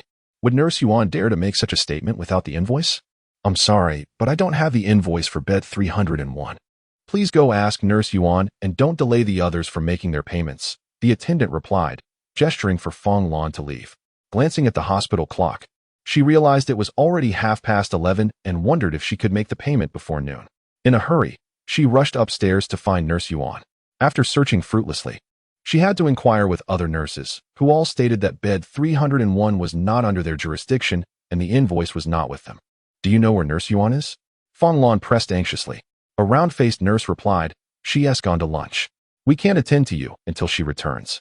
With no other option, Fong Lan headed to the cafeteria in search of Nurse Xiuhong. After a lengthy search without success, she realized that noon was fast approaching. She decided to head back to the payment office, hoping to persuade them to accept her payment temporarily. She could not let Nurse Xiuhong truly expelling Z from the hospital. The payment office closed at noon and reopened at 1 in the afternoon. When Fong Lan finally arrived, the sign indicating closure was already hanging. "Excuse me, can you let me make my payment first?" In a state of urgency, Fong Lan clung to the window, imploring the nurse. The nurse replied, "We've finished our shift. Please return at 1 o'clock this afternoon to settle the payment." "That won't do. We must renew the payment before noon, or we will be forced to leave." Fong Lan exclaimed in desperation. "How can that be? Isn't it acceptable to pay before 4 o'clock? Is there some special circumstance?" The nurse retorted, momentarily taken aback. Hearing this, Fong Lan's heart soared with delight. "Really? We don't have any special circumstances." The nurse, eager for her lunch break, waved her hand dismissively. "Then please come back this afternoon." Relieved, Fong Lan responded cheerfully, "Wonderful. With your assurance, I can rest easy." She no longer needed to worry about being expelled from the hospital. Returning to the ward, Fong Lan relayed the nurse's words to her daughter. Jiang Ying also felt a tremendous weight lift from her chest and smiled. Since it was the nurse from the payment office who said so, it must be correct. "Thank you for your efforts, Mom." Covered in perspiration, Fong Lan's clothes soaked through, revealing the extent of her exertions over the past hour. It must be said, the ordeal had been quite exhausting. Yet, there was no time to rest. Ingzi, are you both hungry? I must hurry down to buy some food. The cafeteria closes at 1:30. Daya and Arya, having spent a long time in the ward with their mother, were already weary. They pleaded with their grandmother to take them along. Very well. Since you two are just making noise here, disturbing your mother's rest, it's better that you come with me and let her have some peace. Fong Lan led the two girls downstairs to fetch food, leaving Jiang Ying to lie in bed, wondering why Zhao Jiadong had not returned after such a long time. Unbeknownst to her, Zhao Jiadong had detoured to a grocery store, diligently searching for more yellow wine, unfazed by the time and expense involved. As fatigue washed over her, Jiang Ying stifled a yawn, her head growing heavy with sleep. Suddenly, a loud noise startled her awake. Before she could comprehend the situation, an abrasive voice pierced the air. Jiang Ying at bed 301, hurry and move your belongings. A new patient is arriving. Jiang Ying's muddled mind jolted, and with great effort, she propped herself up to see Nurse Yuan standing before her, causing her heart to sink. What do you mean by this, Nurse Yuan? She inquired, bewildered. The nurse, with a serious demeanor, replied, we instructed you to settle your payment this morning. Since you have not complied, according to regulations, you must vacate the bed for a patient in greater need. As she spoke, someone assisted a new patient clad in a hospital gown into the room. Which is our bed, cousin? Jiang Ying asked. But Nurse Yuan shot a stern glance at the girl who had spoken. Realizing her misstep, the girl quickly corrected herself. Nurse Yuan, this is bed 301. The nurse indicated the bed beneath Jiang Ying. Turning back to Jiang Ying, she curtly commanded, what are you waiting for?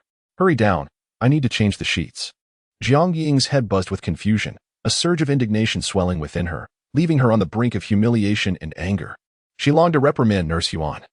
Yet the gazes of those around her, filled with judgment for occupying a bed despite being unable to afford it, rendered her speechless. Her mouth opening and closing without uttering a word. As Jiang Ying mechanically lay on the bed, a piercing voice echoed, what are you doing? On what grounds are you expelling my daughter? Fong Lan, who had hurried back after taking her granddaughters to eat, was utterly unprepared for such a scene. Clutching a bowl of food, she squeezed into the room and addressed Nurse Yuan, I have already inquired at the payment office, and they informed me that settling the fee before 4 o'clock is sufficient. It was stated that this was the regulation from a few days ago, yesterday. The management held a meeting to ensure that more patients in genuine need could be accommodated. I am merely adhering to the new policy. Nurse Yuan, with an expression of indifference, regarded Fong Lan with disdainful eyes. If you have any objections, you should take it up with our head nurse. This new policy is not a fabrication of my own. Observing the situation, Fong Lan wished to continue the argument but was restrained by Jiang Ying. Let it go, mother. It is perhaps best that we do not remain in such a place. Chapter 54.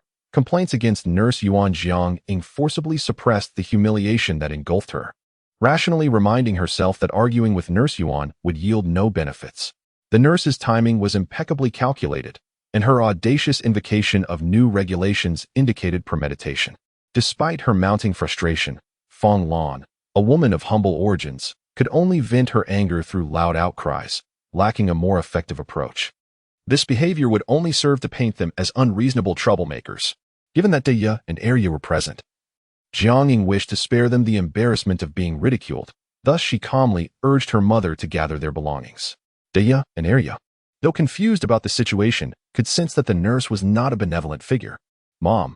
Daya anxiously grasped her mother's hand. Observing her daughter's worried expression, Jiang Ying, realizing she had been startled, forced a smile and reassured her, it's all right. Mommy will return home with you today. How does that sound?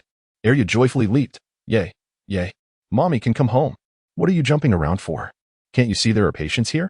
You're making a ruckus. Nurse Yuan, who was busy administering at 4, immediately scolded them with a stern expression. Arya, frightened, quickly huddled closer to her mother. A fiery anger burned within Jiang Ying. In her former character, she would never have tolerated such indignities. However, considering their current predicament and her own health, she resolved not to further burden her family. Engaging in a conflict with Nurse Yuan could jeopardize the child she carried, a loss far too great to bear. Choosing to avoid the source of her distress, Jiang Ying led Daya and Arya to the corridor to wait. After what felt like an eternity, Fong Lan finally emerged with their belongings, now past 1 o'clock. Let's go, Ingzi, Fong Lan said, her face taut as she balanced a bucket containing their luggage, attempting to extend her other hand to support her daughter. I can manage, Mom. Be careful. The things are heavy, Xiuhong cautioned, taking the lead with her two daughters. Although they were being unceremoniously expelled from the hospital, Jiang endeavored to maintain an air of nonchalance, refusing to allow anyone to witness her embarrassment. Oh, so you can't afford to stay in the hospital and must return to the countryside in disgrace? As they passed by Jiang Tao's daughter's room, Jiang Tao leaned against the doorframe, arms crossed, a grin so dazzling it could blind. The unfortunate sight of the rural mother and daughters filled Jiang Tao with delight, nearly prompting her to celebrate with fireworks. With such incompetence, do you think you can take advantage of others just by running your mouth? Bah, you ungrateful wretches. Jiang Tao, having found no favor with Wang Yuehua, felt confident that she held the upper hand against Fong Lan and her daughters. Ultimately, the pair were merely country bumpkins. Daring to challenge her? Jiang Tao, your words are excessively harsh. Regardless of the situation, we are all women. Is it necessary to kick someone when they're down? Although I too disdain women who seek the limelight without merit, I would never stoop to such venomous rhetoric. At that moment, Wang Yuehua emerged from the opposite ward. Upon seeing that their daughters were no longer in the same room, Jiang Ying's fury intensified. Nurse Yuan incessantly claimed that the ward was in short supply, necessitating her to make way for new patients. However, if her assertions held any truth, why were the daughters of these two women able to change rooms at will? Just days ago, when there was no discord, these sisters-in-law shared the same ward. Now, after a mere quarrel yesterday, they could switch rooms today? Did this hospital belong to them? Jiang Ying felt an increasing sense of injustice. The world seemed unbearably unfair. Mother? Noticing her mother's expression darkening, Dia gazed at her with concern. Jiang Ying inhaled deeply, assuring herself that her mother was fine. Let us go, she encouraged her mother, who was trailing behind. With heavy steps, Fong Lan, burdened by luggage, felt particularly disheartened as Jiang Tao and Wang Yuehua appeared to bicker. Yet each word was a veiled jab at her and her daughter, amplifying her gloom. Sighing, she pondered, was it too much to ask to simply nurture a pregnancy? How had it spiraled into such chaos? Reflecting on the incident when Ingzi nearly scalded herself due to Wang Yuehua's actions, she realized she should have avoided conflict with Jiang Tao. What harm was there in enduring a few insults? After all, as the old saying goes, it is better to avoid trouble than to invite it. Had it not been for her words offending Jiang Tao, she likely wouldn't have incurred Nurse Yuan's ire, ultimately leading to their expulsion today. How would Ingzi manage this pregnancy now? Would they be able to care for it back home? Fong Lan was filled with regret, her hair almost turning white from worry. The melancholic mother and daughter duo walked in silence down to the first floor, their spirits low. Meanwhile, Zhao Jiadong hummed a cheerful tune as he parked his bicycle. He first lifted his daughter down, then retrieved a burlap sack filled with yellow wine. After securing his bike, he hoisted the sack over his shoulder, cradling his daughter in one arm, and set off to find his mother-in-law. Unexpectedly, as he turned around, he spotted his mother-in-law holding a bucket of water, with Ingzi leading Dia and Arya out of the hospital entrance. Zhao Jiadong was bewildered. What was happening? He hurried towards the gloomy group. Ingzi, what is going on? Zhao Jiadong was utterly perplexed, and upon seeing him, Jiang Ying could scarcely contain her frustration. We were expelled, she said, her voice tinged with indignation and sorrow. Zhao Jiadong found it hard to believe they had been expelled. Fong Lan, downcast, lamented, it's all my fault. If I hadn't been impulsive and argued with Jiang Tao, Ingzi wouldn't have been targeted by Nurse Yuan. Zhao Jiadong's expression grew increasingly stern. Mother, what exactly happened? Tell me everything. Having successfully removed the troublesome patient from bed 301, Nurse Yuan felt elated. This would teach the other patients not to challenge her authority. Sister Qin. A round-faced nurse hurried into the nurse's station. Nurse Yuan looked up, demanding, what is it? Speak your mind. Not good. You've been reported. And the head nurse wants to see you. The round-faced nurse's words did not rattle Nurse Yuan. Humph, I already know who is stirring trouble, she scoffed. If she didn't possess some capability, she wouldn't have lasted in this hospital for so long. Upon entering the head nurse's office and seeing Jiang Ying and the others inside, a disdainful smirk crept onto her lips. Head nurse, did you call for me? Nurse Yuan entered with an air of confidence. Upon her arrival, the head nurse smiled at Zhao Jiadong and said, Comrade Zhao, this is the Nurse Yuan you wish to file a complaint against, correct? Indeed, it is her, Fong Lan promptly affirmed. The head nurse then turned her gaze toward Nurse Yuan. Yuan Qin, This Comrade Zhao's family intends to lodge a formal complaint against you, alleging that you have acted out of personal vendetta and maliciously forced them out of the hospital. Is there any truth to these claims? Yuanqing naturally shook her head, asserting, "Head nurse, how could I possibly engage in such behavior? They have misunderstood my actions. I have consistently stated that I am merely following the regulations. Yet, they refuse to believe me and are causing a commotion. Head nurse, you must advocate for me." "Oh, then please elaborate on the specifics of the situation." Yuanqing recounted the events of that morning. "During yesterday's meeting, you were present as well, and I was simply adhering to the new regulations, was I not?" The head nurse, with an apologetic glance towards Zhao Jiadong, remarked, "Comrade Zhao, it appears this is indeed a misunderstanding. The new policy was indeed introduced during yesterday's meeting, stipulating that payments for extended stays must be made before noon." Upon hearing this, Zhao Jiadong began to grasp the situation more clearly. It became evident that the head nurse was not as virtuous as she initially seemed. Chapter 55. The nurse's protection. Zhao Jiadong harbored no doubts regarding the existence of the new regulation. He trusted that Nurse Yuan would not be foolish enough to fabricate a lie so easily debunked. His conviction that the head nurse was not a person of integrity stemmed from the fact that, prior to Nurse Yuan's arrival, his mother-in-law had meticulously detailed her experience of the payment process to her. The knowledge that Fong Lan had previously queued to make a payment, only to be informed that the form was not at the payment desk, and subsequently could not find Nurse Yuan, was sufficient evidence that this incident was a deliberate act on the part of Nurse Yuan. The head nurse's focus on the new regulation instead of the core issue was clearly an attempt to shield Nurse Yuan. Fong Lan, disheartened by the head nurse's attitude, felt an overwhelming sense of futility in seeking justice, leaving her visibly anxious. Jiadong, she began to speak, but was interrupted by her son-in-law's peculiar chuckle. "Nurse Head, I believe you have misunderstood my intent. My complaint against Nurse Yuan is due to her personal vendetta, while the report against her is a matter of her misconduct in handling her duties. As for the details, I trust you have heard them quite clearly. I now wish to inquire how you intend to address the situation concerning Nurse Yuan." The head nurse, with an air of righteousness, responded, "I will conduct a thorough investigation regarding your claims.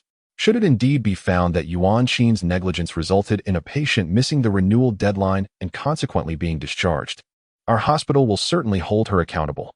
Zhao Jiadong refrained from expressing his opinion and instead fixed her with a penetrating gaze. "Regardless of the circumstances, my wife was unable to renew her payments due to the negligence of your hospital staff. You have no justification for expelling her from the hospital, do you?" The head nurse displayed a semblance of regret, stating, "It is not about expelling patients. Comrade Zhao, your choice of words is rather harsh. The hospital is currently facing a shortage of beds. How about this? If you return tomorrow, and if a bed becomes available, I will ensure you are prioritized." Zhao Jiadong had been suppressing his anger, engaging in polite discourse with the head nurse not merely to seek retribution against Nurse Yuan, but more importantly, to secure a bed for Yingzi. After all, the People's Hospital was the only hospital in the county, and failing to admit Yingzi there would mean returning home without care. At this point, it became evident to him that the head nurse and Nurse Yuan were in collusion. Given this realization, he felt no need to continue his restraint. "Yingzi, mother, let us leave," Zhao Jiadong called to his family. Once they had exited, he turned back to the head nurse with a cold smirk. "Since you do not intend to manage your subordinates properly, I shall take my grievances to your superiors. I refuse to believe that in this People's Hospital, there is not a single individual who upholds justice. If all else fails, I can still lodge complaints with other departments. In previous years, we poor farmers were valued by the state. Has the political climate shifted so drastically that it now dares to discriminate against and oppress farmers? I tell you, this reflects a grave classist attitude, a transgression against class principles. I shall see if anyone can hold you accountable." Upon hearing Zhao Jiadong's words, both the head nurse and Yuanqing's expressions shifted dramatically. Such a substantial hat is far too heavy for them to bear. The head nurse, in a state of urgency, hastily rose to pursue Zhao Jiadong, exclaiming, "Comrade Zhao, wait. We must discuss this." However, Zhao Jiadong would not grant her a second chance. The group engaged in a struggle as they made their way down the corridor, Zhao Jiadong's furious voice reverberating throughout. "It is an affront to the very essence of a People's Hospital that such discrimination against farmers and malicious oppression could exist among the nursing staff." In a bid to secure a bed for her relative, Nurse Yuan deliberately withheld the payment receipt from the patient, resulting in the patient exceeding the payment deadline of noon and subsequently using this as a pretext to forcibly discharge a pregnant woman. The head nurse, in collusion with her subordinate, shielded her from accountability. I deem you all a disgrace to the nation and adversaries of the peasant class. If you refuse us entry, we shall escalate this matter to your superiors to ascertain whether this is indeed a hospital for the ZC class or a people's hospital for the working and farming class. Though Zhao Jiadong was tall and slender, he possessed considerable strength, and neither the head nurse nor Yuan Qin could restrain him. When their hands reached towards others, he would promptly rebuke them, declaring, "My wife is with child, my 3 children are still quite young, and my elderly mother-in-law is frail. Should you dare to lay a finger on them and cause them any harm, I will demand your lives in recompense." Zhao Jiadong was intent on amplifying the situation, traversing the entire floor to disseminate the 2 women's misdeeds. His voice echoed into every patient room, especially among those in the corridor, who were now aware of the dispute involving Nurse Yuan and her mother, Jiang. Under Zhao Jiadong's impassioned influence, patients and their families began to voice their support for him. File a complaint against Nurse Yuan. Complain about the hospital. Nurse Yuan discriminates against farmers. The hospital discriminates against farmers. We farmers are also part of the working class. Why should we be looked down upon? They rallied against the hospital's class struggle and discrimination. The head nurse's face turned pale. What had initially seemed a trivial matter had escalated beyond her control. The commotion was so significant that even the department head was alerted. He attempted to have someone invite Zhao Jiadong into his office for a discussion, but Zhao Jiadong refused to concede. Reluctantly, the department head approached Zhao Jiadong personally. "Comrade, what has transpired? I am the head of this department, and you may address any issues with me." "The department head?" Zhao Jiadong retorted, filled with indignation. "Can you hold the head nurse accountable? While her direct superior is the chief nurse of the nursing department, she belongs to our department, and thus falls under my jurisdiction." The department head explained calmly. "Very well. Then how do you explain the nurses in your department treating patients poorly and maliciously expelling them to free up beds for their relatives?" Zhao Jiadong gazed unwaveringly into the eyes of his interlocutor, his determination palpable, instilling fear. Had he adopted this assertive demeanor from the outset, the head nurse might not have dared to so readily protect Yuan Qin. The department head replied solemnly, "If such misconduct has indeed occurred, we shall take it very seriously. These individuals are witnesses, you need only ask them." Zhao Jiadong, weary of dancing around the issue, seized the opportunity amidst the fervor of the crowd to call upon them as witnesses. The commotion had been clearly heard by the department head, and regardless of the truth, he felt compelled to adopt a stance to quell the rising anger. The department head immediately glared at Nurse Yuan. "Nurse Yuan, why have you not yet apologized to this gentleman? As a nurse, it is your dereliction of duty if patients harbor dissatisfaction towards you." Internally, Yuan Qin seethed with indignation, utterly detesting this man associated with Jiang. Yet, under the scrutinizing gaze of the onlookers, she understood the necessity to conceal her true sentiments. In moments such as these, only by feigning vulnerability could she hope to turn the tide in her favor. Instantly, Yuan Qin adopted a facade of sincerity and prepared to apologize to Zhao Jiadong, only to hear him declare, "The ones you owe an apology to are my wife and my mother-in-law." In that instant, Fong Lan felt a surge of vindication, her posture slightly straighter. The tension etched on Jiang Ying's brow also began to dissipate. Despite her reluctance, Yuan Qin found herself compelled to turn and face the rural mother and daughter whom she had previously treated with disdain. Chapter 56. The department head is her beloved. Yuan Qin deeply bowed and sincerely uttered, "I apologize." Yet those 3 dry words were hardly sufficient. Zhao Jiadong mocked the department head. "Director, surely you've noticed how perfunctory Nurse Yuan's demeanor is? She commits a mistake and offers such a half-hearted apology. It's evident she lacks diligence in her daily duties."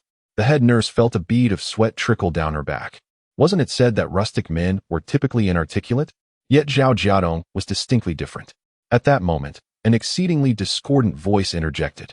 "Director Gong, this individual is clearly bullying Nurse Yuan. You mustn't allow him to carry on." Jiang Tao, who had been observing the unfolding drama from the doorway of the ward, could no longer restrain herself from defending Nurse Yuan. All eyes turned to Jiang Tao as she pointed accusingly at Fong Lan, declaring with righteous indignation, "This woman previously extorted me in the cafeteria. Perhaps today they are conspiring to harass Nurse Yuan for the same purpose." Fong Lan, immediately flustered, retorted, "You're talking nonsense. You clearly knocked over my bowl on purpose. See, she is still unrepentant." Jiang Tao scoffed, What evidence do you have to prove I did it intentionally? You. Fong Lan was so enraged that she began to stamp her feet. Jiang Ying tugged at her arm, signaling her mother to remain calm. Zhao Jiadong squinted at the woman, recognition dawning upon him. Ah, it's you. I remember now. He turned to the department head, director. Nurse Yuan harbors resentment towards my wife because of this woman. That day, Zhao Jiadong succinctly recounted the events of that day, with Fong Lan eagerly interjecting to fill in the gaps. The patients in the corridor served as witnesses, corroborating his account. Jiang Tao, observing their spirited exchange, could not help but interject, enough already. Director Gong is Nurse Yuan's beloved. Do you think your ruckus will sway him? Be careful, or it might be you who gets expelled from the hospital tomorrow. Amidst the cacophony, Jiang Tao's voice rang out clear, particularly after she unveiled the relationship between the department head and Yuan Qin, causing an abrupt silence to envelop the room. The corners of Director Gong's mouth twitched. He asserted gravely, Jiang Tao, what are you implying? Public matters are public, private matters are private. Regardless of personal connections, I shall act impartially. Zhao Jiadong, who had believed victory was within his grasp, felt his countenance darken. He inwardly cursed. Were the nurses in this hospital all connected? No wonder Yuan Qin had the audacity to act as she did. It turned out that her superior was indeed her husband. Suddenly, someone tugged at Zhao Jiadong's hand. He turned to find Yingzi's serene gaze upon him. She whispered, Jiadong, let us not waste any more energy. In this situation, even if they allowed us to stay, I wouldn't dare remain. Her words rang true. Today they had deeply offended both Yuan Qin and the head nurse. As long as this department head remained, he would undoubtedly engage in petty machinations. Given Jiang Ying's health condition, should they choose to be troublesome, her days could become not only arduous but also perilous. After weighing the pros and cons, Zhao Jiadong reluctantly accepted reality. He would take his wife home to nurture their unborn child. This decision left him somewhat dispirited. However, it also liberated him from restraint. He looked at Jiang Tao with a cold sneer, uttering, You foul-mouthed woman. Whoever marries you must have truly bad luck. Not only is your tongue unbridled, but your intellect is also lacking. Nevertheless, I must thank you for revealing this information. It seems Nurse Yuan's arrogance is backed by a department head husband. This hospital is indeed misaligned from top to bottom. Upon hearing his insults, Jiang Tao could hardly contain herself. Yet, as he continued to speak in a manner increasingly off-kilter, and with the scrutiny from Director Gong upon her, Jiang Tao belatedly realized she might have committed a foolish act, inadvertently inciting Director Gong's ire. Although she had a son-in-law to rely on and felt little fear of Director Gong, she did not wish to be the object of his resentment. She quickly defended herself. Director Gong, I harbor no ill intentions. I simply cannot bear to see this group bully Nurse Yuan. Rest assured, I will not shield anyone. Director Gong was still attempting to garner Zhao Jiadong's trust. Zhao Jiadong, with a smile that did not reach his eyes, inquired, And how do you intend to punish Nurse Yuan? Can you restore my wife's bed in the ward? Such matters we can discuss in the office. Before Director Gong could finish his statement, Zhao Jiadong had already turned away. There was no need for further discussion. His stance was clear.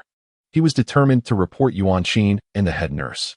Though he currently lacked the means, Brother Dongliang would certainly find a way. Director Gong discerned Zhao Jiadong's singular focus on punishing Yuan Qin, and with Zhao Jiadong repeatedly refusing to show deference, he felt a rising displeasure. Since the comrade was unwilling to cooperate, there was little he could do. What more could Zhao Jiadong say? Upon learning of the relationship between Director Gong and Yuan Qin, the onlookers in the corridor fell silent. Without the support of the crowd, he could indeed exert no pressure on the hospital alone. Thus, with little more to say, Zhao Jiadong departed with his family.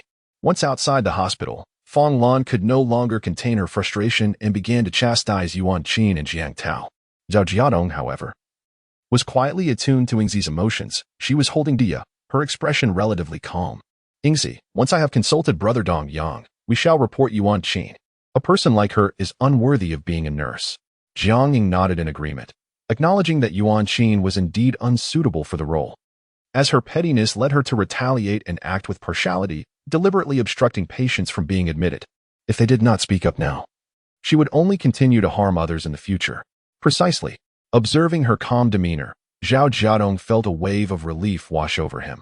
However, with time slipping away, he feared that further delays might prevent them from catching a cart back to Maui Town. I shall return to the county another day to discuss the reporting matter with Brother Dong Yang, worrying for his wife and daughter. Zhao Jiadong noted that they had only one bicycle, yet there were many of them, and they were carrying several dozen pounds of yellow wine. His mother-in-law's driving skills were average, and he dared not let her transport Ingzi, who was heavy with child. Thus, he resolved to search in the eastern part of the city for a cart heading toward Mawei town, spending a little money to allow his mother-in-law and Ingzi to ride. While he followed with the three girls, Xiuhong reminded them that the post office was nearby, suggesting they first return the aluminum lunchbox to Dongni and inform her of their departure to spare her an unnecessary trip the following day. Zhao Jiadong agreed, allowing Ingzi and Danya to ride the bicycle while he pushed it alongside his mother-in-law and Danya, leisurely making their way to the post office. Upon their arrival, Dongni was both surprised and puzzled to see them at the entrance. Concerned about interrupting her work, Zhao Jiadong took the aluminum lunchbox inside, intending to keep the conversation brief. However, Dongni motioned for him to wait and then hurried into the office. After a short while, an unfamiliar young woman emerged, taking Dongni's place. Dongni then reappeared from behind, leading them to the back. Jiadong, Ingzi, what brings you here? Dongni asked. Having previously inquired about Jiang Ying's condition and knowing that her pregnancy was precarious, necessitating a month's hospital stay for preservation. Given that less than half a month had passed, it was illogical for her to be discharged. Dongni speculated, is it that your family is short on funds, which prompted Ingzi's discharge? If so, I can help. As she began rummaging through her pockets, Zhao Jiadong quickly interjected, No, it's not a matter of money. Well, actually, it does seem to be related to finances. Dongni was left bewildered by his response, gazing at them with curiosity. At that moment, Fong Lan could no longer contain herself. Feeling both angered and heartbroken, she recounted the events from the hospital that day. After listening, Dongni's expression turned to one of fury. This is outrageous. What authority does a nurse have to discharge a patient? To achieve her ends, she resorted to such despicable tactics. Sister Dongni, we had no choice, Zhao Jiadong replied with a wry smile.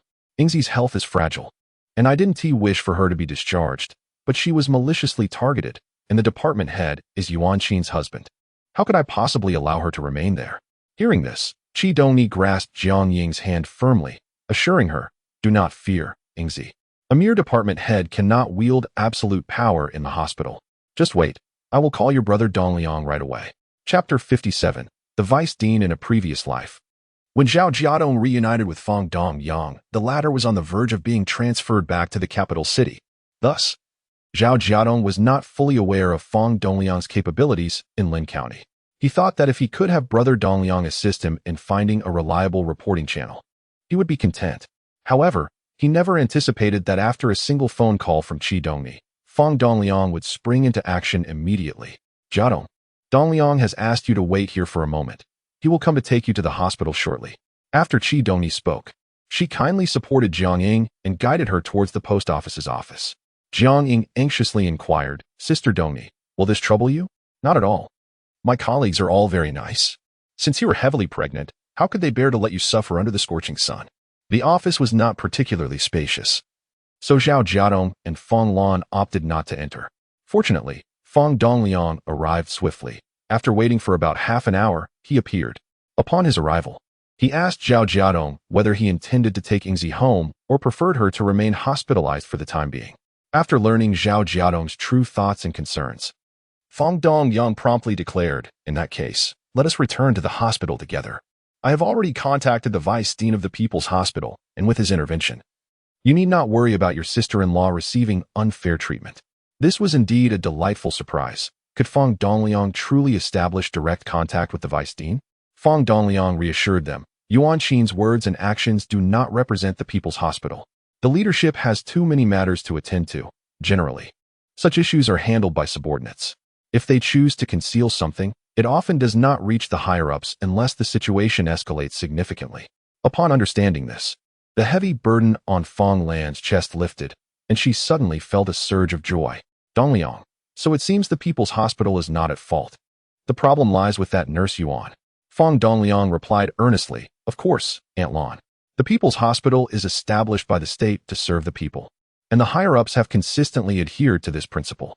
However, over time, a few rotten apples may inevitably surface. With Fong Dongliang's words, both Fong Lan and Jiang Ying regained their hope. After all, being sent away like that would leave anyone feeling discontented. The group followed Fong Dongliang back to the People's Hospital, where he took them directly to the vice dean's office, a place they had never visited before.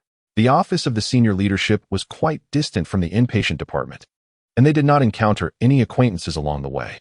The vice dean, a middle-aged man in his 50s or 60s with the surname Ji and the given name Hong, immediately called for a chair upon seeing the pregnant woman and invited Jiang Ying to sit as they spoke. Jiadong, sister-in-law, you need not hold back in front of Vice Dean Ji. Just recount the events as they occurred, and Vice Dean Ji will certainly advocate for you. Fang Dongliang encouraged them with a reassuring gaze. Vice Dean Ji appeared amiable, devoid of any airs of authority, and gently informed them. There are matters in the hospital that even the dean and I are not always aware of. However, there are certain matters that, when touched, can reverberate throughout the entire system. We had hoped to wait for a more opportune moment to rectify the internal atmosphere of the hospital. Yet, we never anticipated that this prevailing sentiment would spread so swiftly, ultimately impacting the patients, an outcome that fills me with deep remorse. At this juncture, Xiuhong suddenly rose, and under the astonished gazes of those present, he offered a slight bow to Jiang Ying. Comrade Jiang Ying, I sincerely apologize.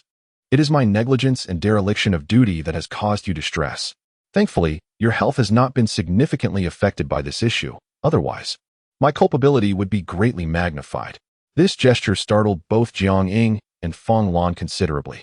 Jiang Ying nearly leapt from her seat, her voice flustered as she exclaimed, I cannot accept such deference. Director Ji, you need not. Xiuhong, being older than her father and a prominent leader, left Jiang Ying feeling overwhelmed by his apology. Even Fang Dongyang was taken aback by Xiuhong's personal apology, and he hurriedly interjected to ease the tension. Director Ji, this is hardly your fault. Your responsibility lies in overseeing the overall operations of the hospital. The minutiae of such matters likely would not have reached your attention. Since you were unaware, how can it be deemed a dereliction of duty? Manager Fang added, Indeed, Director Ji. I firmly believe that nurses like Yuan Qin are merely isolated incidents. Zhao Jiadong, with a serious demeanor, remarked, as a public hospital, your institution would certainly not condone the actions of Yuan Qin. Therefore, I am convinced that if this matter reaches the ears of those in higher authority, there will be someone to advocate for us. Xiuhong sighed softly. Yes, unfortunately, our oversight has been inadequate. My colleagues and I have long been troubled about how to ameliorate this situation. We are so preoccupied with our duties that we scarcely have the time to inquire individually with patients about their concerns, even if we wish to listen. We find ourselves unable. Upon hearing this, Zhao Jiadong vaguely recalled that in a previous life, hospitals would establish suggestion boards where patients could leave their feedback and suggestions. However, given the current low literacy rates nationwide, even setting up a suggestion board might prove futile. Fang Dongyang noticed the contemplative expression on Zhao Jiadong's face and inquired, Jiadong, what are you pondering? Brother Dongliang, Zhao Jiadong replied, Director Ji's words just inspired a thought in me. It is a rather labor-intensive method, and not entirely refined, but... Before he could finish, Xiuhong's interest was piqued. Oh, Comrade Zhao, please share your thoughts. Zhao Jiadong proceeded to present the idea of a suggestion board. He merely offered a single concept without elaborating further, yet this alone proved enlightening to both Xiuhong and Fang Dongyang. The issue of many patients being illiterate, as mentioned by Jiadong, indeed posed a challenge. Fang Dongliang, while verbally expressing the complexity of the situation, bore no trace of concern on his face. Zhao Jiadong, familiar with Dongliang, immediately surmised that he had a solution in mind. Brother Dongliang, Zhao Jiadong chuckled, there's no need for suspense. Fang Dongliang laughed heartily. When you proposed this idea, Jiadong, I assume you had already considered it. Addressing this issue may seem straightforward, but as you mentioned, it could be somewhat labor-intensive. Upon hearing this, Zhao Jiadong remained noncommittal.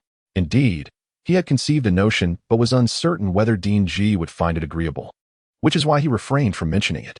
Dean Xiuhong observed the two and remarked, Please do not keep me in suspense. He then continued, Since the patient is illiterate, it would be prudent to assign a literate individual to stand by the suggestion box. The patient can articulate their thoughts, and this person can transcribe them, thus resolving the issue. After Fang Dongliang spoke, Zhao Jiadong added, It would be best to organize the suggestion book daily, ensuring that the patient's feedback reaches the leadership promptly. Furthermore, in order to eliminate any potential favoritism or cover-ups, it is essential to select someone who holds no ties to the internal dynamics of the hospital. Specifically, someone who has not gained admission through backdoor means to manage the suggestion book. Dean Xiuhong found this proposal quite commendable and deemed it worthy of experimentation. Very well. I shall confer with the dean shortly to devise a detailed plan, he said with a chuckle. Comrade Zhao, should your idea prove successful, it would certainly alleviate a significant source of our troubles. Consequently, the vice dean became increasingly invested in the matter concerning Jiang. He made a call, instructing that the errors in Yuan Qin's work, along with any breaches of discipline, be thoroughly investigated at the earliest opportunity. Meanwhile, Director Gong and Yuan Qin, having already finished their workday, remained blissfully unaware of the impending crisis. Chapter 58. Disciplinary Actions. Dismissal, Demotion, and Notification.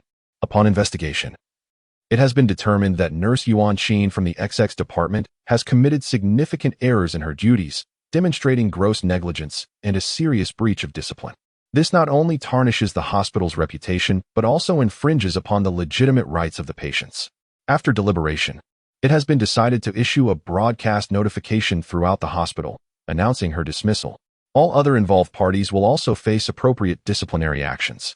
At 9 o'clock that morning, the hospital's broadcast unexpectedly aired this announcement, stirring a tempest within the previously tranquil environment. Head nurse, what is happening?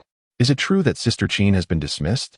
The round-faced nurse inquired incredulously, addressing the head nurse who had just concluded a meeting. Only after her question did she notice the head nurse's pallor and the sheen of perspiration on her forehead. Call everyone here. The superiors have something to convey. The head nurse replied, striving to maintain her composure. Once the round-faced nurse gathered the department's nurses, the head nurse began to speak slowly. You have all heard the broadcast regarding Yuan Qin's breach of discipline.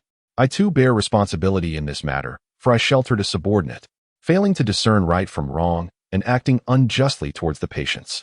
Consequently, I am also facing disciplinary measures. Effective immediately, I will no longer serve as your head nurse. I am to be reassigned to another department. Consider this a cautionary tale. Do not repeat Yuan Qin's mistakes. Always treat patients with warmth and dedication. Moving forward, the hospital will establish a suggestion box. Should anyone fail to show due diligence towards patients, resulting in complaints, they will face corresponding penalties. Accumulating multiple complaints will lead to dismissal from this position. Upon the conclusion of the head nurse's address, the nurses were left in a state of lingering unease. They had all heard of the complaints against Yuan Qin the previous day, yet most had dismissed the matter, given Yuan Qin's well-known connections with Director Gong. The individual who lodged the complaints had ultimately left the hospital in disgrace, and Yuan Qin had even ridiculed that family afterward. What they thought was the end of the matter turned out to be just the beginning, as Yuan Qin was unexpectedly dismissed shortly after starting her shift. The head nurse, though merely a title, had worked diligently for years to attain her position. The loss of her title due to Yuan Qin's actions was a tremendous blow. However, she was not the only one affected. Director Gong faced actual demotion. This incident severely curtailed the internal power games and favoritism within the hospital. With the introduction of the suggestion box, nurses were deterred from displaying arrogance towards patients, ensuring that even those from rural backgrounds received respect and warmth from the nursing staff. Zhao Jiadong's actions could be seen as a small act of goodwill for those voicing the concerns of their communities. Yet, that is a tale for another time. Last night, after arranging for Yingzi to settle into her new hospital room, Zhao Jiadong and the children sought refuge at Feng Dongliang's residence. Early this morning, they visited Yingzi and were subsequently summoned to the office by Xiuhong. Regarding the hospitalization expenses for Comrade Jiang, I have already conducted an inquiry, and there are discrepancies with what the doctor indicated. Several charges were unilaterally added by Yuan Qin. For instance, she secretly increased the dosage for intravenous infusions and exaggerated amounts on flexible expense items. Due to Yuan Qin's actions, which grossly violated hospital regulations, the director, in a fit of anger, decided to terminate her employment. Furthermore, Director Gong was found to have deliberately covered up these actions, and this was not the first occurrence, leading to his demotion and salary reduction. Zhao Jiadong was not at all surprised by the revelations from the vice president. He merely did not expect the hospital's response to be so swift. He had assumed that any disciplinary measures would require a series of procedures, taking several days to reach a conclusion. With this thought in mind, he directly inquired. Xiuhong sighed and said, "You might not be aware, but as I mentioned yesterday, the director and I have long intended to rectify the internal atmosphere of the hospital. We simply lacked the energy and a suitable opportunity to act until now.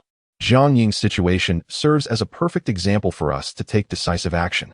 Investigating the matter is not complicated. There are witnesses and evidence for all violations of discipline. And this morning, the couple also confessed. Given this, what was there to hesitate about?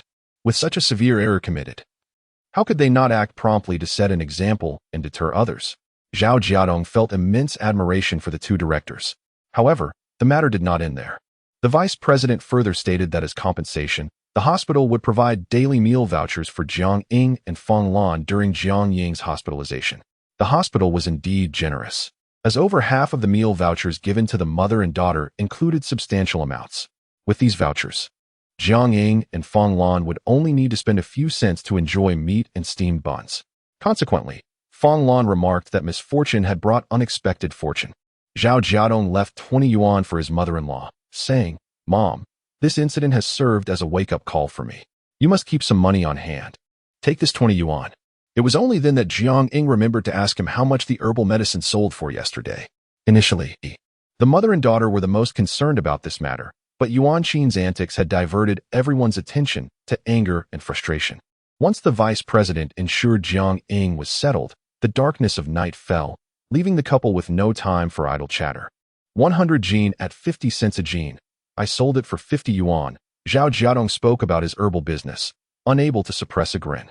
However, I spent over 20 yuan on yellow wine, so I only have about 20 yuan left. Upon hearing the initial statement, Feng Lan was about to rejoice, only to learn that her son-in-law had squandered over 20 yuan, nearly causing her to lose her temper. However, since the money was earned by her son-in-law, she could only sulk in silence, daring not to scold him openly, and could only angrily question, "Why did you buy so much wine? When did you become a drunkard?" "Mother, it was brother Dong Yang who just taught me a new method. The yellow essence processed with yellow wine will be even more valuable." With a single remark from Zhao Jiadong, my mother-in-law's face brightened with joy. "Oh, so that's how it is. I thought so. You're not usually one to indulge in wine. Yingzi, do not fret over the matters concerning Xiaoya." Seeing Yingzi holding Xiaoya, her eyes filled with worry and sorrow, Zhao Jiadong hurriedly recounted how Xiaoya had called him daddy yesterday. Upon hearing this, everyone was filled with immense joy. Tears of happiness welled in Jiang Ying's eyes as she embraced Xiaoya and kissed her, reassuring her that she is not an unfortunate child. "Xiaoya, you will surely recover." Without a doubt, Zhao Jiadong gently patted Xiaoya's head and smiled at Yingzi. "Soon, brother Dongliang and that doctor will arrive, and we shall take Xiaoya for an examination." Yesterday, brother Dongliang mentioned that a friend of his is a neurologist who will be arriving in Lin County this morning. Having just returned from studying abroad, he is passing through Lin County to pay him a visit, and as soon as he arrives, he will bring that friend along to examine Xiaoya. Chapter 59. The grim possibility of cerebral palsy. Father is truly remarkable, isn't he? Indeed. With such confidence in her father's abilities, she believes that if he says that Xia will recover, it must be true. Yes, Xia, get well soon. In the hospital room, Dia and Arya huddled together, whispering. Jiang Ying leaned against the headboard, her fingers fidgeting absent-mindedly. Why are they taking so long? Will Xia truly be all right? 3 hours prior, Feng Dongliang had arrived with a friend, calling upon Zhao Jiadong to take Xiu for a CT scan of her brain. Previously, Zhao Jiadong had taken her for a standard scan, which cost only 1 yuan. This time, however, they needed the more advanced version, priced at 5 yuan per session. Due to the steep cost, fewer people opted for this procedure. Even so, they had to wait a while for the results. During the waiting period, Feng Dongyang's friend conducted a thorough examination, probing Xia's various responses. At 2 o'clock in the afternoon, they finally received the brain scan images. Zhao Jiadong promptly presented them to his companion, while Feng Dongliang held his breath, anxiously watching his friend's reactions. As he observed the growing furrow in the other man's brow, Feng Dongliang's heart raced. "Guan, what is the condition? Will she recover?" Guan frowned deeply. "The injuries are severe. The child's skull is not fully formed, rendering it extremely fragile. Given this bruising, it is a miracle she has survived. Based on the tests conducted this morning, there are already issues with her brain's response nerves. The likelihood of recovery is minimal." He turned to Zhao Jiadong, his expression filled with regret. "I must apologize, Jiadong. You need to brace yourself. The possibility of recovery for a child in this condition is less than 1%. Upon hearing this, Zhao Jiadong felt an icy chill wash over him, his vision darkening, and his heart sinking as if plummeting into an abyss. How can this be? Just yesterday, Xia called me daddy. Unable to accept the grim reality, he muttered, shaking his head, impossible, impossible. Indeed, Guan, Xia can call for her father. Is there truly no hope for her recovery? Fong Dongyang's heart ached. It was unbearable to think that such a young girl might endure a lifetime of suffering. Guan's demeanor remained somber. It would be a blessing if she could not recover, but in Xia's case, her condition may deteriorate further. Should the bruising expand, it could compress other brain nerves, leading her from a state of mental incapacity to cerebral palsy or paralysis. Therefore, do not cling to excessive hopes. The mere fact that the child is alive is of utmost importance. These words caused Zhao Jiadong to gasp in shock. Will Xiu still be in danger of losing her life?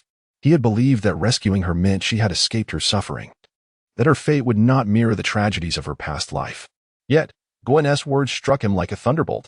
In that moment, Zhao Jiadong's mind went blank as he cradled his head, slowly sinking to the ground. What should he do? What can he do? She is innocent. Why must fate be so cruel to her? The blame lies solely with him. May heaven punish him and spare Xia? Fong Dongliang's expression was somber as he approached him. Jiadong, you must gather your strength. Xia has suffered enough. If you collapse any further, what will become of your younger siblings and the others? The most excruciating pain in life is the fleeting moment when hope flickers to life, only to be extinguished in the next instant. Zhao Jiadong had always believed that Xia would recover, until yesterday when her call of daddy filled him with unbridled joy, leading him to momentarily believe that his daughter was on the mend. Yet today's examination results plunged him into despair. The anguish and torment within him were beyond articulation, regardless of the circumstances. Dr. Gua, Dongliang, I must express my gratitude to you both. It is getting late, and I should return home. I'm sorry, Dr. Gua, but I can't join you and Dongliang for dinner. Zhao Jiadong's words tumbled out in disarray, his speech halting and fragmented, clearly indicating a mind in turmoil. Fong Dongyang and Gwen understood his distress and offered him some words of comfort before departing the hospital, as they too had their own obligations to attend to. Once they left, Zhao Jiadong found himself alone, crouched in a corner, his head buried in his arms. Passers-by glanced at him with curiosity. After a considerable time, he managed to calm his emotions. The afternoon sun blazed upon the earth, and as he squinted at the glaring light, he reassured himself, this is nothing. In his previous life, Xia had perished during childbirth, indicating that she was not destined for an early demise. As long as he safeguarded her in this life, her fate would surely be more favorable than in the past. Furthermore, with the advancement of medical science in the future, there might still be a chance to heal his daughter. His resolve was to work tirelessly. He aspired to be among those who lead the era, to stand at the forefront of the times, to ascend to the pinnacle of the pyramid. All of this was for the sake of restoring his daughter's health. As for the true state of Xia, Zhao Jiadong had not fully disclosed it to his family. He falsely claimed that her examination results were satisfactory, and that Dr. Gua had prescribed medication, which eased Fong Lan and Jiang Ying's worries considerably. Subsequently, Zhao Jiadong took his daughters and bid farewell to his mother-in-law and Yingzi. It was time for them to return. Please be careful on your journey, Jiang Ying said, lingering with reluctance as she looked at them, cautioning her daughters. Dia, Arya, you must be obedient and take good care of Xia. Your father is so busy and exhausted. Do not add to his troubles, and do not provoke your grandfather. Dia clung to her mother's arm, affectionately nuzzling against her, murmuring, Mama, I will look after Arya and Xia. I even taught Arya how to do laundry last time. Arya stood before her grandmother, watching as she stuffed fruit candies into her pants pocket. I don't want candy, just leave a few for Yingzi, and take the rest home for the children. Fong Lan's incessant chatter reached Zhao Jiadong's ears, and he managed to smile, though he offered no rebuttal, for he truly lacked the strength. Let us be on our way. If we don't leave soon, it will be dark, Fong Lan said. I will see you off. Before departing, Arya embraced her mother, while Daya waved goodbye, saying, Mother, please recover swiftly. We shall await your return at home. Jiang Ying's expression softened as she replied, All right. Due to previous encounters with troublesome situations during their last two visits, Zhao Jiadong hastened his journey this time, scarcely pausing for rest, and ultimately arrived at Jiangjia village just before nightfall. To his surprise, the village was remarkably tranquil, as if nothing had transpired during his brief absence. Grandfather! Daya and Arya alighted from the vehicle and joyfully rushed towards the gate of the picket-fenced courtyard, where a gaunt old man stretched his neck to peer out, seemingly having awaited their arrival for quite some time. Zhao Jiadong ambled over with his bicycle, while Jiang Jinxing held Daya and Arya, his face adorned with a cheerful smile. However, upon seeing Zhao Jiadong, he furrowed his brow and inquired, "Why have you been away for 2 days? Did something happen to Yingzi?" Before Zhao Jiadong could respond, Daya, unable to contain herself, exclaimed, "Grandfather, there was a wicked nurse at the hospital. She bullied mother and forced her out." Jiang Jinxing's expression shifted dramatically in an instant. What? Chapter 60. The mother of Diao Limin comes to demand compensation. Fortunately, the matters at the hospital have been resolved. Zhao Jiadong succinctly recounted the events leading up to the incident, alleviating any undue concern from Jiang Jinxing. The herbs sold for 50 yuan yesterday. I used 24 yuan and 50 cents to purchase rice wine, gave 20 yuan to my mother, and allocated 5 yuan for Xia's brain CT scan, leaving me with 50 cents.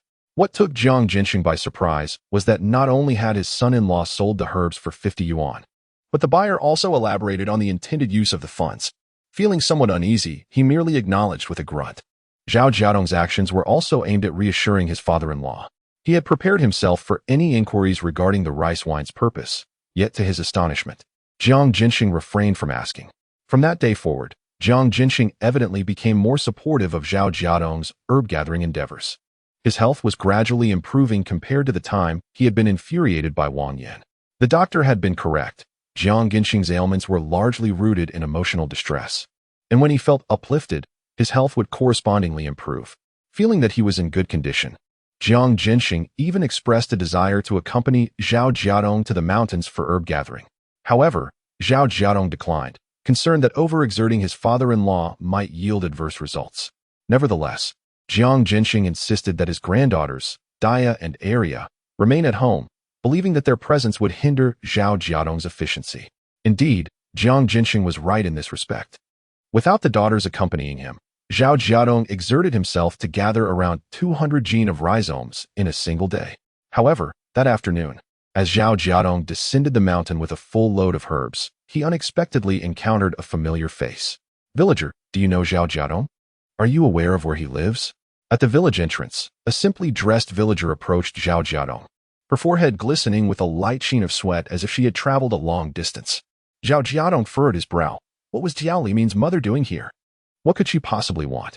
He felt no need to conceal his disdain for Diao Limin and Wang Xiangdi, and if they dared to approach him again, he would ensure that Wang Xiangdi would regret it.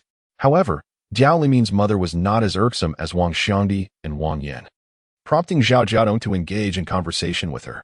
Upon recognizing him, Diao's mother immediately displayed a flicker of anger on her face. "Zhao Jiadong, I have come to seek compensation. I am Wang Xiangdi's mother-in-law and Diao Limin's mother. You remember the last time Limin came here and was beaten by you?" At her words, Zhao Jiadong scoffed. "Since you are aware they visited my home, do you also know what they did? I have yet to settle accounts with you. And yet you have the audacity to come and demand compensation?" With that, Zhao Jiadong lost interest in the conversation and began to walk past her towards the village. Diao's mother hurriedly followed, calling out urgently, "Stop! You injured my Limin so severely. Do you think this matter can be overlooked?" Zhao Jiadong abruptly halted, turning sharply to glare at her. "Your son was the one who attempted to strike me first.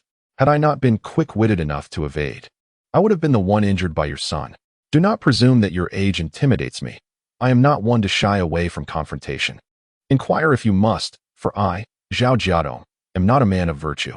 This old woman, who once clung to the notion of familial ties from a past life, is the sole individual who ever extended a modicum of kindness towards my daughters, yet now she has ventured to open a dying shop?" Upon witnessing my wrath, Diao's mother dared not persist in her aggression and resorted to shedding tears. Xiao, you are a man, and you well understand the significance of a man's dignity," she implored, her face flushed with embarrassment as she uttered words that should have remained unspoken in public. I regarded her with an icy gaze, refraining from uttering a word. She, however, drew nearer, lowering her voice to a near whisper, almost pleading. "After your altercation with my son Limin, he has suffered greatly. He has consulted several barefoot doctors, all of whom have declared him injured. I came not to beseech you for anything, but to ensure my son's recovery. I have heard from my sister-in-law that your father-in-law's family is well off. Thus, a gesture of goodwill is warranted, considering Limin was harmed by your hand." I grasped her intent. She sought financial compensation.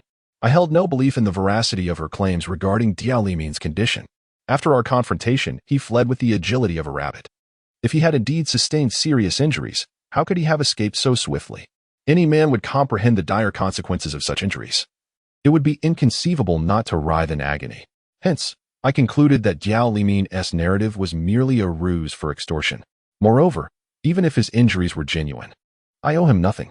Every action bears consequences. Had Jiao Limin not instigated trouble at my home, he would not have faced my retaliation. I advise you to reconsider. Your son, in his greed, came to my house to assault my father-in-law and daughter and attempted to steal from me. I did not initiate the conflict. It was Wang Xiangdi and Wang Yin who incited him to attack me, resulting in my defense. With unrelenting candor, I retorted, even if he were truly injured, it is of no fault but his own. He chose to associate with Wang Yin and Wang Xiangdi, who brazenly took a piece of my property. And yet I have not sought recompense from you. How dare you come to me for compensation? Jiao's mother, having traversed a great distance to Jiangjia village, was unwilling to depart empty-handed. Zhao Jiadong's words not only conveyed a resolute stance, but also deliberately implicated Wang Yin and Wang Xiangdi as the instigators of Jiao Limin's plight. Upon hearing this, Jiao's mother expressed her discontent towards Wang Yin and her daughter-in-law with fury. Was it that little Ming Xiangdi who urged my Limin to fight? Are you unaware that Wang Xiangdi has always heeded Wang Yan's counsel? Zhao Jiadong regarded her with indifference. Wang Yin favored her nieces even more than her own children, which explained Wang Xiangdi's unwavering trust in her. To aid her aunt, she would disregard her own husband without hesitation. As the saying goes, debts must be settled with the rightful party. If you seek compensation, direct your pleas to your daughter-in-law or Wang Yin. In any case, do not trouble me. Regarding the matter of my confrontation with Jiao Limin, I stand firm in my defense, even should it reach the precincts of the law. At most, they would only judge us for mutual fighting. It is inconceivable that I would be held liable for damages. After all, at that time, I was merely one individual contending against several. In truth, I am the victim here. Beware, lest your precious son not only fails to gain any advantage, but also finds himself imprisoned for several days. With this remark, Zhao Jiadong strode away, leaving Diamu to curse her daughter-in-law and Wang Yin in frustration. Not long after Zhao Jiadong departed, a man and a woman approached. Upon seeing Diamu, the woman hurried over. Mother, you truly had us worried sick. Why did you run off to Jiangjia village without a word? If that Zhao Jiadong is not a decent person, what if he harms you? Diamu, upon the arrival of her daughter and son-in-law, was overwhelmed with emotion, tears streaming down her face as she grasped her daughter's hand and lamented, Suiping, your sister-in-law is anything but human. While others advise their husbands to refrain from fighting, your sister-in-law pressures your brother, a man of such integrity, into brawling. Chapter 61. Alliance with the Jiang army. Zhao Jiadong's words successfully incited Diamu's resentment towards her daughter-in-law and Wang Yindi. Upon hearing her mother's remarks, Jiao Zuiping, already harboring grievances against her sister-in-law, erupted in righteous indignation, cursing Wang Xiangdi vehemently. Nevertheless, Jiao Zuiping initially harbored no intentions of relinquishing her demands for compensation from Zhao Jiadong. My brother is severely injured. Zhao Jiadong must at least pay 100 yuan. However, Jiao Zuiping's husband, a rare man of discernment, shook his head. Ping, you should not seek Zhao Jiadong regarding this matter. As mother mentioned, Zhao Jiadong was surrounded and beaten by your brother and several others. Therefore, even the police would not support your brother, and since he initiated the altercation, he is ultimately in the wrong. Moreover, 100 yuan is a considerable sum. Regardless of whether he can afford it or not, no one would willingly part with such an amount. Diamu seethed, it's all Wang Xiangdi's fault. When I return, I will demand your brother divorce her. What purpose does such a daughter-in-law serve? Jiao Zuiping whispered, please don't. If my brother truly cannot recover, where will he find another wife? This remark further incensed Diamu. Yet, they no longer dared to confront Zhao Jiadong, and thus their ire naturally shifted towards Wang Yin and Wang Xiangdi. Zhao Jiadong, however, paid little heed to this minor incident. Having harvested a substantial 200 jin of Huangjing, he commenced processing it upon returning home. Due to the limited supply of yellow wine and the pressing timeline, he could only produce ordinary Huangjing wine for the time being. After dinner, Zhao Jiadong busied himself in the kitchen. Jiang Jinxing helped wash Xia's hair and bathe her, sitting by the door, fanning her to dry her hair. Dei and Arii squatted in the courtyard, washing clothes. Sister, my hands are so tired. Arii's small hands were red from scrubbing, while Dei's hands were not as tender, having previously assisted their grandmother with laundry. You help me fetch water. Scrubbing clothes isn't done like that. Pay attention. When Jiang Jun arrived, he observed the two little girls washing clothes, a sight he had grown accustomed to. It was not uncommon for young girls in the countryside to engage in such chores. Where's your father, Day? Uncle Jun. Ariai called sweetly. Jiang Jun smiled. And Ariai began washing clothes too, proving quite capable. Uncle Jun, my father is in the kitchen. What do you need him for? Day asked brightly. Oh, nothing. Just wanted to chat with your father. Jiang Jun did not linger on conversation with the children and proceeded directly to the kitchen. Upon seeing Zhao Jiadong tending to the fire and steaming something, Jiang Jun inquired curiously, Brother Jiadong, what are you steaming so late? It was only then that Zhao Jiadong noticed Jiang Jun's presence. The kitchen lacked kerosene lamps, relying solely on the faint glow of the flames, making visibility poor. Jun, is it you? What brings you here so late? Zhao Jiadong asked, rising. Jiang Jun, undeterred, settled on a piece of wood, ready to discuss the matter at hand. Brother Jiadong, have you heard the news about the land redistribution in the village? Zhao Jiadong was momentarily taken aback. Ever since his rebirth, his family had not enjoyed a moment's peace, and he had momentarily forgotten the monumental reform of land redistribution. With Jiang Jun's reminder, he began to recollect the events of his past life, when the couple Jiang Xingkai and Jiang Jinsheng seized their farmland. Jiang Jinsheng and Jiang Xingkai were close brothers. And during the last land distribution, the state had specified that Jiang Jinshen's family should be allotted additional shares as a form of compensation for the three martyrs, Jiang Weigua, Jiang Aigua, and Jiang Ligua. However, as the village secretary, Jiang Xingkai allocated these additional shares to his own family. Consequently, Jiang Jinshen's household, lacking male heirs, was left with only a meager portion of land. This scarcity was precisely why Zhao Jiadong later resorted to foraging herbs in the mountains. Their limited land could not sustain the family, prompting him to seek sustenance from the vast wilderness. Moreover, when it came time for the division of cattle, Jiang Xingkai claimed the aged cow currently residing with them, along with the calf it carried. Of the remaining 2 cows, they were distributed to 2 households closely allied with Jiang Xingkai, who compensated these villagers with money. However, in those times, even with financial means, acquiring a cow was no easy feat as for Jiang Jun's family, due to Jiang Jian's prior candidacy for village secretary. They were subjected to scrutiny and received the poorest land allocation, and naturally, no cattle fell to their share. Households without cattle had to borrow from the 3 families that possessed them to cultivate their fields. If borrowing proved impossible, they were left with no option but to rely on human strength to plow the land. Now, Jiang Jun had approached Zhao Jiadong, evidently preparing for the worst. He was aware that the village secretary harbored disdain for his father and feared retaliation, so he sought Zhao Jiadong's counsel. Jiang Jun candidly shared, the other day, I saw you leaving the village secretary's home, and I overheard them berating you. I sensed that the targeting might not be limited to just my family, hence my visit. There were additional reasons Jiang Jun chose not to disclose. After all, Jiang Jinsheng was the village secretary's own brother. If it were merely this, Jiang Jun would not have sought him out.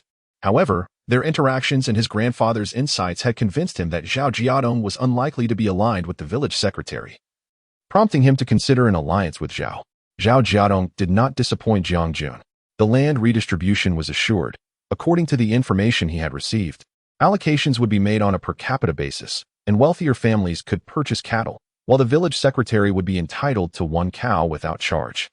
As soon as Zhao Jiadong finished speaking, Jiang Jun exclaimed, then let our families partner to buy a cow. If it were possible, he was determined to seize the opportunity. Zhao Jiadong pondered, but the decision regarding who the cows will be sold to lies with the village secretary. I fear that even if we can muster the funds, we may not secure a cow. Jiang Jun fell silent for a moment. Jinsheng is the village secretary's own brother. Surely he cannot be so ruthless? Zhao Jiadong smiled wryly, choosing not to engage further. He was aware that his father-in-law was present outside, and it was prudent to remain silent on sensitive topics to avoid reopening old wounds.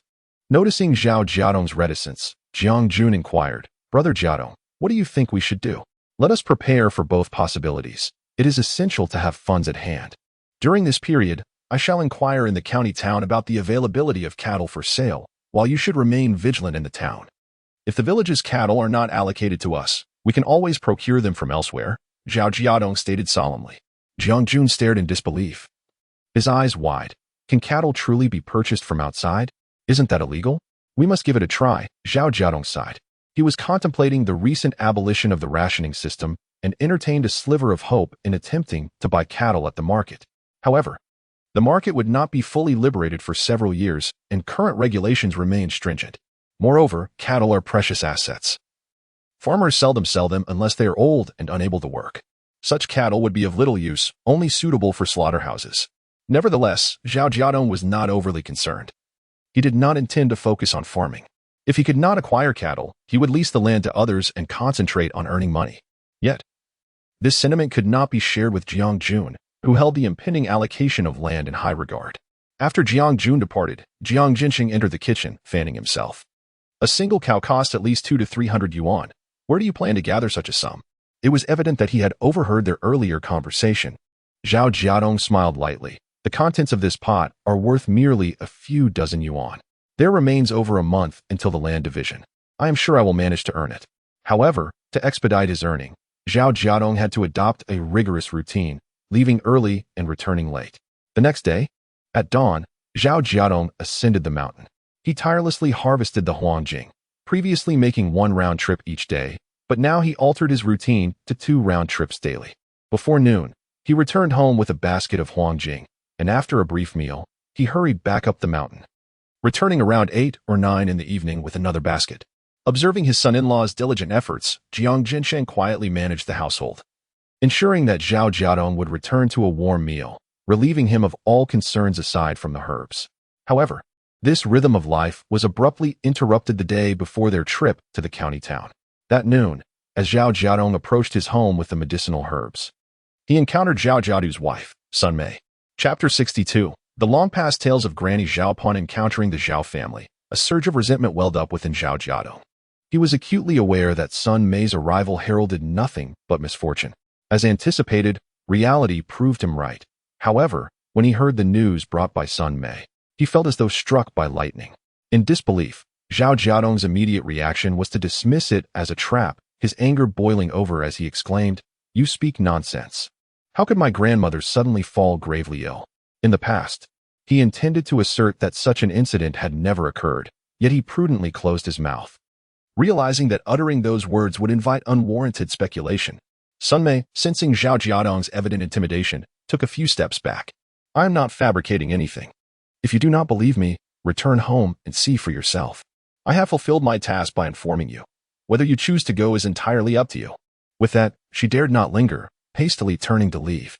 It was indeed unfortunate for her. She had been assigned such a burdensome task by her mother-in-law, traveling a considerable distance to Jiangjia village solely to inform Zhao Jiadong of Granny Zhao's serious condition.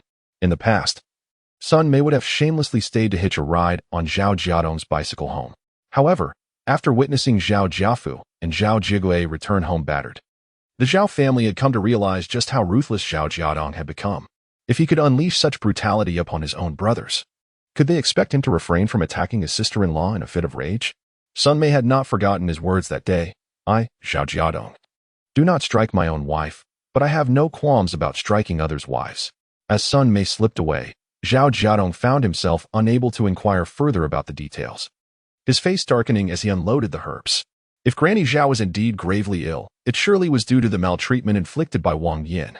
In his previous life, Granny Zhao had lived until 1987, leaving her with 5 more years. It was inconceivable that after his rebirth, her lifespan would be unjustly shortened.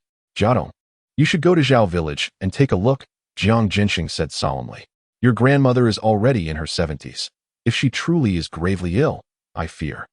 He did not need to finish his thought. Zhao Jiadong comprehended the implication, given the current state of medical knowledge and the living conditions in the countryside. If Granny Zhao fell seriously ill, her days would be numbered. This realization brought tears to Zhao Jiadong's eyes. Yet, having been granted a second chance at life, he remained wary of severing ties with the Zhao family. Silently, he stepped out the door. Jiang Jinchen followed him a few paces, filled with concern. Dia and Arya had already caught up with their father, accompanying him with care.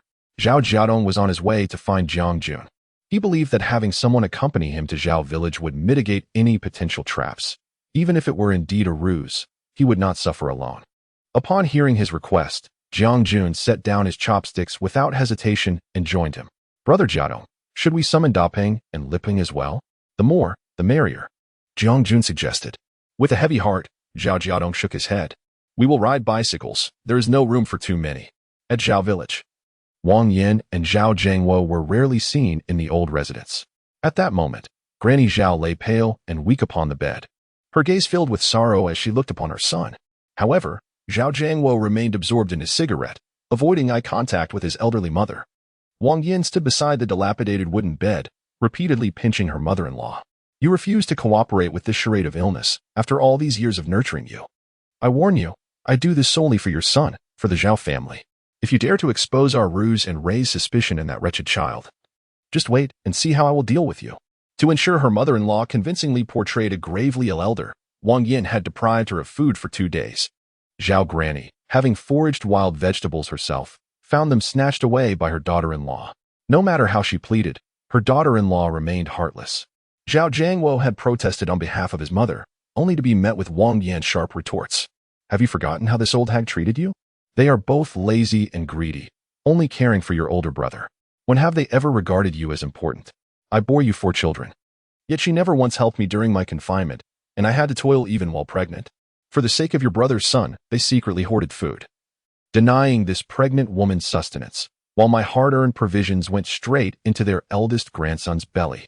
I still care for her out of the kindness of my heart. Wang Yan's relentless recounting of past grievances left Zhao Jiangwo speechless, forcing him to mutter, but we cannot let her starve. She won't starve. I once went 3 days hungry while pregnant and survived, didn't I? This left Zhao Jiangwo even more hesitant to speak. Thus, Zhao Granny endured the pangs of hunger in silence, her strength to speak having ebbed away. Even so, Wang Yin remained dissatisfied with her mother-in-law's performance. She coerced and cajoled, insisting that Zhao Granny must play her part well in this charade. That wretched child was raised by you. Seeing you in such a state, he surely won't ignore you. Once he pays up, I'll give you a pound of flour and half a pound of meat, just enough to grease your stomach after months without proper food. But if you dare to utter a word that reveals your feigned illness, just wait and see what happens. Tears of murky sorrow trickled down Zhao Granny's cheeks. Gazing up at the ceiling, she recalled her daughters, sold by her husband. All of this was retribution. When her husband sought to sell their daughters, she failed to intervene. And within a few years, she received news of their tragic deaths. Since then, she felt certain that she would face punishment, and indeed, the 2 daughters-in-law acquired with the money from selling her daughters were each more formidable than the last. The eldest daughter-in-law, while her husband was away repairing a reservoir, returned to her family to betray him. When the truth surfaced, her furious husband went to retrieve his wife from her father's house, but could not contain himself on the way, leading to a violent quarrel that culminated in both of them falling off a cliff. Only a pitiful grandson remained, a mere 3 years old. The second daughter-in-law, from the moment she entered the household, harbored discontent towards her in-laws, believing that their frail health was merely an excuse for laziness. Moreover, due to her long-standing animosity with the eldest daughter-in-law. After the tragic demise of the elder son and his wife, she took a strong dislike to the child they left behind, refusing to provide him with food. She and her husband, unable to bear the sight of their grandchild suffering from hunger, secretly set aside their rations for him. However, their actions were discovered by their second daughter-in-law, who accused them of hoarding food. Tragically, that winter, the child perished from starvation and exposure. Shortly thereafter, her husband succumbed to the overwhelming sorrow of their loss, leaving her alone to endure the hardships of their home.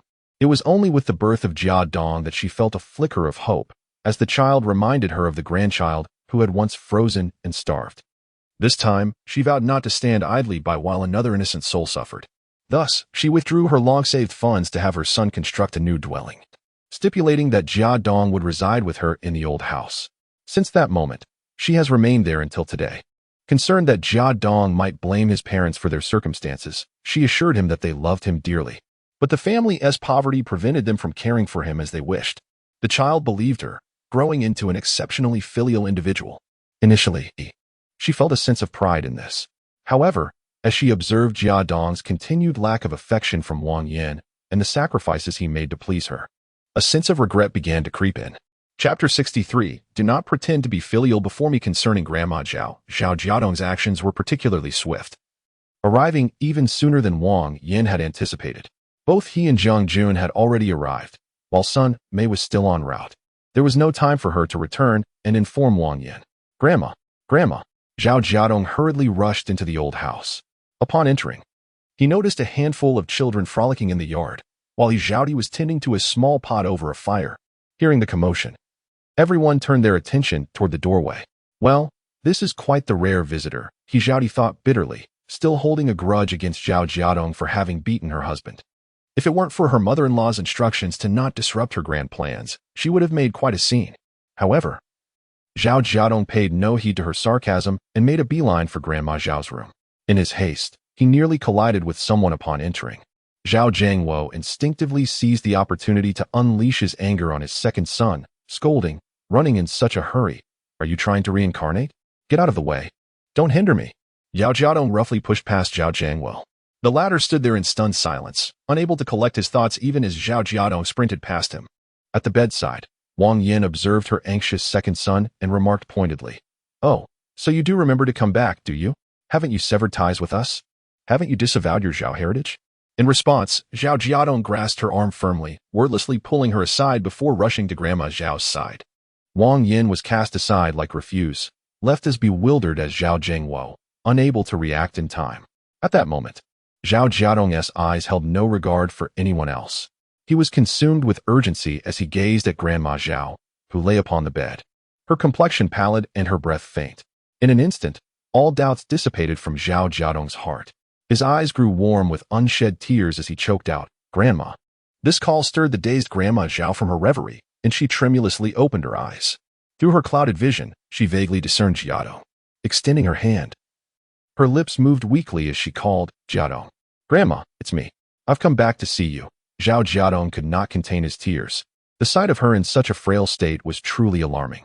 The mere thought of losing her was a piercing blow to his heart. "Grandma, it's okay." Grandma Zhao longed to reassure him that this was merely Wang Yan's ruse. Yet, she hesitated, realizing that speaking such words would only deepen Jiadong's concerns for her.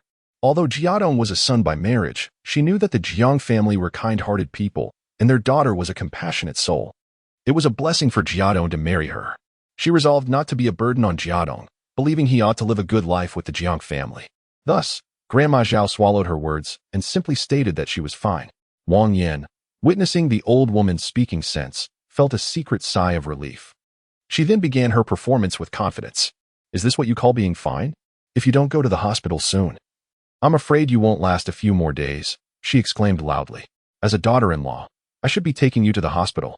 But who could have imagined you raised such an ungrateful wretch? All the valuable items in the house and the meager 80 yuan have been taken by this ingrate." Wang Yin expected Zhao Jiadong to at least feel a pang of guilt after hearing these words. However, to her astonishment, the red-eyed Zhao Jiadong turned and angrily retorted, "Wang Yin, shut your mouth. My grandmother is gravely ill, and it must be because of you. You vile woman, having harmed my father-in-law and sister. Now you seek to do away with my grandmother as well." Wang Yin was acutely aware of the man Zhao Jiadong had become, having lived 2 lifetimes. He had seen through her. Moreover, with the memories of his past life, he understood that his grandmother's illness should never have transpired. Now that it had, it was undoubtedly due to his falling out with Wang Yin, which had led her to unleash her wrath upon his grandmother.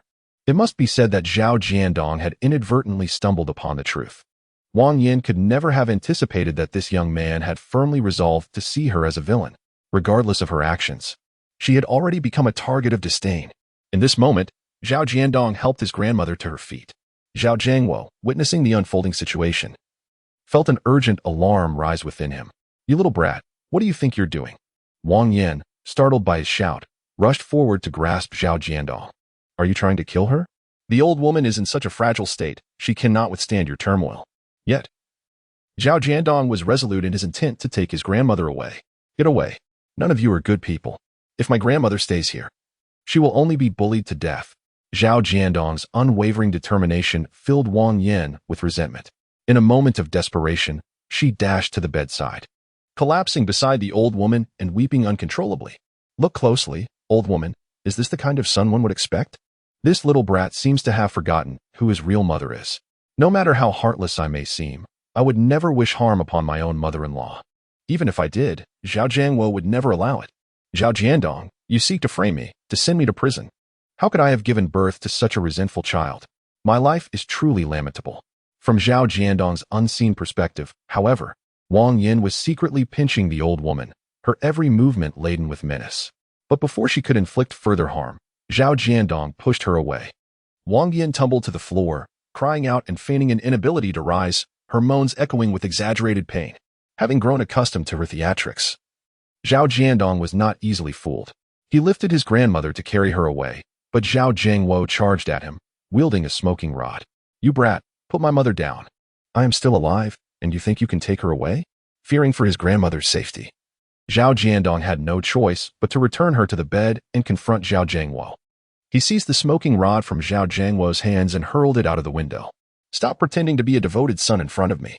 I have seen clearly how you have treated my grandmother since childhood." Standing at a height of nearly 1.8 meters, Zhao Jiadong towered over Zhao Jiangwo, glaring down at this so-called biological father with an overwhelming sense of anger and disgust. "If anything happens to Grandma, I will not spare you."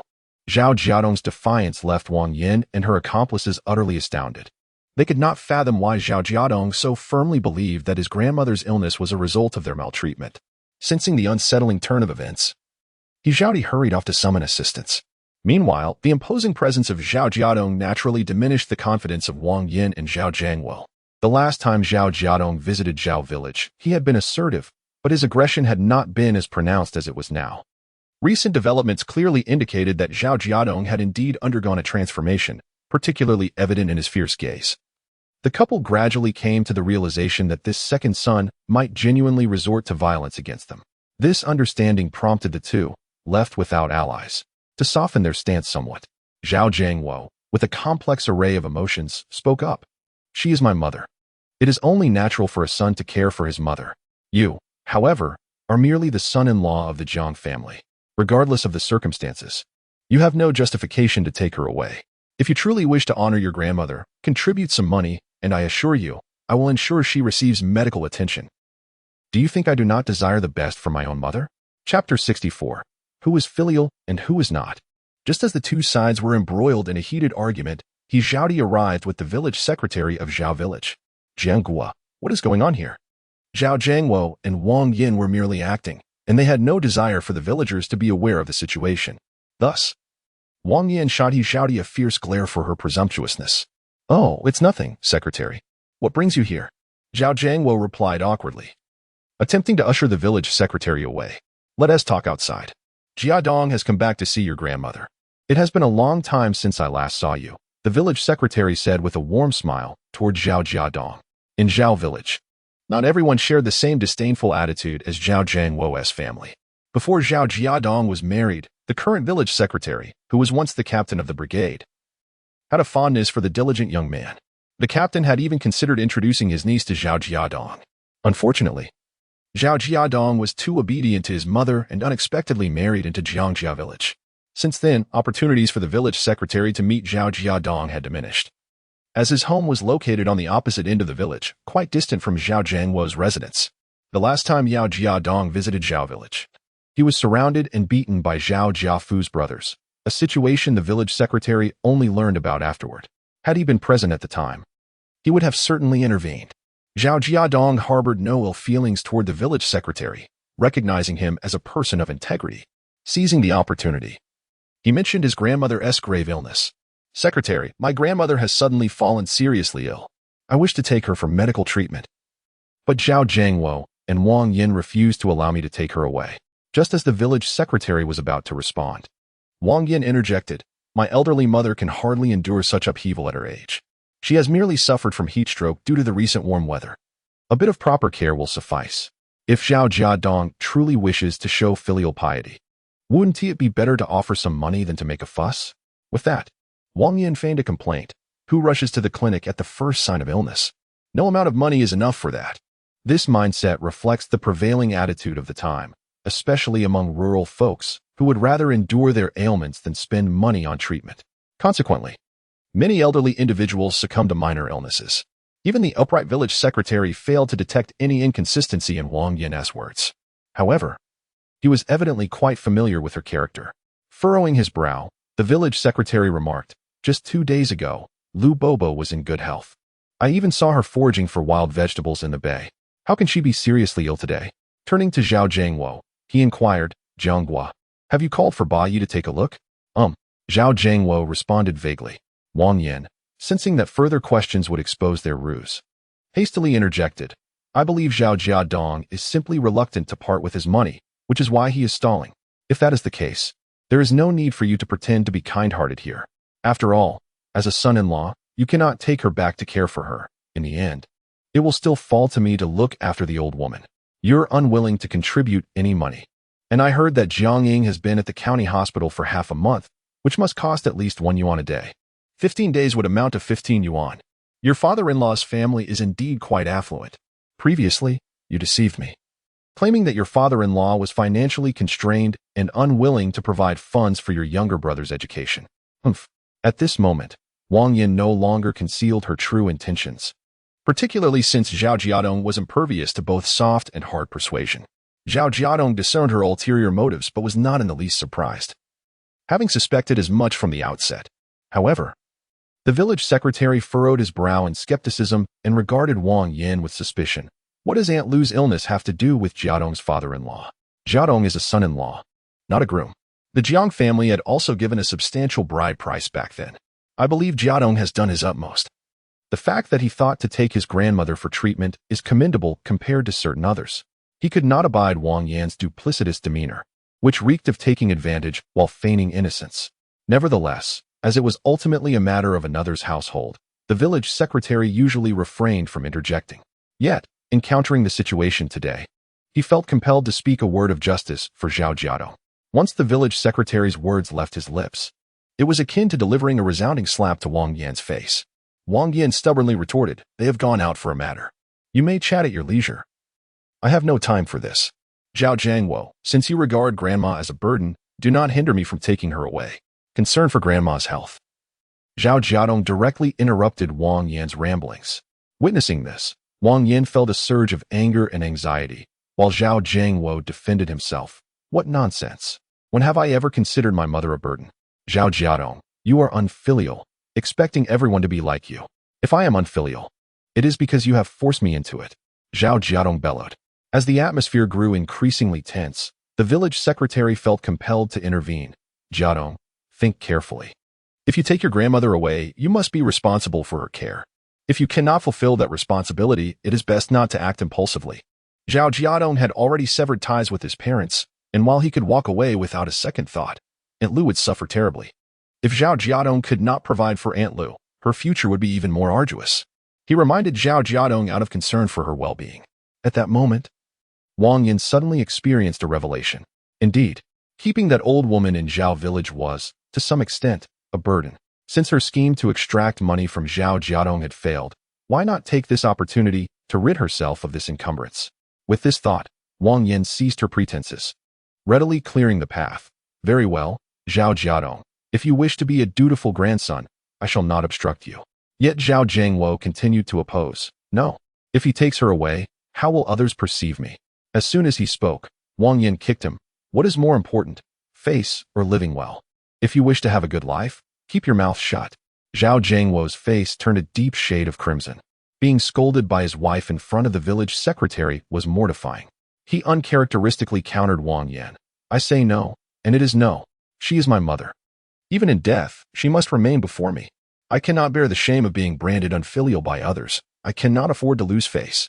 He could act unfilially as long as no one else was watching. Yet, he could not bear the stigma of filial impiety. Wang Yan, infuriated, was on the verge of striking him when the village secretary suddenly interjected. Let us seek the opinion of Aunt Lu. Continuing this quarrel serves no purpose. Let us see whom Aunt Lu wishes to accompany. Upon hearing this, Zhao Jiadong's eyes sparkled with hope, for this seemed to assure victory. Surely, grandmother would not wish to live with that venomous woman, Wang Yan. Zhao Jiadong promptly bent down and inquired of the elderly lady on the bed. Grandmother, can you hear us? Would you like to come and live with me in Jianjia village? Although Zhao grandmother was frail, she was merely hungry rather than genuinely ill. She clearly understood the nature of their conversation. As her grandson questioned her, Zhao grandmother slowly responded, I shall not go anywhere. At these words, Zhao Jiadong's form became rigid. Chapter 65. The way grandmother cares for him. Upon hearing this response, Zhao Jiadong felt a wave of discomfort wash over him.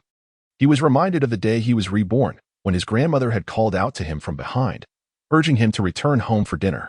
However, At that moment, his mind was consumed by the betrayal of Wang Yin and the plight of the girl he referred to as the little one. After stepping out of the old house, he never once considered his grandmother again. Subsequently, he failed to visit her. In truth, when he had driven the cattle cart to Zhao village, he had intended to check on his grandmother. Nevertheless, after being assaulted and left with bruises and blood on his face, he chose not to worry her and ultimately did not go to see her. Perhaps it was due to his prolonged absence that his grandmother had grown upset with him. Otherwise, it was inexplicable why she would prefer to endure torment at Wang Yan's hands rather than leave. Seizing the moment, Zhao Jiadong declared, "Did you hear that? She doesn't even want to leave." Zhao Jiadong felt a profound sadness as he silently gazed at the elderly woman on the bed. Zhao and I, with a kind expression, extended her hand towards him. After he took her hand, she gently spoke, "And I don't feel accustomed to being elsewhere. That girl named Ingzi is a good child. Jiadong, you must treat her well. The things I told you as a child may not always be right. We have eyes and hearts. We must learn to see with our eyes and feel with our hearts. We must discern who treats us well." Listening to his grandmother's halting words, Zhao Jiadong's eyes began to well with tears. "And please don't say any more. I will go fetch a doctor for you. I will not allow anything to happen to you." With that, he turned to the village secretary and said, "Since I cannot take her away, then I will find a doctor. That should be acceptable, right?" Upon hearing this, Wang Yin immediately became alert. If he called for a doctor, the old woman's plight would surely be revealed. However, before she could intervene, Zhao Jiadong felt a tug on his sleeve. Looking down, he saw his grandmother shaking her head at him. "I am fine. I know my own body." She spoke with as much strength as she could muster to assure her grandson. Meanwhile, Wang Yin seized the opportunity to slip away while everyone's attention was focused on Zhao and I simply suffered from heat stroke. Resting will suffice. By choosing to uphold her second daughter-in-law's lie, Zhao and I believed it to be the best course of action. With the majority of her life already buried, there was little left to lament, but Jiadong was different. His life stretched ahead of him, and he had his own struggles to bear. She could not afford to burden him further.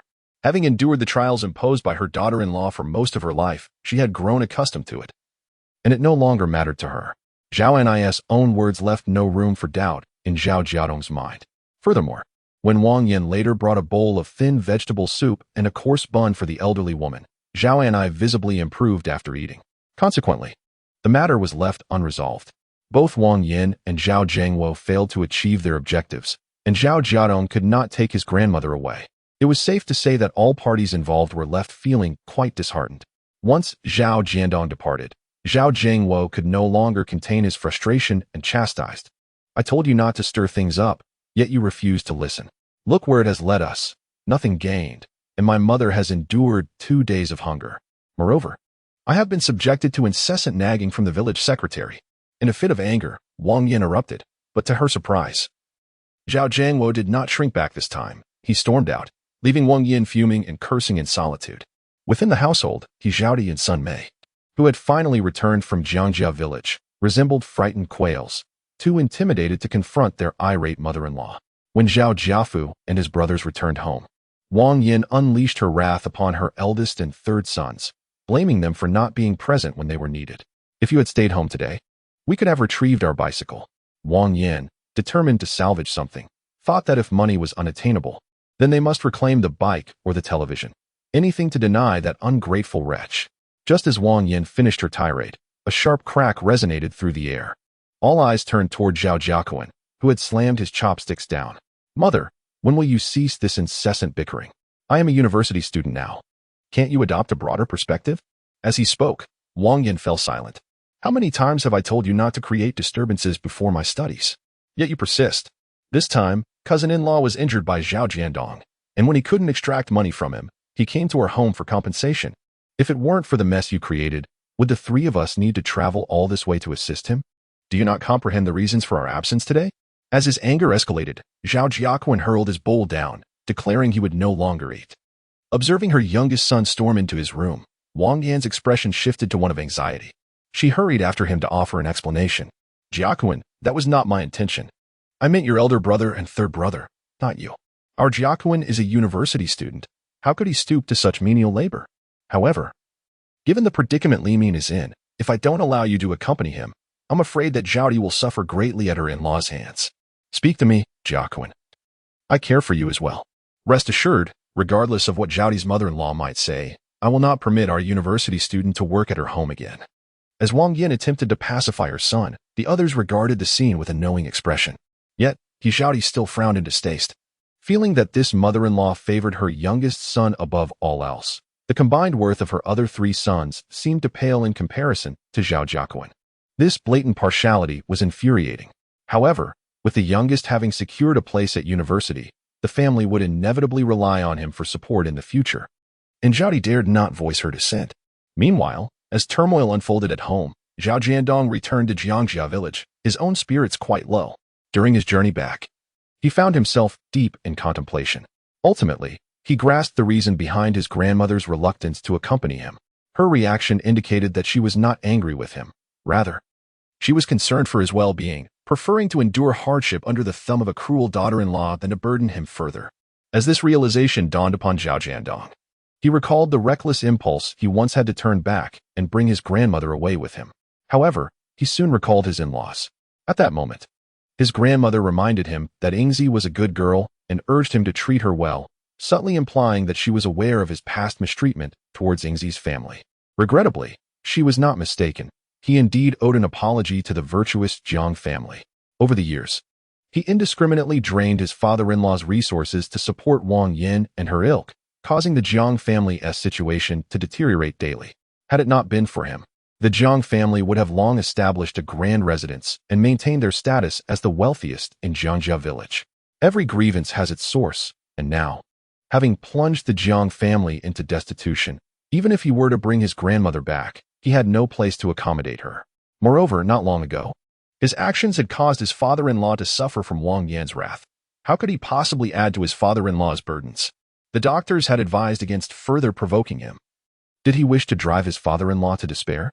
The harsh reality left Zhao Jiadong devoid of any agency, and his heart was tormented, consumed by his powerlessness.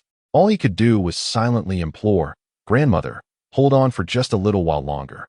Once I earn enough money, I will swiftly build a grand house.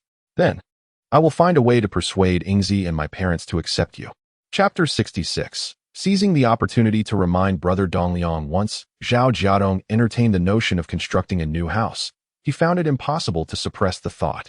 That evening, he approached his father-in-law to discuss the matter. "Dad, once Yingzi gives birth to this child, our family will grow in number. With only 2 rooms, I fear it may become quite cramped." Jiang Jiansheng, having endured hardships in the past, viewed their current circumstances as a significant improvement. He scoffed, "How can it be cramped? A little baby occupies so little space. Children inevitably grow." Zhao Jiadong tentatively replied, "I believe we must ultimately rebuild our house, don't you think? Perhaps we could take advantage of Yingzi's hospitalization to construct a new home?" Jiang Gensheng's eyes widened, as if he had just heard the most absurd joke. "Build a new house? Is that something we ought to be contemplating? Do you have any idea how much it costs to build a house? At the very least, it would require several dozen yuan, and that doesn't even account for the wages of the workers. In this day and age, where would we procure such funds? We've already sold our surplus grain for money, and I am concerned we won't have enough food this year." Previously, in order to gather money, Zhao Jiadong had insisted on financial support, prompting Jiang Jinsheng to sell the family's remaining grain. Under normal circumstances, the grain they had saved would have sufficed. But Zhao Jiadong never returned to Zhao village empty-handed. Moreover, this year's harvest was poor, leaving little to spare. Otherwise, with Fong Lan and Jiang Ying hospitalized in the county, they wouldn't have had to spend money on food. Bringing grain over to the hospital to ask the cafeteria to steam some buns would have been manageable. "Dad, if we had the money, would you agree to build a new house?" Zhao Jiadong inquired, not disheartened, but rather hopeful. Jiang Jinsheng grunted in acknowledgement, muttering, "Who wouldn't he prefer to live in a new house? But it's not that simple. We don't know how long Yingzi will need to be cared for. It costs several yuan for each day in the county." Zhao Jiadong smiled and refrained from further conversation. For most, in this era, earning money was a daunting challenge. However, Zhao Jiadong possessed information and connections. While he might not achieve instant wealth, earning a modest sum was entirely feasible. In fact, his previous experiences selling herbs should sufficiently attest to his capability for making money. Yet, Jiang Genshin's mindset was fixed. Without tangible money in sight, he dared not dream. Zhao Jiadong had no intention of correcting his father-in-law's perspective. He thought, "When I return tomorrow with 10 large banknotes, I can only imagine the astonishment on his face. He decided to treat it as a pleasant surprise for his father-in-law. This time, in order to avoid delaying his journey, Zhao Jiadong did not bring the children along. The primary reason being that Xiuhong had already shown some recovery after taking the herbal medicine prescribed by the doctor. Departing at around 4 o'clock, Zhao Jiadong hurried along and arrived in the county by 8. As was his custom, he first went to the hospital, where he found Jiang Ying and Fong Lan just finishing breakfast. Upon seeing Zhao Jiadong, drenched in sweat, the mother and daughter were momentarily taken aback. "Jiadong, you're here so early today?" Jiang Ying exclaimed, both surprised and delighted, sitting up straight and peering around, noticing the absence of the children. "I didn't bring the girls today," Zhao Jiadong replied with a smile. "It is unwise to bring them along, the sun is relentless. And traveling with 3 children is both exhausting and sweltering." Fong Lan wholeheartedly agrees with this sentiment. As Zhao Jiadong arrived earlier than anticipated, he could share a meal with the mother and daughter. True to form, Zhao Jiadong brought along a braised pig's trotter. Jiang Ying, surprised, inquired, "Haven't you finished the wild boar meat from last time?" "Almost, but there isn't much left. I didn't take the lard. So Jiang Jun gave me 4 pig's trotters and the pig's head. I've dried them to prepare a soup for you." Zhao Jiadong's words warmed Jiang Ying's heart. A man who continually thinks of her embodies a woman's greatest happiness. However, Fang Lan still cautioned, with the heat intensifying lately, "Remember to hang the meat in a well-ventilated area, or it will spoil." "What a pity that would be." Zhao Jiadong acknowledged her advice, hurriedly finished his breakfast, and promptly took the sack to the state-run pharmacy. Selling the herbs quickly and receiving the payment would bring him peace of mind. Zhao Jiadong navigated the pharmacy with ease. Today, Xiao Jiao was absent, and a stranger was on duty. However, when Zhao Jiadong mentioned his name, the employee smiled and ushered him to the back room, evidently informed in advance. Upon entering, he found Dong Liang in the back, sipping tea while reviewing the accounts. "Brother Dong Liang," Zhao Jiadong greeted with a cheerful smile. Dong Liang looked up, his face lighting up with a smile. "Jiadong, you've come quite early today." The employee did not intrude on their conversation, but discreetly poured a cup of tea. Then he respectfully addressed Dong Liang, "Manager Fong, I'll take my leave to get back to work now." Dong Liang nodded. "Go ahead, Xiaoxia. Thank you for your efforts." Xiaoxia, while expressing his gratitude, clearly appreciated the approachable demeanor of his superior. "Brother Dong Liang, why isn't Xiao Jia here today?" Zhao Jiadong inquired curiously after taking a seat. Dong Liang came out from behind his desk and sat beside him. Xiao Jia had a family matter and took leave. "Jiadong, how has your family been these past few days?" It was evident that Dong Liang harbored some concern, likely fearing that the situation regarding Xia would greatly affect Zhao Jiadong's spirits. Zhao Jiadong, sensing this, candidly replied, "Brother Dong Liang, although Xia's recent examination results were indeed a blow to me, I am not so fragile. Rest assured, I will not be defeated by adversity." "That's good to hear. From what I know of you, you are someone who deeply cares for your family. I worried you might succumb to despair." Dong Liang expressed his heartfelt thoughts with relief. Had it been the previous incarnation of Zhao Jiadong, he would not have exhibited such resilience. Yet, having lived 2 lives, he had endured greater hardships. Pain had lingered by his side for decades. While Xia's health condition was certainly distressing, it paled in comparison to the tribulations of his former life, rendering him infinitely more fortunate. Furthermore, the future remained uncertain. With advancements in medical technology, there remained a possibility of curing his daughter. Hence, Zhao Jiadong maintained a remarkably steady mindset. "Brother Dong Liang, let us not dwell solely on my matters." Upon reflecting on the child Zhao Gui, Zhao Jiadong felt a wave of melancholy. He could not help but wish to impart a few words of caution to Fong Dong Yang.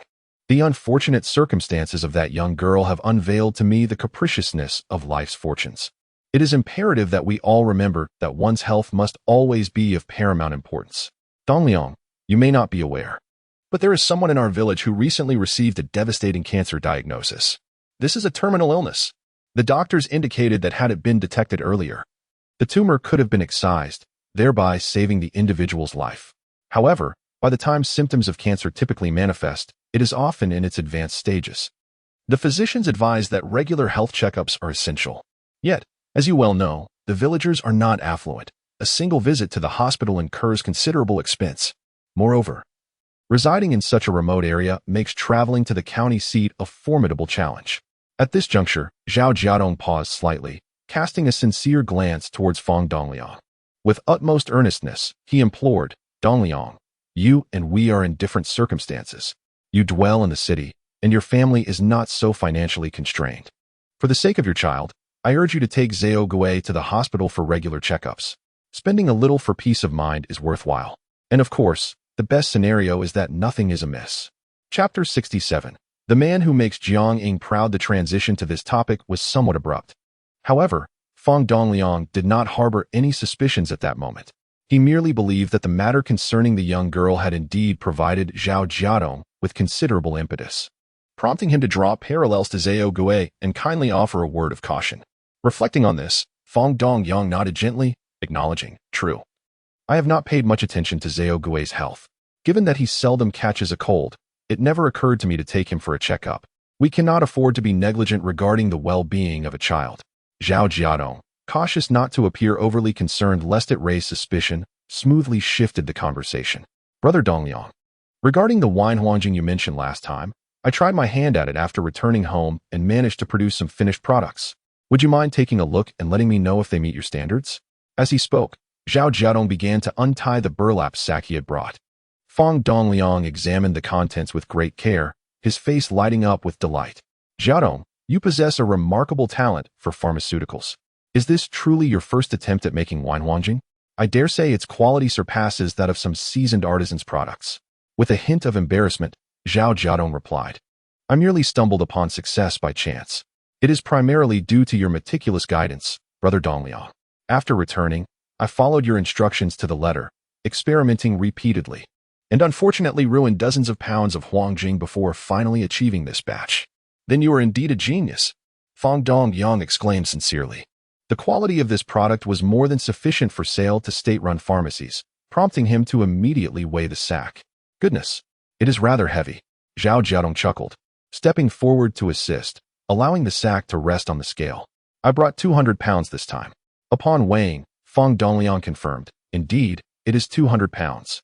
He could not help but chide, "Since you have already weighed it, why not inform me instead of making me go through the trouble of weighing it again?" "It's merely a matter of protocol." Zhao Jiadong laughed. He understood that Brother Dongliang trusted him, yet he was mindful that trust must not be squandered. Thus he took care to observe the little details.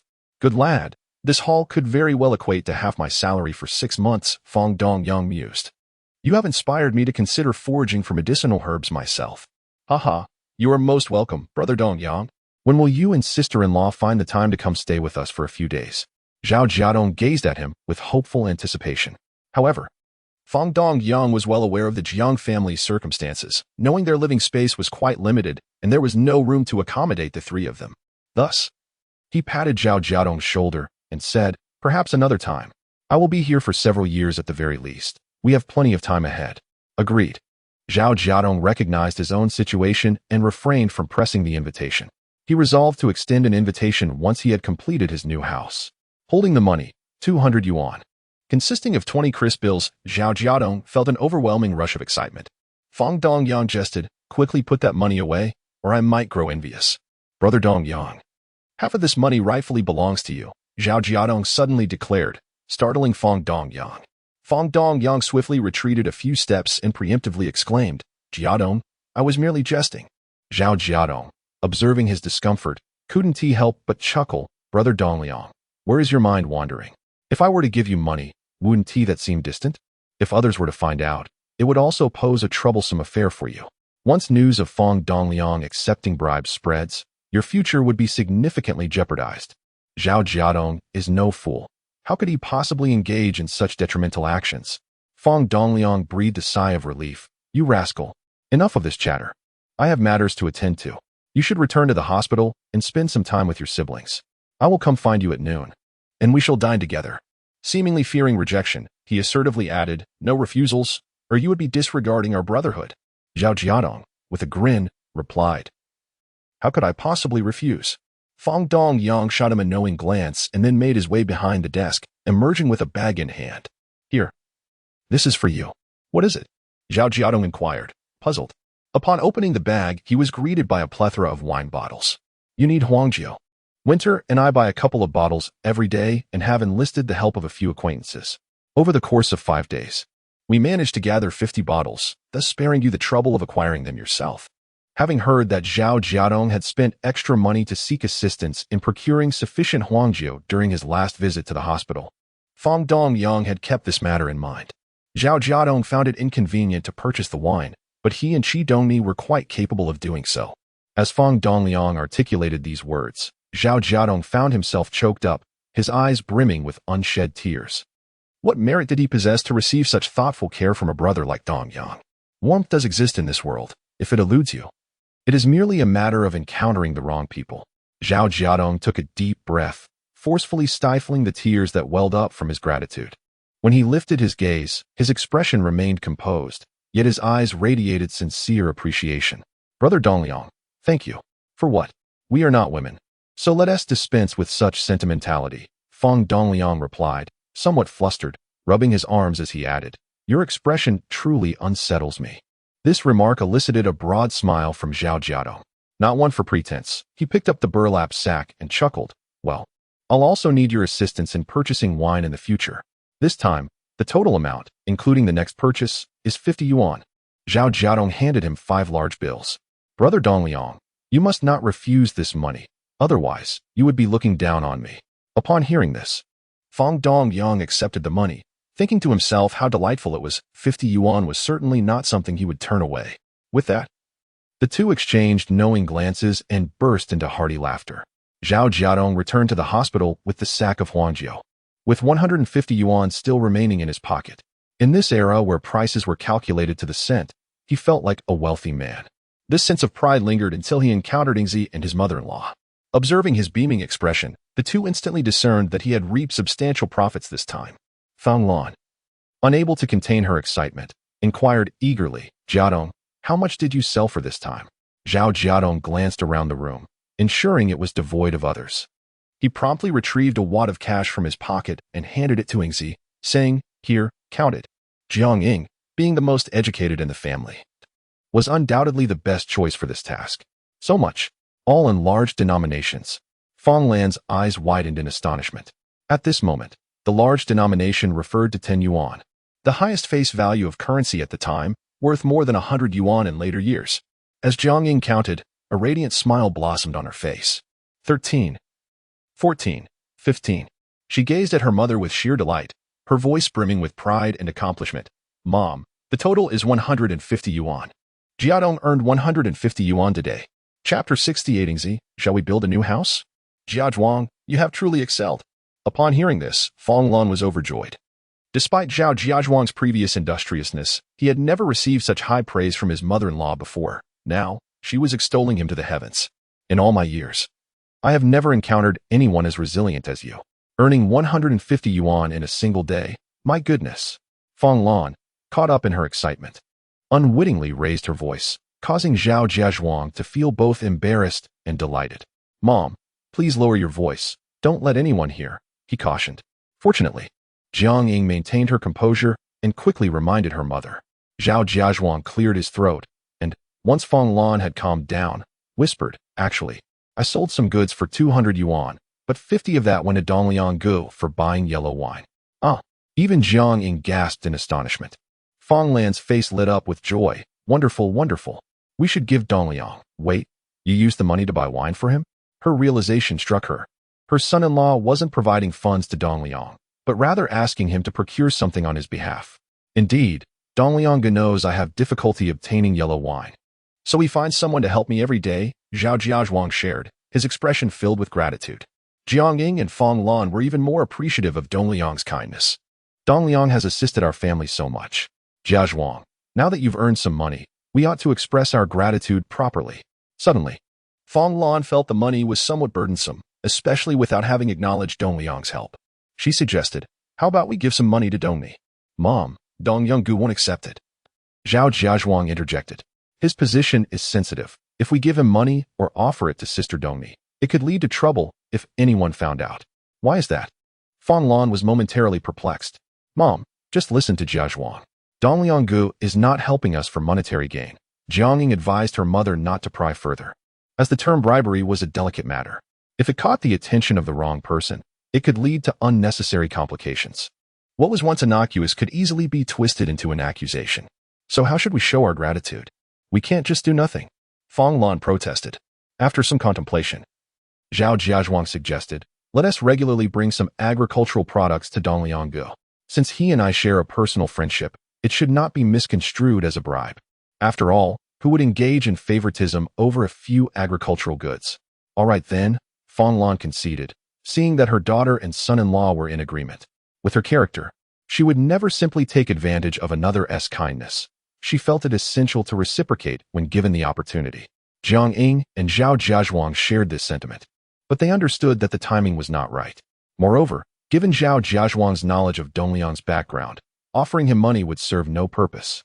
Having been reborn, he knew he could leverage the insights from his past life to help Dongliang advance further in his career. Indeed, mother, with Xi about to give birth, do we not find ourselves short of space in the house? Zhao Jiadong, preoccupied with the thought of renovating their home, seized the opportunity to voice his concern. Fong Lan, engrossed in counting the money, relished the pleasurable act despite already knowing the sum amounted to 150 yuan. Upon hearing her son-in-law's inquiry, she was puzzled. How could there possibly be insufficient space? After all, how much room could a tiny infant occupy? Zhao Jiadong replied, children do grow, you know. Moreover, with Dia and Arya now grown, isn't it a bit cramped for them to share a bed with you? Jiadong, just say what you intend to say, Zhang Ying interjected. Perceiving her husband's underlying intentions, Zhao Jiadong scratched his head, hesitating before suggesting, what if we were to build a new room? If we could add several more spaces, it would accommodate the children as they grow. However, his proposal was met with vehement opposition from his mother-in-law. Build a house. Do you have any idea how much it costs to build even a modest dwelling? It requires at least several dozen yuan, and that's the bare minimum. Not to mention the expenses for the workers' wages, which would be another substantial cost. Fong Lan, having tucked away the money, cast a reproachful glance at her son-in-law. Jiadong, you cannot be so quick to spend money just because you've earned a little. We have a long life ahead of us. You won't be able to sell herbs forever. What will happen when those resources are depleted? We could find ourselves back in a position of no income. Fong Lan held a mindset reflective of the older generation, believing that money should be kept close for security. In the past, when she had contemplated purchasing a television, it had been driven by the allure of such modern conveniences for rural folk. Yet in recent years, as Zhao Jiadong had depleted their savings, the Zhang family had endured a frugal existence, making them regard money as more valuable than life itself. More than once, Fong Lan regretted not having prevented her son-in-law from withdrawing funds from the Zhao family, leading to their current state of financial constraint. However, regret was a futile endeavor. Now that they had finally accumulated some money, she was resolute in her unwillingness to spend it frivolously. Jiadong, there is no need to rush about the house. The children will take time to grow. 2 rooms are sufficient for us at present, Jiang Ying concurred. Her perspective was even more comprehensive than her mother's. Dia was already 7 and would soon need to start school, and in 3 years, Arya would follow suit, with Xia to come after. Although Xia had her challenges, in Jiang Ying's eyes, each child deserved equal consideration. The future educational expenses for the children would be considerable, and since they had begun to earn some money, it was prudent to hold off on spending until they had saved more.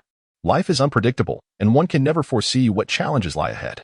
Furthermore, Jiang Ying shared Zhao Jiadong's desire to save for Xia's treatment. Thus, she found it difficult to accept Zhao Jiadong's reasoning for the renovations.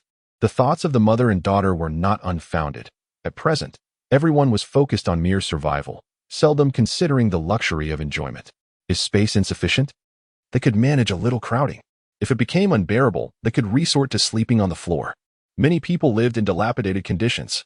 Faced with their resolute stance, Zhao Jiadong fell into silence, resigned to the notion that perhaps only once he became affluent could he persuade them to agree to the renovations. Jiang Ying noticed the look of despondency on his face and harbored an inkling of suspicion. She inquired, Jiadong, is there another reason you're thinking about the new house? Based on her understanding of her husband, Jiadong was not one to indulge in hedonism. He was a man capable of enduring hardship.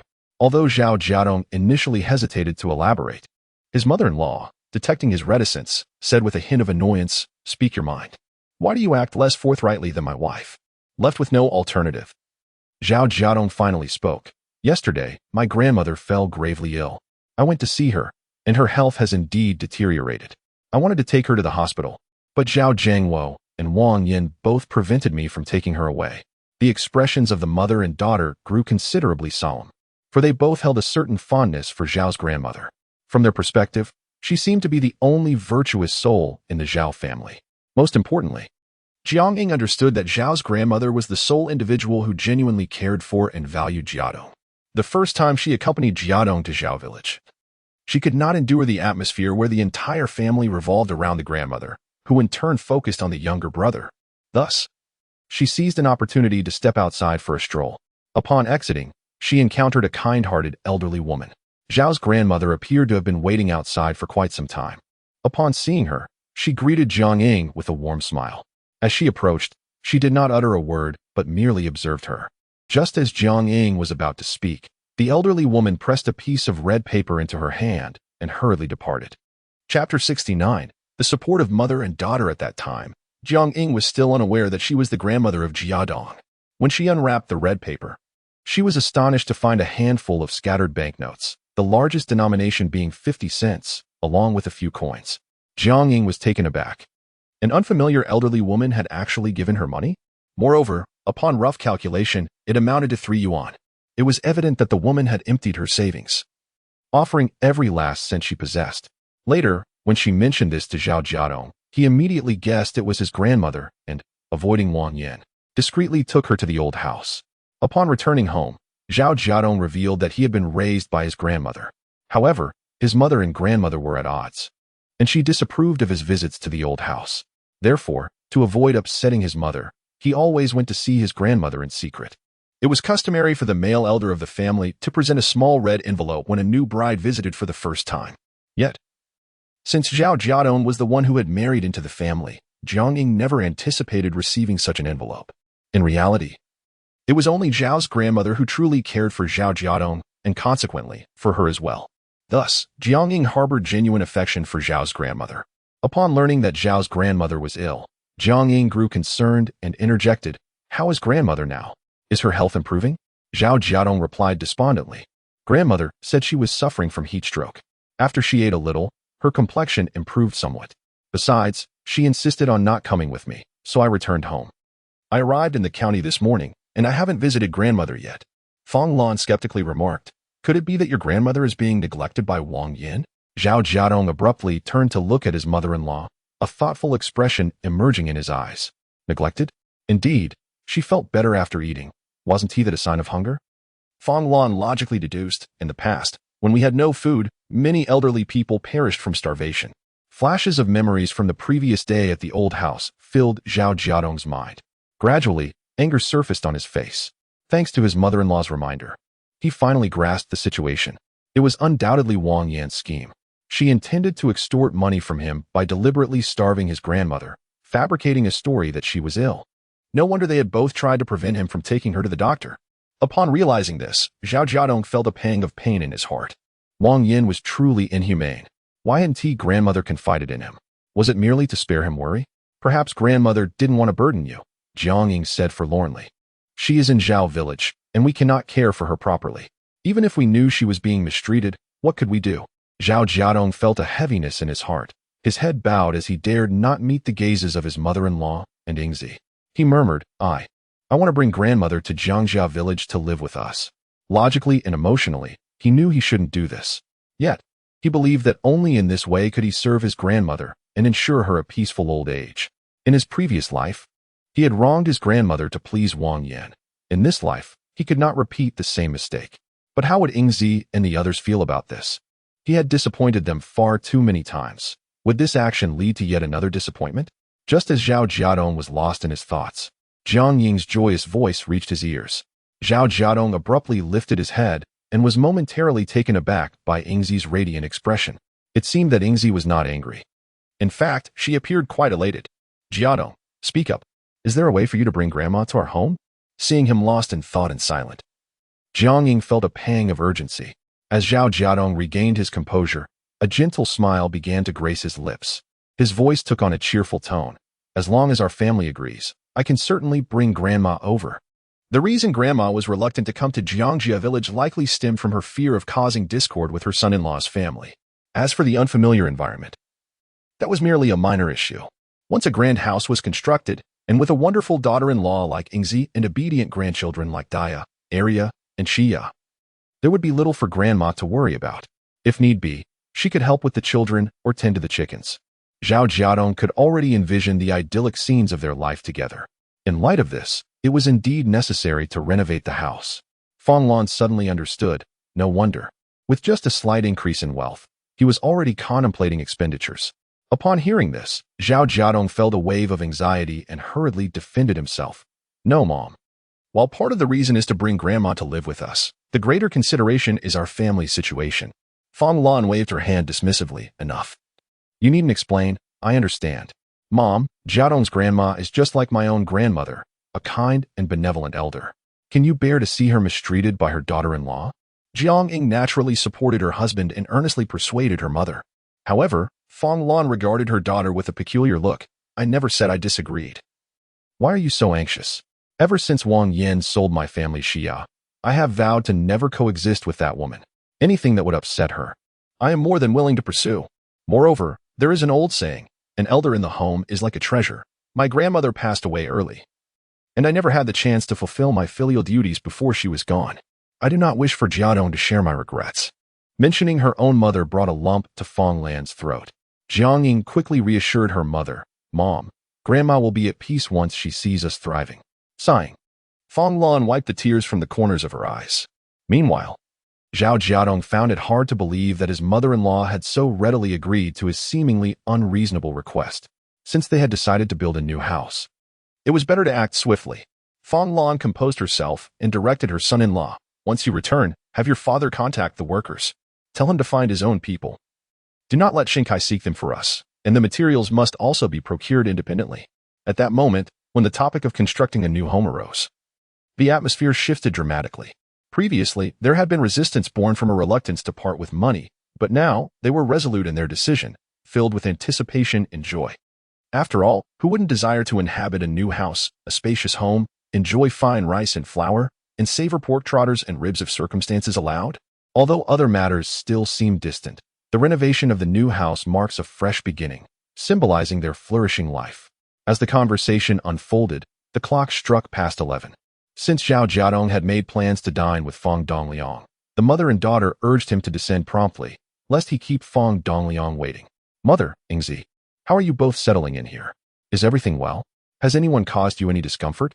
Zhao Jiadong inquired, unperturbed, as he knew the state-run pharmacy would not close until noon, and it would take him a good 10 minutes to ride back from there. He then turned his attention to the recent happenings at the hospital. At the mention of this, Fong Lan beamed with pride. I forgot to tell you. The other day when I went downstairs to get my meal, I ran into Jiang Tao. Can you guess what happened? Zhao Jiadong found amusement in his mother-in-law's teasing demeanor and feigned curiosity, asking, What happened? Did you give her a hard time? Am I that kind of person? She sought me out again, only to be caught in her own trap. She was confronted on the spot and had to apologize to me, even offering to compensate me with meal tickets and cash. As Fong Lan recounted Jiang Tao's misfortune, her eyes sparkled with delight, painting a vivid picture of the incident, her excitement escalating until noon arrived. Jiang Ying had to interject, Mother, that's enough. You should hurry down to get your meal. There will be plenty of time to share these stories when we get home.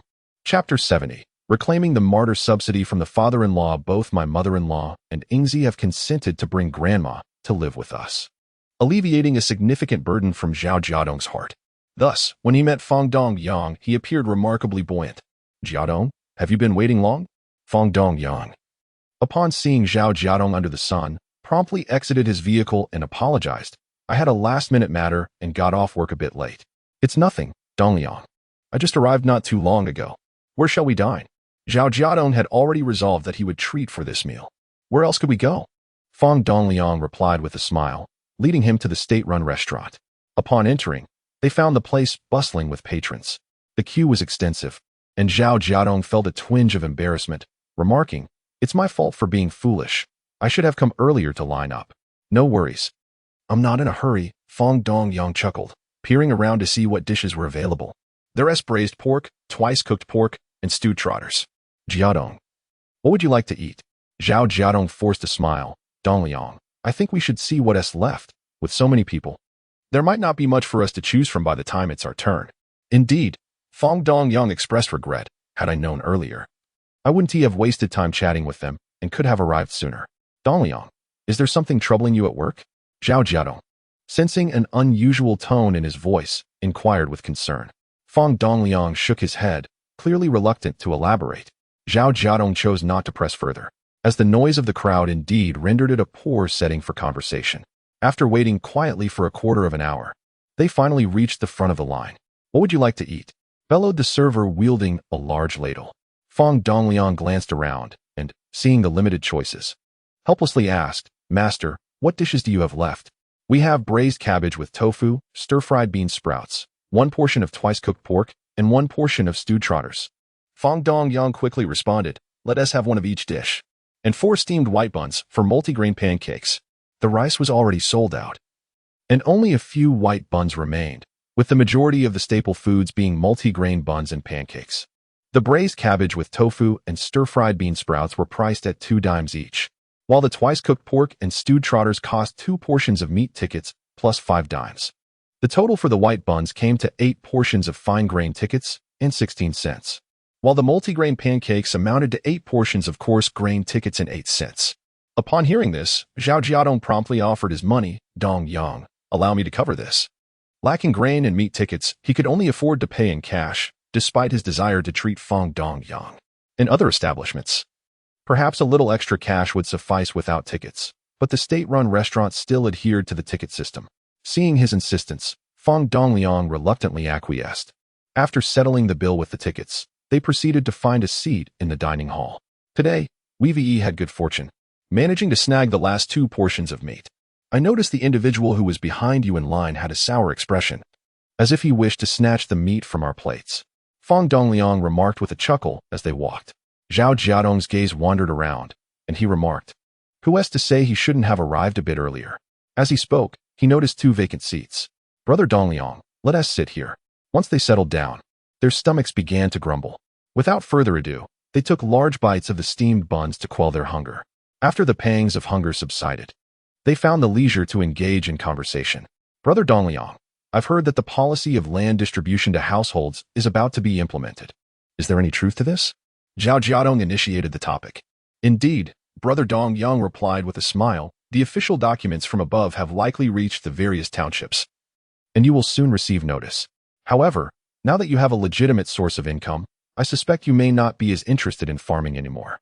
"That is not entirely true. The land is the farmer's foundation," Zhao Jiadong asserted earnestly. Brother Dongliang nodded. "It's best that you think that way. After all, even I am uncertain how long the policy for medicinal herbs will last. Moreover, the Huangjing will eventually be exhausted. Relying solely on this for a livelihood is not a sustainable plan." Zhao Jiadong placed a piece of greasy twice-cooked pork on his bun and took a hearty bite, while contemplating how to broach the subject of martyr subsidies with Brother Dongliang. Unexpectedly, Brother Dongliang asked, "Jiadong, you mentioned that all 3 of your uncles are martyrs, correct?" Zhao Jiadong's head shot up. Could it be that Brother Dongliang was aware of the martyr subsidies? He quickly responded, "Yes. Alas, this brings me some sorrow. I am now married into Jiangjia village, and I am uncertain if I will receive any land when the distribution occurs. If my 3 uncles had not sacrificed themselves, my family could have received a substantial share of land." Upon hearing this, Brother Dongliang's expression turned solemn. "Every martyr is a hero of our nation, and the country will not forget them. The upcoming land distribution will reflect that as well." After a brief pause, he lowered his voice. "To my knowledge, clear instructions have been issued regarding land distribution. It is imperative to provide certain considerations for the families of martyrs. Each martyr, though deceased, lives on in spirit, and their families will receive the martyr's subsidy from the state. In other words, your father-in-law's family will receive land equivalent to 3 individuals." Zhao Jiadong was already aware of this information, yet he feigned joy. "That is splendid." However, a wave of concern washed over him, and he hesitated. "Brother Dongliang, you may not be aware, but although the village secretary is my father-in-law's own brother, they are at odds with one another. I fear that the land meant for my 3 uncles may ultimately not reach our family." Brother Dongliang's initial reaction was disbelief. "That is impossible. This is a matter clearly stipulated by the state. Even if he dared, a village secretary wouldn't have such authority. The key issue is that the village secretary's son-in-law works in the town government and has certain connections in our area," Zhao Jiadong said, his expression troubled. He lowered his voice and confided, "To be honest, our village's former team leader is not the current village secretary. The village captain was initially performing admirably, and everyone believed that the village secretary would undoubtedly be his next role. However, my cousin, through some stroke of fortune, caught the eye of a young scion from the town. Consequently, our village captain was unable to ascend to the position of secretary. Fong Dongyang furrowed his brow upon hearing this, surprised that such sordid affairs could occur even in small places like yours. Indeed, the villagers only dared to discuss this matter in hushed tones, as no one wished to invite unwarranted animosity. At this juncture, Zhao Jiadong shrugged and remarked that my family had maintained a close relationship with the former village captain. And given that my father-in-law and mother-in-law had shown me kindness in the past, I managed to bring back the compensation for the 3 brothers-in-law to Zhao village. My uncle and aunt, feeling deprived of any benefit, grew increasingly resentful towards my father-in-law. The last time I visited their home to express my gratitude, they openly berated my father-in-law's family, including me, right in front of me. Alas, I can only blame my previous ignorance. Their scorn was well-deserved. Yet, my father-in-law and Ingzi did nothing wrong. Still, considering he was the village secretary, I could not muster the courage to retort, even if I felt aggrieved. Chapter 71. Dia's victory. Before Zhao Jiadong could finish his words, Fong Dongyang interjected with a serious tone, "Rest assured, the nation will not allow such occurrences." In Fong Dongyang's mind, he had already silently noted this matter. Observing this, Zhao Jiadong chose not to dwell on the topic any longer and swiftly shifted the conversation to other matters. "By the way, Dongyang, do you still have any of the dried goods I brought last time?" Previously, Zhao Jiadong had gifted Fong Dongyang a substantial amount of dried goods, including dried wood ear mushrooms, dried shiitake mushrooms, as well as some home-cured pig trotters and dried ribs, totaling over 20 pounds. Engrossed in their lively conversation, he momentarily forgot about it. It was only after handling the affairs concerning Jiangying that evening that Zhao Jiadong recalled the bag he had left in the back room of the pharmacy. He then reminded Dongyang to remember to take the items home. Considering that such a quantity of dried goods would not be consumed quickly, Zhao Jiadong decided against bringing more this time. Furthermore, his own supply had dwindled, and he would have to purchase from the villagers if he desired more. However, now that he had some money, he felt no reluctance in making such purchases. Moreover, compared to Fong Dongyang's family in the city, acquiring mountain delicacies was significantly easier for him. Truly, a case of utilizing one's resources wisely. Fong Dongyang responded, "We still have a few pounds left. I must say, the mountain's produce is indeed delectable. The wood ear and shiitake mushrooms are far more fragrant than those we buy from the state-run stores. These days, Jiao Gui has been clamoring for cold wood ear salad every meal." As they chatted and laughed, they unknowingly finished the dishes on their plates. After lunch, the two bid farewell at the entrance of the restaurant. "Dongyang, I shall take my leave now. Please send my regards to your wife and Jiao Gui. Certainly, travel safely." This time, Zhao Jiadong did not return to the hospital. He was eager to head home and attend to important matters. Carrying with him 50 bottles of yellow wine and over 140 yuan, his heart brimming with joy as he set off on his journey. At the foot of the mountain by the entrance of Jiangjia village, a group of children often gathered. "Dia's sister is a fool. She'll never find a partner. Hey, fool, look at me. Hee hee. Ah, the fool is going to cry. Ha ha." A few boys, around 7 or 8 years old, encircled Dia, Arya, and Xia, relentlessly teasing their simple-minded little sister. Today, Dia and Arya had taken Xia out to play.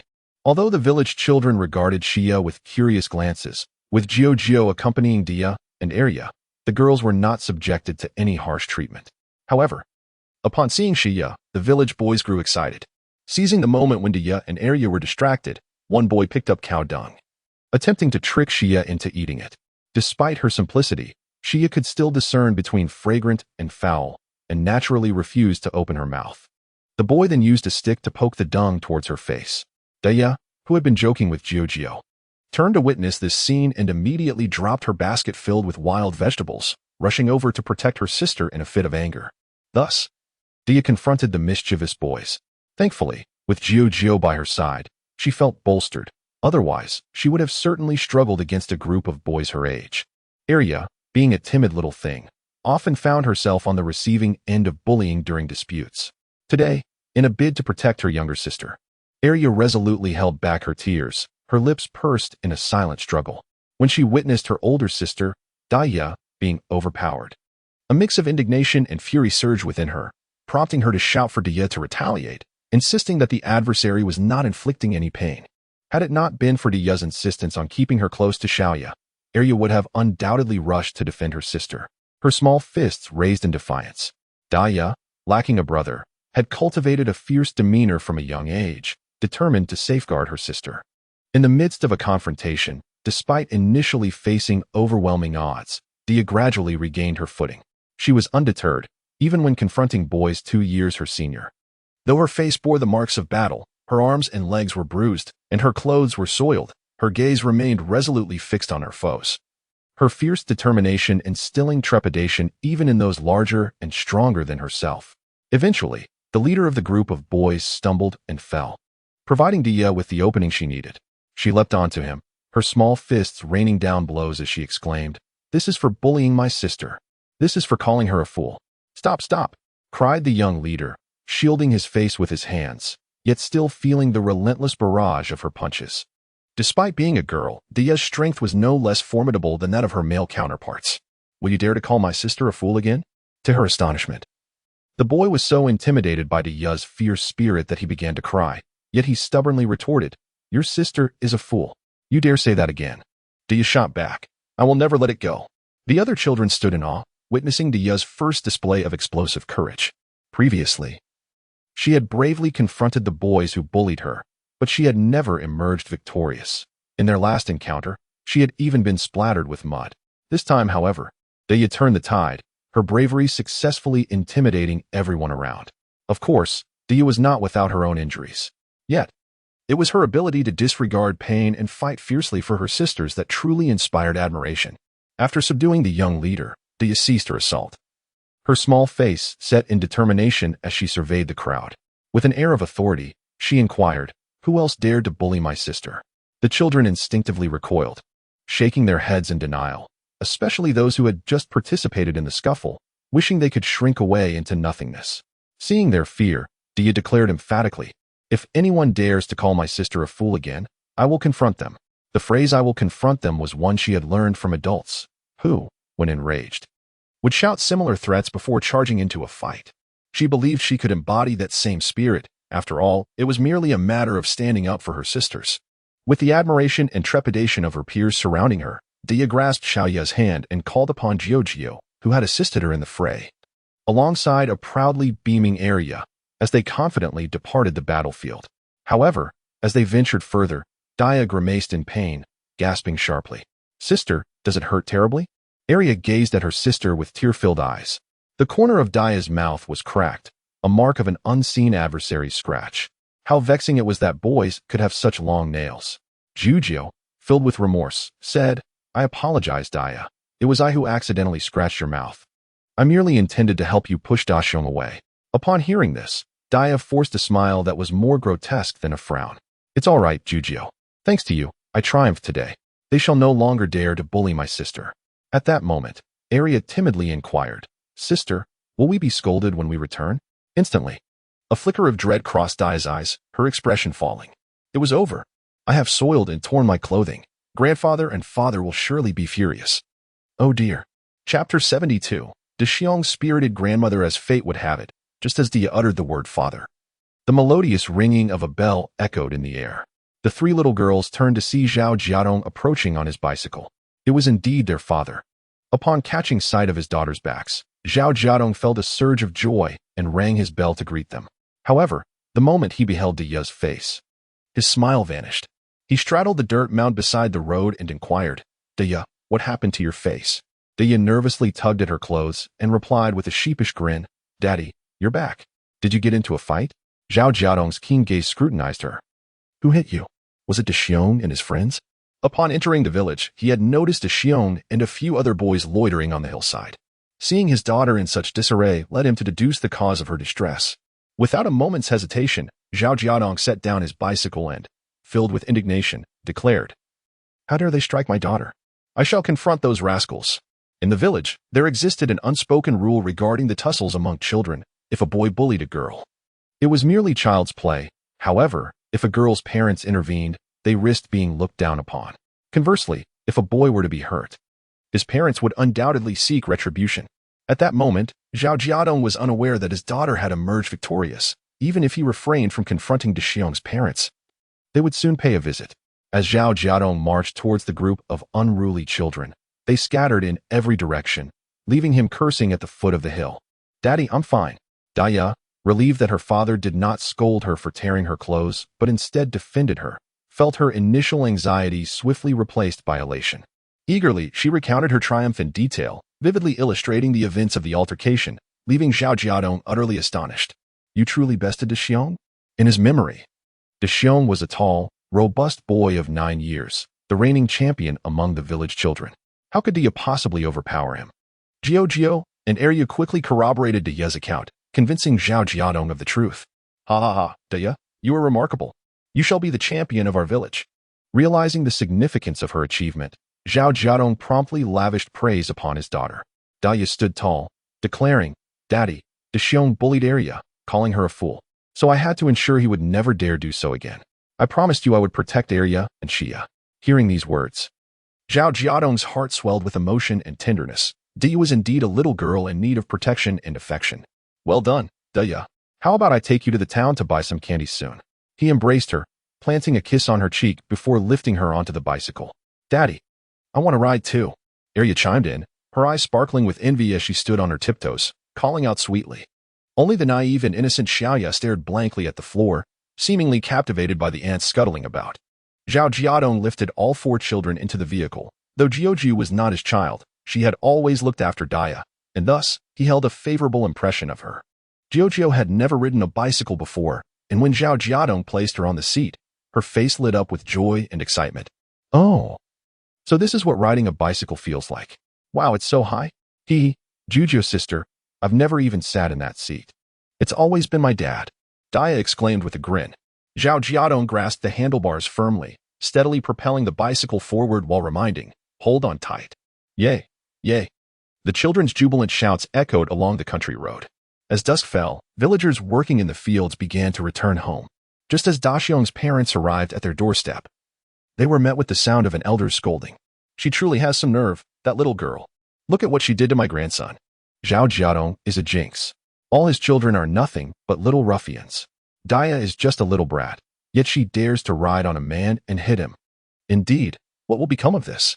My Xiaoyu is utterly terrified. She came home saying how viciously Daya struck Daxiong today. Xiaoyu will never dare to provoke Daya again.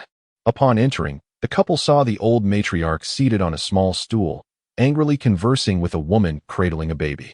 "Mom, what is going on?" Jiang Yong set down his hoe and wiped the sweat from his brow. His curiosity piqued. Jiang Yong's wife, Yao Tzulan, noticed her mother-in-law mentioning her son Daxiong, particularly the part about him being beaten, and immediately became alert. "Mom, did you just say Daxiong was beaten? What happened?" Before Jiang Yong's mother could respond, the woman with the baby interjected, "Suelan, you should go inside and check on your Daxiong.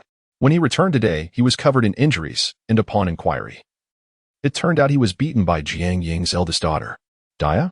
Yao Tzuelan's face displayed skepticism. How could she possibly defeat Daxiong?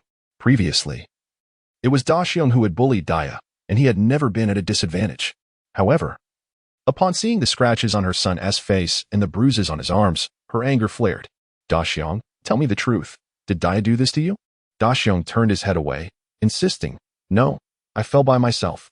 It was a shameful situation for a boy not to be able to contend with a younger girl. Daxiong was reluctant to admit it. Yet, many had witnessed the altercation. Even if he refused to confess, the truth would emerge. It was Daya who hit him. "My Xiaoyu told me so herself." The woman who had followed them into the house asserted decisively.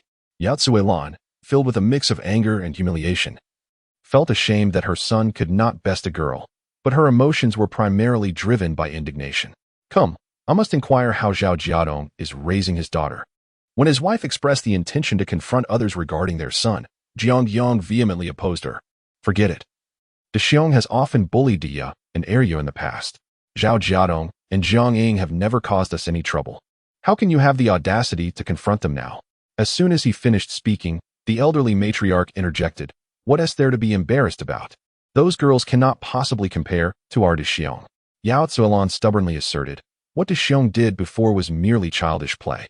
It didn't inflict any real harm on Dia and the others. But this time, your son has been beaten black and blue. How can you remain indifferent? As a mother, I cannot turn a blind eye."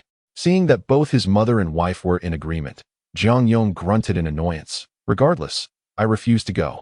I cannot afford to lose face. Yao Zuelan retorted, I never expected anything from you. Chapter 73.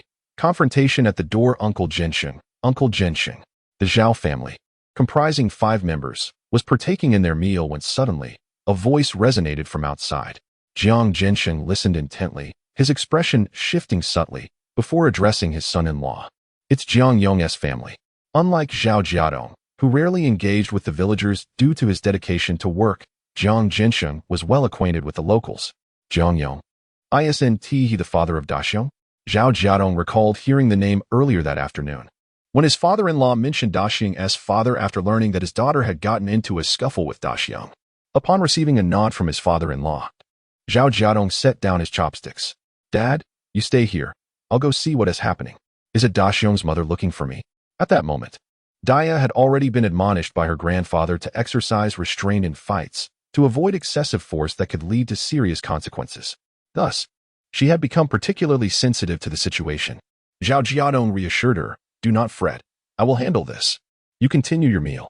Upon stepping outside, Zhao Jiadong spotted a woman standing outside the fence, an elderly lady holding Daxiong, who stood behind her.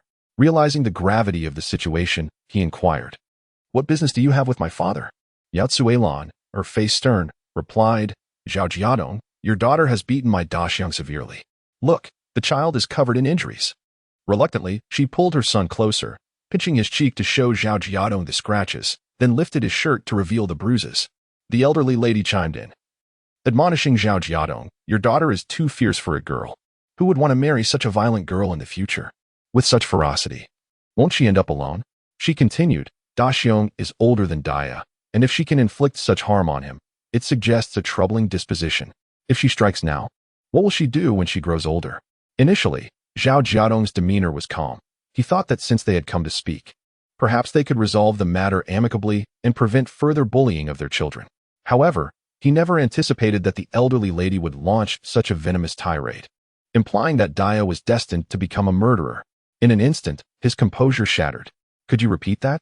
He glared at the elderly woman, his voice icy and filled with fury.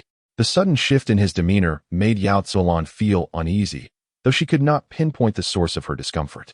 The elderly lady, with her failing eyesight, remained oblivious to the brewing tension. In exasperation, she retorted, you young men are harder of hearing than I am. I suggest you keep an eye on your daughter to prevent her from becoming a killer. I'll kill your mother. Zhao Jiadong erupted, unleashing a torrent of invective towards the elderly lady. You old hag, have some dignity. I never complained when your grandson bullied my daughter, but today, he got what he deserved. You neglect to manage your own grandson and come here to prattle on, truly believing that I, as an outsider, am an easy target. Both the elderly lady and Yao Zuelan were taken aback by Zhao Jiadong's outburst. Is the label of murderer so carelessly affixed? If a child becomes a murderer for bullying others, then your grandson would already be a murderer, a robber, a prime example of delinquency. Instead of seeking trouble with me, you would do well to reflect on how to properly raise your own child.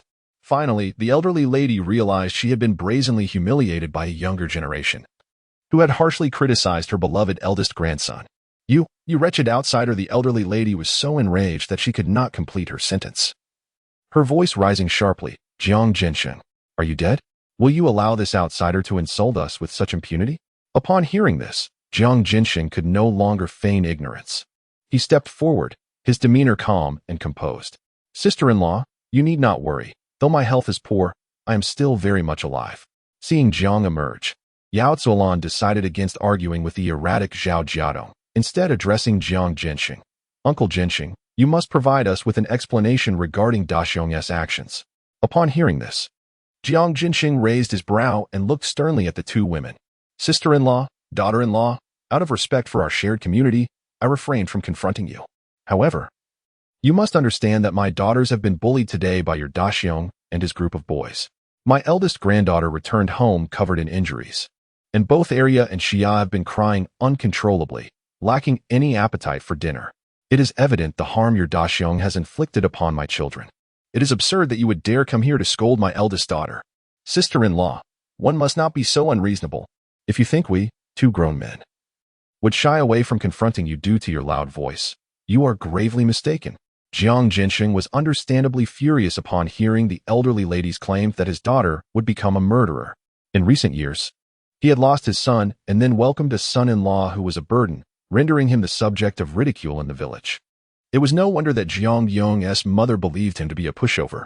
Yet, Yao Zuelan and the others were unaware that the Jiang family's circumstances had significantly changed. As long as the family stood united, no obstacle was insurmountable. Jiang Jinsheng was a wise elder. He would not be foolish enough to jeopardize his family's well-being for the sake of superficial pride and neighborhood harmony. Upon hearing his father-in-law's statement, Zhao Jiadong felt a sense of reassurance. He turned his gaze toward the frightened Da Xiuhong, who was hiding behind Yao Zuelan. Da Xiuhong, I ask you, did you not lead the group to bully Xia today? Da Xiuhong dared not confess. He was about to shake his head in denial when Zhao Jiadong's menacing gaze met his. If you lie, the ghost will come for you tonight. For a child who lies is a bad child. Da Xiuhong was instantly filled with dread, and just then, Daya rushed back out. Da Xiuhong, you attempted to force my sister to consume cow dung, and even pushed Arya. Moreover, it was you who instigated the bullying against us, which prompted me to retaliate against you.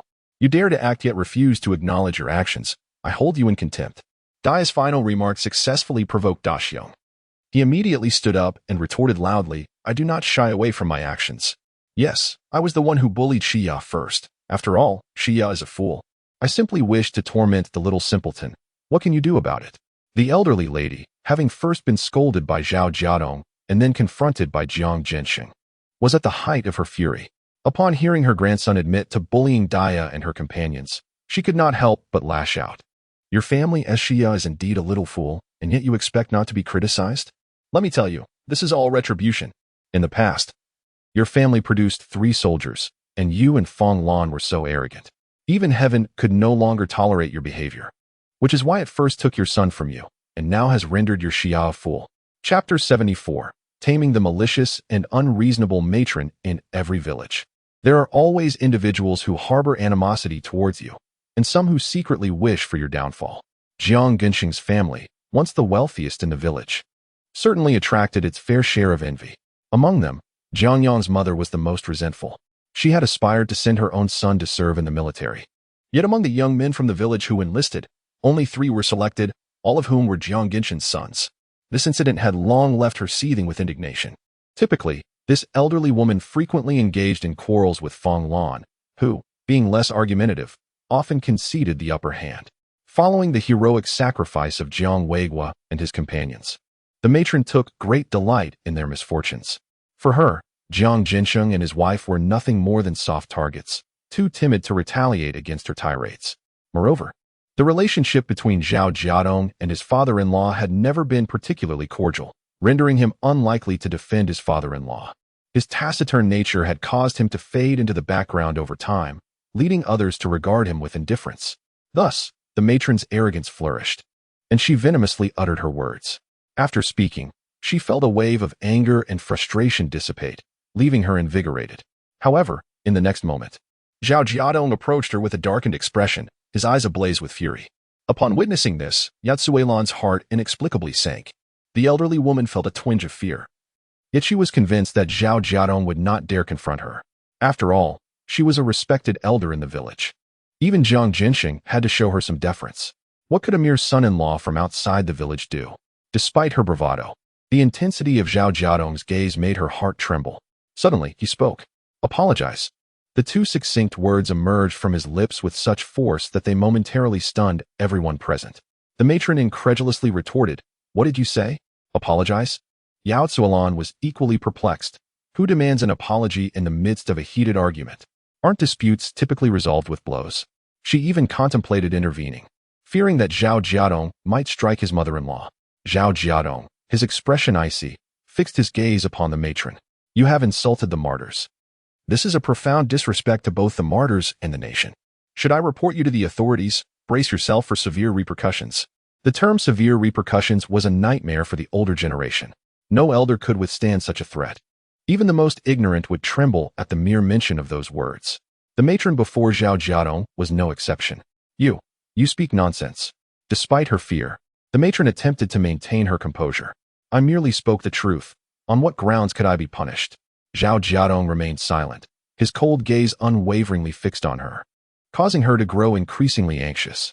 Meanwhile, Jiang Jinsheng, observing his son-in-law's back, felt a wave of emotion wash over him, his eyes misty with unshed tears. Finally, someone had spoken a word of justice for his sons. Indeed, his sons had sacrificed themselves for their country. They were martyrs. No one can defame my sons. Thus, Jiang Jinsheng also spoke up. I sent my sons to serve in the military. Although I feel a sense of guilt towards them, I have never regretted it. My sons are heroes safeguarding our homeland. Without the sacrifices made by soldiers like them, our nation would not be what it is today. Therefore, in light of your baseless accusations against my sons, I must inquire what gives you the right? From what standpoint do you dare to insult a group of martyrs? Jiang Jinshen's piercing gaze caused the old lady and Yao Zuelan to recoil. Father, only one type of person would dare to insult martyrs. Zhao Jiadong interjected at the right moment, his expression twisted in disgust as he slowly articulated, that is the enemy. Boom. The old lady's face turned ashen in an instant. You, do not wrongfully accuse me. Mother, please stop talking. Yao Zuelan was also anxious. Once labeled as an enemy, their family would be ruined. At this moment, Yao Zuelan deeply regretted coming here. What began as a minor dispute among the children had escalated, and now her mother-in-law was being branded an enemy. Yao Zuelan immediately turned to Jiang Jinsheng, her face filled with remorse as she said, Uncle Jinsheng, we were wrong. This is merely a misunderstanding. We rushed here out of concern for the children after seeing them injured. Please do not hold it against us. I have profound admiration for Brother Weiguo and the others. As she spoke, Yao Zuelan turned to her mother-in-law. Mother, you should apologize quickly. Look at what you've said. Brother Weiguo and the others are the pride of our village. Without them, we would not have received the government's attention. The old lady, who usually held the upper hand, found it difficult to accept being asked to bow her head. You need not pretend. Those words were not heard solely by my father and me. Zhao Jiadong sneered, his gaze passing over the old lady to the youth in the distance. Xiaojun, you heard that too, right? When I report to the government, remember to be my witness. The old lady and Yao Zuelan then realized that their quarrel had drawn out the neighbors. The young man Jiangjun, named by Zhao Jiadong, readily replied, Rest assured, anyone who dares to insult the martyrs of Jiangjia village must face severe punishment. Upon hearing this, the old lady was utterly flabbergasted and hurriedly spoke softly to Jiang Jinsheng. Jinsheng, I was merely speaking in anger. Those were not my sincere thoughts. My late husband even taught you how to farm. You must not forget your roots and send me to be criticized. Zhao Jiadong, witnessing the old lady's attempt to morally manipulate his father-in-law rather than sincerely apologize, felt his anger intensifying. Enough with the nonsense. No relationship can withstand your repeated slanders and insults. My three uncles are outstanding men. For years, they have been unjustly maligned, branded as doomed souls whose lives would be cut short. Such behavior is utterly detestable. My daughter, Daya, is undeniably a virtuous, kind-hearted, and sensible child. In a valiant act of defiance to protect her younger sister from your grandson's bullying, she triumphantly overcame adversity, displaying remarkable courage in the face of overwhelming odds. Yet, you have the audacity to label her a murderer. I, Zhao Jiadong, refuse to sit idly by while you perceive my family as mere pliable dough, easily molded and manipulated by your whims. Upon hearing these words, the crowd felt a chill of solemnity. What a remarkable transformation in Zhao Jiadong. Ever since the incident where my delicate daughter was sold to traffickers by her own mother, it seems he has become an entirely different person. The neighbors had heard whispers of the discord between Zhao Jiadong and his biological parents and siblings, initially skeptical of the tales. However, witnessing his current fervor dispelled any lingering doubts. Curiosity soon rippled through the onlookers. What was Zhao Jiadong's next move? Meanwhile, Yao Zuelan and the elderly woman had already plotted their escape, but were taken aback when Zhao Jiadong charged forward, blocking their path. He fixed a cold gaze upon the elderly woman, declaring, Today, unless you kneel and apologize to my three uncles and extend your contrition to Daya, you shall not leave. The elderly woman, incensed, protested, What? You expect me to bow down and apologize to a bunch of young ones? Absolutely not. Zhao Jiadong narrowed his eyes, a chilling smile gracing his lips, then prepared to face the consequences. For insulting a martyr, I am eager to see how many heads you possess fit to consume peanuts. Chapter 75. The Parent-Child Dilemma. You bow to my father and apologize. Jiang Shankai was enjoying a meal at home when Jiang Yong suddenly rushed in, announcing that Zhao Jiadong had detained his mother. Yang Daliu scoffed, It's Zhao Jiadong again. That lad never rests. causing trouble all over the village.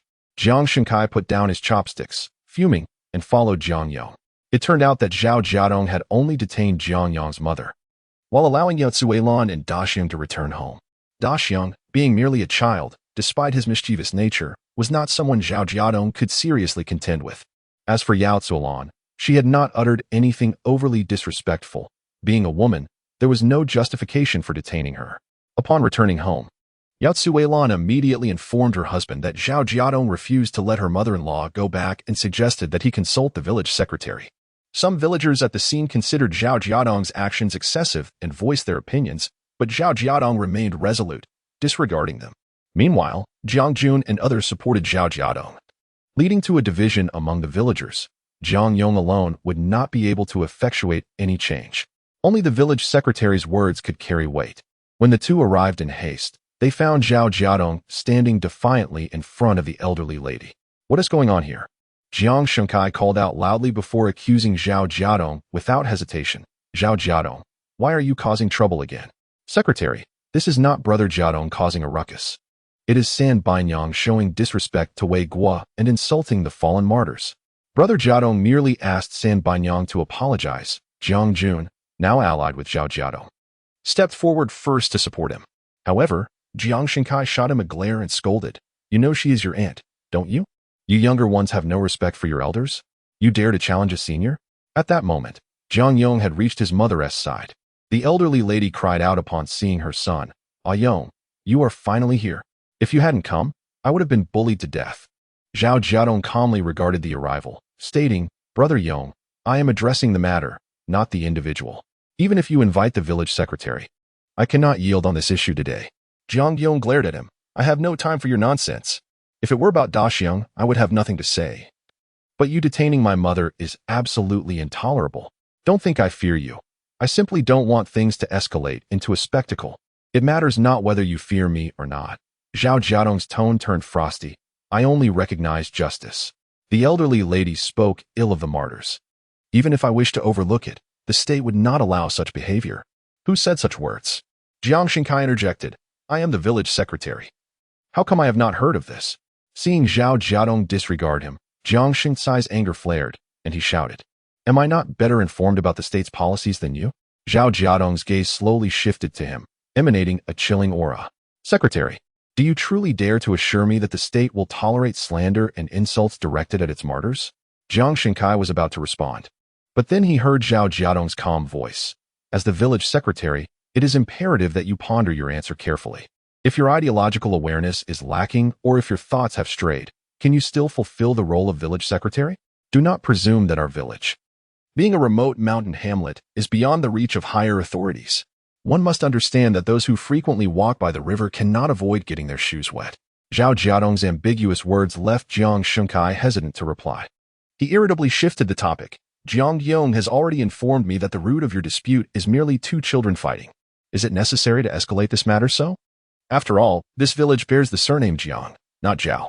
Jiang Shenkai regarded himself as the local sovereign of Jiangjia village, believing his words to hold authority. Now that he had intervened, Zhao Jiadong ought to show him some respect. He had extended an olive branch. Now it was up to Zhao Jiadong whether to accept it. "Excuse me, village secretary, regardless of the village's surname, it ultimately falls under the jurisdiction of the state." Zhao Jiadong's light-hearted remarks, however, left Jiang Shenkai feeling embarrassed. "As the village secretary, you should be aware of the state's regard for martyrs, shouldn't you?" Without waiting for Jiang Shenkai's response, Zhao Jiadong seemed to mutter to himself, "If the village secretary claims that the state does not honor martyrs, then I must seek clarification from the government. Surely, the news I heard about the state providing land subsidies to the families of martyrs cannot be false." Jiang Shenkai was taken aback. How did he know? He had not disclosed a word of this to anyone in the village. Only his wife and daughter-in-law were privy to it. Where could Zhao Jiadong have learned this? At that moment, Jiang Shenkai could no longer focus on the family dispute. His mind was in turmoil over the land issue. "Secretary, could you please say something? Why are you silent?" Zhao Jiadong insisted on provoking him, deliberately stating, "As long as you assert that this elderly woman need not apologize for her derogatory remarks against the martyr, I will refrain from pursuing the matter further. Tomorrow, I shall go directly to the government to inquire if there exists a charge of insulting a martyr. Do not blame me for disregarding our village ties and reporting it directly. I wonder how the government will react upon learning that the village secretary has sheltered a villager who insults martyrs. His slow deliberation made Xiuhong and his mother shiver with unease. Could there truly be such a charge? Otherwise, why did Zhao Jiadong appear so serious? Jiang Shengkai felt increasingly anxious. He had intended to use his authority as village secretary to intimidate Zhao Jiadong, only to find himself under pressure from the state instead. Given the current situation, he dared not maintain his arrogance any longer. It was wise to avoid offending this young man, especially considering Zhao Jiadong's recent erratic behavior. Sister-in-law? What he says is not without merit. Jiang Shengkai suddenly turned to the elderly woman, stating gravely, every martyr is a hero of the nation. Orders have long been issued from above mandating that the families of martyrs be treated with the utmost respect and that no one is permitted to slander or attack them. But you have never mentioned this before, Secretary. The elderly woman exclaimed in distress, her gnarled hands clutching her son's arm, her face etched with worry. Zhao Jiadong remained silent. The state indeed issued such directives, yet Jiang Shengkai was discontented that his elder brother bestowed the state as compensation upon him, the son-in-law. Consequently, he deliberately refrained from mentioning it. How could Jiang Shengkai admit to this? He feigned ignorance, asserting, "No, I certainly mentioned it. It is you who failed to heed my words." The village secretary's explicit declaration left the elderly woman with no room for doubt, rendering her unable to maintain her previous bravado. Fearful of being subjected to criticism, she clutched her son's arm, weeping, "I did not mean it. I do not wish to face the censure. Please plead with Uncle Jin for me." Jiang Yong felt a pang of sorrow at his mother's tears and was about to acquiesce when Zhao Jiadong coldly interjected. "Those who commit transgressions must bear the consequences. Since you have insulted my uncle, you must personally bow and apologize. Considering your advanced years, we shall not demand you to prostrate at the ancestral tomb. Merely bow to my father and acknowledge your mistake will suffice." Chapter 76. The flourishing Jiang family. At this juncture, the anxious matriarch dared not haggle any longer. She swiftly approached Jiang Zhensheng, bowed her head, and exclaimed, "For the sake of the nation, for patriotism, for the establishment of the country, I did not mean to offend. Please do not hold it against me. I was wrong and shall never speak carelessly again." Witnessing this scene, Jiang Zhensheng felt a weight lift from his heart, as if some long-burdened anxiety had dissipated. He was acutely aware that all of this was brought about by his son-in-law. "And what about my eldest daughter? Do you recall what you just said about her?" Zhao Jiadong was not about to relent. He aimed to ensure that the villagers comprehended that, from this day forth, the Jiang family would no longer be a target for oppression. The matriarch rose and approached the eldest daughter, half-heartedly muttering an apology. Jiang Yong, feeling a pang of sorrow, turned to Zhao Jiadong and asked, "Is this sufficient now? Father, what do you think?" Zhao Jiadong refrained from responding directly, instead seeking his father-in-law's opinion. Jiang Zhensheng, suppressing his emotional turmoil, spoke with a voice that trembled slightly, betraying his inner feelings. "I am aware that some people take pleasure in our misfortunes, perhaps even rejoicing at the loss of my 3 sons, hoping to witness our family's disgrace. Nevertheless, I firmly believe in the principle of reciprocity. Good begets good, and evil begets evil. My sons, Wei Guo, Li Guo, and Ai Guo, are valiant soldiers who sacrificed for the nation. They are martyrs recognized by the state. Regardless of your opinions, this fact remains unaltered. Therefore, for those who mock my family, I urge you to consider, without these soldiers safeguarding the great nation, what would become of the common people's small homes?" Having uttered these words, Jiang Zhensheng, overwhelmed by the grief of missing his children, abruptly turned and entered the house. The moment he crossed the threshold, tears streamed down his face. Inside, he found his dazed granddaughter, Xia, and the second granddaughter, Arya, who had been instructed by her elder sister to stay and care for Xia. "Grandfather, please do not cry." Arya, noticing her grandfather's tears, pouted in sympathy but clumsily attempted to comfort him. Jiang Zhensheng, seated with his back to the door, gathered both granddaughters into his embrace, as though they were his sole refuge. Outside, Zhao Jiadong addressed the gathered crowd. "Today's incident was not an act of aggression on my part. It is simply that a man has his limits. My boundary is this family behind me, which includes my 3 brothers in arms who sacrificed for our country. In my heart, soldiers are worthy of respect, and martyrs even more so. Should anyone dare to slander or defame my 3 brothers again, I shall not let it slide." With that, Zhao Jiadong took hold of Ya's hand and turned to enter the house, leaving the onlookers in stunned silence. Though the quarrel had erupted from a trivial matter, it unveiled a different facet of Zhao Jiadong to the villagers and altered their perception of the Jiang family. As the crowd dispersed, it was inevitable that some would privately discuss Zhao Jiadong's conduct that evening, offering varied opinions, both laudatory and critical. After their departure, the Jiang household seemed to return to tranquility.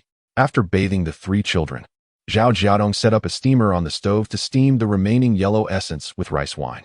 After a while, Jiang Jinxing entered, cradling his little granddaughter. In the dim light of the flickering fire, the expressions in Jiang Jinxing's eyes were unstable. Jiandong, during dinner you mentioned wanting to build a new house, didn't you? At dinner, Zhao Jiadong had just broached the subject of constructing a new home with his father-in-law when Yao Zuolan and her son Daxiong arrived, causing the topic to be abruptly interrupted and leaving no resolution in its wake. It was unexpected for the father-in-law to take the initiative to inquire about it. Zhao Jiadong quickly fetched a stool for his father-in-law to sit on. Yes, Dad, I discussed it today with Mom and Ingzi, and they are in agreement. Jiang Jinsheng settled down, placing his granddaughter on his lap while fanning her with a handheld fan. His gaze was fixed on his son-in-law. Your desire for a new house. Does it relate to your grandmother? Jiang Jinsheng recalled that upon returning from Zhao village yesterday, Zhao Jiadong had appeared quite distracted. Last night, he had inexplicably asked him if it would be possible to build a new house after earning money. Jiang Jinsheng spent the night contemplating the matter, piecing together the likely reasons behind his son-in-law's thoughts, suspecting it was about alleviating the hardships his grandmother faced in Zhao village by building a new home for her. In truth, Zhao Jiadong's intentions were not difficult to discern. Understanding his character would reveal the rationale behind his actions. Dad, how did you know? Zhao Jiadong looked at his father-in-law in surprise, not denying it. Jiang Jinsheng dismissed it lightly. It's not hard to guess. Zhao Jiadong cautiously added, then, Dad, would you agree? The money was earned by Jiang Jinsheng, and the new house would be his undertaking. It would ultimately be his decision regarding who could reside in it. Jiang Jinsheng did not respond directly, feeling somewhat embarrassed. It was uncommon for a father-in-law to assume the role of his son-in-law's biological father in supporting the care of the latter's grandmother. However, his silence could be interpreted as a tacit approval. Unexpectedly, Zhao Jiadong misinterpreted his father-in-law's awkward sentiment, thinking he was displeased, and hurriedly began to clarify. Dad, I absolutely do not mean to overstep. I know that if it weren't for me, the new house would have been built long ago, and you all would be living better than now. I want to bring Grandma to live with us. I have no intention of making decisions without your consent. He continued. But, Dad, Grandma has been a pillar in my life. Without her, I would not have survived my childhood. I do not wish to burden you, but I cannot bear to see her suffer under Wang Yan's care. As he spoke, Zhao Jiadong was overcome with emotion, recalling his grandmother's lonely life, and lamenting the filial duties he had failed to fulfill in his previous life.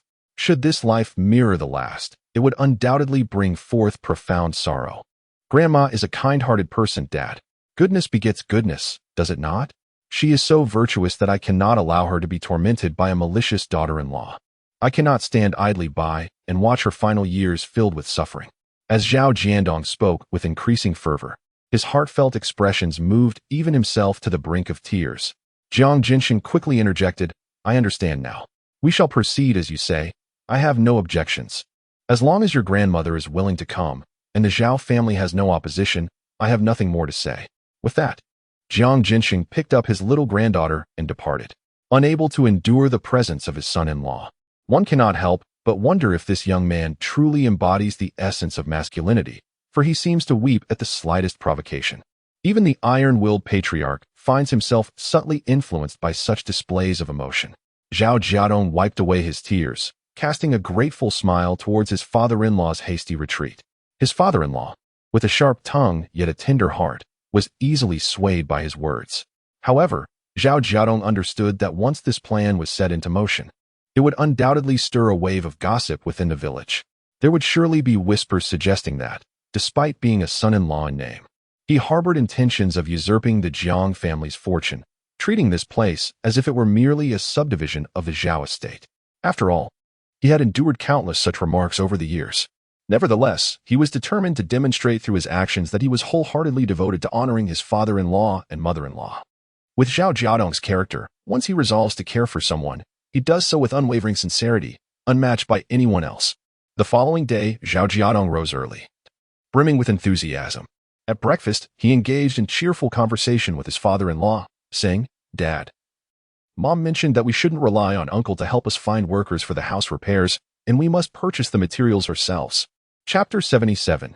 Jiang Gensheng's new house construction. Jiang Gensheng cast a skeptical glance at the lad, pondering whether he was subtly hinting at something. Was it not evident that wealth was not easily acquired? However, Zhao Jiadong's subsequent actions swiftly diverted Jiang's attention. He produced a stack of banknotes, revealing that he had over 140 left from the sale of medicinal herbs. "What do you think should be planned?" he inquired. Constructing a new house necessitated purchasing materials, hiring workers, and even providing sustenance for them. There was much to consider, and Zhao Jiadong contemplated how to allocate his time effectively. After all, the herbs on the mountain awaited harvesting. Until the money found its way into his own pocket, unease would linger. As Zhao Jiadong pondered, his father-in-law interjected, "Can the herbs you've gathered truly yield such a sum?" Jiang Gensheng was astonished. In his decades of life, he had never witnessed anyone earn money so effortlessly. If memory served, just days ago, Jiadong had mentioned earning 50 yuan. Now he had amassed another 140? Zhao Jiadong nodded earnestly, explaining, "I processed the Huangjing using yellow rice wine, creating a product valued at 1 yuan per pound. Furthermore, I have other methods of processing, according to Brother Dongliang. The wine produced that way could fetch 2 yuan per pound." Upon hearing this, Jiang Gensheng's hand trembled, causing soup to spill from his bowl. He struggled to contain his excitement and queried, albeit with a quivering voice, "How much of this Huangjing can you produce?" "I estimate there are still 3,000 to 4,000 pounds of Huangjing left," Zhao Jiadong replied, calculating at a ratio of 3 to 1. "We could yield around 1,000 pounds of the processed product." Zhao Jiadong disclosed every detail to his father-in-law without reservation. "Quick, eat," Jiang Gensheng exclaimed, slamming his chopsticks on the table, his voice rising with exhilaration. "Finish your meal, and then we shall head to the mountain. For the time being, you need not concern yourself with anything else. Just focus on your Huangjing." Zhao Jiadong was taken aback by his father-in-law's fervor. "But I still need to order materials and buy food," he protested. Given Jiang Gensheng's frail state, he felt hesitant to rely on him. Nevertheless, the decision was not entirely within Zhao Jiadong's control. Jiang Gensheng insisted with unwavering resolve that all preparations for the new house construction would fall upon his shoulders. As long as the Huangjing remained unharvested, Zhao Jiadong need not interfere. "I know my own body. I've been improving significantly these past few days, and I can manage this much work. If necessary, I can always ask Ajian and Wenzhong for assistance." The more he spoke, the more feasible it seemed to Jiang Gensheng. Daping had previously learned about house construction from his uncle, and Wenzhong had experience in building work. They could certainly lend a hand. Zhao Jiadong had no objections to this arrangement. Uncle Jian and Uncle Wenzhong were indeed reliable. "What are you waiting for?" Jiang Gensheng's voice suddenly rose in urgency. "The sun is already high. Quickly finish your meal and let us ascend the mountain." Zhao Jiadong couldn't help but feel a mix of amusement and exasperation. Realizing the potential for substantial earnings had transformed his father-in-law entirely. Although he had previously mentioned his earnings of 50 yuan, he had yet to present Jiang Gensheng with tangible evidence of such wealth. Perhaps the impact had not been profound enough. "Today, I took out a large bag of unity and proclaimed an astonishing sum that left my father-in-law utterly astounded, causing his demeanor to shift 180 degrees. Zhao Jiadong, determined not to disappoint his family's expectations, instructed his daughters, Dia and Arya, to stay at home and look after the youngest, Xia, before heading up the mountain with a sack on his back. In full throttle, he could unearth 200 pounds of polygonatum in a single morning, rendering his basket insufficient for the bounty. As soon as Zhao Jiadong departed, Jiang Gensheng eagerly approached Jiang Jian and Jiang Wenzhong. "Jian, Wenzhong, my family is building a new house, and I would like to invite you both to work." Their faces lit up at the news. "Brother Gensheng, has the compensation for Weigua and the others finally arrived?" Jiang Jian inquired with a chuckle. Jiang Gensheng shook his head. The compensation had been absent for months, with the last disbursement consisting solely of various vouchers, devoid of any cash. "What about the funds for your new house?" Jiang Wenzhong curiously probed. A hint of embarrassment crossed Jiang Gensheng's face, yet his tone betrayed a tinge of pride. "It's what Jiadong earned." Ah, both men were taken aback. Could Zhao Jiadong truly earn money? What had he done? However, Jiang Gensheng was reluctant to elaborate. It was not due to stinginess, but rather that Jiadong's method of earning was not suitable for dissemination. If it did not interfere with his own income, he would have gladly shared the information. But the yield of polygonatum on the mountain was limited. If others harvested it, his family would have less. Moreover, the abundance of resources on the mountain depended on individual skill and luck. Zhang Jianxing was not a foolish or naive elder. He could leverage his family's construction project to ensure that Zhang Jian and Zhang Wenzhong earned a few extra coins. Yet he could not selflessly divulge the secrets of his family's earnings. Forget about the rest. Just tell me whether you are willing to take on this job. Of course we are. Zhang Jian and Zhang Wenzhong responded without hesitation. Given that the farmland in the village was still uncertain, it was far better to utilize their time for earning money. Wenzhong, what is the current wage for construction work? Skilled laborers earn 50 cents a day. Semi-skilled workers earn 20 cents, and unskilled laborers only receive meals. Zhang Wenzhong replied honestly, as he had grown up alongside Zhang Jianxing and Zhang Jian, possessing a sense of loyalty and integrity that precluded deceit. Scratching his head, Zhang Jian remarked, I don't know how to build houses. I can only work as a laborer. Brother Jianxing, if you provide meals, that is sufficient for me. Even without pay, he would have lent his assistance for free. Given his nature, Jian, my body isn't is resilient. You'll have to handle the material transport. Zhang Jianxing patted his shoulder. You have plenty on your plate. You can be classified as a skilled laborer as well, earning 50 cents a day. Zhang Jian was both astonished and delighted, exclaiming, Brother Jianxing, your family is flourishing. So generous. Wenzhong, it seems your brother Dapeng has also embarked on his own journey? Zhang Jianxing's gaze shifted to Zhang Wenzhong, who chuckled. Dapeng's uncle is even more skilled than I am. After working with his uncle for a few years, Dapeng can now barely be considered a skilled laborer. The so-called master craftsman possesses not only an understanding of architectural design, but also the ability to execute all technical tasks. With the capable hands of Zhang Wenzhong and his son, the construction of the house is nearly assured, unless they encounter insurmountable challenges during the building process, in which case they may need to enlist the assistance of more experienced artisans. The remaining laborers, including skilled and unskilled workers, will also be coordinated by Zhang Wenzhong.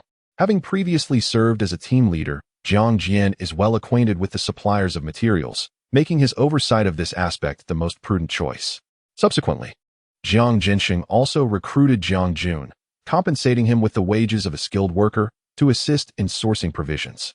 Zhang Jun's primary responsibility will be to liaise with the villagers to procure grains, as well as to assist Zhang Jianxing in meal preparation.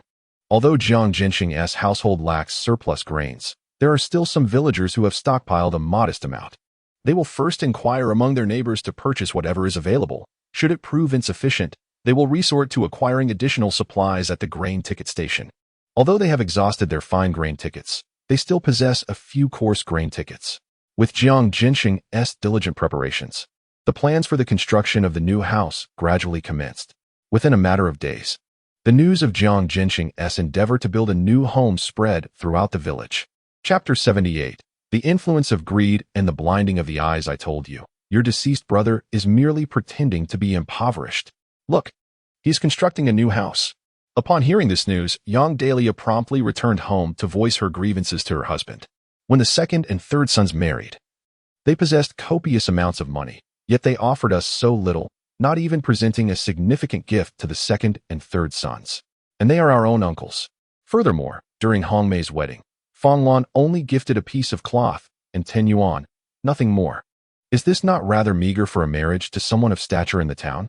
They are fully aware of our family's circumstances. During such a time, they ought to have proactively prepared a more substantial dowry for Hongmei, instead of waiting for me to solicit their assistance. Yang Daliu firmly believed that when her own children married, Zhang Jianxing and his wife were affluent, yet they were unwilling to provide more for their kin. Did you not hear them mention that Zhang Jian sought out a seller of blue bricks and tiles? Constructing a house with such materials incurs considerable costs. Given your brother's miserly nature, the fact that he can afford to build a house indicates that the compensation funds for Wei Guo and his brothers are far more substantial than they let on. As Yang Daliu elaborated, her frustration grew, and she seethed. They are so wealthy, yet when Hongmei gave birth to Xinger, Fanglan only contributed 5 yuan as a gift. In reality, 5 yuan is considered a generous offering. However, Yang Daliu had always felt that the eldest uncle's family continuously dispensed money and provisions to that son-in-law, while her own son and daughter, the true heirs of the Jiang family, received no support from the uncle and his wife, which she found utterly detestable. If they could bestow so many gifts upon the son-in-law, then certainly the gifts for her own children should be even more plentiful. Otherwise, it would reflect poorly on Jiang Genqing's character. Jiang Shenkai had not previously harbored such thoughts, being somewhat pliable, yet, after hearing certain remarks repeatedly, he began to believe them. With his wife constantly whispering in his ear and seeing how his elder brother treated the son-in-law with greater affection than his own nephews and nieces, how could he not feel resentment? Moreover, now that his family depended on the son-in-law from the town, he felt less reliant on his elder brother, especially upon witnessing the demise of his brother's sons, leading him to contemplate that his elder brother might one day rely on him, his own flesh and blood, for support. Over time, Jiang Shinsai's perception of his elder brother gradually warped into one of condescension. It is not only the elder brother, even a biological father, in such circumstances, would evoke anger and resentment for displaying such blatant favoritism. Hence, Yang Daliu's analysis resonated deeply with Jiang Shenkai. No wonder he had never sought a loan from us. It turns out he has secretly amassed a considerable sum of money. Jiang Shenkai snorted, pondering how much compensation he had truly received. Wei Guo and his brothers had sacrificed for so many years. Why were they still receiving benefits? Even during land distribution, the government officials had specifically instructed me to ensure that Wei Guo and his brothers' shares were accounted for, granting the families of the martyrs a larger portion of land. Yang Daliu immediately retorted, "Do not even think about it. The three brothers, Wei Guo and his siblings, enlisted at a tender age and have served for over a decade. They have hardly participated in collective labor within our village, so why should the land be allocated to them? Let us adhere to our previous discussions. The Wei brothers are indeed part of your family, and these plots should be attributed to you. As the village secretary, it is only just that you receive a larger share of the land." Upon concluding his statement, Jiang Shenkai sighed, expressing his own desires but fearing opposition from others. He pondered how Zhao Jiadong had somehow learned about the government's intentions to allocate land to the families of martyrs. Recalling the day Zhao had casually mentioned this confidential information with an inscrutable expression, Jiang felt a twinge of apprehension. The land designated for the martyrs was substantial. The combined share for Jiang Weiguo and his brothers could equate to that of 3 or 4 households. Jiang Shenkai was reluctant to see such a significant portion of land handed to his elder brother. If it were just his brother and his wife, he might not be so concerned, given that they had only one daughter to inherit their estate. However, with the arrival of a son-in-law, he felt a sense of his own possessions being encroached upon by an outsider. This situation mirrored the past when his brother received a pension but only allocated a portion to the son-in-law, neglecting his own flesh and blood. The thought of his brother and sister-in-law passing away, thus leaving their estate to Zhao Jiadong, filled him with discontent. Despite Zhao Jiadong being a son-in-law, he remained an outsider, and even if he were to reside in the village perpetually, it would not alter the fact that he was usurping resources meant for Zhang's sons. Contemplating this, Jiang Shenkai resolved not to relinquish the land that was rightfully his. He decided to probe Zhao Jiadong, curious about the extent of his knowledge. If Zhao had merely caught wind of rumors and lacked certainty, Jiang would mislead him into believing it was false information. "I shall visit my brother's home," Jiang Shenkai declared as he stepped outside, hands clasped behind his back. Before reaching his brother's house, he noticed a bustling scene unfolding from a distance. Jiang Wenzhong, accompanied by his sons Daping and Liding, along with some hired hands, was measuring and sketching around the premises, preparing for the construction of a new house. "Before building, we must first measure the land and plan the design," Daping explained, holding a piece of paper illustrating the house style based on Zhao Jiadong's description, which had already been confirmed. This design resembled those found in the city. Jiang Wenzhong merely glanced at it and waved dismissively, stating, "I understand it well enough." Fortunately, he had experience in constructing multi-story buildings in the city, so this 2-story house seemed trivial to him. Daping, lacking similar experience, had several questions for his father. As they conversed, a voice called out, "Wenzhong, Daping, are you two responsible for building this house for my brother?" Turning around, they saw the village secretary approaching. Jiang Wenzhong immediately responded with a smile. "Indeed, secretary, what brings you here?" "I came to discuss some matters with Zhao Jiadong. You all carry on with your tasks." Jiang Shenkai replied with a certain air of authority. Just as he was about to step inside, Jiang Daping reminded him, "Secretary, Jiadong is not at home. He has gone up the mountain." Jiang Shenkai was puzzled. Why would he go up the mountain when they are building a new house? He has 3 injured family members. Jiadong seems to have found a local remedy and has gone to gather medicinal herbs from the mountains, claiming it is for his family, Jiang Daping patiently explained. Upon hearing this, Jiang Xinkai couldn't help but scoff to himself. What kind of remedy could cure a fool's affliction? That girl was struck senseless. Her ailment resides in her mind. If there were indeed a remedy to cure foolishness, it would have long been hailed as a miraculous elixir. As for his elder brother, he suffered from a heart ailment. As the saying goes, a heart's illness requires a heart's remedy. Taking medicine is utterly useless. Moreover, Jiang Xinkai doubted that the mountains surrounding the village harbored any valuable herbs. Good morning, second grandfather. Have you had your breakfast? Hearing the chatter outside, Daya emerged from the house, holding a bowl of sweet potato and corn porridge, and upon seeing Jiang Xinkai, she promptly greeted him with respect. Chapter 79. Face to face with the little one, Jiang Xinkai responded with a grunt, inquiring as he stepped inside. Are you all having your meal? Is your grandfather here? Upon scanning the room, he noticed that Jiang Jinsheng was absent. Grandfather and Uncle Xiaojun have gone to town, replied Dian, pointing to the little one, Xia, who was seated on a bench. I've already eaten. I'm feeding Xia, who has just awakened. Arya went to play with Jujio after her meal. Today, we are changing locations to forage for wild vegetables, as the previous spots have been completely stripped bare. Oh, Jiang Xinkai felt no inclination to endure the chatter of a young girl. Learning that the person he sought was not present, he decided to leave promptly. Dian, accustomed to her great uncle's demeanor, followed him to the door and called after his retreating figure. Take care, great uncle. She then returned to continue feeding Xia, humming a little tune that her mother often sang to her, clearly in high spirits. The family was about to embark on the construction of a new house. Although her grandfather and father were preoccupied with numerous tasks, she felt no burden from the responsibilities entrusted to her. Rather, she relished the sense of purpose. Xia, you must eat well. Eating more will help you get better. Dian held a bowl in one hand while gently stroking the back of Xia's head with the other, leaning forward to nuzzle her cheek against Xia's, a gesture that always elicited delightful laughter from the little one. In Xia's vacant gaze, a faint ripple stirred.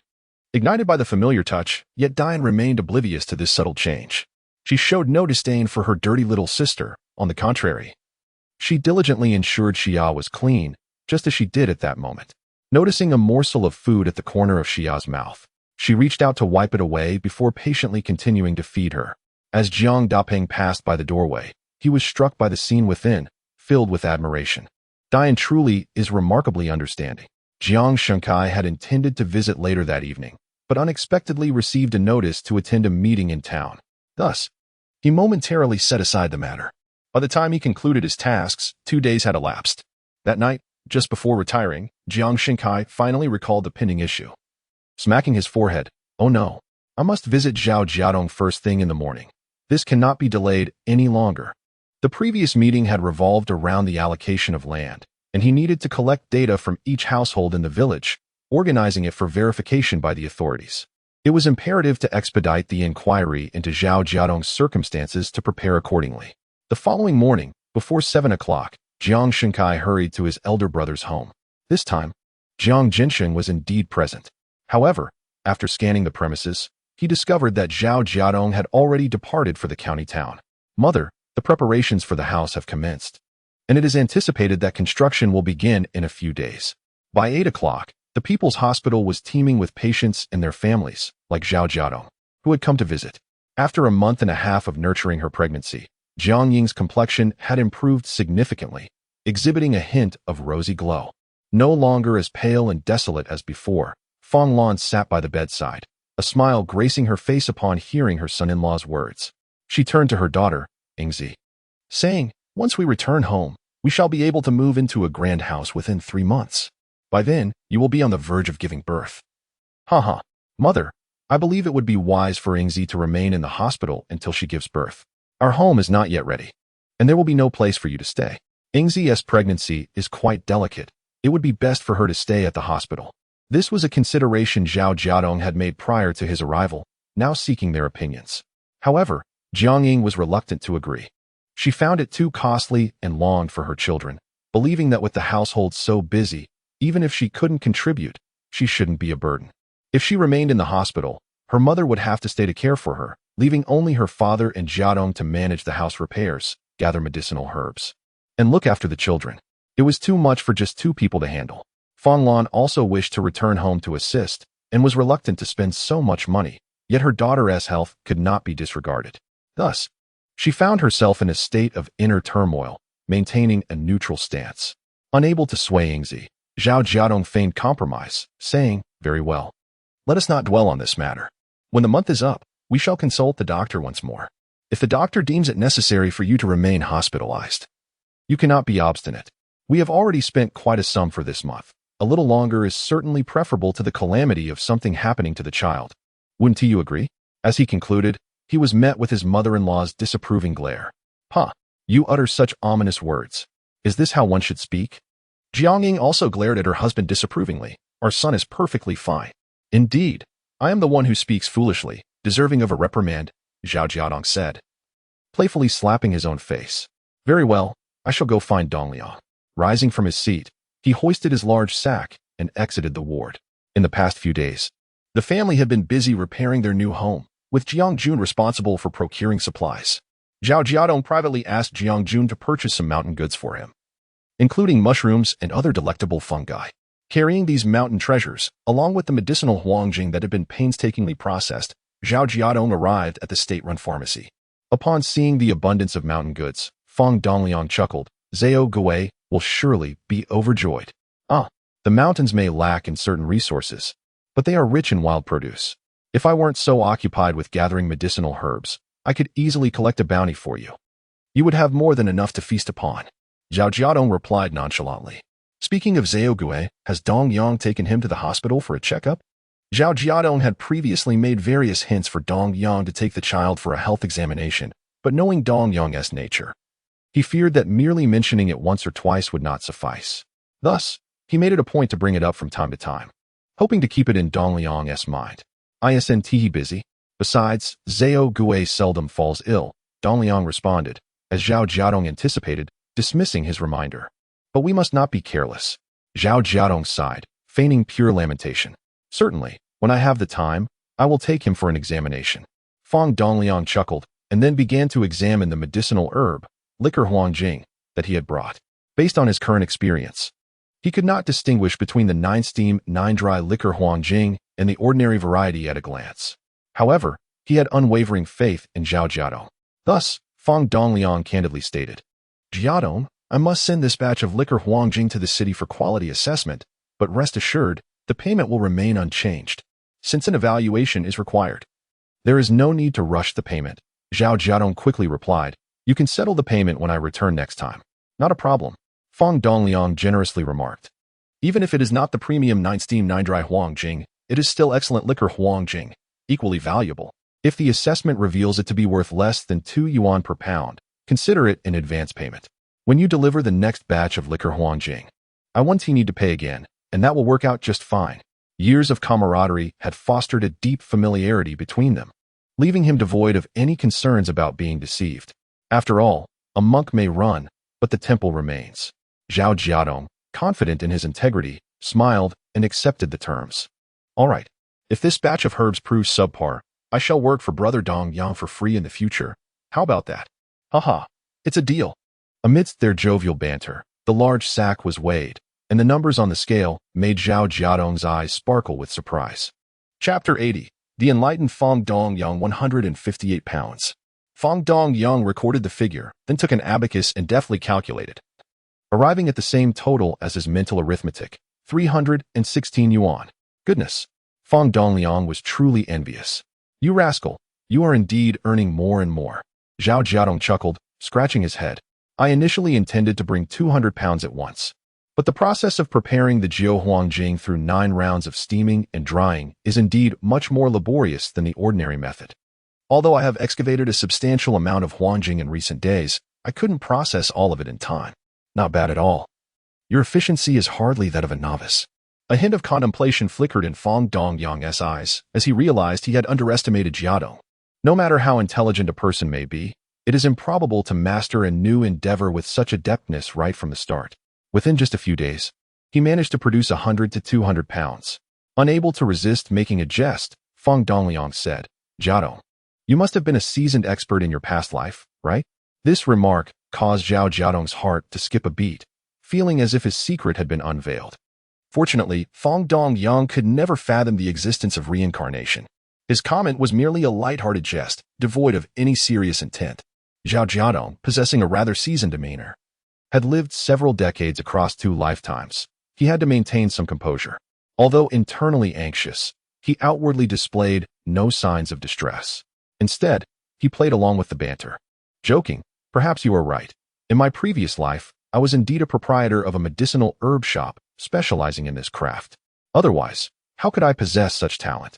Ha ha ha, Fong Dongliang chuckled in response. When I say you're plump, you take offense. Could it not be that my theoretical guidance as a consultant is simply exceptional? Upon hearing this, Zhao Jiadong felt a wave of relief. Indeed, the methods taught by Brother Dongliang were remarkably effective. After their light-hearted exchange, Zhao Jiadong broached a more serious topic. He first informed Fong Dongliang about his family's plans to build a new house, inviting them all to celebrate the housewarming once completed. Fong Dongliang readily accepted the invitation. Brother Dongliang, I wish to inquire whether the county currently permits the sale of cattle. Zhao Jiadong had another purpose for his visit to the county, to explore the avenues for purchasing a cow. Having engaged with Jiang Shengkai several times, Zhao Jiadong had solidified his resolve to reclaim the land that rightfully belonged to his uncles. If he intended to farm, acquiring a good cow was imperative. Without a fine cow, precious land would be squandered. Are you looking to buy beef?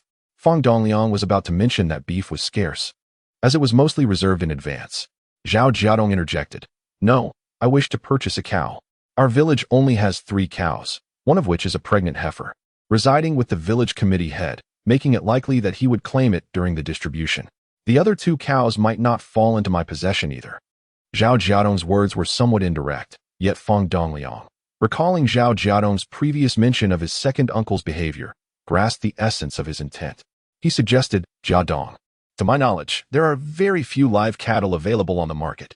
Even if there are, they are either sickly or aged, making it quite unreliable for farming. Zhao Jiadong nodded, understanding the rationale, yet he wished to take a chance. Otherwise, he was at a loss as to where to procure a cow. Isn't the cow at the village chief's house expecting a calf?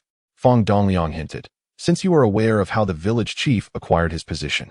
Even if he holds some discontent towards you, you could still purchase a calf from him, couldn't you? In an instant, Zhao Jiadong was enlightened. He had previously strayed from this path, as in his past life.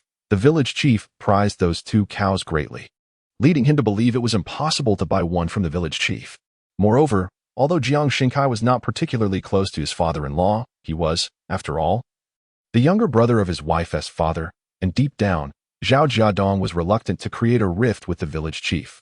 Unlike his situation in Zhao village, where he was obliged to reside, his family ties were no longer to the Zhao family, rendering their opinions of him inconsequential. Thus, Zhao Jiadong had never considered this avenue until Fong Dongliang's suggestion sparked a brilliant idea within him. Thank you, Dongliang. I now know what to do, Zhao Jiadong exclaimed. Just then, he heard someone call from outside. Manager, there is someone looking for you. Fong Dongliang responded loudly. Dongliang, I'll head back to the hospital first. Let us have lunch together at our usual spot. Zhao Jiadong stood up, mindful not to delay Fong Dongliang's pressing matters. Fong Dongliang nodded and turned to shout, Xiao Jia, bring over the bag from the backyard. Coming.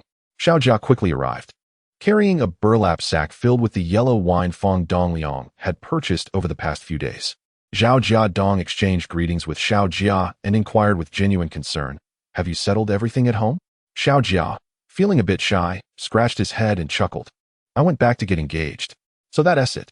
Zhao Jiadong extended his hand. Congratulations. Be sure to inform me when the wedding takes place. Even if I cannot attend, I must send a gift. Xiao Jia was taken aback and promptly put down the sack to grasp Zhao Jiadong's hands enthusiastically, saying, Absolutely, absolutely. Previously, he had been rather brusque towards Zhao Jiadong, but the latter's warm demeanor was unexpectedly delightful to him. This also subtly affirmed that Manager Fong was indeed a commendable leader. Once Xiao Jia entertained such thoughts, Zhao Jiadong's objective was achieved. In this era, securing a senior position demanded caution and discretion. Although he shared a close friendship with Dongliang, he must avoid drawing undue attention, lest it bring misfortune upon his friend. Fong Dongyang was certainly aware of Zhao Jiadong's intentions, though he chose to remain silent. Such is the nature of friendship, silent yet ever considerate. Leaving 30 yuan as a reserve for future wine purchases, Zhao Jiadong took the 50 bottles of yellow wine, along with his bulging pockets, to the grocery store. He purchased a variety of items that did not require receipts. In an instant, over 10 yuan was spent. Among the purchases, mung beans and red beans were the most prominent. These two types of grains do not require tickets at the local grocery store. Yet at the grain station in the town, coarse grain tickets are still necessary. This is because all grains collected by the township grain stations must first be sent to the county, which then transports them to the city. Moreover, since most farmers in the countryside cultivate their own land, the grain reserves in the townships are rather limited. The scarcer the resources, the more imperative it becomes to utilize tickets. This explains why certain goods in the county have been exempted from ticketing, while grain stations and supply and marketing cooperatives in townships still require them. Zhao Jiadong is unaware of the policies in other regions, however, in their locality. This is the stark reality. With the changes in national policies, the market in the county is gradually becoming more open. Currently, the number of sellers has multiplied several times compared to previous years. Some farmers, taking advantage of the government's relaxation of strict regulations against private transactions, have hastily come forward to sell their surplus grain. After leaving the grocery store, Zhao Jiadong wandered through the market and, upon witnessing a variety of grains for sale, could not help but daydream about the prospect of having an abundance of surplus grains from their own fields to sell. Chapter 81. The Battle of Wits with Uncle Jiang. 316 yuan, from which 30 yuan was deducted for purchasing yellow wine for brother Dongliang, and another 13 yuan and 86 cents spent on food, leaves a remainder of 272 yuan and 14 cents, all present here. Upon Zhao Jiadong's return, he promptly took out the money to give to Yingzi. Fang Lan persistently cast him glances, wondering why he didn't show her first. Such a substantial sum of money was a delight to hold. However, Jiang Ying glanced towards the doorway and subtly returned the money, whispering, "Let us not take out any more money in the hospital to avoid drawing attention." Zhao Jiadong comprehended her concerns and lowered his voice. "It's all right. I just noticed that the 2 pregnant women in the adjacent beds have gone for examinations and one to be back for a while." It was precisely because the ward was devoid of others that Zhao Jiadong felt emboldened to reveal the earnings of the day. Jiang Ying frowned disapprovingly. "That's still not advisable. What if someone happens to see?" Hearing this, Zhao Jiadong reluctantly tucked the money back into his pocket. "Mom, do you have any money on you?" He turned to inquire of his mother-in-law. Although Fang Lan cherished money, she was not frivolous with her expenditures. "Oh, I do have a little over 4 yuan." To her, carrying a few yuan was a sign of affluence. Jiang Ying interjected, 3 days ago, Mom went to pay the hospitalization fee." Zhao Jiadong looked apologetic. "I didn't think it through. I should have taken care of the payment last time." He then pulled out 2 large bills. "Mom, I'll leave 20 yuan with you as a reserve. The remaining money I'll take home for Dad to keep." Fang Lan, not one to be overly sentimental, accepted the money and turned her back, retrieving a cloth pouch from the inner pocket of her trousers, where she kept her money securely. She carefully folded the 2 bills and placed them with the remaining money, wrapping it all meticulously in the fabric before tenderly stowing it back into her trousers lining, giving it a reassuring pat. During this process, Zhao Jiadong was not watching. He was engrossed in conversation with Yingzi. "Yingzi, you need to eat well and gain some healthy weight. When the time comes to have a baby, you'll need nourishment for breastfeeding. Last time, when you had the little girl, you didn't eat enough and were too thin to produce milk." Upon hearing the latter part, Jiang Ying's face flushed bright red. She shot him an admonishing glare, interrupting, "What nonsense are you talking about?" "I'm not speaking nonsense," Zhao Jiadong replied innocently, looking at her. Jiang Ying's cheeks burned. Discussing breastfeeding in front of her mother felt like an embarrassing ordeal. Yet, she couldn't show her discomfort too overtly and could only respond vaguely, "All right, I understand." Before her words could fully escape, she noticed her husband leaning in, resting his head against her belly.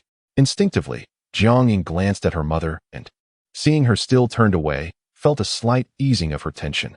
"What are you doing?" she whispered, akin to a child who fears being caught in a mischief by their parents. Despite being a married couple, such intimacy in the presence of a third party was not customary. The men and women of the countryside may not be particularly refined, and some might even be rather coarse, yet Jiang Ying, having attended high school, possesses a delicate sensibility that renders her incapable of the same openness as other women. This shyness manifests itself whenever Zhao Jiadong attempts to draw close to her. She finds it difficult to let go, especially in front of her parents and children. However, It must be acknowledged that her husband's presence brings her a profound sense of comfort, leading Jiang Ying to experience a blend of bashfulness and joy. The hand she rests on Zhao Jiadong's head appears to convey a hesitant invitation. Zhao Jiadong is oblivious to her reluctance, his ear pressed against Yingzi's round belly, his palm gently cradling her waist, the warmth of his touch sending her heart racing. I felt the baby move, Zhao Jiadong exclaimed joyfully, raising his gaze to meet Yingzi's. Unfortunately, he locked eyes with her averted glance, revealing her flushed cheeks and an unusual expression. A sudden tremor coursed through Zhao Jiadong's heart, his countenance darkening momentarily as a dry sensation gripped his throat. Just then, Jiang Ying, flustered, averted her gaze. Movements of the fetus are perfectly normal. There's no need for alarm, right, mother? Feng Lan, oblivious to the underlying tension, was taken aback by her daughter's unexpected inquiry. Indeed, a man has never carried a child, so it's no wonder he lacks understanding. Zhao Jiadong maintained a composed demeanor, straightening his posture and shifting his seat, his hands resting casually on his thighs, successfully masking his discomfort. On the surface, he appeared unperturbed. I just felt the baby moving energetically, which is a good sign that everything has been well these past couple of weeks, so naturally, I am pleased. Yet inwardly, he sighed. Youth is indeed a blessing, full of vigor. It had been decades since he experienced such a spirited sensation. In the afternoon, upon returning home, Zhao Jiadong learned that the village secretary had visited him earlier that day. Contemplating that he too needed to speak with the secretary, he made his way over. Inside the house, only Jiang Xinkai was present. When Zhao Jiadong arrived, he found him engrossed in writing with pen and paper. Uncle, were you looking for me? Zhao Jiadong inquired without stepping inside, greeting him from the yard. Only then did Jiang Xinkai notice his presence, hastily concealing his notebook before stepping out. Oh, you're back? How is Yingzi? Jiang Xinkai asked politely. Quite well. Zhao Jiadong discerned the lack of genuine concern in his uncle's inquiry and responded casually before turning the question back. What did you need to discuss with me? Now that Zhao Jiadong was before him, Jiang Xinkai hesitated, struggling to articulate his thoughts, finally managing to murmur, You're renovating your house. And you didn't even inform me? A look of confusion crossed Zhao Jiadong's face. Uncle, do we need to seek approval from the village secretary for renovations now? His bewilderment was sincere. Otherwise, how could he explain why the village secretary had come looking for him? Surely, the secretary's words could not have been an admonishment. Nor could there have been matters requiring assistance that he had sought from him. No, there is nothing to approve. It's not as if we're occupying public land, he replied. Jiang Xinkai took a turn. Yet recently the higher authorities mandated the division of land to households, leaving me, the village secretary, busily occupied. Pausing for a moment, he half-jokingly remarked, If your family is renovating, I must lend a hand. Zhao Jiadong chuckled. Aware that his second uncle was preoccupied, and both my father and I dared not trouble you. Last time, Jiang Xinkai publicly scolded him for being overly involved, and today, he quietly returned the sentiment. However, when combined, the implication seemed to evoke no ire. Yet, for a man as thoughtful as Jiang Xinkai, there lingered a slight discomfort. He suppressed this peculiar sensation and, with a feigned smile, inquired, Jiadong, the other day, you mentioned something about martyr subsidies? As he questioned, Jiang Xingcai's gaze fixated on Zhao Jiadong, meticulously observing every nuance of his expression. Had Zhao Jiadong been an ordinary young farmer, his countenance would have revealed something. Unfortunately, he was, at heart, quite the seasoned individual. His reaction left Jiang Xinkai considerably off balance. Oh, second uncle, you truly don't know? Zhao Jiadong's astonished and perplexed demeanor was incredulous. Logically, as the village secretary, you should be most informed about the policies from above. How could you be left in the dark? Could it be that news is indeed true? Jiang Xinkai was bewildered by him. What news? He quickly regained his composure, realizing that the previous inquiry remained unverified, yet now an additional question had surfaced. Zhao Jiadong, however, assumed a serious expression. With utmost gravity, he gazed at him. Second uncle, you and my father are brothers. Our families share the closest bond, which is why I confided this matter to you. His demeanor caused Jiang Xingcai's heart to skip a beat, involuntarily aligning with his rhythm.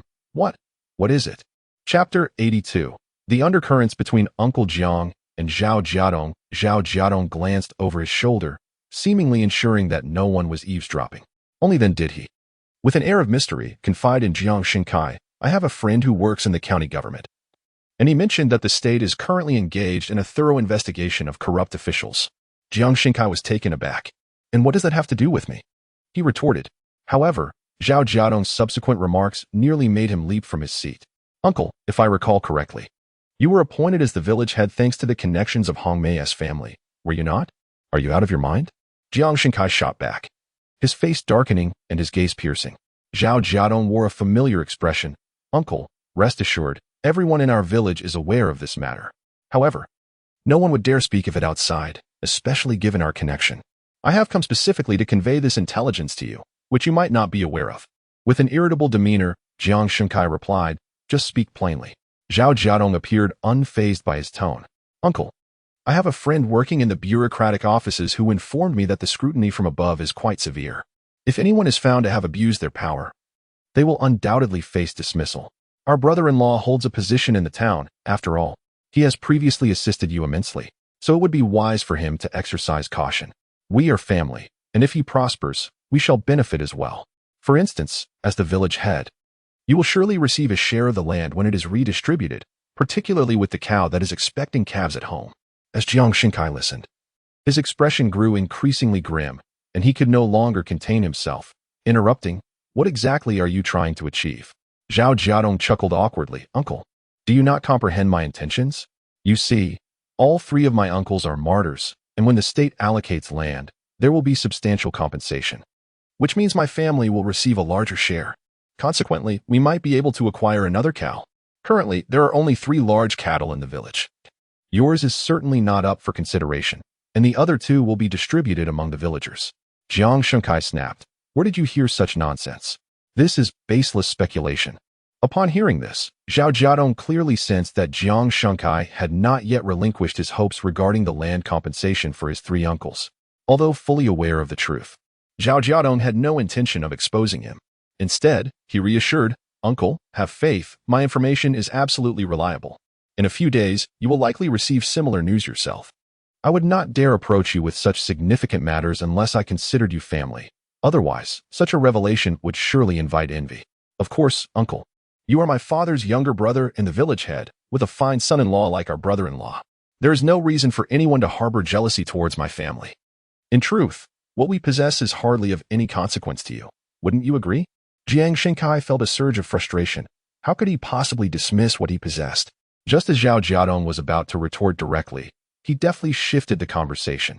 Moreover, even if my uncle wishes to acquire these fields, given the relationship between our families, there must surely be room for negotiation. After all, my father has only you as a biological brother, if he were to receive a larger portion of the land. Who else could he turn to for assistance but family? Upon hearing this, Jiang Xinkai's spirit lifted. He promptly donned a smile and eagerly chimed in, Indeed, indeed. Jiadong, is this your father's intention? Zhao Jiadong chuckled. My father's health is not well, and I am the sole male heir in the family. Tilling the land is an arduous task. He did not directly address Jiang Xinkai's inquiry, yet his words conveyed the underlying message he wished to impart. Observing Jiang Xinkai's expression soften, Zhao Jiadong pressed on. Uncle, I am but a man of little ability. Seeing you flourishing with such a fine son-in-law, I felt emboldened to seek a share of your good fortune. As for the other 2 oxen in the village, I would not wish to compete with everyone else. There are so many elders, and as a younger generation, I can yield. I might suffer a little loss now, but when your cow gives birth, perhaps you could sell the calf to me? At last, Zhao Jiadong revealed his true intentions for visiting today. Naturally, Jiang Xinkai's immediate reaction was to refuse. No way. We have no intention of selling that calf. Though he owned 1 cow, he had 3 sons to support. With such a large family and ample land, 1 cow was hardly sufficient to meet their needs. Therefore, Jiang Xinkai had already planned to reserve the calf for his 3 sons, rotating care and usage among them. Besides, how much could a calf even fetch? Acquiring one would be an extraordinary stroke of luck. Upon hearing this, Zhao Jiadong sighed. Uncle, do you know why I specifically came to remind you today? It's the same sentiment. If not for yourself, at least consider your son-in-law. Jiang Xinkai was no fool. As soon as Zhao Jiadong expressed his desire to buy the calf, he recognized the young man's ulterior motives. Despite the pleasant facade, Zhao Jiadong's words were merely intended to lull him into agreeing to sell the calf. They had truly underestimated Zhao Jiadong in the past. He was far more cunning than they had realized. With a shift in perception towards Zhao Jiadong, Jiang Xinkai grew wary. With a faint smile, he said, Jiadong, You need not concern yourself with my family's affairs. Thank you for considering your brother-in-law, but it's unnecessary. Oh, are you certain, uncle? Zhao Jiadong scratched his head. I was going to mention that you first had your brother-in-law help you become the village secretary, and then, leveraging your position for personal gain, monopolized 2 cows. This might provoke discontent among others, and who knows, someone might even report it in secret. Uncle, harbor no ill intentions, but remain vigilant. Although I am merely an outsider, I genuinely regard you as family. You are aware of how cold and indifferent my biological parents and siblings have been towards me, thus in my heart. My only remaining kin are the Jiang family. Zhao Jiadong spoke with heartfelt sincerity, his expression as genuine as one could muster, leaving no hint of threat in his demeanor. Even Jiang Shunkai found himself perplexed. If one were to consider him a menace, his words seemed oddly peculiar. Yet, if he were indeed a threat, why would he exhibit such foolishness, devoid of any cunning? Regardless of the interpretation, it cast a heavy pall over Jiang Shinsai's heart. After Zhao Jiadong had said his piece, he departed, leaving Jiang Shinkai in a state of bewilderment, deeply contemplating the nature of Zhao Jiadong. Even during dinner, Jiang Shinkai wore a frown, burdened with unspoken thoughts. Yang Daliu could no longer endure the sight and tapped his bowl with chopsticks, exclaiming, "What are you pondering? You can't even focus on your meal. Has the food lost its flavor, or are you simply overindulged as the village secretary? Leave me be. I'm preoccupied with my thoughts." Jiang Shinkai replied, furrowing his brow and responding sullenly. This piqued Yang Daliu's curiosity, prompting him to inquire, "What troubles you? I noticed your strange demeanor when I returned home. You sat there in silence for ages." It was then that Jiang Shinkai recounted the afternoon's encounter with Zhao Jiadong to his spouse. Upon learning the full extent of their conversation, Yang Daliu was instantly incensed.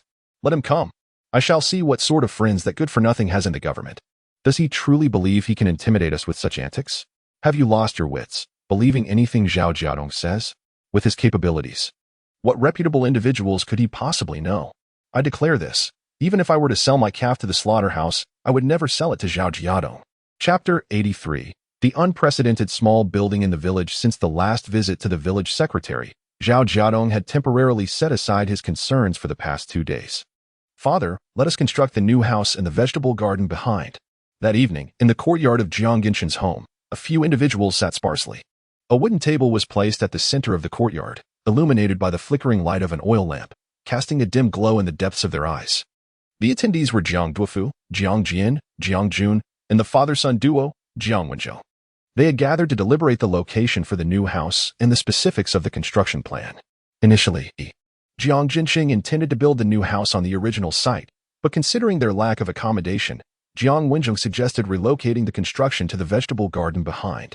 However, this would result in a reduced foundation area. Jiang Jinxing lamented, "If you insist on building a large house, constructing it in the vegetable garden will only allow for 2 or 3 small bungalows. How can that suffice for habitation? In front of the others." Jiang Jinxing refrained from disclosing his son-in-law's desire to bring Zhao and I to live with them, fearing it would stir discontent towards Zhao Jiadong. As a son-in-law, one must possess the consciousness befitting such a role. Previously, Zhao Jiadong had earned the scorn of many, particularly from the neighbors of Jiang Jinxing, who resented his financial support of the Zhao family. In the past half-month, Zhao Jiadong had begun to improve his image. But should it come to light that his monetary investment in the house was intended to bring his mother-in-law to live with them, he would likely be met with disdain. Presently, the intention was to care for his mother-in-law in her old age. Would he then later bring his biological parents as well, as residents of Jiangjia village, who would willingly watch as Jiang Genxing's assets were monopolized by his son-in-law's family? Thus, Jiang Genxing spoke subtly. "Do not worry, father, we can construct a small building." Zhao Jiadong's remark drew surprised glances from all present. Building a multi-story structure is significantly more challenging than erecting a bungalow, and the costs would double, Jiang Wenzhou stated earnestly. Not to mention labor costs. The material expenses alone would exceed the current estimate by an additional 100 yuan. Jiang Jinxing furrowed his brow deeply. "In our region, who among us can afford to build a multi-story house? We are not city dwellers," he argued, believing that managing to construct several rooms would already be commendable. Zhao Jiadong quickly leaned closer to his father-in-law, whispering, "Father, I need to steam and sun-dry the Huangjing daily. If we do not build the new house in the vegetable garden, where will I store and dry my materials? With people coming and going, wouldn't he that expose my herbal processing activities? It would be a loss greater than the gain, father." Upon hearing this, Jiang Jinxing felt a surge of alarm, as if he could envision the scenario. This compelling rationale left him with little choice. Yet, doubts lingered, and he anxiously inquired, Wenzhong, if we opt for a multi-story building, will you be able to manage? I have worked on building multi-story structures in the city, and while I can handle the labor, without specific blueprints, I am uncertain how to proceed. What if the construction goes awry? Jiang Wenzhong possessed ample experience in construction and was skilled in technical tasks, yet he lacked expertise in architectural design. Jiang Daping possessed a certain understanding in this domain, harboring a natural interest in house design, albeit lacking in experience. As the crowd pondered their dilemma, Zhao Jiadong's voice resonated. Father, allow me to take charge of the house's design. With decades of future experience surpassing others, how could a mere architectural design pose a challenge to him? A radiant confidence illuminated Zhao Jiadong's countenance. However, the assembly had little faith in his capabilities. Jiang Wenzhong turned to his elder son and remarked, Daping, please invite your uncle tomorrow. He has considerable experience in constructing buildings and is surely more knowledgeable than us. Jiang Daping readily acquiesced. The others continued to murmur among themselves, disregarding Zhao Jiadong. Thus, a solitary Zhao Jiadong could only touch his nose and retreat indoors to retrieve the drawings he had painstakingly crafted over the past few days. Obtaining a pencil had proven to be quite the challenge. He had specifically instructed Jiang Jun to procure one during his trip to town. Due to the absence of a ticket, Jiang Jun could only acquire a flawed pencil. Nonetheless, it proved to be a significant aid for Zhao Jiadong. Father, Uncle Wenzhong, please take a look at these drawings. If you deem them satisfactory, I shall continue my work. When Zhao Jiadong presented the drawings, Jiang Jinxing and Jiang Wenzhong were momentarily taken aback. Jiang Daping, however, was instantly captivated by the content. Snatching the drawings from his father's hands and scrutinizing them beneath the dim light of the oil lamp, Jiang Jinxing perused the drawings for some time, his expression gradually shifting. Jiadong, your drawings are exceedingly detailed. Jiang Daping's pace of examination quickened, and soon he exclaimed in delight, Is that so? Let me see. Jiang Jian, too, was curious and took the drawings for inspection. With exuberance, Jiang Daping declared, Father, there is no need to call for uncle. We can have Jiadong direct the project. At this moment, Jiang Wenzhong leaned in beside Jiang Jinxing, reviewing the two drawings in his possession, equally impressed by Zhao Jiadong's exceptional drafting ability. A well-crafted architectural drawing must not only be comprehensible, but also unmistakably flawless at first glance. Although Zhao Jiadong had not undergone formal training in drafting, he possessed an innate talent. Coupled with his prior knowledge and experiences, the architectural plans he produced were both lucid and highly practical. Aware that contemporary building materials were inferior to those of future generations, he made sensible adjustments in the structural design, ensuring that the entire scheme could be executed without technical difficulties. Though the drawings remained unfinished, they already offered a glimpse into his remarkable talent. Jiang Jinxing found himself with no grounds for refusal, decisively exclaiming, Excellent. We shall construct the building according to Jiadong's designs on the plot of land. Transforming the small house into a multi-story building would not only resolve the issue of inadequate foundation space, but also perfectly align with the family's requirements for more rooms. Furthermore, should Zhao Jiadong's building come to fruition, they would be the first family in Jiangjia village to reside in a multi-story home. Even among the neighboring villages, there was no household whose residence could rival their own in grandeur. The sole source of anguish for Jiang Jinxing was the cost estimation conducted by Jiang Wenzhong based on Zhao Jiadong's design scheme, which concluded that to construct this unprecedented edifice, a minimum of 350 yuan would be required. That equated to a staggering 350 large bills. Just the thought of it caused Jiang Jinxing great distress. It felt more painful than the act of severing flesh. In this bittersweet state of mind, Jiang Jinxing was all the more reluctant to waste his son-in-law's time. He took it upon himself to manage all household affairs, allowing his son-in-law to devote himself wholeheartedly to the processing of medicinal herbs. To honor his father-in-law's earnest efforts, Zhao Jiadong worked tirelessly, often putting in extra hours. So much so that his heels seemed to strike his forehead from the incessant rush. Amidst their bustling lives, Deya also embraced her responsibilities as the eldest sister, taking charge of caring for Arya and Xia, which included tasks such as washing clothes and preparing vegetables. Chapter 84. The First Battle for Land Attention. According to the latest directive, the policy of distributing land to individual households is now in effect. All villagers are requested to gather at the threshing ground tonight at 7 o'clock. Attention! Attention! The village loudspeaker repeatedly broadcasts this message, ensuring that every villager hears the announcement. Having comprehended the content, Zhao Jiadong turned and returned to his home, resuming his midday meal. After lunch, he intended to ascend the mountain once more to continue harvesting the yellow essence, for he had no time to squander. Brother Jiadong. Not long after, Jiang Jun approached him. Zhao Jiadong nodded in acknowledgement. Have you eaten, Jun? I have. Brother Jiadong, did you hear the village broadcast? Jiang Jun's brow was furrowed with concern as he lowered his voice. It seems they are about to begin distributing the land. Have you managed to glean any insight from the village secretary? Might he attempt any underhanded tactics during the allocation? The land was of paramount importance to Jiang Jun's family, and thus he remained ever vigilant regarding this matter. Meanwhile, Zhao Jiadong, having formed an alliance with Jiang Jun, was determined to advance together. I have discreetly warned him. If he is not a fool, he should not be so daring, Zhao Jiadong reassured. However, Jiang Jun remained apprehensive. Brother Jiadong, it is better to be cautious than to regret. Nodding in agreement, Zhao Jiadong replied, I understand. Therefore, we have another plan. Listen to me. By the time Jiang Jun departed from Zhao Jiadong's home, his steps were considerably lighter, as there was an important event scheduled for the evening. Zhao Jiadong descended the mountain earlier than usual, returning home around 6 o'clock. He hastily prepared dinner and, after eating, gathered his family, holding the little one in his arms. Accompanied by the older daughters and his father-in-law, who fanned himself behind them before heading to the threshing ground. Upon their arrival, the threshing ground was already filled with villagers. Brother Jiadong, over here. Jiang Jun, who had arrived early to secure a spot, waved his hand in greeting. Zhao Jiadong turned towards him. Noticing Jiang Wenzhong's family was also present. Uncle Jian, Uncle Zhong, he greeted warmly, eliciting obedient calls of Grandpa Jian, Grandpa Zhong from his daughters. Jiang Jun approached. Brother Jiadong, I have contacted everyone as you instructed. Zhao Jiadong nodded subtly. Very well, let us await the performance to commence.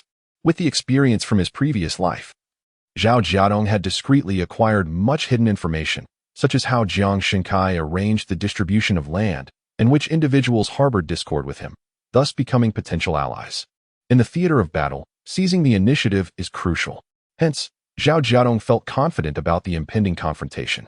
Around 7 o'clock, most villagers had gathered. Jiang Shenkai and the village accountant made their appearance. From Zhao Jiadong's vantage point, he could see Jiang Shengsai's 3 sons occupying the front row, their faces beaming with radiant smiles. Once the accountant settled in, Jiang Shenkai stepped forward, brandishing a loudspeaker to address the assembly. Hello, hello. Jiang Shenkai tested the microphone, satisfied that it was functioning properly, and began his address.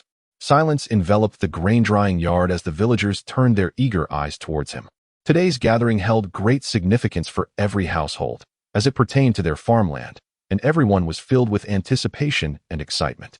Regarding the announcement from above, it is believed that everyone has heard the news. The government has decided to allocate land to us common folk, ensuring that each family has a plot to cultivate. As Jiang Shenkai reached this point, a wave of cheers erupted from the crowd, villagers rejoicing, with some even shouting in exhilaration. Although the news had circulated prior, its implementation had remained uncertain, leaving everyone apprehensive about potential changes. At this moment, they could finally breathe easy. Please be quiet, and let the secretary finish speaking. The accountant admonished loudly. The village secretary reiterated the need for silence, and gradually the villagers' exuberance subsided as they sat down, smiles adorning their faces, attentively watching him. According to the statistics, the village's rice fields encompass, and the sloped land measures, with specific locations detailed as follows. Jiang Shenkai first relayed the data concerning the village's land, before elaborating on the division plan. This land, he explained, represents the government's care and compassion for us farmers, intended to assist those in need. Therefore, to implement the national policy, my colleagues and I have devised a proposal for your consideration. As Jiang Shenkai disclosed the specifics of the land allocation, reactions among the villagers ranged from joy to dismay, and some expressed confusion. Before he could finish, Zhao Jiadong exchanged a solemn glance with Jiang Jun, both apprehensive.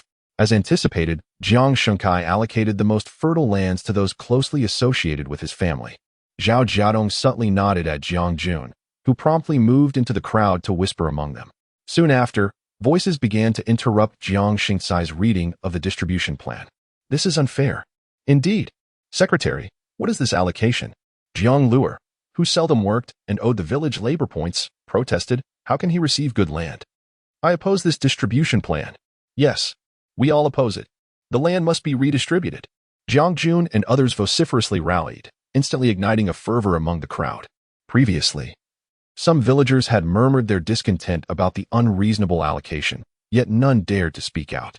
Now, emboldened voices rose in unison. Jiang Shenkai had anticipated dissent and, lowering his voice into the megaphone, declared, "The government aims to assist impoverished families, and I am merely executing their directives. If anyone has grievances, take them to the government. Complaining to me is futile." This was not entirely untrue. During the meeting, the leaders had indeed stated the need to appropriately assist those in poverty. Secretary, we do not oppose aiding the impoverished, but the principles of fairness and justice have always governed our land distribution. Thus, the allocation of land must adhere to the same standards. Zhao Jiadong interjected at the opportune moment. Upon hearing his name, Jiang Shenkai and Yang Dalia's expressions grew somber. Zhao Jiadong, do not stir up trouble, the accountant warned, glaring at Zhao Jiadong. Undeterred, Zhao Jiadong turned to address the villagers. Dear friends, matters concerning the distribution of land ought to be discussed with the village committee, should they not? Is it acceptable to allocate land in such a haphazard manner? Are you all in agreement? Jiang Jun was the first to voice his dissent. I am not in favor. I demand a fair distribution of land. One after another. Jiang Daping and others echoed his sentiments. Village head, you must establish clear regulations. Take Jiang Luer and his kin, though they may be among the impoverished in our village. Their plight is a result of their own laziness and negligence. How can you justify distributing our prime, arable land to them for this reason? If we follow your proposed distribution, should not Uncle Jin's family receive the best land? After all, they have no sons and rely solely on a son-in-law to maintain their household. This statement was deliberately prompted by Zhao Jiadong for Jiang Jun to vocalize publicly. Although Jiang Jun did not fully grasp Zhao Jiadong's intention, he nonetheless shouted with fervor. Chapter 85. Bait and Cannonballs. Upon hearing this, Jiang Shenkai felt a stir within. He had been troubled by the thought that the land subsidy for his 3 nephews would likely slip from his grasp. After all, Zhao Jiadong had made such a remark. However, upon hearing Jiang Jun's words, an idea began to form in his mind. Jiang Shenkai immediately responded, "You are right, Jiang Jun. Jiang Jinxing indeed deserves a greater share of land, as it is a subsidy from above for his family. If you oppose this distribution plan, are you suggesting that you do not agree with his family receiving the subsidy? That is wholly unfair. Why should that be?" As soon as some villagers heard this, their dissatisfaction was palpable. Jiang Shenkai seized the moment, continuing, "Very well, if you truly disagree, then I am at a loss. Village secretary, let us formulate a new distribution plan." At that moment, Jiang Jinxing also spoke up. Soon, the elders in the village began to voice their opinions, most suggesting a redistribution of the land. Jiang Shenkai felt a surge of joy. If the collective opposed the subsidy for his elder brother's family, then even if he played his own tricks, he would have grounds to defend himself when the authorities came to inquire. Well then, since everyone insists, it must be so. I shall return tonight and consult with a few others. As these words left his lips, those who had previously offered bribes in hopes of securing better land were naturally displeased. Secretary, how can one speak without honor? Hasn't this been settled? Why must we redistribute again? Indeed, I believe the previous distribution plan was quite satisfactory. In truth, villagers had diverse needs regarding land distribution. Some viewed certain plots as fertile, while others believed all land to be equal. Distance from their homes weighed more heavily in their considerations than the land's fertility. Consequently, several villagers had discreetly delivered gifts to the village secretary, articulating their individual needs. Jiang Xingcai's task was to devise a suitable plan based on these requests. Yet, could those gifts ever compare to the state's subsidy for the 3 nephews? The village's land was limited. Yet the state was willing to provide mountains to compensate the families of martyrs, thereby ensuring Jiang Jinxing's family would not only receive more land than others, but also a mountain. This was one of the compensations offered by the state to the families of martyrs, a private mountain for them.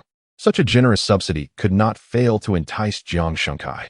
Thus, he unhesitatingly chose to betray those villagers who had bribed him, seizing the opportunity to execute a cunning switch, appropriating what rightfully belonged to his elder brother. With just 2 more days, as he contemplated the news relayed from his son-in-law, Jiang Shenkai felt excitement bubbling within him. However, before he could declare the meeting adjourned, an untimely voice interrupted. Secretary, is it not merely a matter of distributing land? What could be so difficult about it? Instantly, all eyes turned towards the speaker, Zhao Jiadong, cradling his daughter. Zhao Jiadong beamed at Jiang Shenkai, saying, "The most equitable method in the world is to draw lots. Those fortunate enough to draw the first lot shall have the privilege of selecting their fields first." Upon hearing this, the villagers exchanged glances, a mixture of apprehension and anticipation washing over them. This method, while not without merit, does seem rather precarious to leave such a significant matter to fate. You propose this so casually, yet we have just discussed that the fairest approach would account for those who labor diligently and earn the most work points. To determine allocations through a lottery appears rather frivolous. Indeed, my luck has always been dismal. Should I draw the last lot, it would be utterly unfortunate. Absolutely not. Jiang Shenkai declared with authority. Zhao Jiadong, cease your nonsensical suggestions. If it were so simple, would we expend such effort devising a distribution plan? Zhao Jiadong chuckled. Secretary, what I just proposed was merely the first step. The first step? Curiosity piqued among the crowd. Could there be a second step? But with the fields allocated, what more could there be? Let us not forget that our village possesses 3 cattle, Zhao Jiadong remarked leisurely, beyond the distribution of land. Should we not also consider the division of the cattle? Yes, we almost overlooked the cattle. Zhao Jiadong was correct.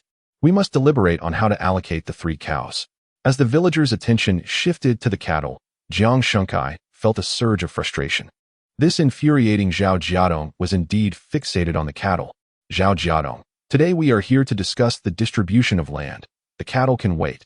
Do not interfere. Jiang Shenkai snapped. Jiang Jun immediately supported his father's sentiment. Secretary, your statement is flawed.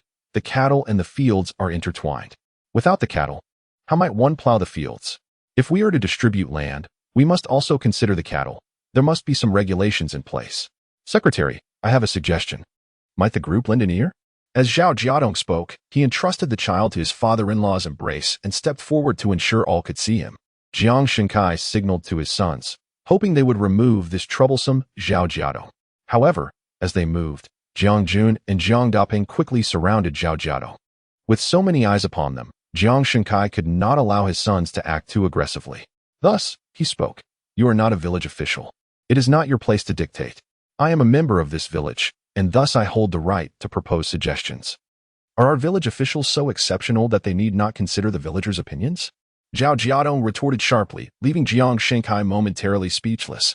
Seizing the opportunity, Zhao Jiadong continued, the method is quite straightforward. First, our village shall implement a lottery for land distribution. Those who draw the earlier lots may select their fields first. But they cannot choose exclusively the best lands. If one selects prime fields, they must also choose a piece of slightly lesser quality. Secondly, should the last villager drawn find themselves with undesirable fields, they possess the right to purchase a cow first, unless subsequent villagers offer a higher price, or they choose to forfeit their claim. Otherwise, the cow shall belong to them. Thus, even if one selects inferior land, they still acquire a cow, compelling others who wish to till the fields to seek rental from them, thereby providing a form of subsidy. After Zhao Jiadong articulated his proposal, the crowd fell into contemplation, seemingly pondering its merit.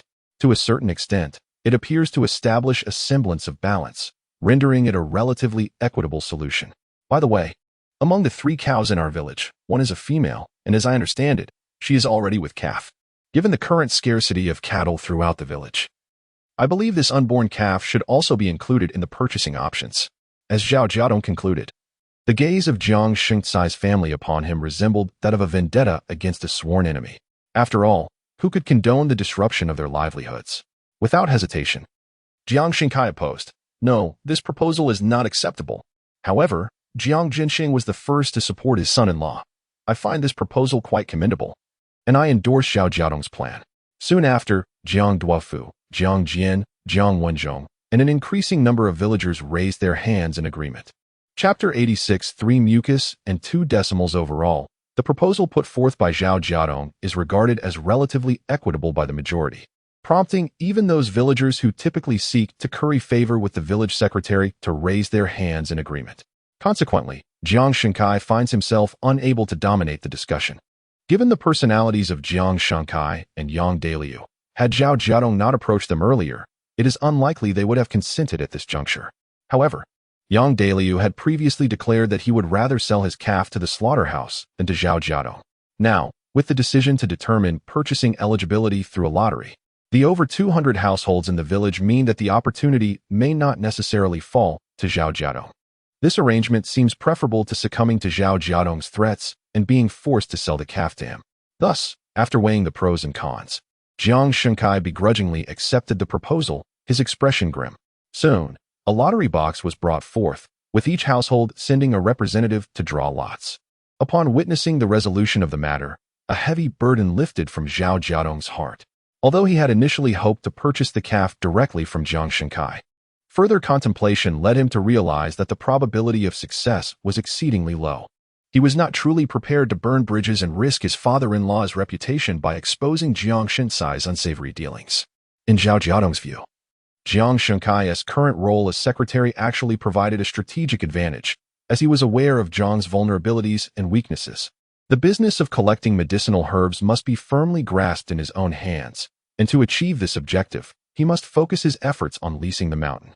Otherwise, there are no walls that do not echo secrets, and Zhao Jiadong cannot guarantee the longevity of his clandestine endeavors. Thus, while it appeared that Zhao Jiadong's intentions revolved around the calf, his true motive lay elsewhere. He had concluded that now was not the appropriate time to sever ties with Jiang Shengkai completely. Rather, he could orchestrate certain obstacles to guide Jiang in the desired direction. The current lottery scheme was, in fact, the outcome Zhao Jiadong sought. As for the calf, he might be fortunate enough to acquire it, or perhaps not. Regardless, Zhao Jiadong was progressing toward his ultimate goal of leasing the mountain. Compared to purchasing the calf, this was a far more protracted ambition, yet the potential rewards were immense. Xiao Jun, let us adhere to our prior agreement. If we are fortunate enough to draw the opportunity to purchase the calf, it shall belong to us, and we will collectively fund its acquisition, Zhao Jiadong whispered to Jiang Jun, who stood in the middle of the line, his face flushed with excitement. Jiang Jun replied in a hushed tone, "All right, brother Jiadong." After a brief pause, he added, "Even if we do not obtain the calf, it is of little consequence.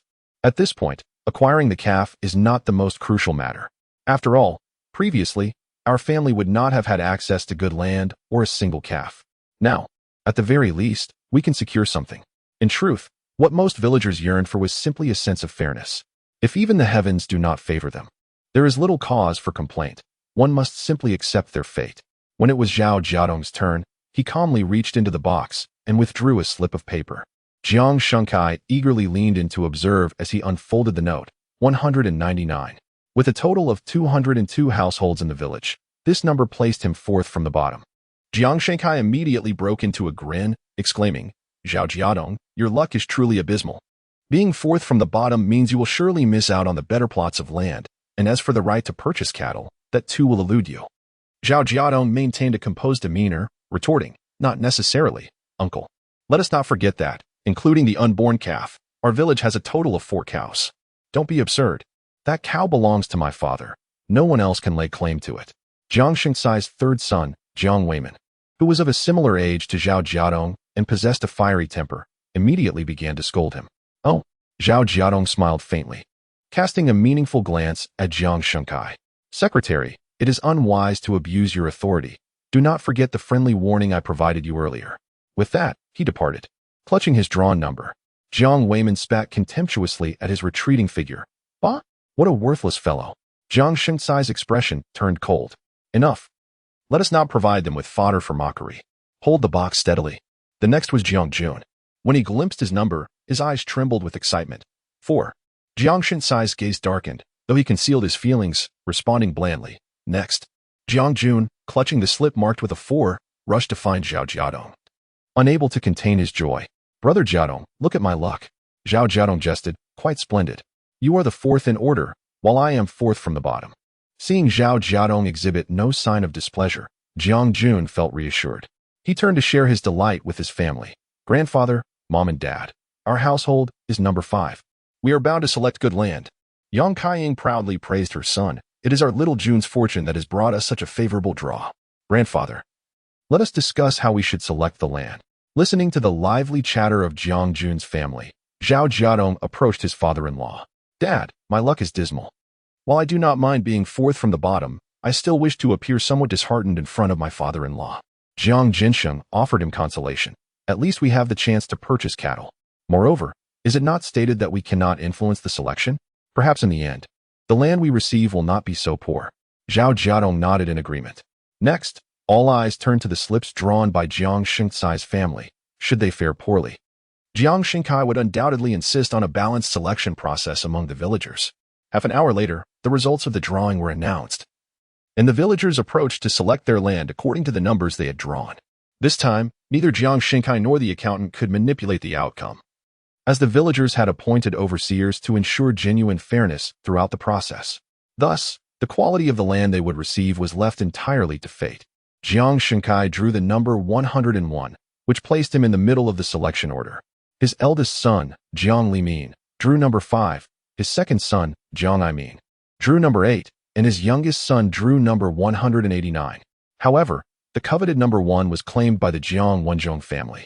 Aware of the generally unfavorable luck of his own family, Jiang Xingcai sternly reiterated that, for the sake of fairness, each household could only choose either rice paddies or sloped land. If one chose rice paddies, the sloped land would be assigned by the village, and vice versa. This system ensured that villagers who received better land were balanced by those who received poorer plots, preventing anyone from being left with the least desirable land. This adhered to previously established regulations, thus no objections were raised by the villagers. The quantity of rice paddies in Jiangjia village was limited, with a greater abundance of sloped land. Consequently, those at the front of the line generally opted for rice paddies first. By the time it was Zhao Jiadong's turn, all the rice paddies had been claimed. Nevertheless, this allowed him to select from a plethora of sloped lands. He did not rush into a decision, but instead looked up at Jiang Xingcai, stating, "Secretary, considering the martyr subsidies provided by the state, shouldn't my family be entitled to land for 4 heads?" Seeing that Jiang Xingcai feigned ignorance on the matter, Zhao Jiadong felt compelled to remind him. He understood that silence did not negate the reality at hand. In front of the villagers, could Jiang Xingcai truly refuse? If Zhao Jiadong were to report him, the villagers would serve as witnesses, leaving Jiang Xingcai with no escape. Thus, Jiang Xingcai coldly replied, "Yes." Each head corresponds to 2/10 of an acre of rice paddy and 4/10 of sloped land. For 4 heads, that amounts to 8/10 of an acre of rice paddy and 1 acre and 6/10 of sloped land. Since all the rice paddies have been chosen, my family will have to take all sloped land. Based on the conversion rate of 1/10 of an acre of rice paddy to 2/10 of sloped land, 8/10 of rice paddy equals 1 acre and 6/10 of sloped land. Thus, 2 acres and 6/10 combined yield a total of 3 acres and 2/10 of sloped land. Zhao Jiadong quickly calculated the amount of sloped land his family would receive, a figure that stirred envy among the villagers. They had hoped that this portion of the subsidy would fall to Jiang Xingcai, leading to their frustration and resentment. The 3 Jiang brothers, Jiang Limin, Jiang Aimin, and Jiang Weimin, gritted their teeth in anger. "Yang Daily," he remarked sarcastically, "greed knows no bounds. Can your family truly handle 3 acres and 2/10 of sloped land? Don't overexert yourselves. Fear not, aunt, we will certainly manage, for this land is a hard-earned honor bestowed upon us by my uncles," Zhao Jiadong replied earnestly. "For the sake of my 3 uncles, and to honor the nation's generosity, I shall cherish this land and cultivate it diligently." His impassioned words resonated with the older villagers, who responded with applause, "Bravo." Ultimately, the sloped land allocated to Jiang Jinsheng comprised half of the hillside behind his home. The remainder included 4/10 of land at the village entrance and 8/10 along the riverbank, with 2 adjacent plots next to his vegetable garden also totaling 4/10, which were likewise assigned to Jiang Jinsheng. Although these plots were not of high quality, their quantity was advantageous. Once all the land had been distributed, the focus shifted to the allocation of cattle. At this point, the accountant stepped forward to make an announcement. "Please quiet down, everyone. Listen closely to what I have to say. The cow belonging to the village party secretary has always been nurtured by him. Furthermore, the secretary tirelessly strives for our benefit. In many matters in Jiangjia village rely on his son-in-law. I believe that the cow should not be distributed. It rightfully belongs to the secretary, both in sentiment and reason. Wouldn't you agree?" The situation regarding Jiang Xingcai is well known among the villagers, and no one wishes to offend him. Consequently, for the moment, no one voiced any objections. Jiang Xingcai's gaze remained fixed on Zhao Jiadong, as he believed that no one would dissent, yet he felt compelled to keep an eye on Zhao, who seemed naturally opposed to him. To Jiang's surprise, Zhao Jiadong was the first to applaud, exclaiming, "Well said," observing that no one in the assembly raised any objections. Jiang Shunkai felt a quiet satisfaction. However, he feigned humility, saying, "Is that appropriate?" just as the accountant was about to assert that there was nothing wrong with it. Zhao Jiadong clapped even more vigorously, expressing admiration as he proclaimed, "Our secretary is exemplary. He is a virtuous leader for the people." With his fervent call, an increasing number of villagers joined in, celebrating the secretary's commendable character. In that moment, Jiang Xinkai was overwhelmed with emotion and pride. Yang Daliu and the Jiang brothers also wore expressions of pride and satisfaction. Once the atmosphere was charged, Zhao Jiadong raised both hands and passionately declared, "Esteemed fellow villagers, to preserve our secretary's good reputation, we must not compel him to err. The cow from the secretary's household must be distributed. This is the right course to honor him and our director Wan Heong. If this matter reaches outsiders, they might accuse our secretary and director Wan of collusion for personal gain, tarnishing the reputation of Jiangjia village and jeopardizing their futures. Therefore, I propose that we support the secretary's decision to share the cow." Chapter 87. The elusive Zhao Jiadong. The voices from the crowd swiftly shifted from praise for the village secretary to jeers directed at the secretary's family.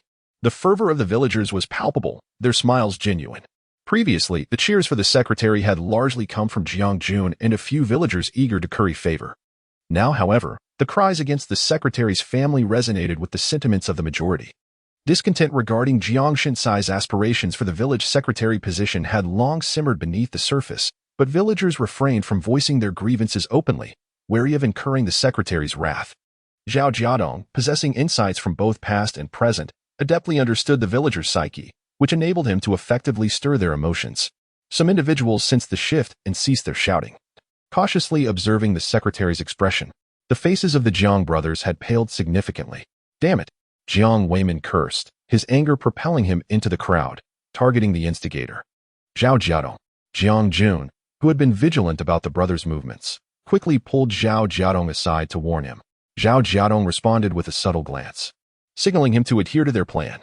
Reluctantly, Jiang Jun withdrew, taking Jiang Jinxing and the 3 children with him. Bang! Just as they departed, Jiang Weimin arrived, landing a punch squarely on Zhao Jiadong's nose. "I told you to shut your mouth." Zhao Jiadong let out a wail. "Ouch. Jiang Weimin, what are you doing?" "I'm hitting you. Always stirring up trouble and talking nonsense." Jiang Weimin's temperament was well known to Zhao Jiadong, who had deliberately sought to provoke him. Prepared for the encounter, Zhao Jiadong protected his head while discreetly stepping on Jiang Weimin's foot several times, ensuring that his anger would only intensify. Meanwhile, he vociferously proclaimed that the secretary's son was attacking him. The commotion drew the crowd into a cacophony of noise, with some urging for calm while others cheered. "Weimin, stop it!" Jiang Shenkai bellowed, abandoning his loudspeaker to rely solely on his voice, but to no avail. He summoned his older and younger sons to intervene. While Zhao Jiadong positioned his face to absorb Jiang Weimin's punches, he covertly inflicted blows to his abdomen, inflicting internal damage. Jiang Weimin, explosive in temperament yet concerned about his reputation, endured the pain. Zhao Jiadong, however, unleashed a piercing scream, and any onlooker would have believed him to be severely beaten. As time passed, the villagers who had initially cheered began to worry that Jiang Weimin might inadvertently cause serious harm, prompting them to join in urging for a cessation of hostilities. Jiang Weimin felt a profound frustration when the two were finally separated.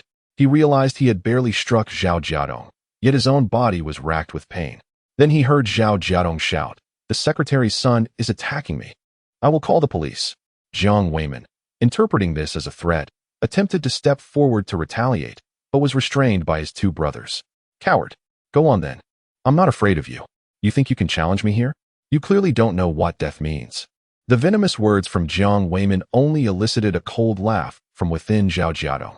Suddenly, Zhao Jiadong exclaimed in terror, "The secretary's son is going to kill someone. He has threatened me. He intends to take my life." Jiang Limin and Jiang Imin were taken aback. Did the 3rd brother truly harbor intentions of harming Zhao Jiadong? "Weimin, silence yourself. Who permitted you to act violently?" Jiang Shinkai stormed down, rebuking his son sharply. Jiang Jun and Jiang Daping supported Zhao Jiadong, glaring at them with anger. "Secretary, by what right does your son resort to violence? Everything that Brother Jiadong has said and done has been in accordance with your wishes. What does Jiang Weimin mean by his actions?" Does he believe he is above the law? Jiang Jun, you insolent brat, cease your prattling. It is not your place to meddle in my affairs. Speak another word, and I shall make certain to deal with you as well. Jiang Weiman's audacity was overwhelming, and he even directed his ire at Jiang Jun. From a young age, Jiang Weiman had exhibited a rebellious nature, becoming a local tyrant in the village. With only Jiang Gensheng's 3 sons able to keep him in check, the other villagers, young and old alike, were keen to avoid provoking him. Particularly after Jiang Shankai assumed the role of village secretary, the villagers' demeanor towards Jiang Weiman shifted to one of deference, further inflating his sense of superiority. This emboldened him to act with impunity. Jiang Shankai appeared to be accustomed to his son's domineering behavior, and given his own disdain for Jiang Jun, he casually remarked, "Isn't it the nature of youth to engage in brawls? The last time those folks from Zhao village came, you all were quite brutal in your dealings." The implication was clear. If you can strike others, then my son is certainly entitled to strike Zhao Jiadong. You ought to mind your own business. Secretary, are we not to share the cattle? Zhang Dapeng protested loudly. Share? In my view, all 3 of these cattle belong to the secretary, including the calf and the cow's belly. Jiang Jun stated with a serious expression, 3 sons and 1 father, for cattle, perfectly 1 for each. This statement further enraged Jiang Weiman, and before Jiang Shankai could intervene, he brazenly shouted, "My brother-in-law is the director of the town government. My father is the village secretary. Even if we don't share the cattle with you, what can you do about it?" The villagers present all changed their expressions. Their gazes towards the secretary's family filled with anger. Jiang Shankai realized the gravity of the situation and swiftly slapped his 3rd son across the face. "I told you to cease your foolishness." Jiang Weiman was momentarily stunned by the slap. It had been many years since he had been struck, especially now that he was a father, with only dishing out punishment to his wife and children. No one dared to strike him. However, his elder brothers anxiously urged him. "Third brother, stop talking. Your words could endanger our father and Xiuhong." Accustomed to making bold statements and reigning over the village, Jiang Weiman saw no fault in his remarks. Unbeknownst to him, Zhao Jiadong was utterly delighted. He straightened his back, lifted his chin, and met Jiang Shanksai's gaze directly. "Secretary, it seems your family harbors such thoughts." Jiang Shankai immediately retorted angrily, "Zhao Jiadong, cease your attempts at sowing discord. Were it not for your provocations, would Weiman have been incensed enough to speak such nonsense? Secretary, what outrageous statements have I made? What outrageous actions have I committed?" Zhao Jiadong's gaze burned intensely as he fixed his eyes on him. Today's events were clear and unequivocal to all, and justice resides in the hearts of the people. Since this village secretary is not the secretary of everyone, but merely the secretary of Jiang Weiman's family, I shall not humiliate myself further. As for these cattle, divide them as you please. After Zhao Jiadong spoke, he turned and limped away from the crowd. Jiang Jun and Jiang Dapeng, meanwhile, cast cold glances at the 3 Jiang brothers. At that moment, an eerie atmosphere enveloped the gathering. Jiang Shankai felt a cold sweat trickle down his back, suddenly sensing an unsettling illusion. It seemed that his family of 4 had become the public enemy of the entire village. "Secretary, let us divide the cattle." An elderly voice resonated softly. Jiang Shankai turned towards the source, recognizing the village's most senior elder, Grandpa Jiang Changsho. Yet, the look in Grandpa's eyes left him uneasy. Well, Jiang Shinsai's internal conflict raged on. Ultimately, greed triumphed over rationality. He was unwilling to part with his own cow. The calf was cunningly priced at 200 yuan by Jiang Shankai. The other 2 adult bulls were priced at 300 yuan each. Households 202 and 200 pooled their resources to purchase 1 bull each. As for the calf, they paid it no mind. Only 100 yuan difference for an unhatched calf, whose survival was uncertain. It would be foolish to take that risk. House 201, belonging to Jiang Luer, could not afford the expense, thus relinquishing the opportunity to buy a bull. Consequently, the last quota fell to House 199, Jiang Jinsheng's family. Jiang Shankai harbored no desire to see Zhao Jiadong acquire the qualification, fortunate that he had departed. With Zhao Jiadong gone, it was equivalent to his family's forfeit. Just as Jiang Shinsai's words trailed off, someone interrupted. "Who said my family has forfeited?" The crowd turned to see Jiang Jinsheng slowly stepping forward, clutching the paper marked 199. "Second brother, I have purchased the calf from your cow's belly." The evening gathering persisted until after 9 o'clock. Once the distribution of the fields, land, and cattle was finalized, Jiang Shankai and his 3 sons returned to their old house. Jiang Shankai gave his youngest son a thorough scolding, berating him for his lack of foresight, for resorting to violence, and for making such foolish statements in front of everyone. When Jiang Weimin realized his mistake, he felt a pang of regret. He then gloomily remarked, "Dad, that Zhao Jiadong is too cunning. Despite his loud bluster, I have not escaped unscathed. He struck me several times in the stomach." While speaking, Jiang Weimin revealed his bruised instep, likely the result of Zhao Jiadong's actions. Yang Daliu was both distressed and furious, applying medicine while cursing Zhao Jiadong, the scoundrel. Jiang Xingcai's heart sank further. This lad is too treacherous. From now on, when dealing with him, you all must be cautious. He would even send his own mother to prison. How ruthless he is. If I were to fear him, I would not be a man. Jiang Weimin gritted his teeth and spoke with palpable fury. The family had closed the door and engaged in conversation for quite some time before the three Jiang brothers finally took their leave. Once the sons departed, Jiang Xingcai secured the door latch. Yang Daliu, harboring resentment towards Zhao Jiadong for his actions that night, expressed her anger, declaring that she would not allow him to have his way regarding the calf. Just as Jiang Xingcai was about to respond, a sudden barking erupted from outside, followed by a knock on their courtyard gate. With suspicion, Jiang Xingcai called out, "Who is it?" His family owned cattle, making them one of the few in the village to keep a dog. During the day, the dog would be away, but at night, it would bark furiously at any approaching visitors. "It's me, Zhao Jiadong," came the voice from outside. In an instant, Jiang Xingcai felt the hair on his body stand on end. What was he doing here at such a late hour?